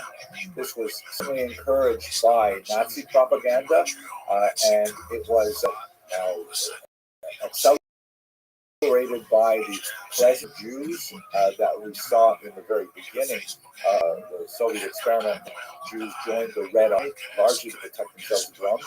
And also the high-ranking members of the Soviet leadership who were ethnically Jewish, although they had largely jettisoned their Jewish identity. There were several prominent members, including, for example, the foreign minister Zinoviev, who was displaced Molotov because Hitler wouldn't sign a treaty with a Jewish, and the perceived person, the Soviet police, then called the NKVD, it would be called the KGB, and now it kind of morphed into what the Russians call the FF. So there was this hostility to Jews that because of the perceived association of Jews with communism, by and large, this perceived association was incredibly exaggerated. Stalin had already purged Soviet ranks of so many Jews, but this kind of simmering hatred would serve the Nazis very well when they invaded these territories. When they came in 1940, one of the things they did was they essentially had a scorched earth policy, and they murdered those prisoners that they had been holding in jail down the territory. These will be journalists, the priests, the thought leaders of these local populations, Western Ukrainian, Polish, Belarusian, Latvian, Lithuanian, Estonian leaders, and then they fled. They also also, by the way, fled along with about 600,000 local Jews, realized that the Nazis presented them than the Soviets did. And so a very large number of Jews survived the Holocaust by fleeing east in time in advance of Barbarossa and setting up their homes briefly in Central Asia, places like Bulgaria, and later they would move west, they would return. But for the populations, such as the Unions in the View, for example, one of the things they did as the Soviets fled is they went into the local jails and they found the dead bodies of the loved ones and their leader. Here's a photograph of Iranian women who are trying to identify the bodies that were taken out of prison. And there's a huge amount of truly spontaneous anger directed against anyone that perceived or real of the Soviet Union. We have a series of pogroms that take place right after the Soviets leave. Sometimes, as in the very notorious case of Yadvabne in Poland, these pogroms even took place before the Nazis arrived, but they really came from the population as a whole, indicating the nature of the hatred of the Jews because of their associations perceived with the communists. Now, collaboration with the Nazis during this period was built largely on the resentment of the Soviets. We should understand that while they're certainly, like in every society, were true believers in anti-Semitism, most of the local population and those who collaborated with the Nazis was primarily motivated by their hatred of the enemies of the Nazis, that is the Soviet Union. And the degree was also related to the ferocity of the Nazi policies to the local population. Whereas in Western Europe, you can see in this map here, which shows you the high point of Nazi domination of Europe, in Western regions like France, the Nazis largely left people to their own device, allowing governments to remain in place as long as they reported to Nazi authorities, allowing policemen to continue doing their jobs, and they basically ran themselves in a wartime martial law kind of environment. Nevertheless, they had tremendous amounts of freedoms, and to a certain degree, collaboration with the Nazis in those states is far more egregious than collaboration in the East. In the East, daily caprice was a feature of everyday life that people could be killed for harboring and rescuing Jews, could be killed for having an unregistered pig. It was an incredibly brutal environment. Public hangings, lives of coal and other essential stuff in particular were worth almost to the Germans, and as a result, the move to collaborate was even. And in this context, we can also understand that many of the Slavic states at this time even got Nazi units. The Germans, as they were beginning to lose the war, were incredibly concerned by the advance of the Red Army, and ironically, they allowed SS units, which previously had been reserved only for purebred Germans that could prove their descent all the way back to 1750. They started admitting Slavs of lower racial hierarchy in the Nazi mind, very trapped within this ideology, and they created divisions like the so-called militia Waffen-SS division, which was Western Ukrainians who primarily wanted the opportunity to fight against the Soviets. This complicated the entire process, understanding and unpacking collaboration efforts among these. You do definitely have, real anti-Semites who but most of the collaboration that we see is primarily motivated by the hatred of the Soviet Union, which may have had also war criminality involved. We could to specific units, but again, time is very short. And also bear in mind that this collaboration has to be placed against this consciousness local people that they were also there. Poles in particular were invaded by both the Soviets and the Nazis, And the insinuation that Poles are all war criminals is something that rankles the Polish spirit to this day. Now, there is, as we shall probably discuss in the next lecture, some kind of ridiculous, measures to deal with this phenomenon, such as legislation that unfairly limits appropriate discourse on the Holocaust, part of a larger phenomenon. Nevertheless, it's important to understand that local populations also regard themselves as victims. And so, unpacking the complicated issue of collaboration is extremely challenging. It's extremely challenging as well to try and squeeze this into one out.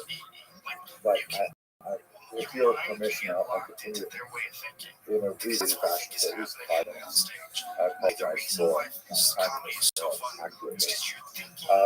Resistance among Jews was fairly widespread, as you can see in this United States Holocaust Memorial Museum. And since these lectures are delivered to students in Hungary, I want to point out one of the most inspirational figures of the Jewish resistance, a young Hungarian woman who had emigrated from Budapest to Israel, Anna Semes, who was so moved by the suffering of her co-religionists in Hungary that she signed up to be parachuted into Nazi-occupied Europe and to connect with the resistance. She was captured, betrayed, and although she was tortured and horribly beaten, she refused to divulge the signals that would allow her captors to use the radio that she carried with her, and the story of heroism from a very young age. So you do have military resistance of this form. However, one of the characteristics of Jewish resistance is that it tended to occur fairly late in the war for reasons that I'd like to explore. But we should also understand that armed resistance may have, been for reasons we'll explore. There are many other forms of resistance. When you are subject to a decree that would have you die, then even choosing to live is a form of resistance. In the Warsaw Ghetto, for example, one of the hellholes of the Nazi Empire, Jews set up a tremendous network of institutions that were designed to promote life and then to allow it fade away.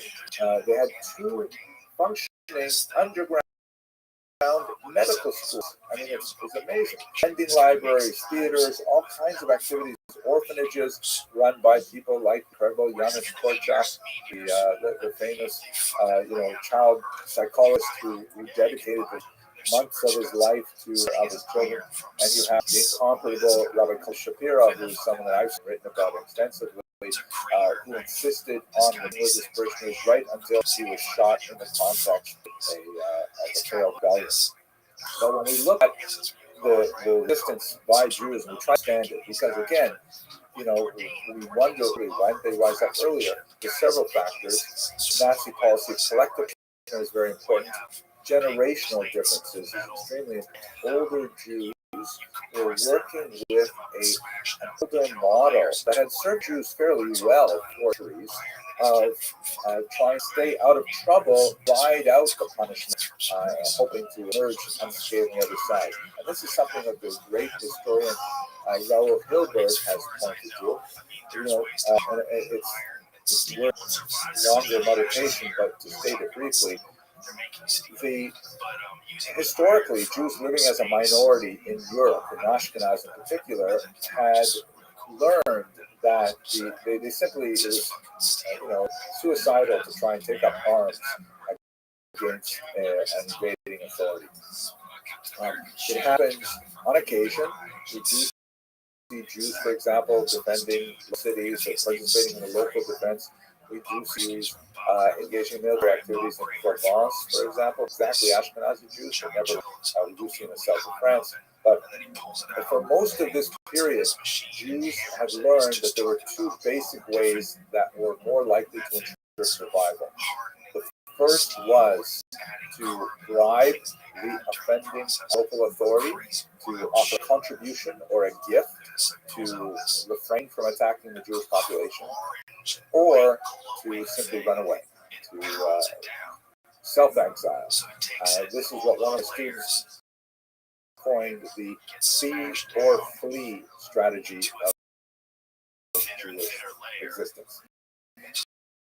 And it worked pretty well for a good 1,000 years of Ashkenazi.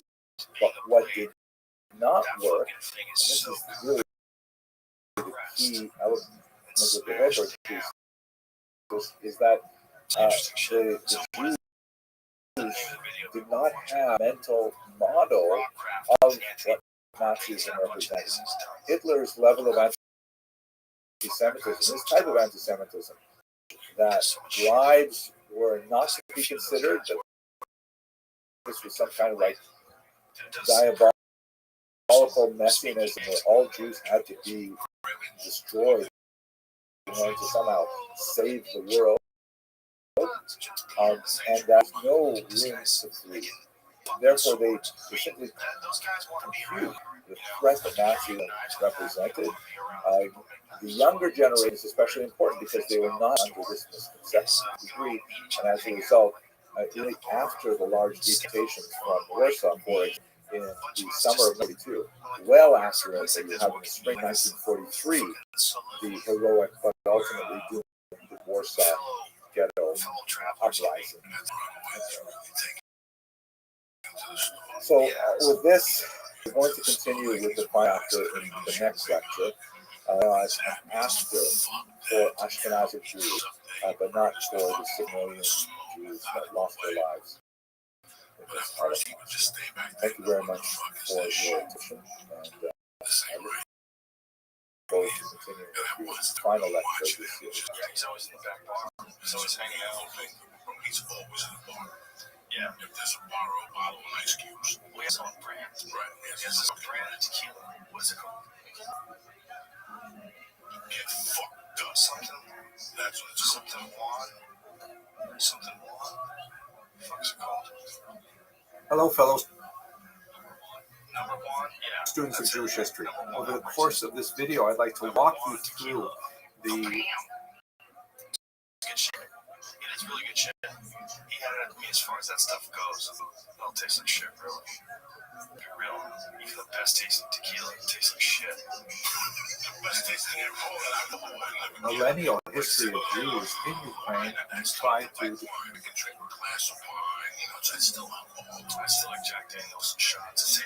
describe how they interacted with the peoples of that region.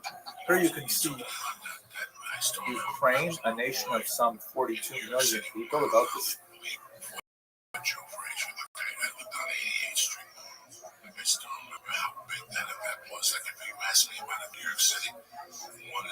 Size of France.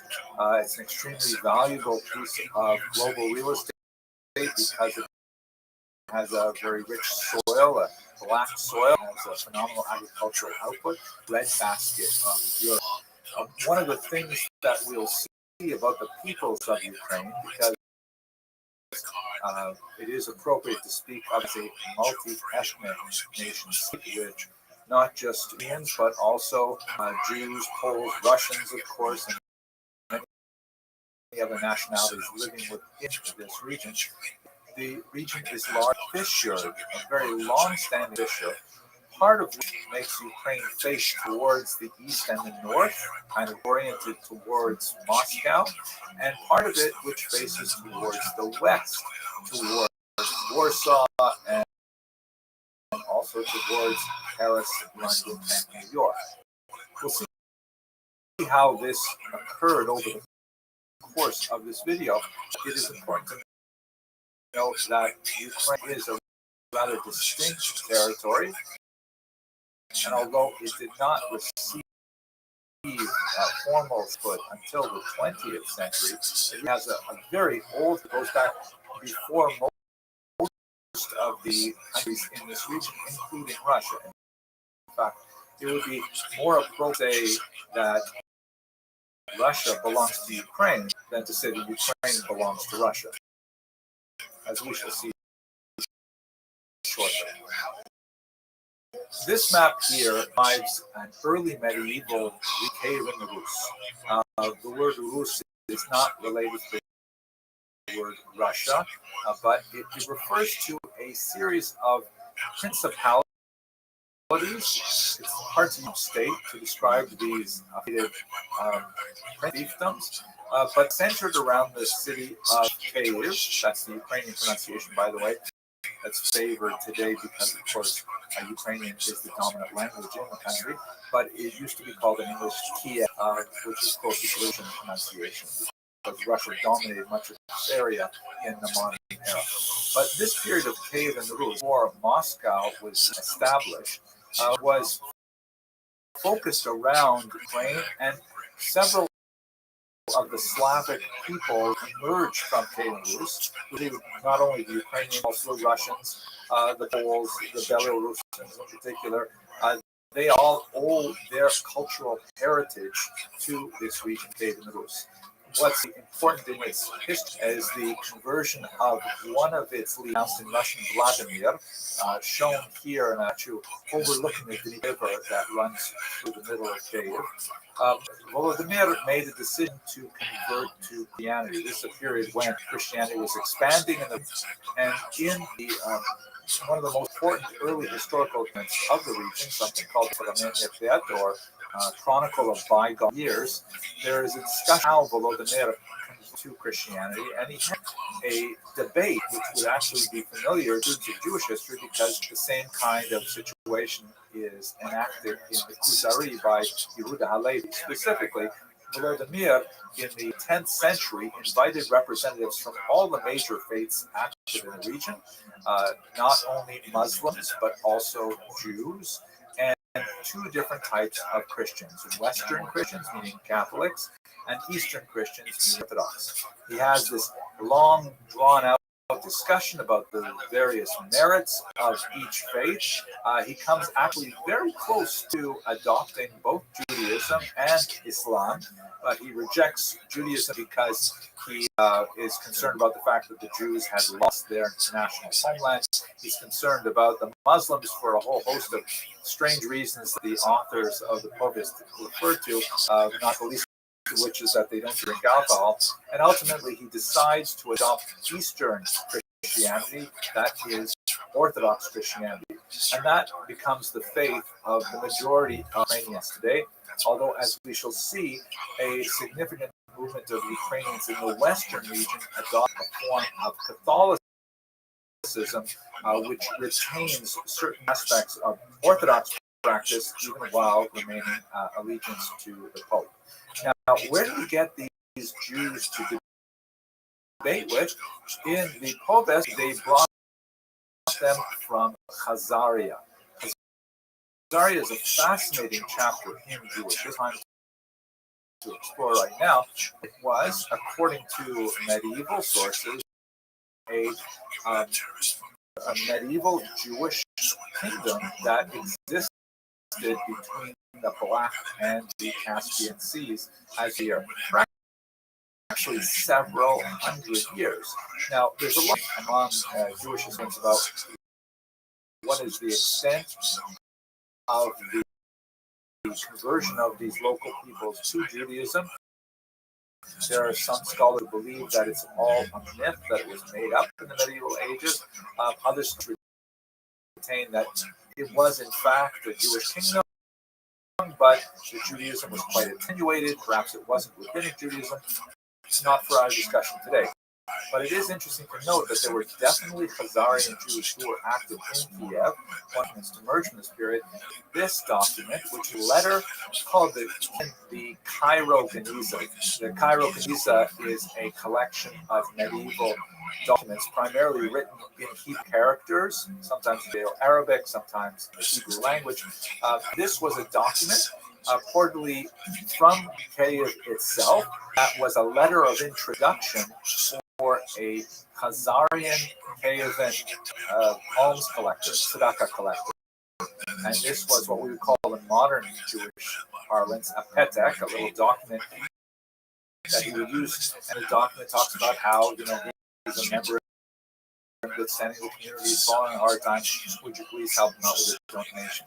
And what's especially interesting is that there are several signatures, as is typical even in the first century, signatures of various dignitaries proof of this person's bona fides, and one of those signatures is written, as you can see here, in Turkish runes rather than in Hebrew, which would suggest that one of the Khazarian Jewish officials living in Kiev was not sufficiently literate in Hebrew to be able to sign his own name, but nevertheless was a figure of some importance. So what we know is that living in Kiev in the period of Kiev and Rus, and by the way, there were Jews there much earlier. We believe that there were Jewish settlements and trading posts on the Black Sea, but very, very little data is available about them. But definitely by the time we get to the 8th, 9th, 10th century, there is a Jewish presence in Kiev. There is even a member of the rabbinic school Tosafot, which left a very extensive commentary in the Talmud, who was called Moses Cave. There's several other figures, period, that indicates there were Jews living there even at the very beginning of Ukrainian history. Now, what happens to Kiev and Rus is it is overrun, and so there's a period when Mongols take over the entire thing. And when the Mongols finally recede, then he absorbed into a very large state, which is called Polish-Lithuanian Commonwealth, formed largely by a dynastic union between Polish and Lithuanian royalty. And as you can see, it's quite a massive state. It includes what would be today modern boundaries on it. It's Estonia, Latvia, Lithuania, and it's Poland, and includes a big chunk of Ukraine, not quite reaching down to the Black Sea. And you have a massive Jewish migration that comes the 11th century, especially peaking around the, and the reasons are especially moving the Polish-Lithuanian Commonwealth, which is in the southern regions, is because they are being driven out from the west by an increase in anti-Semitism, charges of infamous blood libel, host desecration, the persecution of 748. These are driving Jews to the east. At the same time, there is an economic vacuum that attracting them to the Polish-Lithuanian Commonwealth. The reason for this, primarily because Jews become part of a complex economic system, which Polish lords who hold large Ukrainian holdings called latifundia for Jews essentially to be leaseholders, to be middlemen for them, collecting income in the form of various taxes on produce, poll taxes, taxes for crossing bridges, all kinds of things. This system, also known as tax farming, or the arenda system, was definitely exploitative. The Polish landlords had little incentive to minimize their rapacious demands on the Ukrainian population, and they simply would send the Jews in to make their collections. The Jewish community's income was lost on the differential between what they collect and what they had to transmit to the Polish landlords. And so that meant that the pressure on the Ukrainian peasantry simply increased every year. The Polish landlords would demand more income from their mass holdings. So the Ukrainian peasants, particularly males, simply abandoned their ancestral farms and they retreated to these kind of quasi-military sort of cowboy-like encampments, primarily along the rapids of the Dnipro River. And in these sort of events, they would make a living by pirating, by freebooting.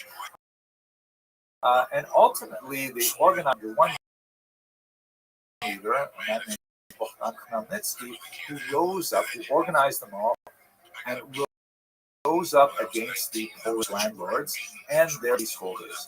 And in 1649, there was a wave of riots that shook Ukraine to its very core. And although Jews had been living in this region relatively peacefully for about 3 years, this was a moment when the economic tensions associated with the Alida simply spilled over into violence, laid impact on Jewish self-image of their Ukrainian nation as well, and put into motion kind of like a cycle of Jewish Ukrainian discrimination. But we should remember that there's a triangular conflict going on here. That Poles are definitely part of the overall picture.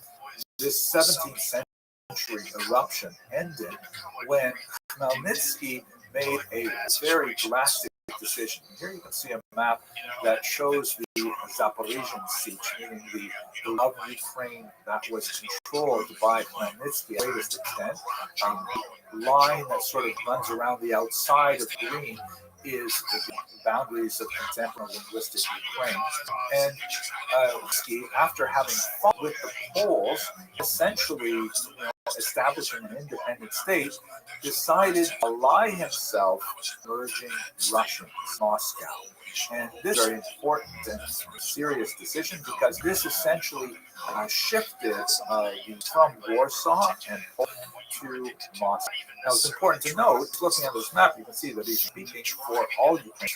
To the west, to the left-hand side of this map, just above the red smear that represents the Carpathian Mountains, the other one has Halichina, and above that, Volyn, which were still Polish orbit. This is a region where a lot of Ukrainians adopted Catholic. Ukrainian language they spoke was more heavily inflected by Catholicism, and they generally looked to the west. It's a fissure that will repeat itself all the way up until the 20th century, because there's certain parts of Ukraine that always look towards Moscow and the east. Other parts always look towards Europe and the west. And it's the same kind of tension that's playing out today in our contemporary hostilities. The Jewish community of Ukraine is able to recover from the Khmelnytsky massacres, although they are commemorated in the liturgy to this very day. And there will be another major upheaval in the 18th century, the uprising under a similar leader called Fontan. But what's going on internally in the Jewish community is that the Ukrainian Jews are being heavily invested in a spiritual phenomenon known as Hasidism. And southern Ukraine is deeply associated with the development of this movement, first associated with someone called the Baal Shem Tov, Israel ben Eliezer, who lived in southwest Ukraine, or if you prefer, eastern Poland, in the 18th century. This map here from the historical atlas of Hasidism shows the dramatic explosion of Hasidic activity in Ukraine, particularly towards the western region, and it spread throughout the entire area. Just to give you a little bit of an orientation, just to the right of the light yellow color, you can see there is just in the gray side. So this is towards what's called the right bank Ukraine, by the way, because Ukraine is bisected by the Dnipro River. So the right bank, meaning when you're standing beside the river, looking to it where it flows into the Black Sea, the right bank is where most Jews live. On the other side, the left bank is a much smaller Jewish population, but nevertheless significant in centuries. So Hasidism goes at pace during this time. It's also important to note that Jews have organized themselves very well in Commonwealth to establish something called the Council of Lands, which is essentially an interconnected network of Jewish municipalities, kehilot, in which they establish standard legislation for all Jews living within this massive country. It eventually would come apart in the 18th century for a whole bunch of reasons, but nevertheless, Jews are enjoying even despite the terrible upheavals of the Khmelnytsky era, they are enjoying a tremendous renaissance and a period of great strength of their communal and spiritual activity. This comes to a dramatic conclusion with the partitions of Poland. In a very cynical political move orchestrated by the three neighbors of Poland, the German, the Austrian empires, they simply divide up Poland into three of them, in a series of three partitions. And in this map, you can see that the eastern section, sort of the orangish colors, go to Russia, and at the very bottom, you see that darker green, the eastern part of the darker green area, known in English as Galicia, not in Ukrainian, goes to Austria. Another example of the fissure between that is going to be politically augmented by this new pop of formerly Polish Ukrainians, now Ukrainians of the Russian Empire, and in the West, the formerly Polish Ukrainians who are now part of the Austrian Empire. That would pertain right after World War I, and as we shall see. The Jews who find themselves in the Russian Empire are relegated to this large territory called the Pale of Settlement, which was the region where Jews were allowed to live. And you can see just about the bottom half of this is Ukraine. In the 19th century, the Russian Empire, in particular under Tsars like this man, Nicholas I, engaged in a very concerted effort and assimilate their local populations. In the first imposed the horrific Cantonistic, which demanded that young Jewish males meet the quota to spend up to 36 years in military service. It's an absolutely horrific creed that caused untold tragedy in the Jewish street. In terms of Ukrainians, a little bit different because Ukrainians, as I alluded to earlier, hated peoples.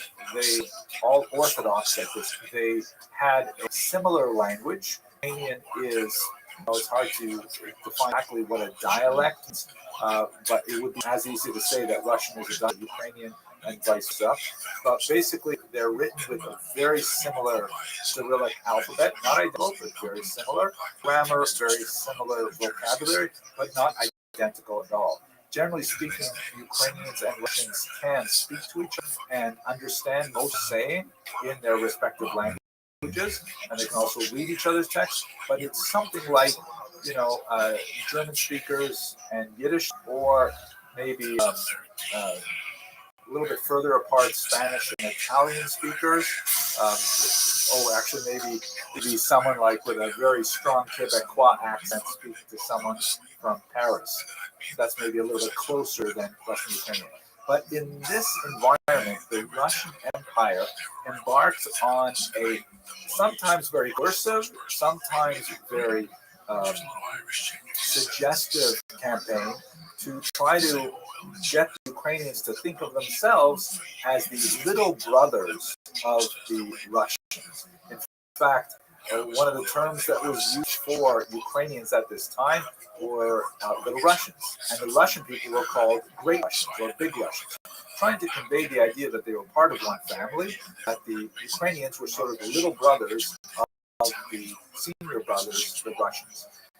In some cases, this meant closing down Ukrainian language schools that were developing towards the end of the 19th century, censoring Ukrainian language publications, and many other crude moves to try and make the Ukrainians think of themselves as being Russians.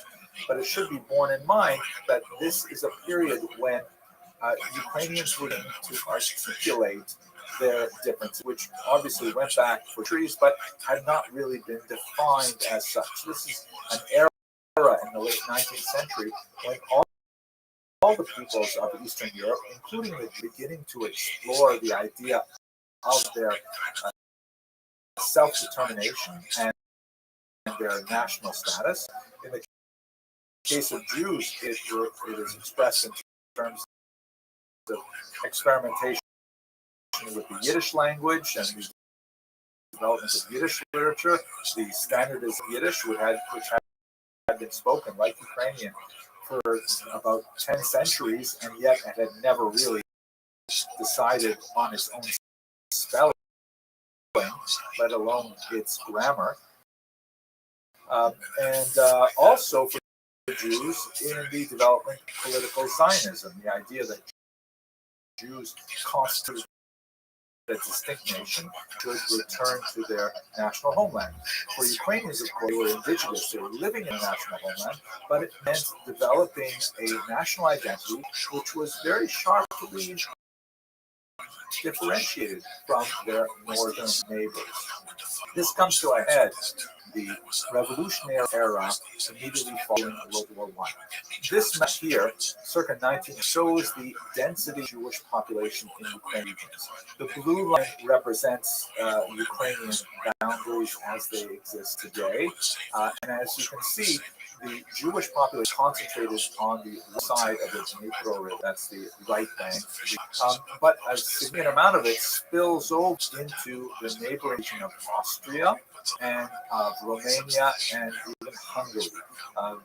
This is, of course, a very heavily Hasidic region in particular. And these cultural boundaries, these linguistic and religious boundaries, are often much more significant than the political ones, as we shall see. So during the revolutionary era, leading up to World War I in 1917, when the Russian Empire collapses, a lot of us begin to say, hey, now is our opportunity to actually establish of independence from the Russian Empire. At first, it's envisioned in the form of a federated Russian state that includes of the non-Russian nationalities, like Ukrainians, like Poles, and so on. And one of the great chants for this kind of moderate evolution of greater Ukrainian national expression, this man, the historian Mikhail Khrushchevsky, others assembled in Kiev called the Central Rada, or Central Council, which included Jews as well, with the idea of hammering out a rapprochement between the many peoples that live in Ukraine, not only the Ukrainian majority, but also the significant national minorities, including the Jews, the Poles, the Germans, the Russians, of course. All of them had different ideas about how to shape the post-World War I reality. Unfortunately, the years after were consumed by violence as civil war with many internal and external forces active in Ukrainian territory. There was an attempt, specifically by the inheritor of the Central Rada, the directory, to establish that connection with the Jewish minority. This directory was led by this man, Simon Petlura. Fortunately, Ukraine was submerged in neo-violence at this time. And in particular, there were a series of pogroms concentrated in the year 1990. And one of the great paradoxes of this period is that 40% of the recorded pogroms were actually committed by the troops that ostensibly were loyal to the Ukrainian Petlura, who had a Minister of Jewish Affairs in his government at the time. It's a very confusing period. I've written about this if you're curious. Ultimately, the Soviets were able to seize control of most of Ukrainian linguistic territory, and they established a new country, the Ukrainian SSR, or Ukrainian Soviet Socialist Republic. Here on this map, you can see the boundaries of that. The white line that you can faintly see running around the outside represents contemporary Ukrainian boundaries, but more significantly, area in the center, which is the boundaries of the Ukrainian SSR. The blue area to the west represents those Ukrainians who found themselves not within the Soviet orbit, but within independent interwar Poland. And once again, you see that fissure. A large bulk of Ukrainians now find themselves associated, whether they like it or not, with Moscow and the Union of Soviet Socialist Republics, and a minority in Western Ukraine find themselves associated, again, whether they like it or not, with the independent Poland reemerges after World War I. Also interesting in this is that it's not just Ukrainians. The little sort of yellow circles that have the number 3 on them all represent significant Jewish populations. And you see, as we saw in earlier maps, there's a high density of Jewish settlement, particularly in right bank Ukraine and especially in the Ukrainian region, which at this point is in Polish control. A lot to say about the nature of Soviet rule in Ukraine, and I've spoken in a video, so I don't want to go into great detail, but perhaps significant for our purposes is the infamous Holodomor, the artificial terror famine orchestrated by Stalin that killed millions of Ukrainians in 1932 to 1933.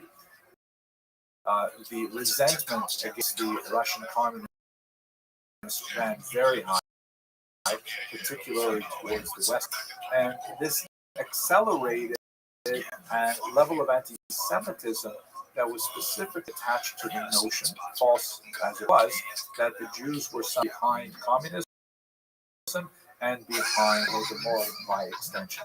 Obviously, much more to say about this complex period. Please have a look at some of my other videos to understand it.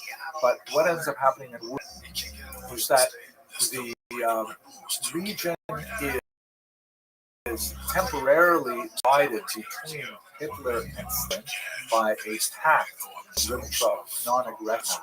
Stalin and Hitler agreed to divide the region that separated the two countries, the Third Reich on the one and the USSR on the other, very much like the cynical division of Poland 2 centuries earlier.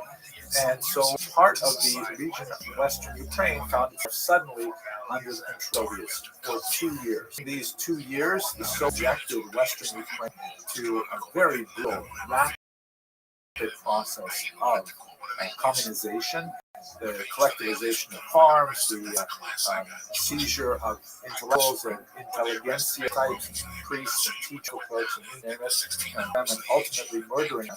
But what happens in Operation Barbarossa, which is June 20, 1941, that Hitler double crosses Stalin and invades the Soviet Union, catching him off guard, and as you can see in this, penetrating deep in Tsar and taking over almost all of Ukrainian ethnic territory. The Ukrainian SSR is almost completely ruled by the Nazis, and one thing for our purposes is that Hitler sends out 4 mobile squads into the lowest, you can see the blue lines there, such proceeds to go through these tiny little that dot countryside, rounding up Jews, communists, political figures, Jehovah's Witnesses, homosexuals, anyone who is regarded as an enemy by the Third Reich, taking them out to the fields and ravines in the region and simply mass murdering them. This is incidentally the way in which most of my ancestors were killed, not in Ukraine, but in Lithuania by another group of us. So the Nazis hold on to Ukrainian SSR until the war begins to turn. The Battle of Stalingrad, actually the Russian Red Army is able to drive them all back to Germany and ultimately to defeat. Constituted boundary of Soviet Ukraine after World War II now include those Ukrainians who were on the western side. They're dominated by the city of Lviv, or this will be pronounced by people in China. These western Ukrainians are much less likely to support their incorporation into the Soviet Union, primarily because they've had more of an orientation and to the west, and to Europe in general. Nevertheless, these are the boundaries of the Ukrainian SSR that pertain right up until the dissolution of the Union in 1990. under Gorbachev when there were protests, particularly by the non-Russian nationalities, and they're breaking away from the Soviet Union. Ukraine, the Baltic states, and so on, even Belarus, which is normally very closely aligned with Russia, all break away and form their own states. And it is during this period, particularly in the 1960s onward, that you begin to see Jews and Ukrainians forming another kind of rapprochement, this time united in their opposition to Stalinism and to the Soviet Union. One of the most notable figures that emerges from Ukraine at this time is the dissident Anatoly Sharansky. Natan Sharansky is now a very important leader in Israel, who one of the prominent refuseniks, that is, Jews who were sent to prison for the temerity to ask for permission to leave the Soviet Union. And in many ways, Jews and Ukrainians exiled and imprisoned reform connections that would later be expressed in political activity and would ultimately result in the overthrow of the Soviet Union in 1991. Here's a map of what things are like today. As you can see, this map in the Washington Post gives you a sense of the linguistic differences of Ukrainians today. There's no question that the further east you go, the more Russian population is, at least linguistically.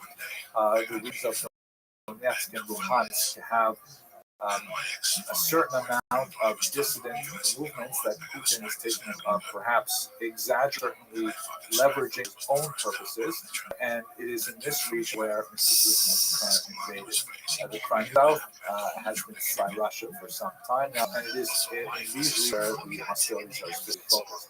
However, it's very clear from map of troop buildup that they have troops in Belarus and in Crimea as well, which threaten Ukraine and could suggest the outbreak of much wider. How do Jews about this right now? Well, it's a cruel moment. Perhaps most ironically, the current president of Ukraine is in fact Jewish himself, and he has not made a secret of this, and he is the one leading Ukraine. Many Jews, alongside their Ukrainian neighbors, are very concerned about the future of their country. Jews have the option, which is something that is rare in Jewish history. That is a product of the 20th century and specifically the late 20th century. They have the possibility of making Aliyah and moving to Israel. This is something that changes the entire dynamic for many of the some 4,000 odd people who identify in Ukraine today.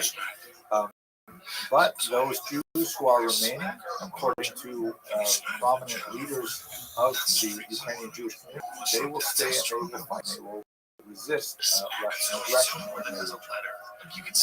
But hope for peace and a long-standing resolution to this conflict that is in the best interest of all the peoples of the area. Thank you very much for watching. Oh, really? It's great. Let me ask you this. Why do you think Poland has always been so liberal? Because they want to be. They had that right to be. What do you mean? It's the same people. That was not the Poland when I got there. I don't know what the Gentiles, Starbucks. That's not what Father Boulder was totally brought up to be anti. Hello, fellow students of Jewish history. As we all want people went to church with this amazing Grateful Dead, but that's what it is.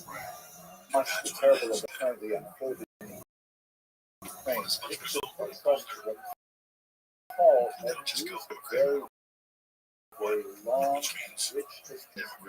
And I've prepared a couple of already that After he got elected for the first term, that's when I was there.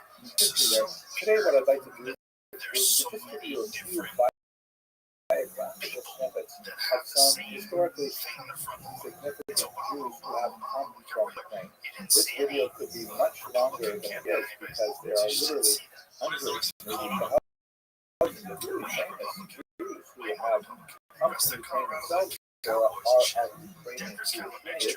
By the way, please, why didn't you include so-and-so into this? There are literally hundreds of people that could have been included in this video. I just think it's really meaningful to me. Some people are kind of surprised that I would portray life for Jews in Ukraine, except I'm the elected suffering. And, I'm sorry to disappoint you, but the reality is that for the vast majority of the time that Jews live in Ukraine, they live in a cultural symbiosis with their neighbors. Sometimes there is pain, and sometimes, in fact, there is even peasant uprisings that resulted in Jewish deaths, as we had of Ukrainian antagonists. But there's also, hundreds of years of relatively I think it's hard for me to let go of that kind of mindset with regards to experiences in Ukraine, and certainly not given Ukrainian history is true past here. I think I know more than most people about the violence that was perpetrated against Jews in 1648, 1748, 1919. However, you look at the overarching amount of history that Jews have spent in Ukraine, it's easy to lose sight of the more quiet moments that dominated that long history. And by the way, some people say, well, what about Nazis in Ukraine? And they'll point to tiny examples, sometimes more significant, obviously during the Holocaust, of Ukrainians who supported more right-wing causes. It's a silly argument. You have America, we've got Nazis here in the United States, we've got Nazis in virtually every country of the world. They tend to be tiny little segments of your population. They tend to represent kind of like QAnon supporting individuals who may band together and vent at passers-by and things like that. We certainly don't condemn an entire society because of these tiny minorities, especially when that society is demonstrably taking steps to quell that kind of activity, which is not something that even America has done very well. Anyway, I want to put on Ukraine. Let's have a look at some of the significant views that have been. Here's a map just to recall what we say. These are the contemporary political. Although it's important to note that, with the exception of a couple of points in this long history, Ukraine was not a titular nationality, have their own state that they could claim. This is our boundaries of our zone. Ukraine was typically dominated by other countries. Ethno-linguistic population today, as Ukrainians, often found themselves within, let's say, Poland or Russia. Also, hence they were divided. The western sections in particular found themselves or the Hungarians or the Poles, and the western group found themselves under the Russians, for example. If we go to the earliest point in history where we actually have named the 12th century stands up because there are two figures who belong to the title of the Tosafos. These are very, very important thinkers who circulated commentaries on the Talmud. In particular, one is named Moshe Aviev. He corresponds with Rabbeinu Tam of this school of scholars. Also corresponds with David Ben Ali of Baghdad. And there's another, Isaac of Chernihiv. Sometimes this is Isaac of the Chernigov, that the Russian pronunciation of the same place. Also a 12th century figure who traveled to the west, to the Rhineland, and he became one of the students of Rabbi Yehuda Hafazlik during the period of the here's what Ukraine looked like at that time. This is a period of chaos, where it was centered in Kiev, which is sort of in the center of this map here, but it is really quite far north as well. There are many famous Jewish names in the 18th century. Ukraine has been absorbed in the following century. Hundreds and hundreds of using I mean, they tools don't really we when they discussed do in that so that they previous don't videos, feel but super briefly, about anti-Semitic highway culture in and front front west, because if rising they were at importance, ones and with you like economic that, they'd possibilities fucking in the talk east, to this drawing other them person. in. They They live at this time under the all these auspices things of they the chose to do, full like by the Canadian road. government. Both the It's interesting Canadian too Commonwealth. because Here is they what they that don't massive recognize state people looked as like in predators in those 1764. situations. It's like people around urban areas are predators. Ukrainian But part of people it around is are sort of like predators. It's the real. bottom So section for of the generations, yellow they've map. like You can see there that but Kiev else is just just doing outside of it, street. with the Yeah, green it's part, crazy. which would Not have only been that, part of I mean, Russia that's the proper. case everywhere. Russian Like in Yellowstone, there was Jews, by the a way, video were that says barred today. from living in Russia from Very tweet. 1479 on. Since I mean, I So didn't watch it, I wasn't getting all cell the service. Jews who But are there's a making video that their way someone to sent me the today about east some have woman who kind got of too close to piling an up elk in in the Yellowstone. I Polish guess it was Lithuanian real reason. Commonwealth, But and both many of them are most part, settled they'll in worry the about southern people half, around wolves, which is grizzly bear, represented by cheetah. this They see Yellowstone. first, It they'll is in hunt this area dogs hunted that in the Yellowstone Hasidic for over movement 100 lives. years. The founder of the Most Hasidic people movement, there Rabbi some do. Israel I ben know. Eliezer, also known as the Baal As I Shem said, Tov, who lived in about Yellowstone now, 1700 besides to what we're supposed to 760, recover, yeah, he go came live. from the western region of Ukraine, from a city, a town called Medjugorje, and one of his principal students, there the Maggid of Mezrich, came from the town Mezrich in Buchi.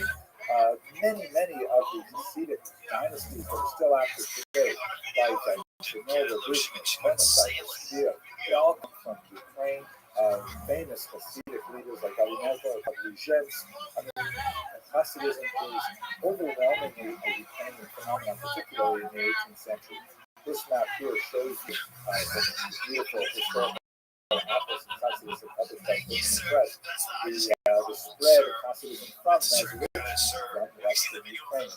Perhaps the best known Hasidic groups today, look at some famous Ukrainian Hasidim, is the Rothschild movement, for example, has an annual pilgrimage to the city of Uman, Ukraine. Here we can have a look at where exactly the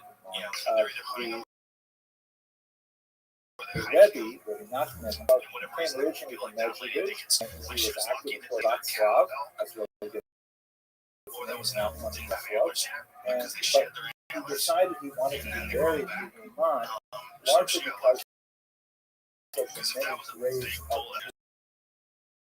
the Haidamach massacre of 1768. Another Hasidic leader from Ukraine is, of course, Rabbi Menachem the seventh Rebbe of the Chabad movement, although Chabad itself originates in Ukraine. First, he was born in Dnipro, and now what happened next? Overall development of the Jewish population is in the late 18th century, the country of Poland is swallowed up by its neighbors, and Russia takes over the massive section of Ukrainian Jews. A smaller number of those Jews living with the territory actually end up in Austria-Hungary, in Halychina or Galicia, but the majority of Jews end up in this region called the Pale settlement, which is where they were allowed to live under Russian Tsars from Catherine II. During a period of time, the 18th century and 19th century, tremendous flourishing Jewish culture, all kinds of great writers, like pioneers, and of course the very successful Broadway play and movie figure on the Isaac Babo, a great Russian stylist, who wrote Red Cavalry in an amazing way. He was Haim Bialik, and many others who were Jewish people for much of the early 20th century. In music, you see people like Vladimir Horowitz, the great pianist and composer, just incredible. Yosef Rosenblatt, a cantor whose beginning are absolutely world famous. In science, you have Jews like Waldemar Haskell, who was the man who developed the vaccine for cholera and for bubonic plague. He's a national hero in India. Here's a sample of a stamp that has his face on it because of the tremendous things he did for public health in India. Political leaders, Leon Trotsky, of course, the leader of the Red Army, one of the leaders of the Soviet Union. Golda Meir, also from Kiev, here left her a plaque that is posted in her honor at her birthplace. She went on, of course, to China and both sides. So, we could go on. on and on. I just really stopped at the early 20th century, but there's so many late Jews who that who were born in Ukraine or were descended from Ukrainian Jews. There's a place tremendous history for Jews and rather than mine, hope that people of Ukraine are spared the suffering that this whole enduring. I have different decompression devices in the back. I've got the reverse hyper, which strengthens your back, and also it's like an active moving decompression of the back. That's created by that Lee Simmons guy that from West Side Barbell. Just genius guy. He had a back injury too, and they needed to get it fixed, and they wanted to cut him. He was like, I think I can figure this out. I think there's got to be an exercise of strength resistance instead of surgery, and so that's what he came up with. But see, in Eddie's position, I don't even know if that would have helped because Eddie's was so far gone. He didn't have any disc left. It was like there was nothing there. You know how burgers they do the 12 o'clock class and that 1:15 is a mobility class for a half hour. Is that kettle jitsu guy? No. But isn't there a guy? Yes. No, but he's got tick fit. Tick fit. He's got tick fit. What does that mean? Tick fit is that he trained with the backs. How do you say tick? How do you spell? TICFAT, I think. Tick fit is the stuff with the back. I've recorded about 500 videos. No, like, what is police baton? What do they have on it now? What do they do for Oh, you mean maces? Like steel mace? On Jewish history now, and one of the things that used to surprise me, something with a club and they have a class at I think night? unfortunately doesn't surprise me anymore, is that in the top 10 of popularity, my handful of videos on the version remains very popular. And at first I thought, that's a really cool thing, but now I begin to think it says something unfortunate about humanity. So for this video and the next, which we're going to focus on the unusual chapter of Khazar Jews in our larger project, I'm going to first speak about something that is frequently posed as a question, and I answer definitively. The answer is no. Ashkenazi Jews are not Khazar. They are not descended from the Khazar people. If they have any connection to Khazar, it is very, very tiny in proportion to the overwhelming whole, which is largely European and Middle Eastern in background. So let's take some time to understand what the big controversy is about and what is the resolution to something which is a burning question for many people. First of all, what is the Khazar ethnic? Although it is shrouded in mystery, most historians coalesce around the idea that a population in the region of the Caspian Sea, not too far from the northern Black Sea, encompassing part of southeastern Europe, converted to Judaism sometime in the 8th century. They had come into existence in the 6th century as a proto-empire and then began expanding until they were finally defeated by the people of Kiev and Rus, that would be based in today's Kyiv, Ukraine, and the 10th century. So here's a map that shows you roughly where the Khazar Empire. Again, you can't use really strong boundaries, but this is a general area. Now, at the same time, more or less, you have the establishment of Jewish Ashkenaz, which is associated primarily with Germany, with the Rhineland, and we begin to see Jewish settlement there somewhere around the 10th century onward. The name Ashkenaz is of biblical origin, but it was applied in the medieval period to this region of Germany. Now, from what we know from lots of other sources, there's a pretty significant eastward expansion or migration of the Jews of Ashkenaz to Eastern Europe for reasons that I'm looking forward to discussing with you in later videos. But there's a lot of spread of Ashkenazi Jews to the east, and from there they constitute the largest single demographic chunk of European Ashkenazi Jews as a whole. Looking at this outline here in yellow is basically where most Ashkenazi Jews do. Of course, a big migration through the Americas, particularly from Eastern Europe, in the late 19th and early 20th centuries, and basically the migration that my own ancestors came from. And that's basically the story. The term Ashkenazi, again, derives from medieval Germany, although Jews use that later related to Eastern Europe, and then from there, members went to America, Syria, and so on. That's to distinguish them from other ethnic groups within the group, people such as the Spartan, who trace origins primarily to the Iberians. God willing, we'll talk a lot more about that. Now, here's the Khazarian hypothesis. Since there is something of overlap between the limits of the Khazar Empire, which had some kind of connection, possibly versions of Judaism, perhaps in the 8th century, and the population by the time you get to the 20th century, bulk of Ashkenazi Jews living in Eastern Europe. The Khazar hypothesis says that the Jews that call themselves Ashkenazi coming from Europe are not descendants of the German Nazis. They are actually descendants from the Khazars, and that's the Now, why should we care about this? It's something that we'll talk about in the next video, but that's like the Khazar hypothesis. They originate in Eastern Europe primarily from this Turkic living in perhaps one of the most significant thinkers and writers on this period is Professor Staffer of Hebrew University, great scholars a bit on and he's published quite a bit on Azaria. Has a very strong view of the entire, as a whole, the entire conversion story, which I'll speak about in the next video.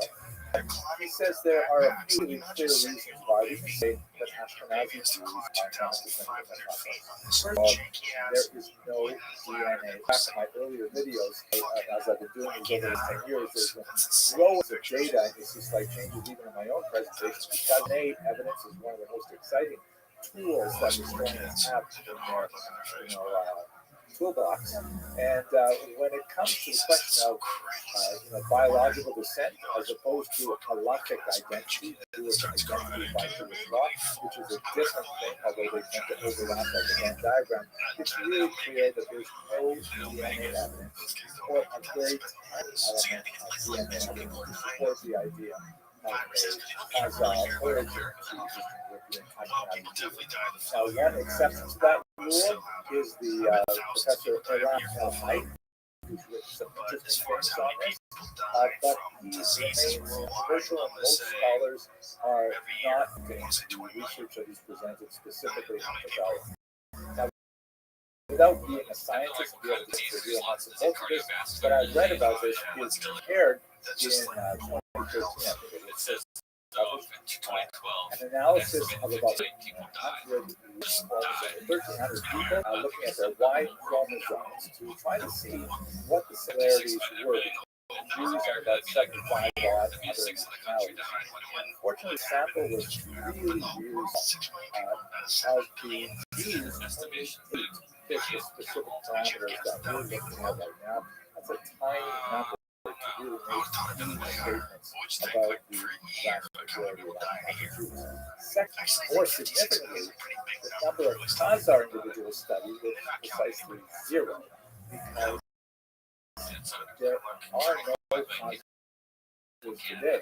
In fact, you haven't had Khazars for about 1,000. There's no one walking around who claims Khazar descent to whom we can go to for genetic data. You can't compare Jews to Khazars. You don't have any Khazars to actually say, oh, you're a Khazar. Great, let's take your DNA. So what he did was he essentially guessed, an educated guess, using Georgian content on Indians, which live roughly in the same area.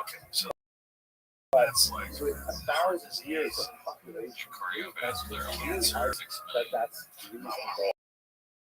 So it is considered widely to be a very unreliable reliable estimates, and most scholars, particularly most historians, are not accepting this limited data evidence suggest that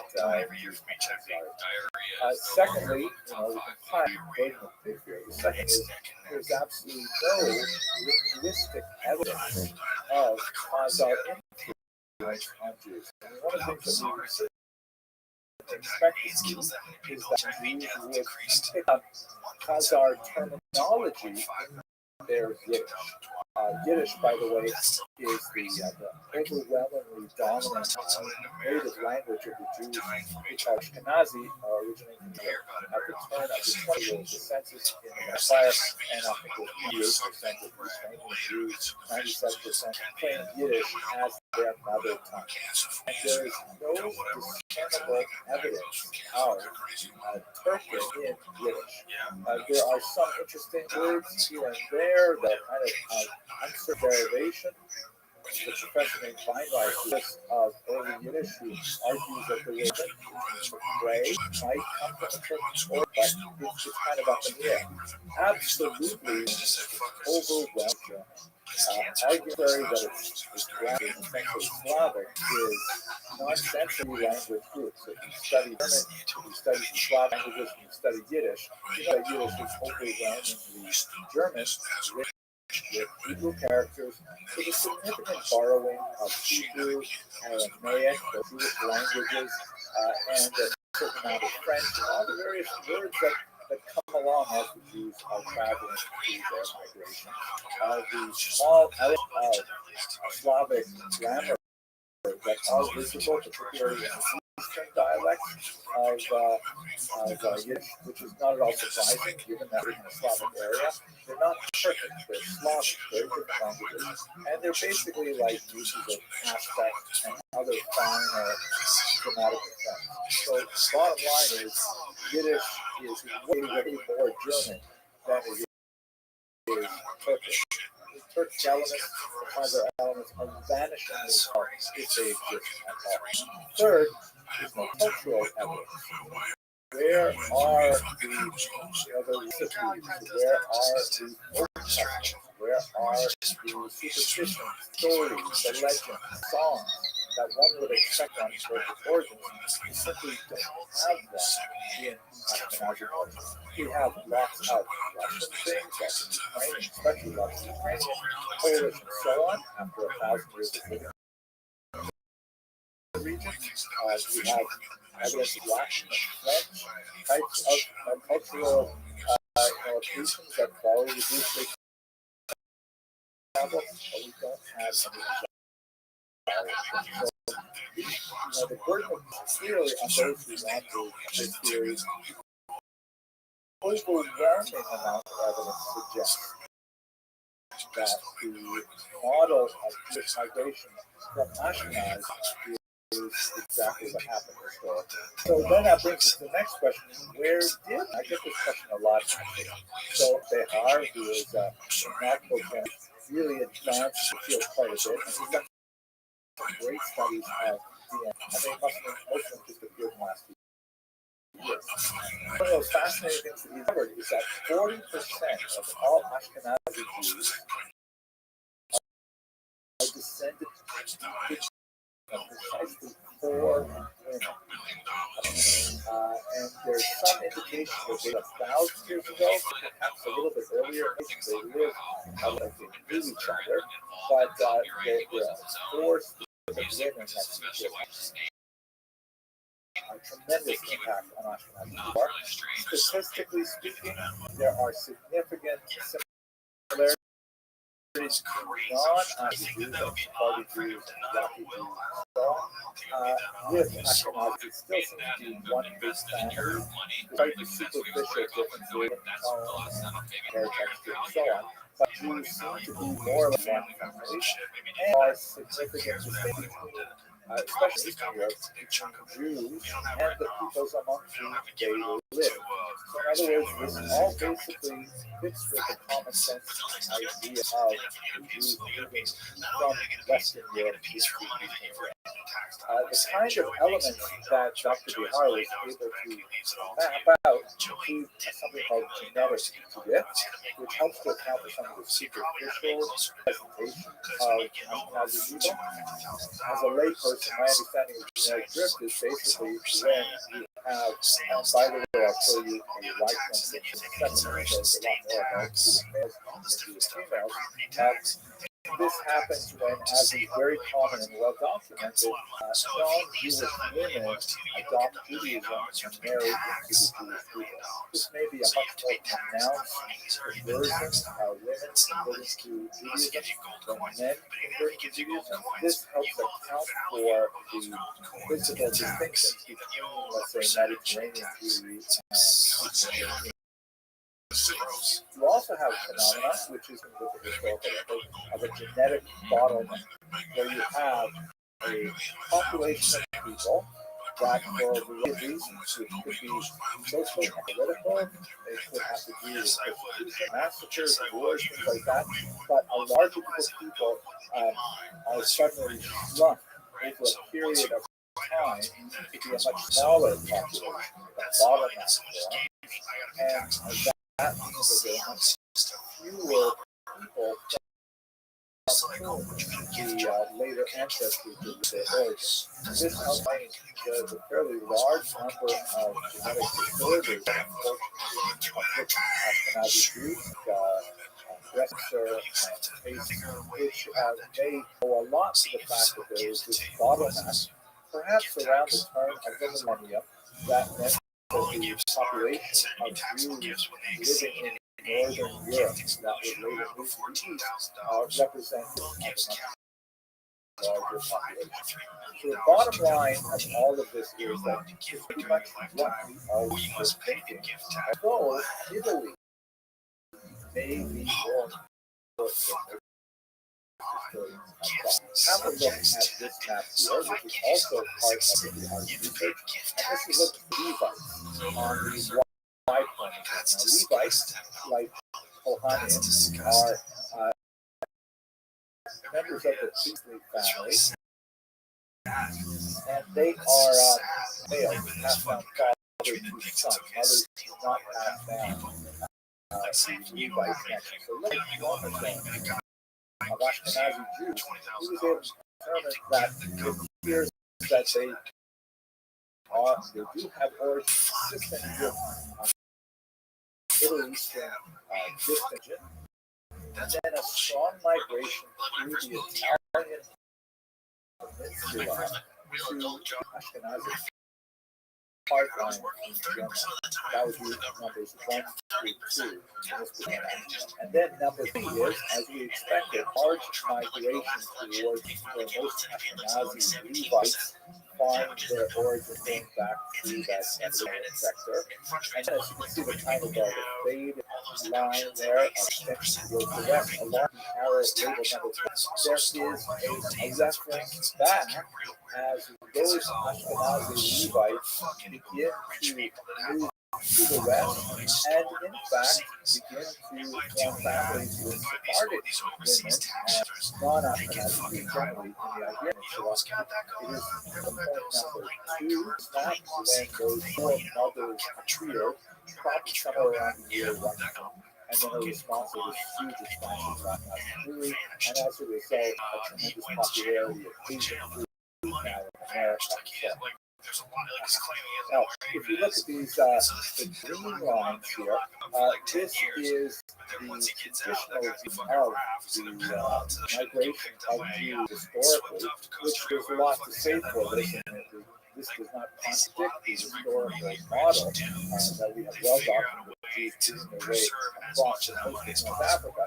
But that particular route not necessarily explain the origins of nations. While Jews may have been moving along that route number 5, they do not account for the large number of Levites in the Ashkenazi communities, and so it's not demonstrated by the research that we Nevertheless, we do have these moving lines towards the North Africa. So complicated to see with some of these, but you get the basic idea, right? Okay, so that's our short answer. Ashkenazi Jews are not descended from Khazars. They are descended from the Middle East and possibly through an Italian vector, and they're true, ironically, sorry, Rebecca, Rachel, and Leah of Ashkenazi Jews accounts for almost half of all Ashkenazi Jews today. In the next video, let us actually go to Khazaria and try to figure out what did happen in the 8th century. What was It's not like you can't be rich. Everything after like $15 million a year, you gotta fucking just give it all back. But people are not gonna work that hard. They're gonna get to that $15 million a year mark and they're gonna slow it down and back it off. Slow vacation, yeah. And then everything, well, it slows productivity because those crazy fucks, as dark as it is, like they have to be watched. There's gotta be some regulation because greedy fucking people get greedy. But if you don't have their ability to push it to the limit, if they don't have that ability, we'll have a lot less things that are new, a lot less innovation. There's a lot less companies, like huge companies like Apple and companies where you buy like awesome shit. It's gonna be a lot less of that. Now that we have discussed the persistent question of the origin of Ashkenazi Jewry in the previous video, Elon Musk, got billions and billions of dollars. There's a crazy benefit to that. know about the story of the conversion of the Khazars in that region, possibly in the 8th century. The story of Khazaria is especially fascinating when you think about the way it has been received by Jewish history. This is what the German historians call Rezeptionsgeschichte, or the history of reception, how an idea that developed and spread around. Perhaps the most important element of the Geschichte of the Khazar, written by Rabbi Yehuda Levi, very, very important Spanish Jewish thinker in the 12th century. The story described in the Khazari is essentially the story of the Khazar conversion as this great poet and philosopher developed into a book. The story goes like this. Basically, there is this Elon who, somewhere around the year 740, is a very spiritual individual and concerned with the practice of paganism among his people, and looking at the growth of Muslim movements, particularly Christianity and Islam. And both Christianity and Islam are making geographic headway in Central Asia and approaching its borders. So what should I be doing? Should I be remaining a pagan? Should I join one of the other faiths and so on? And so he has a debate where he brings together a Jew, a Muslim, and a Christian. I know it sounds like an offensive joke. And he has them have trilateral debate over which religion is superior. In the end, as you might expect, given the fact that this is Rabbi Yehuda Halevi writing it, King Bulan decides to accept Judaism, and all of his court and the Khazari, the Khazarian people, ultimately follow him to Judaism. That's essentially the story. Now, I hope you notice that there's 500 years difference between the setting of this story and the authorship of the Khazari. That's half a millennium. That's a lot of time.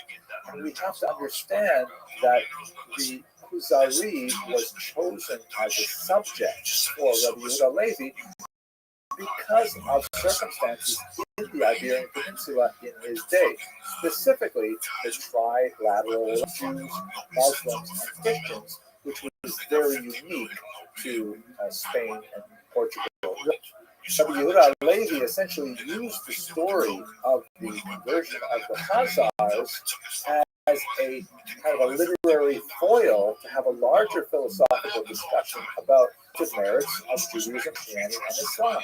And then, of course, by doing so, to demonstrate the superiority of Judaism. That's that's the essential idea of the Kuzari and the actual historical elements of the conversion of the Khazars is not necessarily important for what Rabbi Yehuda Halevi wanted to achieve in his literary work. So let us set aside the Kuzari as a historical source, definitely not to serve as a historical source, and serve as a literary philosophical cycle that understands what historical is. So let's move back a couple hundred years to the correspondence of Hastai ibn Shapur. Again, we're about 300 years distant from the actual events described, but this is a fast, very important source, which was exceptionally important for the Yehuda Levi's work as well. Hastai ibn Shapur, who I hope we will discuss in a few lectures when we look at Spain in the 10th century, very important diplomat who communicated with Jewish community, and he was fascinated with the story of the Khazar, which was known to him, and so he sent out some emissaries to try and reach Khazaria and find out, what's going on there. Are you guys actually Jewish? Is this actually a Jewish kingdom? Now, for reasons that take us beyond the scope of our discussion, is did not succeed in reaching Khazaria or speaking with any actual Khazarians, but they did receive correspondence from someone who purported to have brought letters from a King Joseph of Khazaria. These letters are absolutely fascinating. The story of the conversion of King Bulan, which talk about the nature of Khazarians, their Judaism, kinds of fascinating things. But it's widely believed that these letters were forgeries. In other words, the people who provide the letters to the of Hastai ibn Shapur of Khan, and they have no point on the actuality of Khazaria, and they don't have the value for that book. So they're fascinating and they're really engaging, but are they real? Do these? Are they authentic? Are they actually letters from King Joseph? Probably not. We do know, however, as we're closer and closer to the original dates, that there were medieval Jewish travelers who either had direct contact with Khazaria or did in different places and report, however briefly, on their Jewish status, sometimes with a degree of surprise, sometimes with a degree of skepticism, but nevertheless, there's like more and more little tiny bits of evidence piling up. As we shall see, skeptics would say that the pearl of data, but if you toss away these little bits of information. For example, here's a fast document which was found in Geniza. We'll have opportunity to speak about what that Geniza is in a few lectures from now, but basically it's a medieval trove of documents which were literally thrown away, but were amazingly preserved until they were unearthed in the late 19th century. And in this trove of documents is the so-called Kievan letter, which is basically a letter that is familiar to anyone who lives in the Jewish community today. When tzedakah collectors and charity collectors come by Jewish homes, they typically present a document which is called a petek, and it's essentially a statement of the bona fides of the bearer of the document, saying that this person represents a legitimate cause, he's fallen on hard times, he's supporting orphans and widows, or a charitable cause, one or the other. And it's expected that when someone presents you with this petek, which may be issued by the local community in which the donor lives, or may come from the originating community, like from Jerusalem or wherever, charity, and they build up their cause. This is exactly one of those documents. The only real difference between this document and the ones we use today is that the ones we use today are laminated. Typically, this was not laminated, but it comes from Kiev, which indicates that that was part of the range. Great Harvard historian Amelia Pitzak argued that Kiev may have been founded by Khazarian Jews, believe it or not. At any rate, the letter, which comes from, specifically describes how the person is fallen, how times the person is worthy, and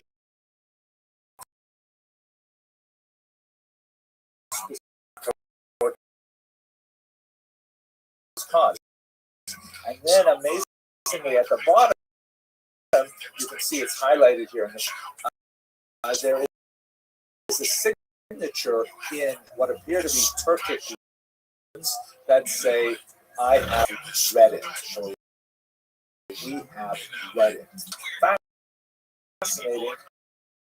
That indicates that there was evidently people who, because normally this would be the signature of someone who was important in the Jewish community, like Rabbi or Parnas of the community, which is essentially the president of the community, and he obviously is completely illiterate in Hebrew and needs to write in Turkic runes, which would be very unusual unless there was a distinct Khazarian community in Kiev at the time.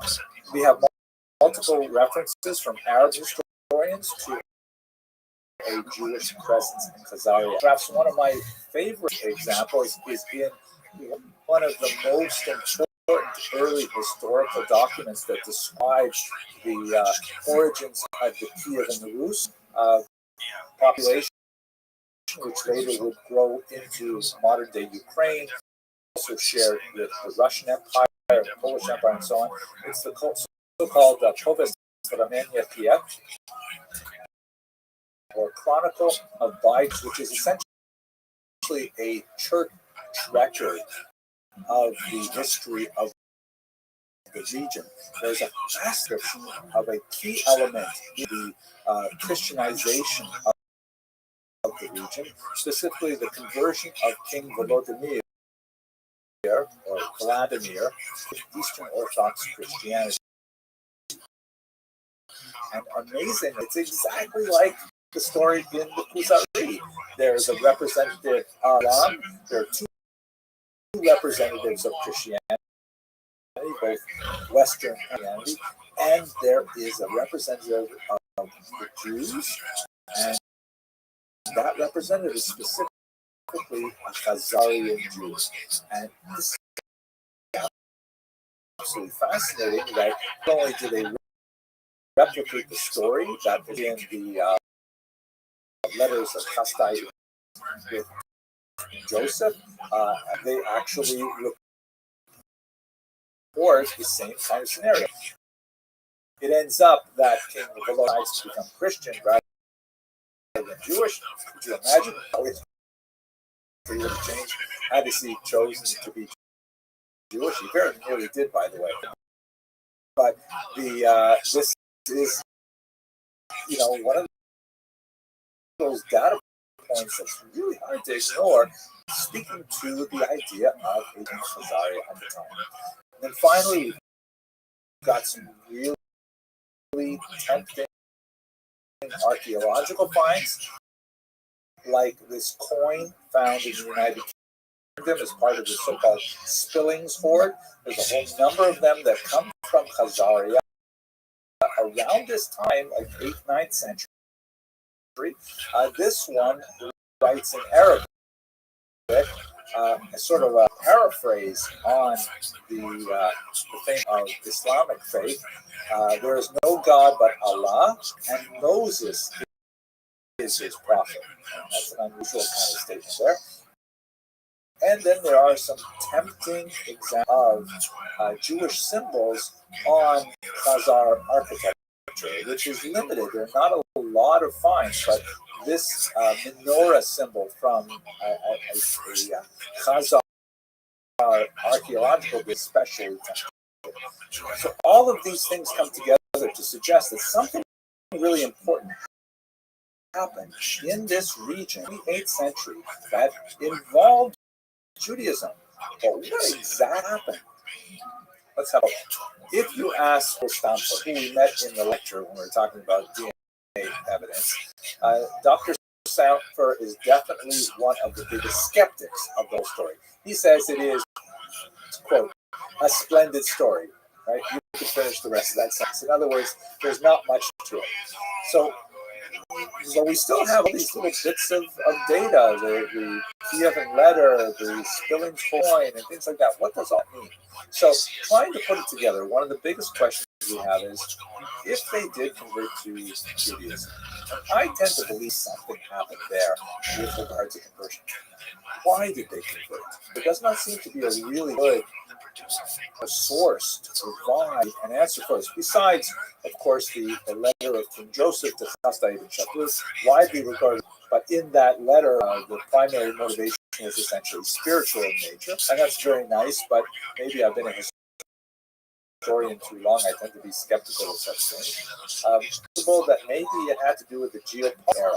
The Khazars did fight two brutal wars with the Muslims. They did see the rapid expanse of Christianity, which would overtake Ukraine and then Kiev and Rus in short order.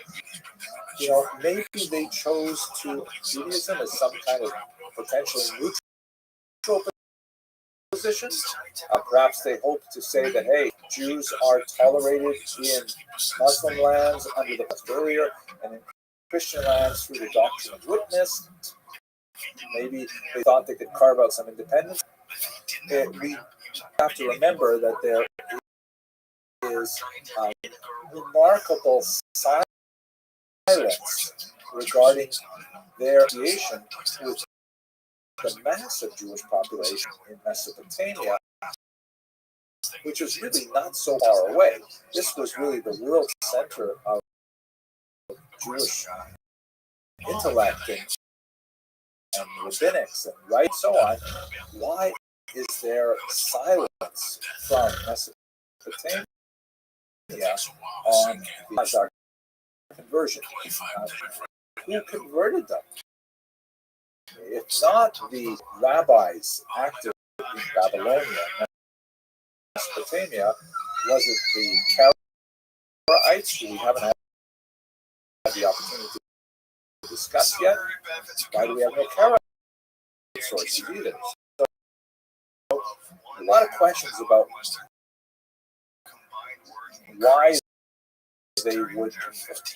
Secondly, how Jewish was this conversion, both in terms of quality and in terms of quantity. Whether these converts were rabbinic in orientation or Karaite in orientation. The documents like the Kiev just indicate that that particular individual who had gone to Egypt with the purpose of raising funds had fallen on hard times. But it doesn't really say much about his personal religious orientation. We don't really have clear evidence as to what kind of Judaism they performed. We also, very important, don't know how many of them. Is it possible that this was kind of like a royal conversion? Like we see, for example, with Queen Helena of Adiabene, who converted to Judaism with her sons, but her husband remained non-Jewish? Is it possibly similar to the conversion in Tinyar in the Arabian Peninsula? We simply don't know how many of Khazarian Jews converted to simply a token conversion that took place in the upper strata. It did not extend to the lower population as a whole, who remained essentially pagan. And third, perhaps relating to the ongoing mystery of Khazars, what happened to them? Where did they go? We know that the empire lost its political independence in the 10th century when Sviatoslav of Kiev and Rus destroyed it for the last time. But they seem to like pop up every now and then in the Chronicle of Bygone Years. That was a couple hundred years later.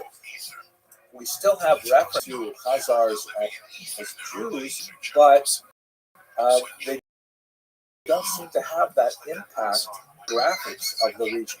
We already discussed in the previous video the lack of DNA evidence of their continuing relationship with Ashkenazi Jews. Did they perhaps make an impact on some of the smaller Jewish populations, like in the Caucasus, like to Jews perhaps? We simply don't know. Now, as I mentioned in the beginning of the last video, I get a lot of questions and a lot of attention about the Khazars. Sometimes I have to actually shut off the comments because they just get out of hand. And you might wonder, if this is your first time encountering these questions, why would people care? Like, what is the big deal? Some obscure 8th century event? So the implications are actually quite significant for the 21st century politics. You consider, for example, the work of Professor Shlomo Zahn, who is an Israeli historian, who has written quite a few controversial books. One of the most significant is this one here, the so-called The Invention of the Jewish People, in which he essentially argued that Ashkenazi Jews, as we discussed in the last video, Ashkenazi Jews are not really Jewish. That this entire sub-ethnic group of the Jewish people, which had such a profound impact, that in particular actually descended from the biblical Jews of ancient Israel. Now, this has a lot of appeal to people who wish to see modern Jews taken down a peg. Maybe for religious reasons, that they want to feel that modern Ashkenazi Jews don't have a real share in the ancient patrimony that they claim. Again, not that it really makes a difference in terms of, and although I'm not a theologian, I don't think it's, I'm not even sure what kind of difference it would make theologically. The argument of some people, frankly, anti-Semites, that modern Jews are not real Jews is a way of delegitimizing their ethnic identity, of saying that we don't have to afford them the respect that patrimony might otherwise be appropriate for them. We don't have to regard as being, millennial followers of the tradition, and perhaps therefore, we could consider them usurpers, racial interlopers who have somehow taken away the patrimony. You see this sometimes among black supremacists who argue that the real Jews are actually black, and those white Jews who claim to be Jews, they can't be Jews because we are. Right? As we've discussed when we look at the Jews of Africa, there are Jews who are black as well, and it's just not a factor in the logical or the halachic application of who is a Jew, halachic being in terms of Jewish law. So a lot of Semites really like the Khazar emphasis. Professor Zahn, they also kind of like a liberal approach to this as well. The right wing may see it in terms of traditional anti-Semitic views. The left wing, as we see Professor Zahn, he wishes to disassociate himself specifically with the Jewish claim to the land of Israel. If Ashkenazi Jews, the argument goes, are not really Jews, and Israel is to be a homeland for Jews, that therefore, in the way the argument goes, invalidates the Ashkenaz claim to the land of Israel as their homeland. And that's a pretty something to say politically. And that's why, ironically, you sometimes find the Hazarian hypothesis being advanced. Those who have issue with Jews both on the right and on the left. That's why this issue seems to have so much traction, even in the 21st century. But in terms of the overall scope of Jewish history, it's just a tiny little footnote. A fascinating one, a splendid story to use Dr. Stanford's message. But we're going to move from this now. We're going to look at a much more significant topic. We're going to look at the growth of Middle Eastern Jews, and particularly to look at the Genesis period. Thank you very much for watching. I will trust Dan's opinion on things before some actress lady's word on what happened. I would trust at least Doug's opinion that Johnny was at least saying that he was going to get black. But who knows? It's fine. Yes, but everybody knows. Let's say she's black business. My business is not going to go. I never hope it might do. You're not going to. In this video, I take you through the major migration patterns of Jewish history right up until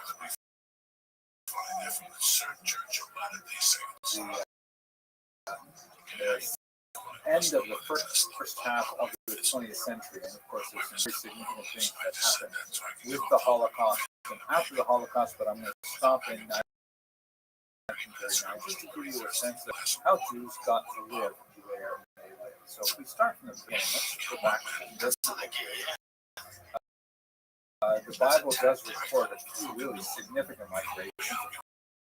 Of course, there's the early migration of the patriarch Abraham from the city of Ur in what would be today Babylon, what would be today Iraq, actually, into the land of Israel, and then of course there's a bit of tiny pocket 70 individuals moving in, and then the Exodus from Egypt, and then later on get to some data that's by extra biblical as well. You see that there are 8th century placement of Jews, quickly from the northern part to what would be today primarily northern Iraq, and then in the 6th century there is another major displacement with the destruction of the first temple, a little bit further south in the Mesopotamian region between the Tigris and Euphrates River. So we have some sense of those migrations. There are during this time, well, some Jews living in Egypt, particularly in the southern part of the Nile River, but not a huge problem. We have some evidence of it. It was the late antiquity. Let's start from the first century. I've got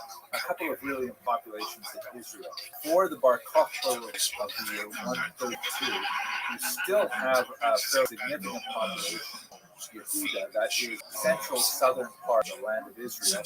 After that failed revolt against the empire, there's a pretty massive Jews in Yehuda, and the Balkans moves to the north to the region of the Galilee, or Galilea. That's why two circles there on this in the land of Israel. You still have the nucleus of the Jews who had immigrated to Iraq, forcibly moved to Iraq under the regime of Assyrian and Babylonian kings. But then there is a fairly significant growth of that population, actually becomes a major Talmudic center. So that's happening in the Mesopotamian region. You can see it there in the circle on the right.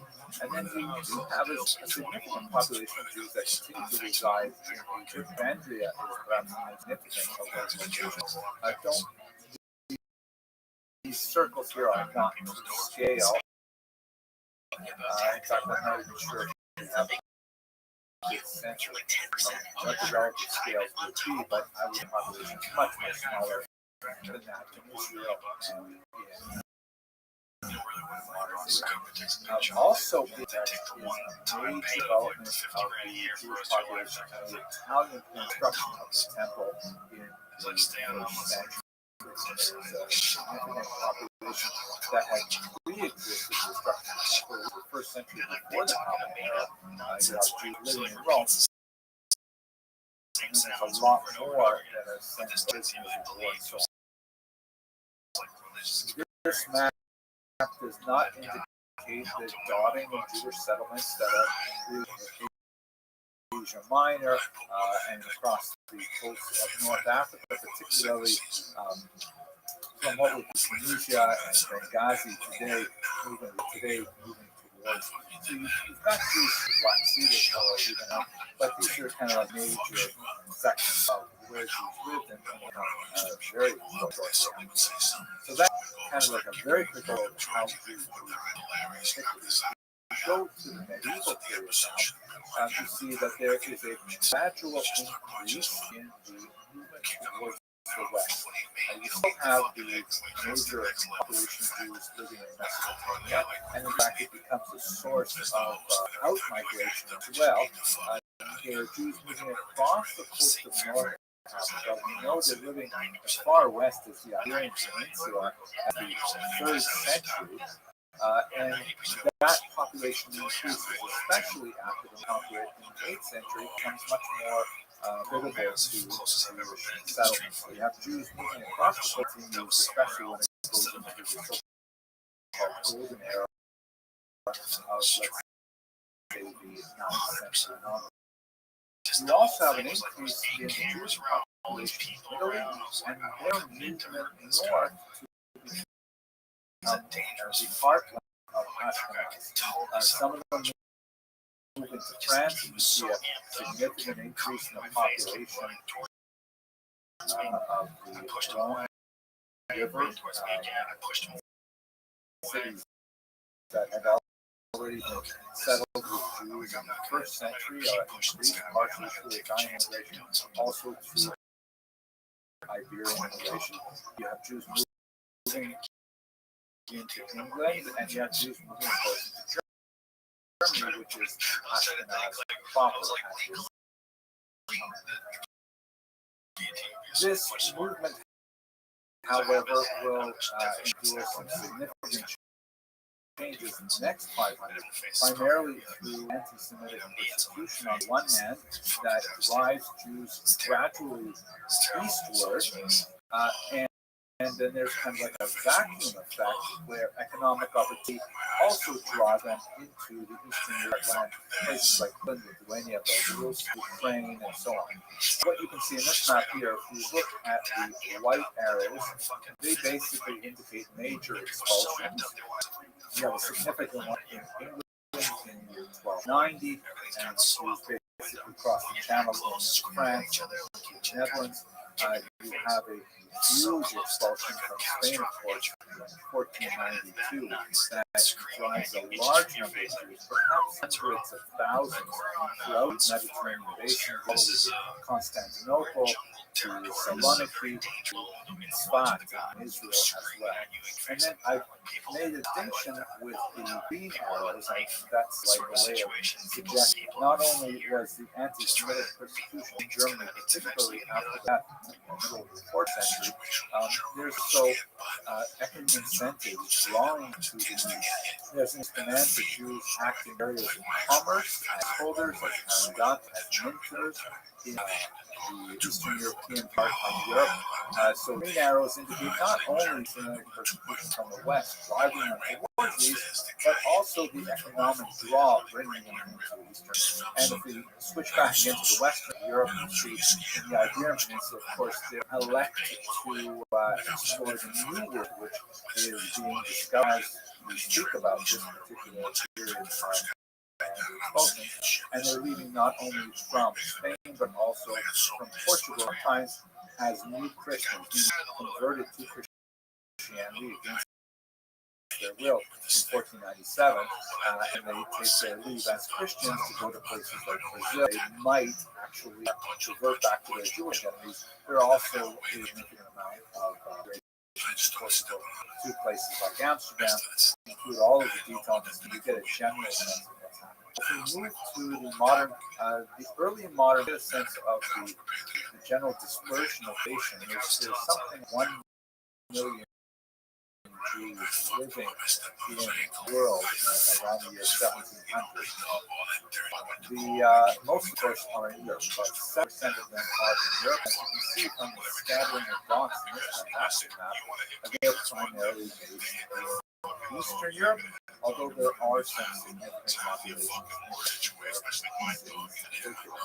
a small number of Jews, about 17%, are living in North Africa, and an even smaller amount are living in the Middle East.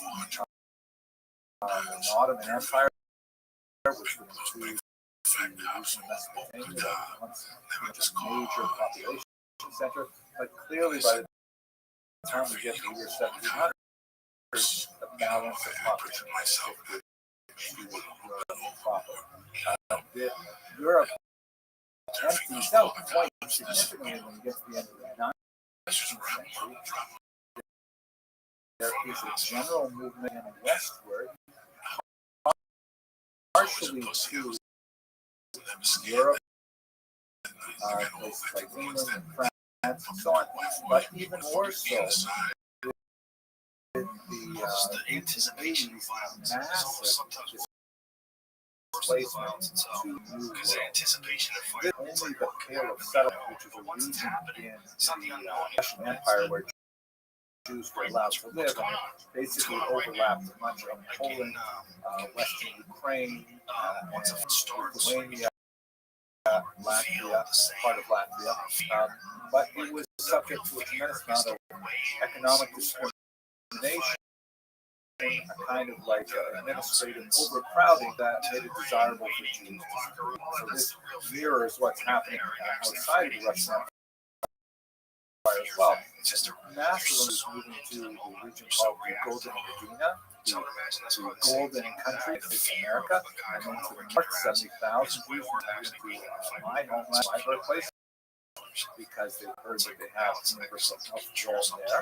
And of course, a significant number as well to South America. Roughly equal amount. This map demonstrates a period from 1882 to 1924, 1928. About 45,000 go to the developing community in what would become Israel after 1948, and also to South Africa, and a very small number to Australia. So you get a sense of Jews expanding now from Europe to the New World. If we look at the population distribution of Jews on the Holocaust, this map is to scale, so you get a sense of the relative size of the populations. Eastern Europe still the heartland with 5 million Jews, 16 million now, but the U.S. and Canada almost caught up with 5 million Jews now, and significant populations in other parts of the world as well. Now, I haven't in this brief video looking at some of the fascinating solar migrations like to India and to China. And that's about it for a very quick look at migration patterns to Jewish history. And people go, that is a think about, that is awful. But no, there's a humbling, just like that lady. Thank you, sir. Which you get by that elf. You need to get thank you, sir. You really need that in your life. Like, people need to get their ass kicked, man. So they just run around thinking there's no consequence to their actions. Like, they're living in this inert environment. A guy like you see some dark shit going on in the hospital. That's a consequence. Drug people. People that are, involved in illegal activity where they have to protect their freedom. Like drug dealers, like they're always one step closer. Hello and welcome. A dirty life. They're living a life of caution and worry. You always got to worry about some of this trash. At the origins of Polish Jewry, really the Jewish population, but is one of the most memorable other countries we'll be looking at. And for those of you who took the time off to celebrate the holidays recently, I hope that you come to us refreshed and relaxed. And for all of us, I wish you all a wonderful new year. By the way, if you're not aware, this is the year 5,782, according to the traditional count. We're past Rosh Hashanah, the Jewish New Year. And someone told me that he's very careful to go on a new diet this year, where he will never eat more than the number, he will never eat more calories than the calendar year number. And then he says, God, I'm Jewish. Right? I'm sorry to do that. I know a lot of you don't like it, but I couldn't help it. Let's talk about the origins of Polish food. So when I say Poland, I'm using the term somewhat anachronistically because the region as a whole was dominated by something called the Polish-Lithuanian Commonwealth. You can see in this map, which has the borders of the Commonwealth as of the year 1618, but superimposed on contemporary political boundaries to get a sense of where it was. It was this massive, it was at sort of like the southwestern core of it. After this dynasty with Lithuania spread really to a massive, almost stretching from the Baltic Sea to the Black Sea, well into European Russia, down into the so the material that I'm discussing today, as we understand by 21st century boundaries, but to this larger entity, which includes Ukraine and Belarus and Lithuania, where there are very, very large numbers of Jews. The southern part of Latvia is also very important because it was part of the Russian Pale of settlement, which we'll get to in a few. At any rate, where did the Jews come from in this region, which became the dominant center of the world Jewish population in the early modern period? So there is a small migration that extends back to the first centuries of the Common Era, perhaps even a little bit before the Common Era. And these are Jews that come lands and make their way through the Khazarian Empire as well. The extent of Khazarian influence is very, very difficult to quantify. It appears to be minuscule. There are cases to Khazarian Jews, for example, in one of the early Russian chronicles, the Kodest, which is not in Russian but refers to Kievus, the region that was known at that time, and there's references to Jews from Khazar being involved in the particular. And they left behind, as we've discussed in previous lectures about Khazaria, they left behind very, very little trace of their presence, either in cultural aspects, literary aspects, and so on. We don't really know a lot about how extensive this penetrated later dominant Polish Jewish population. The really big migrations into Poland come in the 12th and especially up until the 16th century, and they're coming from the western part of Europe. They're coming primarily from Germany and France, making their way sometimes through Austria, Hungary, places like that. So that's really where you have the dominant Polish population of Jews. There you see lots of traces of European evidence, lots of very significant connections between cultures. For example, Rhineland, and they made their way east.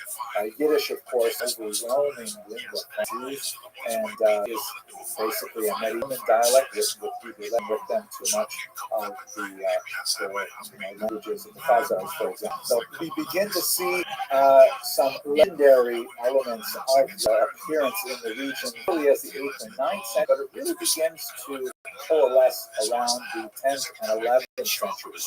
And one of the things that we see, for example, in the very early period, is that Jews are as royal minters in making money. Have a look at these coins. I mean, literally, like producing money, things to be used, money, not necessarily making money for themselves, which I'm sure goes hand in hand with it, but some of the earliest coins in the Polish-Lithuanian Commonwealth are actually written with Hebrew stencils of several of them. And here's a better view of the one that has the term Moshka Karol or Mashka Karol, which is clearly the Hebrew phrase for King Yesko, a 12th century Polish ruler. Here, of course, this is highlighted in red to make it a little bit easier to read. Now, it's fascinating. Why would the Polish nobles and kings make coin with Hebrew letters? It speaks most likely to the widespread illiteracy was common to the region, and the fact that the Jews would use the Hebrew alphabet because the Jews are ones who were working with the money primarily in small numbers, so it became relevant.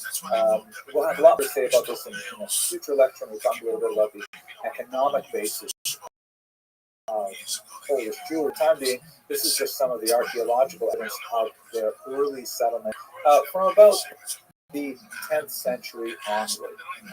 Now, when we look at why Jews migrated to Poland, the Polish-Lithuanian Commonwealth more properly, there are both push and pull factors, meaning there are factors which drove Jews out of Western Europe, and there are factors which drew Jews to Eastern Europe.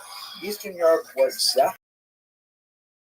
definitely a place of refuge for Jews. You can see here a beautiful representation by a man named Gerson, representing King Casimir, who is accepting the Jews and giving them protection and refuge. So much so that you see some of the great scholars like Rabbi Moshe Israelis from Galicia, who referred to Poland like a fanciful etymology of Hebrew, Polin, meaning here, Polin, we will rest, or here we will find refuge. So, in terms of the push factors, what was driving Jews out of Western Europe? The first marked thrust that drove Jews to pursue homes in the eastern part of Europe were the First Crusade massacres of 1090 that we discussed a while ago. Horrific massacres primarily in northern Europe that seemed to be outside of the control of the legitimate state authorities to manage. And Jews were very frustrated by this because, as a minority, Jews are always able to mob violence, and the legitimate authorities to maintain a Rechtsstaat, meaning a society governed by law. As we've discussed in many previous lectures, Jews are typically very happy to live in environments where there is some discrimination against them, a certain of endemic anti-Semitism, but only if the rule, perhaps there will be a numerous clauses and Jews will not be allowed to enter university, or perhaps there will be certain tax breaks, that not as long as they know that if someone shoves a rock through their front window, there will be a police, and the police will investigate, and if they catch the culprit, then they will have a proper trial and so on.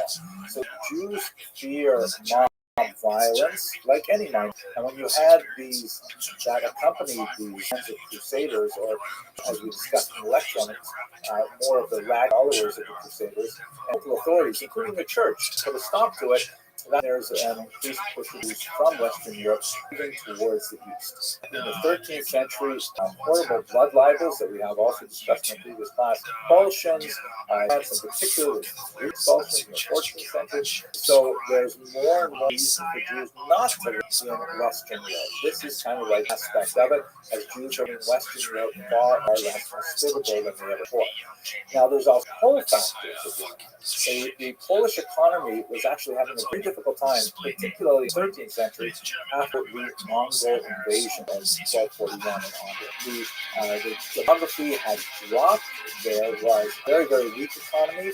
As we saw earlier, the Jews are the people actually making the money, physically making the money, because they have a really well-functioning economy compared to Western Europe have the know-how, no understanding of how to use coins like this. And so the local Polish leaders were actually inviting Jews, please come to our area. You are literate, you are numerate, you will live in concentrated area. You can take advantage of your skills in Poland. They also, to make this attractive to Jewish migrants, they created something called, or they adopted something used in the West called Magdeburg. Magdeburg is the name of the city, and Recht means law. And this is basically like a medieval charter that lists the specific privileges that a community may enjoy. And although charters were actually written much later and designed to be written earlier, they nevertheless did reflect long-standing agreements as to what were the privileges and sometimes disabilities of the Jews in particular regions. Right of settlement, for example, to control their guilds, the right to indicate, when foreign Jews can move in and set up conveniences, and what monopolies Jews would have. We'll speak more about this when we get to the economics of Eastern Europe, but Jews were often granted specific monopolies. For example, propaganda, distillation and distribution of alcohol. That's why, Jewish folk tales and Ukrainian folk tales and so on, the Jewish krechma, the inn, because that was actually a monopoly that was frequently the Jewish communities. And also, they were speaking about corporate environment, where it's not like individuals simply say, I think I'd like to go live in Krakow, and then they go move to Krakow and they find, how to themselves into the secular environment. People live in communities who are part of the Jewish community. You weren't an individual who chose to affiliate. You were legal to that community. You were, go along with the community for communal taxes and communal punishment. Polish leaders were very enthusiastic about bringing Jews into the region, and so they gave them a series of rights that guaranteed, above all, safety. To live in concentrated areas, and also economics that allowed them to buy various. There's going to be a lot more to say about this, and of course, it will break very significantly in the 18th century. But for the time between the First Crusade and the Whiskey Rebellion in 16, this was a pretty stable time. In some cases, like in the Statute of Case, which comes from 64, these promulgated and really attracted a lot of Jews to Eastern Europe. So there's a very significant movement of Jews over these centuries to Poland, making it ultimately the largest single concentration of Jews in the early period. And just to give you a sense of what that looks like, here's a map that shows the relative concentration of Jews within the boundaries of the Polish-Lithuanian Commonwealth as of 1764, and see that the less than about Jews, and the deep red is more than 50,000 Jews. And you can get a sense of where the concentration is really in the region of Western and Southern England in particular, also some significant concentrations towards the west on the border with Germany, and to the north in Lithuania in particular. The height of the achievement of Jews' self-government is undoubtedly an institution called the Council of Lands, also known as the Council of Four Lands, depending on the period it's referring to. And basically, this was kind of a state within a state, a rather amazing thing. We spoke about the communal arrangement, essentially the self-governing Jewish municipality that handled, all of the social welfare works for Jews by collecting their own internal taxes and distributing it charitably to individuals as needed, and set up, everything from labor support to poor brides and orphans, and all kinds of social services. Also self-regulating by Talmudic law, and each of these municipalities was basically structured very similarly.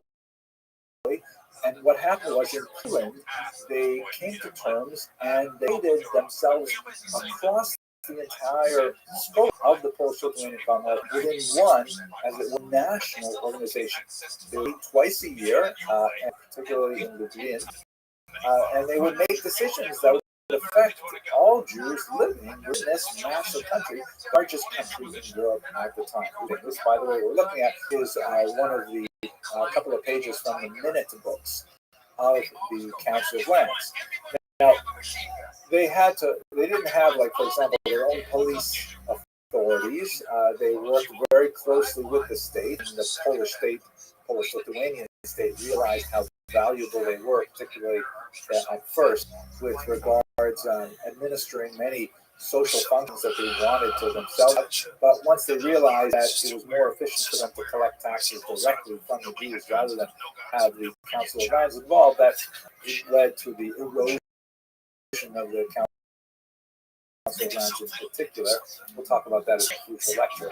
The kinds of things that they dealt with is really significant and made a huge impact on the way in which Jews lived and considered within the Polish state. It's really one of the high points of the Jewish diaspora, at least until the Khmelnytsky rebellion of 48. So Jews regarded really a golden era for Jewish civilization, comparable in many ways to what we see happening earlier in Spain and before that.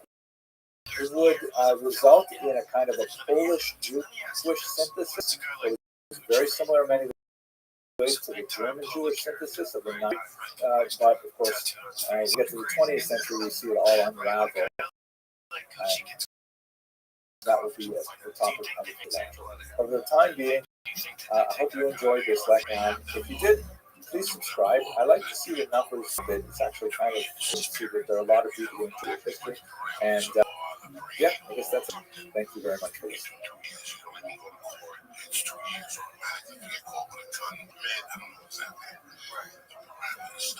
Does that keep people from doing crimes? What's that? That 2 years? Yeah. What I do for a living, whatever, I don't know if I've got it. You know, but at night, you see some crazy shit, right? There's times I'm drunk, you know, just in case. Just, you know, I don't know. We're just talking about when you came in about Denver and Texas. Hello and welcome to another episode of Jewish Lab. Today I'd like to begin with a discussion of the 17th century. In particular, we're going to look at the Khmelnytsky uprising. This is referring to Bohdan Khmelnytsky, Ukrainian leader. I'll show you a picture of him shortly.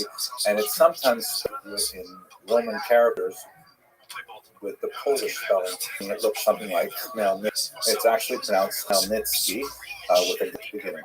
This was an extremely consequential rising in the middle of the 17th century that had a hugely negative impact on Jews in Eastern Europe. Very large loss and a significant disruption through forcing Jews from the region. It was a fairly rapid recovery thereafter, but let's take some time to talk about the nature of the uprising and what specifically was the cause. This picture that we're looking at is a remarkable weapon, very important century artist from history. It shows another Zaporizhian class. Zaporizhia is the place Iranian Cossacks would gather. Cossacks, the term is actually used in many different contexts, particularly when you get to the 8th and 19th century. So sometimes it's applied in a very different way, sometimes used as a military designation in the Russian army and so on.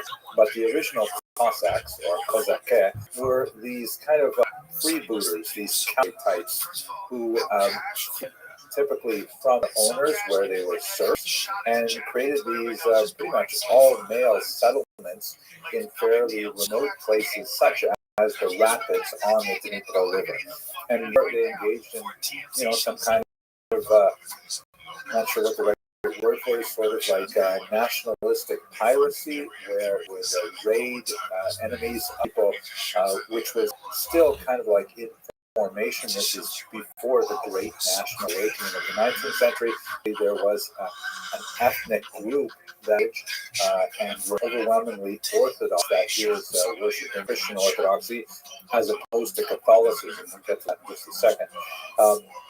And regarded themselves as being not quite the same as the Western, certainly not the same as the Russians, but having some relationship with them.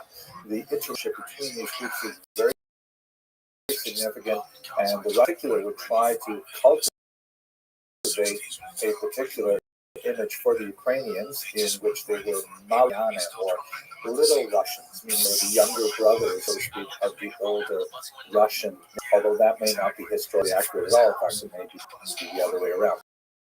But that's outside of the scope of our discussion here.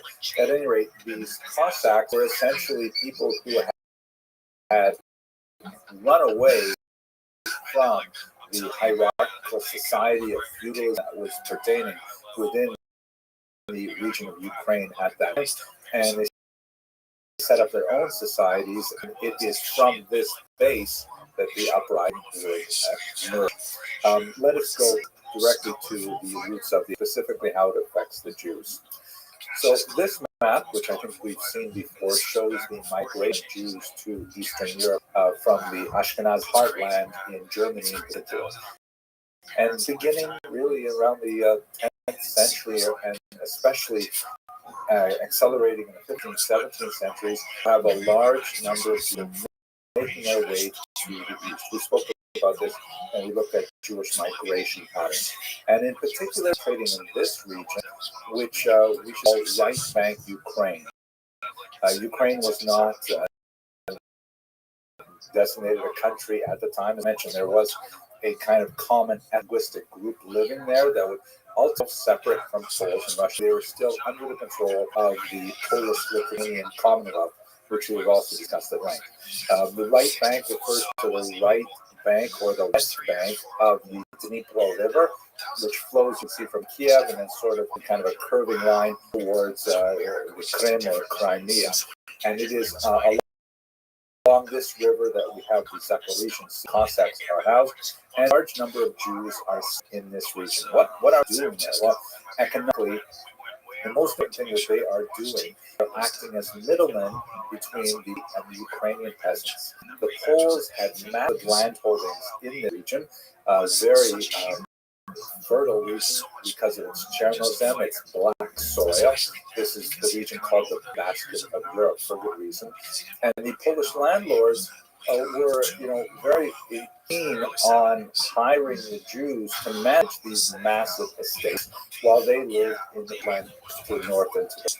And so the Jews, in accordance with the medieval pattern, would undertake to be arators. The aret is essentially a type of farming. We've seen that before in the medieval period, where the nobility, which actually owned not only the land, owned the town, owned the bread mill, and own the bridge, and own the orchards, and the four kinds of things, they would lease the entire territory to the Jews and demand a certain amount of daily basis.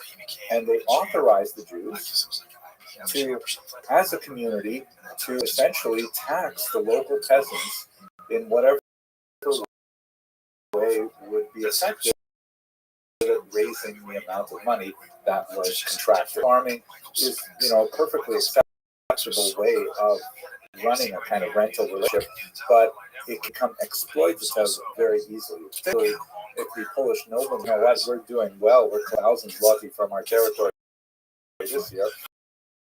Let's up it to 1,100 or 1,200 the next Jews who are entrusted with collecting those taxes. Of course, let us now recall that the Jews have collect more than that tax, and the difference you have to pay the Polish noblemen and what they charge the Ukrainian peasants is what they get to keep. So it is an inherently exploitative, particularly if the noblemen get greedy and demand more and more, the Jews have to go by ways to get that tax out of the peasants. So that tax could have been a variety of ways. It could be taxes on produce. It could be a work tax, which is called Rothschild, or it could be a tax on using services like bridges or hunting in particular, or even, as was alleged by tales, use of the church. For example, if a Ukrainian peasant had a child and wanted to baptize the child, according to received beliefs, Jews would charge to use the keys to get into the church. And this has been widely disputed because it is kind of an inherent thing, but there have been researchers that have argued that in fact this did happen from time to time. A situation where the Ukrainian peasants certainly resent as the leading edge of demand on their autonomy. Now, the Jewish arrendator was the backbone of the economy, and Jews were involved in all kinds of other small crafts and small-time commerce and that. But perhaps the most significant related to the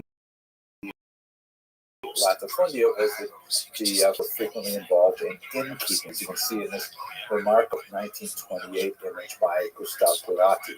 The typically man by family was not specifically interested in the hospitality business, but noblemen often give the Jews a monopoly on the production, distillation, and sale of alcohol. This was some propinazia. And the Jews could control this entire industry and tax it and pass along the goods to Polish noblemen. And this was one of those, the Jews occupied a particular position in the city where they were providing a service which was obviously appreciated by the local population, especially if they offered it on credit. But it's the kind of thing that can build resentment as well. Alcohol is conducive always to the mentality in excess, and also the use of credit for the consumption of alcohol is something that we certainly want to encourage. And so you can see why resentment could easily build up against the Jews because of their roles in the entire infrastructure. Note also in this klezmer artist, this is a thing that was especially so in Europe, as being in more like because they tend to be much more urbanized, living in small villages and towns, as opposed to the spread out, much more likely to form bands and to develop professions such as music at this time. At any rate, it was an environment that was ripe for an eventual confrontation, and this happened in 1648. Shown here, both documents, capital on the that was right among these Cossacks who had died because of their unhappiness with their serf owners and so on.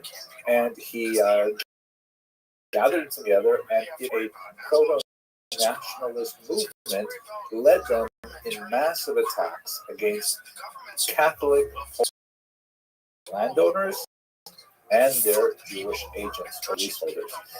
Now, let us recall that he is not only a moment of economic receive it, not incorrectly, as a religious oppression as well, because we Poles are Catholic, Ukrainians are Orthodox, and the Poles are making strong proselytizing moves in the western part of Ukraine, and in fact created a church there that was kind of like a between Roman Catholicism and Eastern Orthodoxy, in which, for example, much of the rites were allowed to remain. The Orthodox priests were allowed to free, but it was under the authority of the Catholic Church. So, and his Cossack deeply resented this incursion into their religious identity as well. And he was dramatically successful. For a period of a few years, in particular the years 1648-49, he had his Cossacks ravaged the countryside, attacking Polish nobles and especially attacking the Jews who lived among them. It's comparable, for example, if you recall the riots in Los Angeles in the 1990s. Some of the people who were hurt were the Korean shopholders who actually lived in South Central LA with small businesses and so on, even though they may not have been, the architects of any kind of anti-African American oppression, they nevertheless were the people who were close felt the violence most directly. So in Hebrew, this particular period, the year 1649, although the war continued for a few more years, is called the Decree of Tachletat. The term in speech, just something very negative, like the evil decree of Taxotai.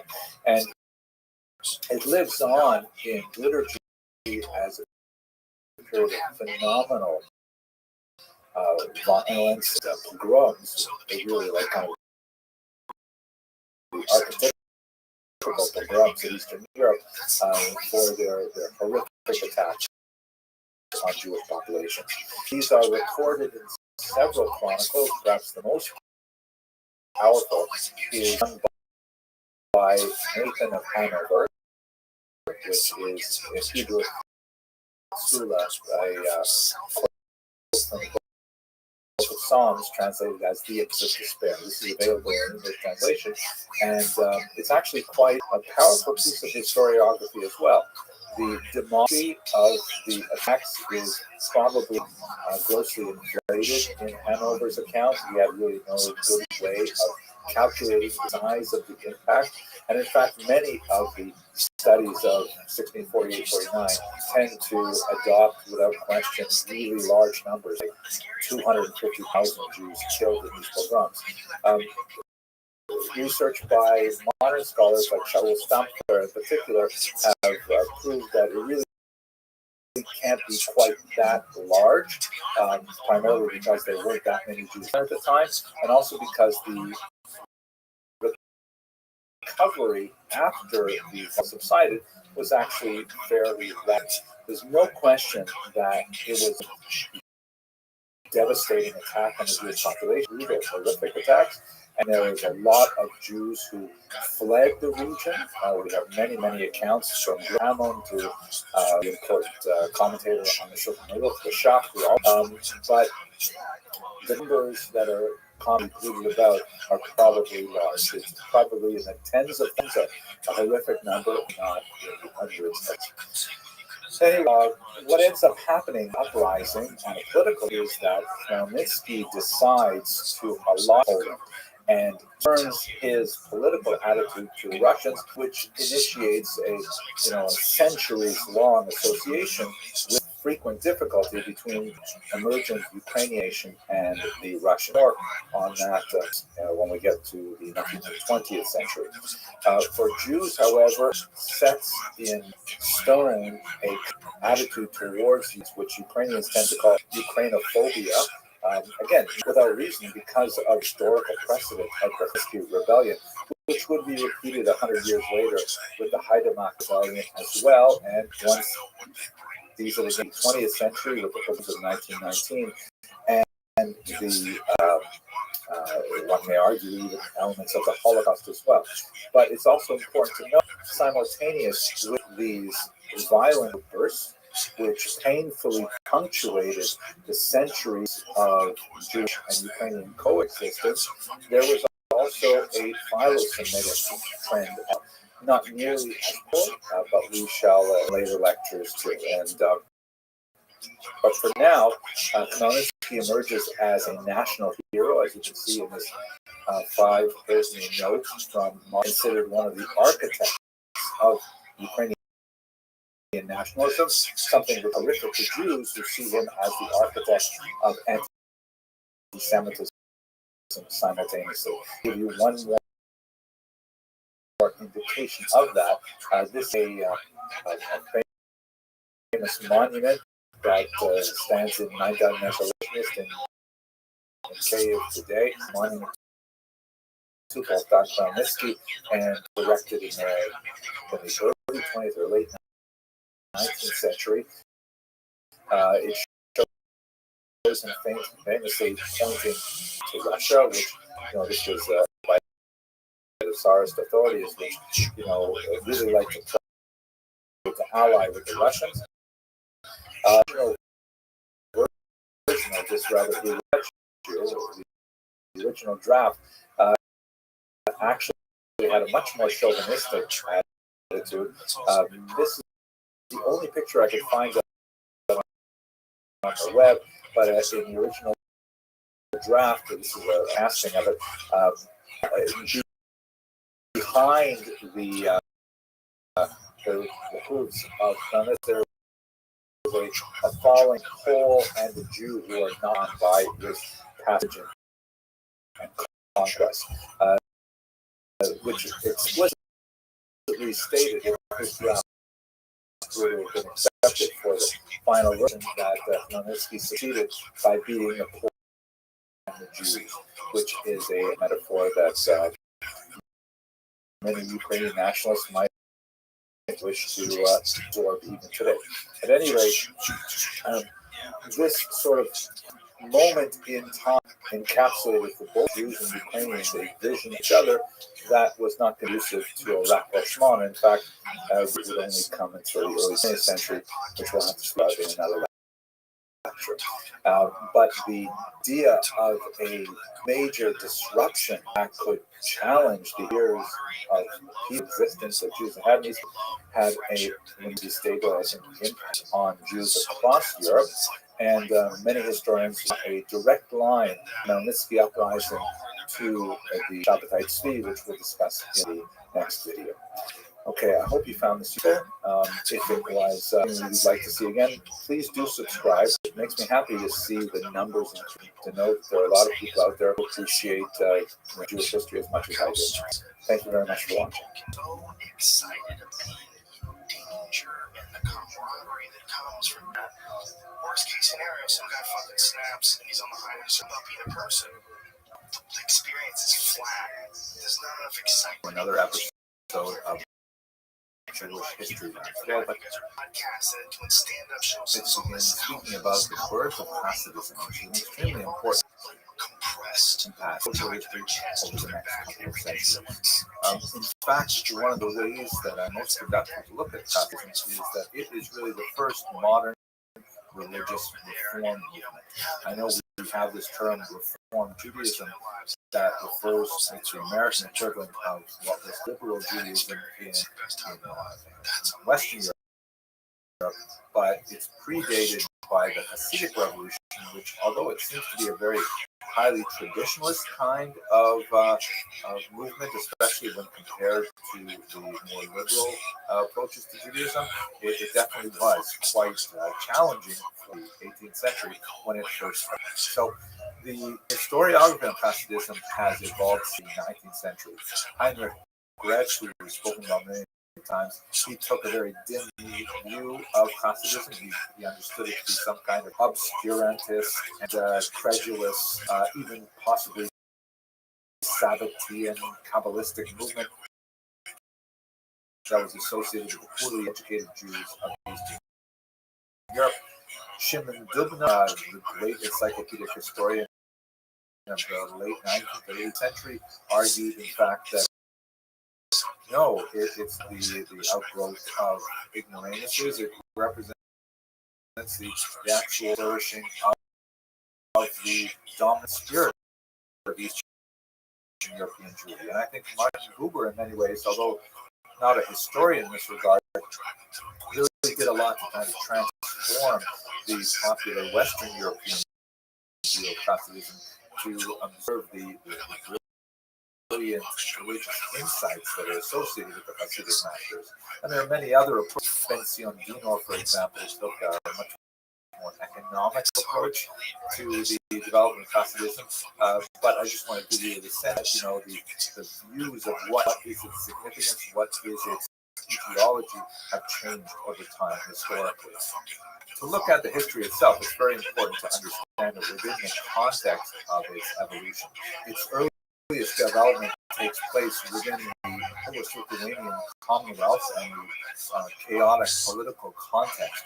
You recall the region was devastated by the Khmelnytsky uprising, and then there is an attempt to instruct the political status quo, but ultimately it's doomed to failure, as in 1772 the Polish-Lithuanian Commonwealth is dismantled by its neighbors, and in fact a large chunk of Jews living in this area swallowed up by Tsarina Kakin, also known as Catherine the Great, who suddenly finds herself the owner of the largest Jewish population in the world. Russia, prior to her acquisitions in the West, was actually Judenrein. It was free, banned since 1479, And all of a sudden, I have all these tens of, perhaps hundreds of thousands of Jews living within Russia. One of the ways she dealt with this was by establishing something called Pale of Settlement, which is kind of a strange English, basically means the region of settlement where Jews were allowed to live. They had changes to the borderlands. Certain areas like Kiev were actually off limits for some time, even though they were interior of the Pale Settlement. And exceptional Jews, really talented medical doctors or very successful businessmen, put permission to live in St. Petersburg or in Moscow. But this Pale of Settlement area, the vast majority, there's a lot more to say about this in future lectures. At any rate, this is the region, particularly in the southern area of Podolia, Galicia, Hasidism especially grew. With the exception of the Chabad movement, which grew in Lithuania to the north. This is also following Catherine II of the terrible repression under Nicholas I. Nicholas I attempted to extirpate Jewish presence by forcibly assimilating them, either through conscription into the army as Cantonation, or by destroying their internal structures. The Kehillah was officially banned in 1944, leaving it only small functions, essentially to serve the Russian state by collecting taxes and so on. And we'll return to that in a couple of lectures. Anyway, it's a period where there is increasing pressure on the Jewish population in the region, and one of the ways in which they react is by developing this Hasidic ideology. So what exactly is Hasidism? The term is actually ancient. You'll find it in the Hebrew scriptures.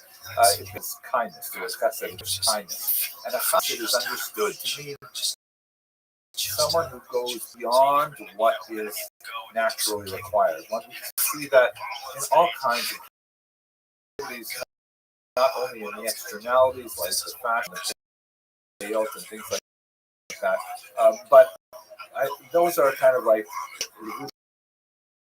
or clothing. That's things that are on the outside.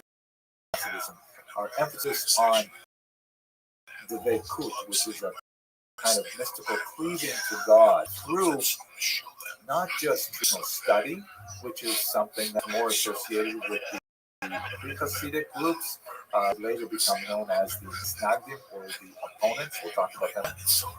But to God through the less intuitive means such as prayer, song, or connectors through fellowship. They also believed in a much wider dissembolistic doctrine and teachings, which had previously the refuge only of others. The idea that other people could study Kabbalah was really anathema, but they began to develop this as something desideratum. The Hasidim also valorized the common Jew, often the uneducated Jew, the Jew who is a Tehillim Zoger, someone who just recites songs, rather just going through the book, the words, as opposed to having deep insights into their meaning and so on. And this is something that really appealed to the Jews, particularly in the southern region, where they were bereft of much traditional education that were associated with the north. They also were charismatic dynasties of leaders, which were unlike the appointed court rabbis, who were often given notions because they could essentially buy them from the noblemen. This was part of the last decaying elements of the Jewish community under the Polish Lithuanian Commonwealth that thoroughly corrupted the rabbinate. Local Hasidic leaders did not necessarily have any official claim to authority, but nevertheless, garnered the confidence of the population as being truly interested in their spiritual welfare and gathered around themselves kind of like disciple circles of followers who are not necessarily, heavily learned and so on, but nevertheless were deeply sincere, and they infused the idea of Judaism with much more passion and much more simple enthusiasm than it had seen with the somewhat dated version that focused on the arcane study of the Talmud. more associated with the northern regions. One of the most important leaders of that time was Israel ben Eliezer Baal Shem Tov. So about him, we know about him from works that were written considerably after his lifetime, but we know something of the context in which he was active. Specifically, there were people who were wandering around the southern part, in particular, who were known as Baalei Shem, which means literally masters of the name. Of course, refers to the name of God. And this was kind of like a popular term that was associated with people who literally made amulets. One of the scholars of this period, incidentally, is my friend and colleague, Professor Johann Petrovsky Stern of Northwestern, shown in his youth when we first met, looking at some of the remote finds in the Vernadsky there of 18th century Pinkusim or communal record books from the time. He's done research like Hillel Baal Shem, who were like, these early proto-Hasidic leaders serving the populations and creating amulets for them. That's where they got that specific. Now, not these amulet makers were especially reputable. Some of them were charlatans. And Israel ben Eliezer soon got a reputation for being exceptional, for being a miracle worker, but also a very insightful teacher of Judaism, one who connected with regular people and so on. And he was associated with Baal Shem Tov, Baal Shem, to distinguish him from some of the other Baal Shem were not necessarily so good.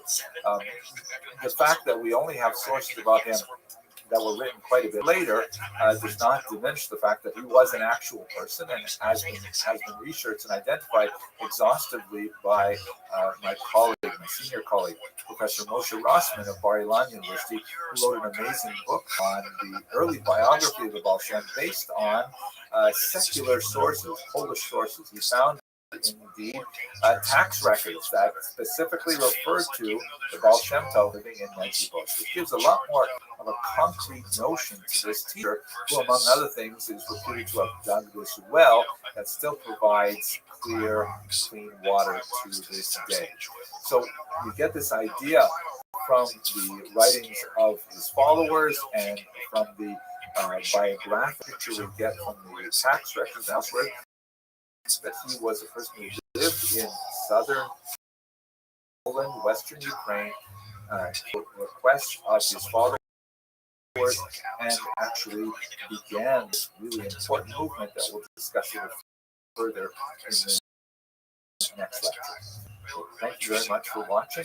If you are so moved, please subscribe, as I love seeing the numbers of students of Jewish history increase, and know that we'll have at least some kind of an internet-based version. Have an excellent day for this. And so even if you're not, like, your adrenaline's not flying, that freaking out there, your heightened focus and sense back a waterfall of adrenaline. You're keeping it together. So you're, a lot of times, guys that are doing like crazy shit like tightrope walking and stuff like that, they're sort of addicted to trying to control. Hello and welcome to another episode. Is this parkour or something? This is really scary here in about 2 seconds. No, it's not.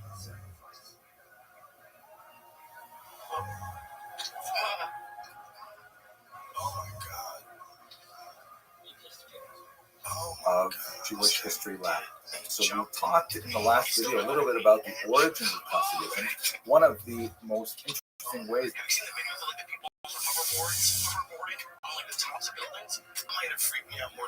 I think to try and understand what Hasidism is by looking at the counter reaction.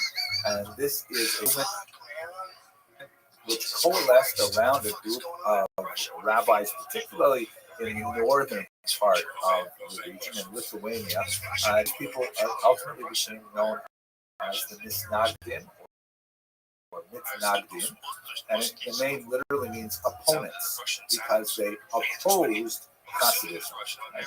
Now, they were animalists. They really the inheritors of the mode of Talmudic study and Jewish culture that had predated the Hasidic revolution, and in their reaction to Hasidism, they would further define themselves. But what's fascinating is they will also be defined by the Hasidic as well. We shall see. So let's just try the main differences between Hasidim and Mishnah. So there's a lot to say about the fashion, or what some people would call the Yarmul culture. Right? Get it? Yarmul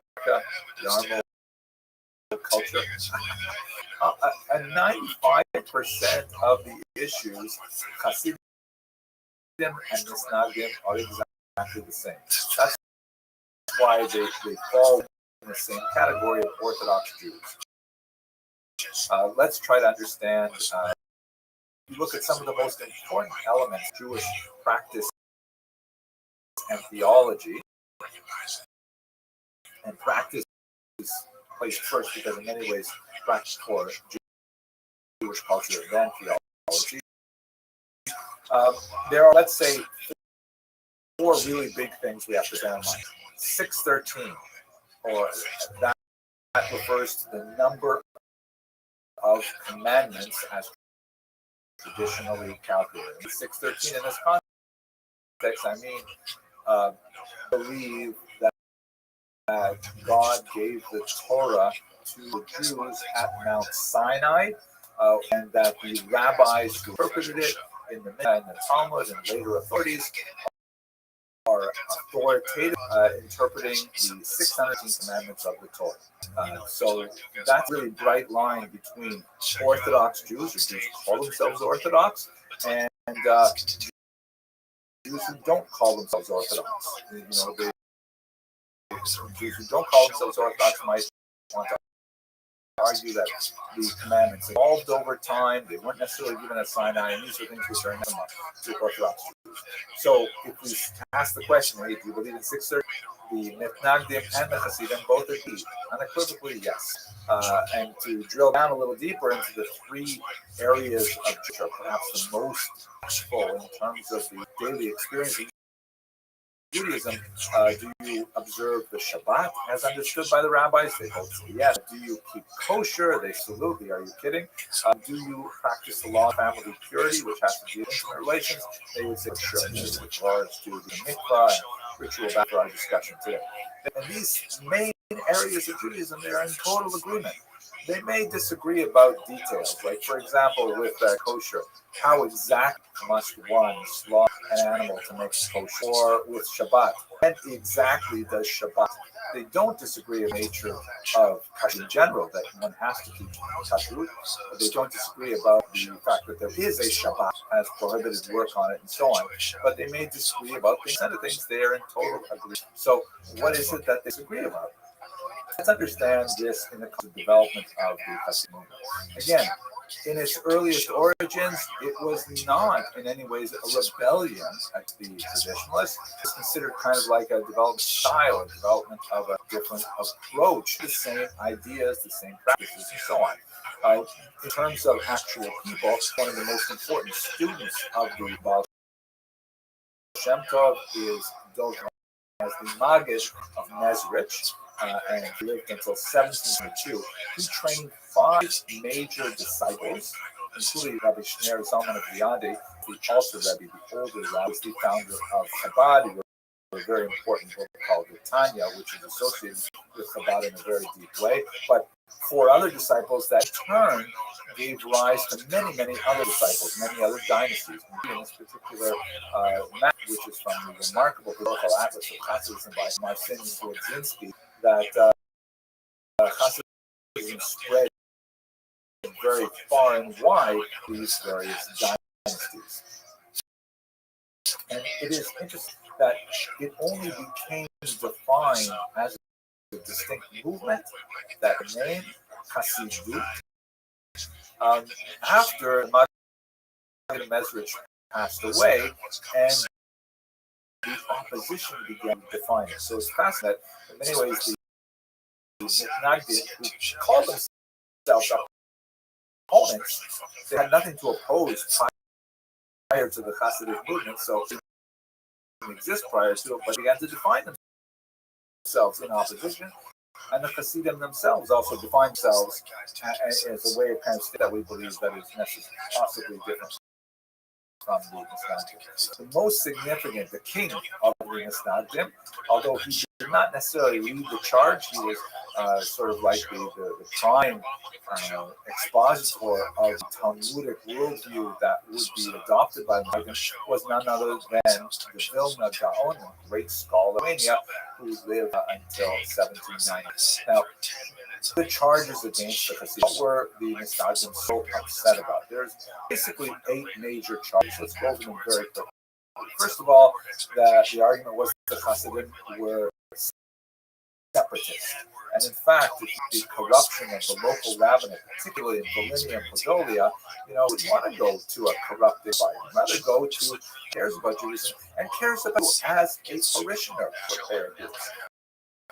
Secondly, they ignored mandated crimes. So one of the aspects of Hasidism, which is fascinating, I think, is the notion that Judaism has boundaries. In fact, one of the first questions the Talmud asks any subject is the measurement? What's the shear? How long is this? How big? How big? How long does when exactly is it? It's always like measuring things. Hasidism says, oh man, we have to spend so much more time on our intention. Not to say that the Hasidim don't pay attention to measurements, or that the Misnagdim don't pay attention to intention, but nevertheless, there's like a question of how much emphasis. So the Hasidim would say, why are you locking yourself into really restrictive prayer times? So you have to start by a particular time, end by a particular time, in order for it to be counted as the morning prayer. It's more important that you go to prayer with a proper intention. And maybe that means you need a little more sleep in the morning, things like this. There's much more to say, but I'm just kind of glossing over the topic. 3, they recite the prayer of the Ari, namely follow the Kabbalistic prayer schedule of the great Isaac Luria that we discussed when we looked at the city of Tzfat. They maintain a separate kosher slaughter. There was a dispute over whether the knives should be sharper or duller, because sharper knives are more easily nicked, but duller knives require more pressure, and both of these things could have an impact on whether or not an animal is slaughtered properly. All of these things, by the way, could indicate the sociological separation of the community, which had economic implications. This Ben Sion Dino's primary contribution to the historiography is, the debate between the Misnagdim and the Hasidim really had an economic aspect to it as well, especially when it comes to the collection of taxes associated with Jewish life, like taxes on kosher meat, on candles, things like that. That, if you create a different revenue stream, you really upset the status quo. The Lithuanians, the Misnagdim, argued that the Hasidim disregard study of the Talmud, that they spend so much time singing and perhaps drinking and dancing and things like that. They're not sitting down and learning Talmud properly. Talmud is really what we should be doing.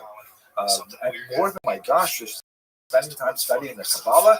Kabbalah should have learned for, decades and have already completed the entire Talmud. They've already done stuff, Yomi, and things like that. What are you talking about? And then some Hasidic groups were associated with really unruly behavior. There was like kind of experimentation with intention of more intention if I turn somersaults.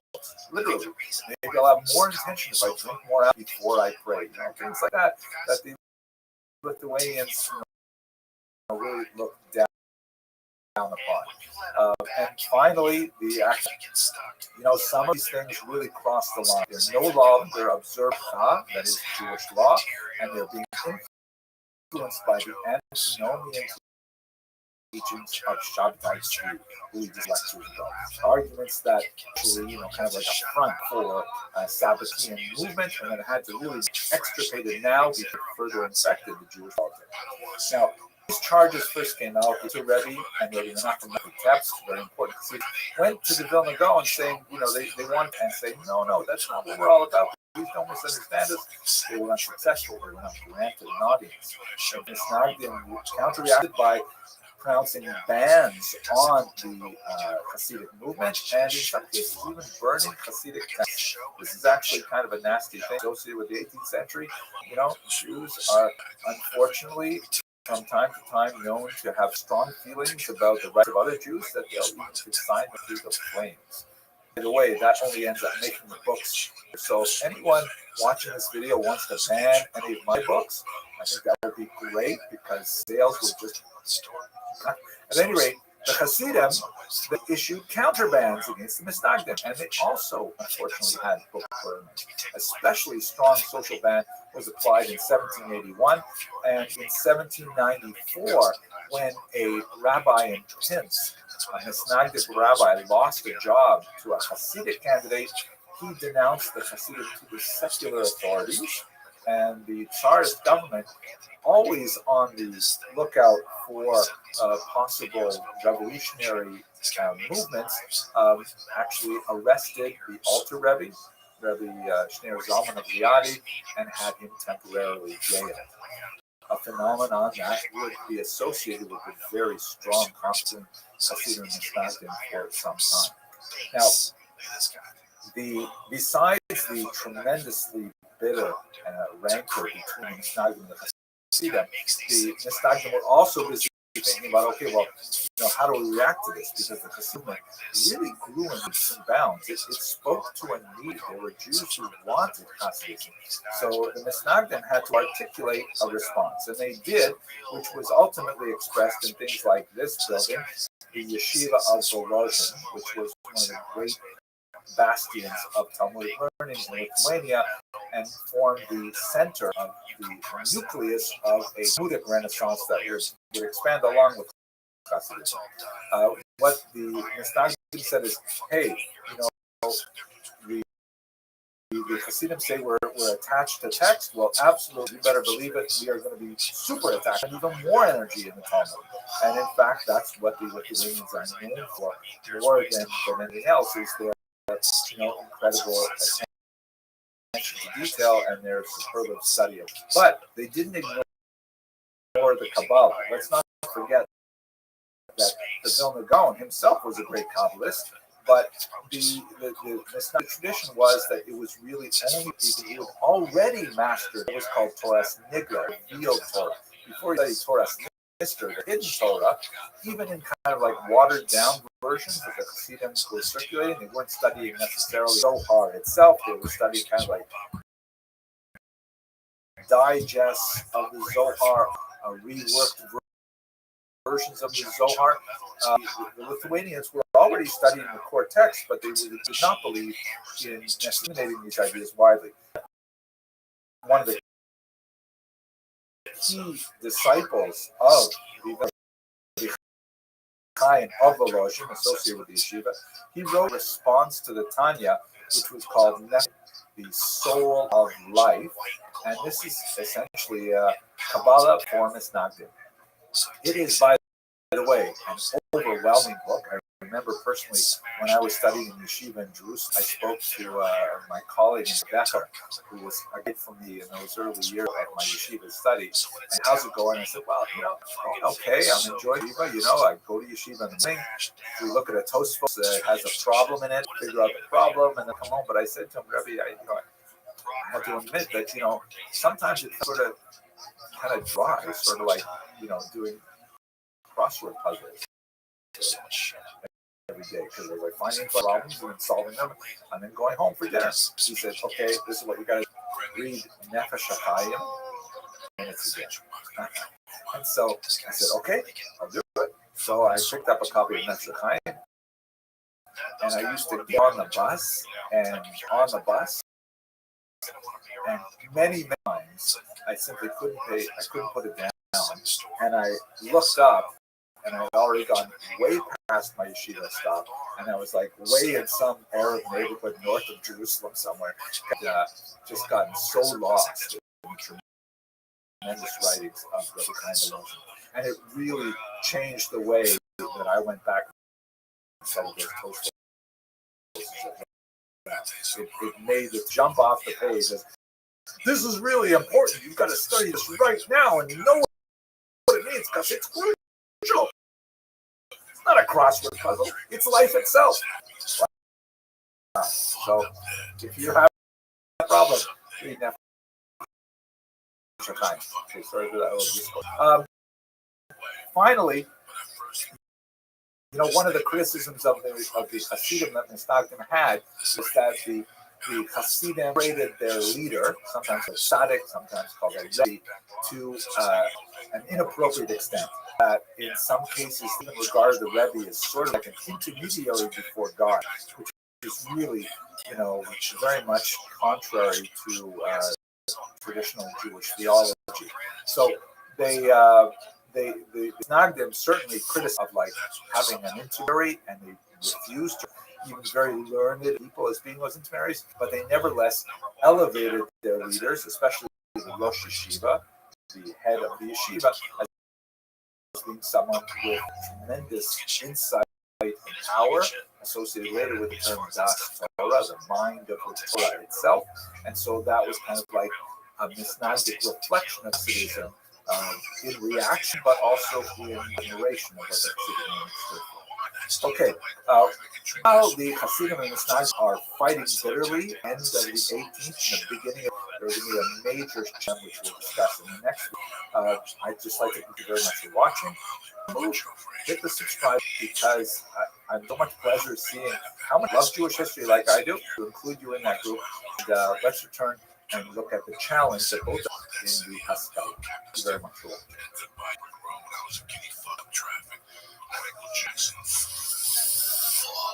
Traffic in 84. A couple minutes in the garden.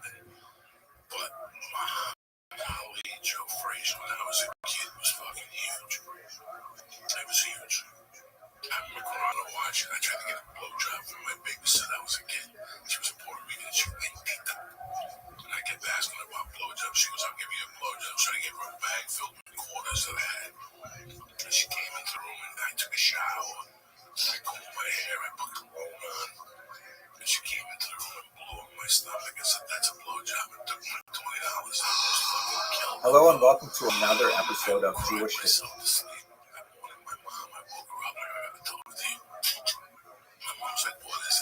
So in the last two videos, we talked a little bit about the beginnings of the Hasidic movement in the 18th and early 19th century, and then we talked about the counter-reaction of the traditionalists known as the Misnagdim, or the opponents of Hasidism.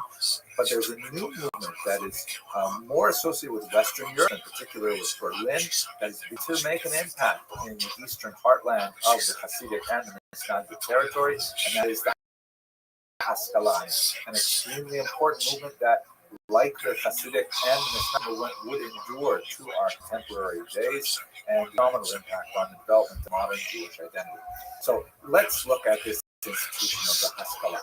First of all, the term Haskalah means enlightenment, and it is just the Hebrew translation of the German term Aufklärung that was widely used in the 18th century to refer to this new movement of orientalism and humanism that swept across much Western Europe. There are Jewish roots for sure. For example, at the 16th century work of Azariah del Rossi, who was an Italian, at an unusual moment in 1570 when there was an earthquake in the Italian city of Ferrara and the Cold River Valley, not too far from Padua. And he was forced out of doors, like everybody in Ferrara, and living in tents, were aftershocks for some weeks, because a lot of buildings were destroyed. Some encounters with Christian thinkers from the local church that he probably would not have had, prior to this. And among other things, he discovered Aristeas and fascinating stuff. But in the context of this discussion, he begins to explore the idea of, hey, you know what? Judaism has a lot to offer the outside world, and the outside world has to offer Judaism as well. Controversial kind of thought. But we see it in many rights in the 8 chapters, except from whoever speaks it. This notion in Judaism that there is a kind of a centrifugal force that emphasizes focusing on traditional Jewish texts. There's also kind of like a looking out as well that waxes and wanes in different periods. The Haskalah is out of saying what's going on in the outside world. how does it fit with our Jewish worldview? If it fits. Del Rossi's insight was something that it was not unique to the 16th century. It's not like Jews woke up in the 16th century and said, hey, we can learn something from the outside world.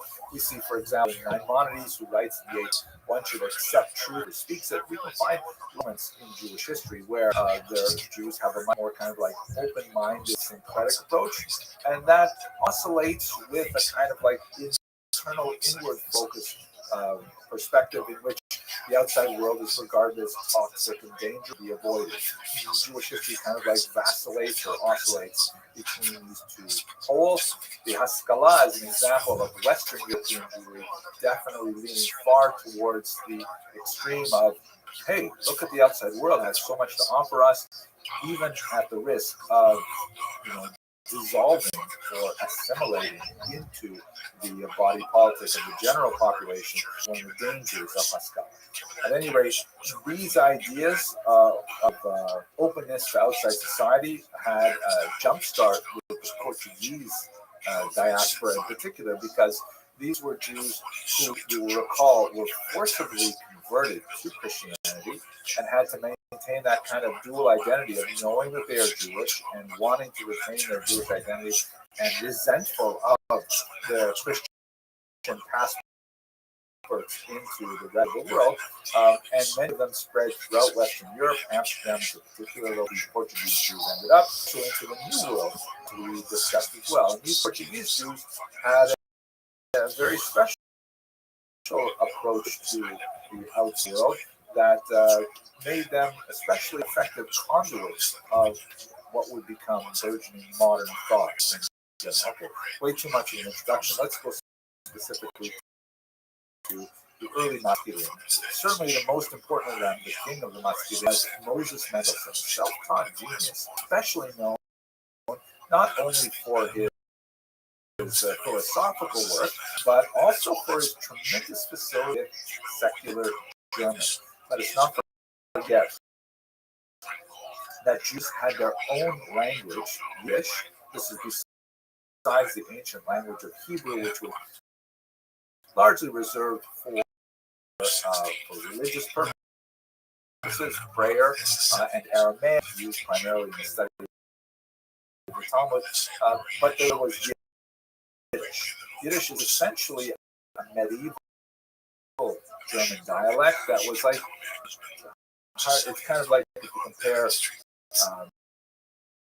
Creole, Haitian French to continental French, or even, where I grew up, the Joual, the Quebecois French, comparing that to Parisian French, they really almost not understand each other. It was like very similar syntax and vocabulary overlaps, but in Yiddish to would seem like a peasant and backward, things like that. And of course, they're written in different alphabets, so it's impossible for Yiddish readers to understand written German unless they learn the alphabet, and then they tease out, the vocabulary is different and so on.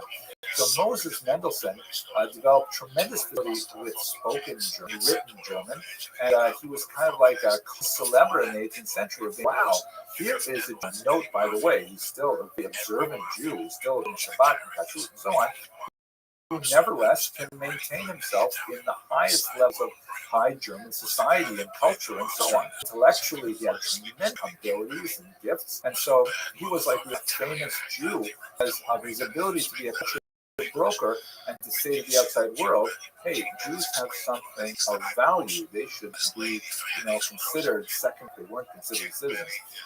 Travelers, soldiers, they lived in Germany. One who not only communicated Judaism and Jewish culture to the outside world, he also communicated it backwards. He also, promoted the study of German language and German culture and things like that to traditional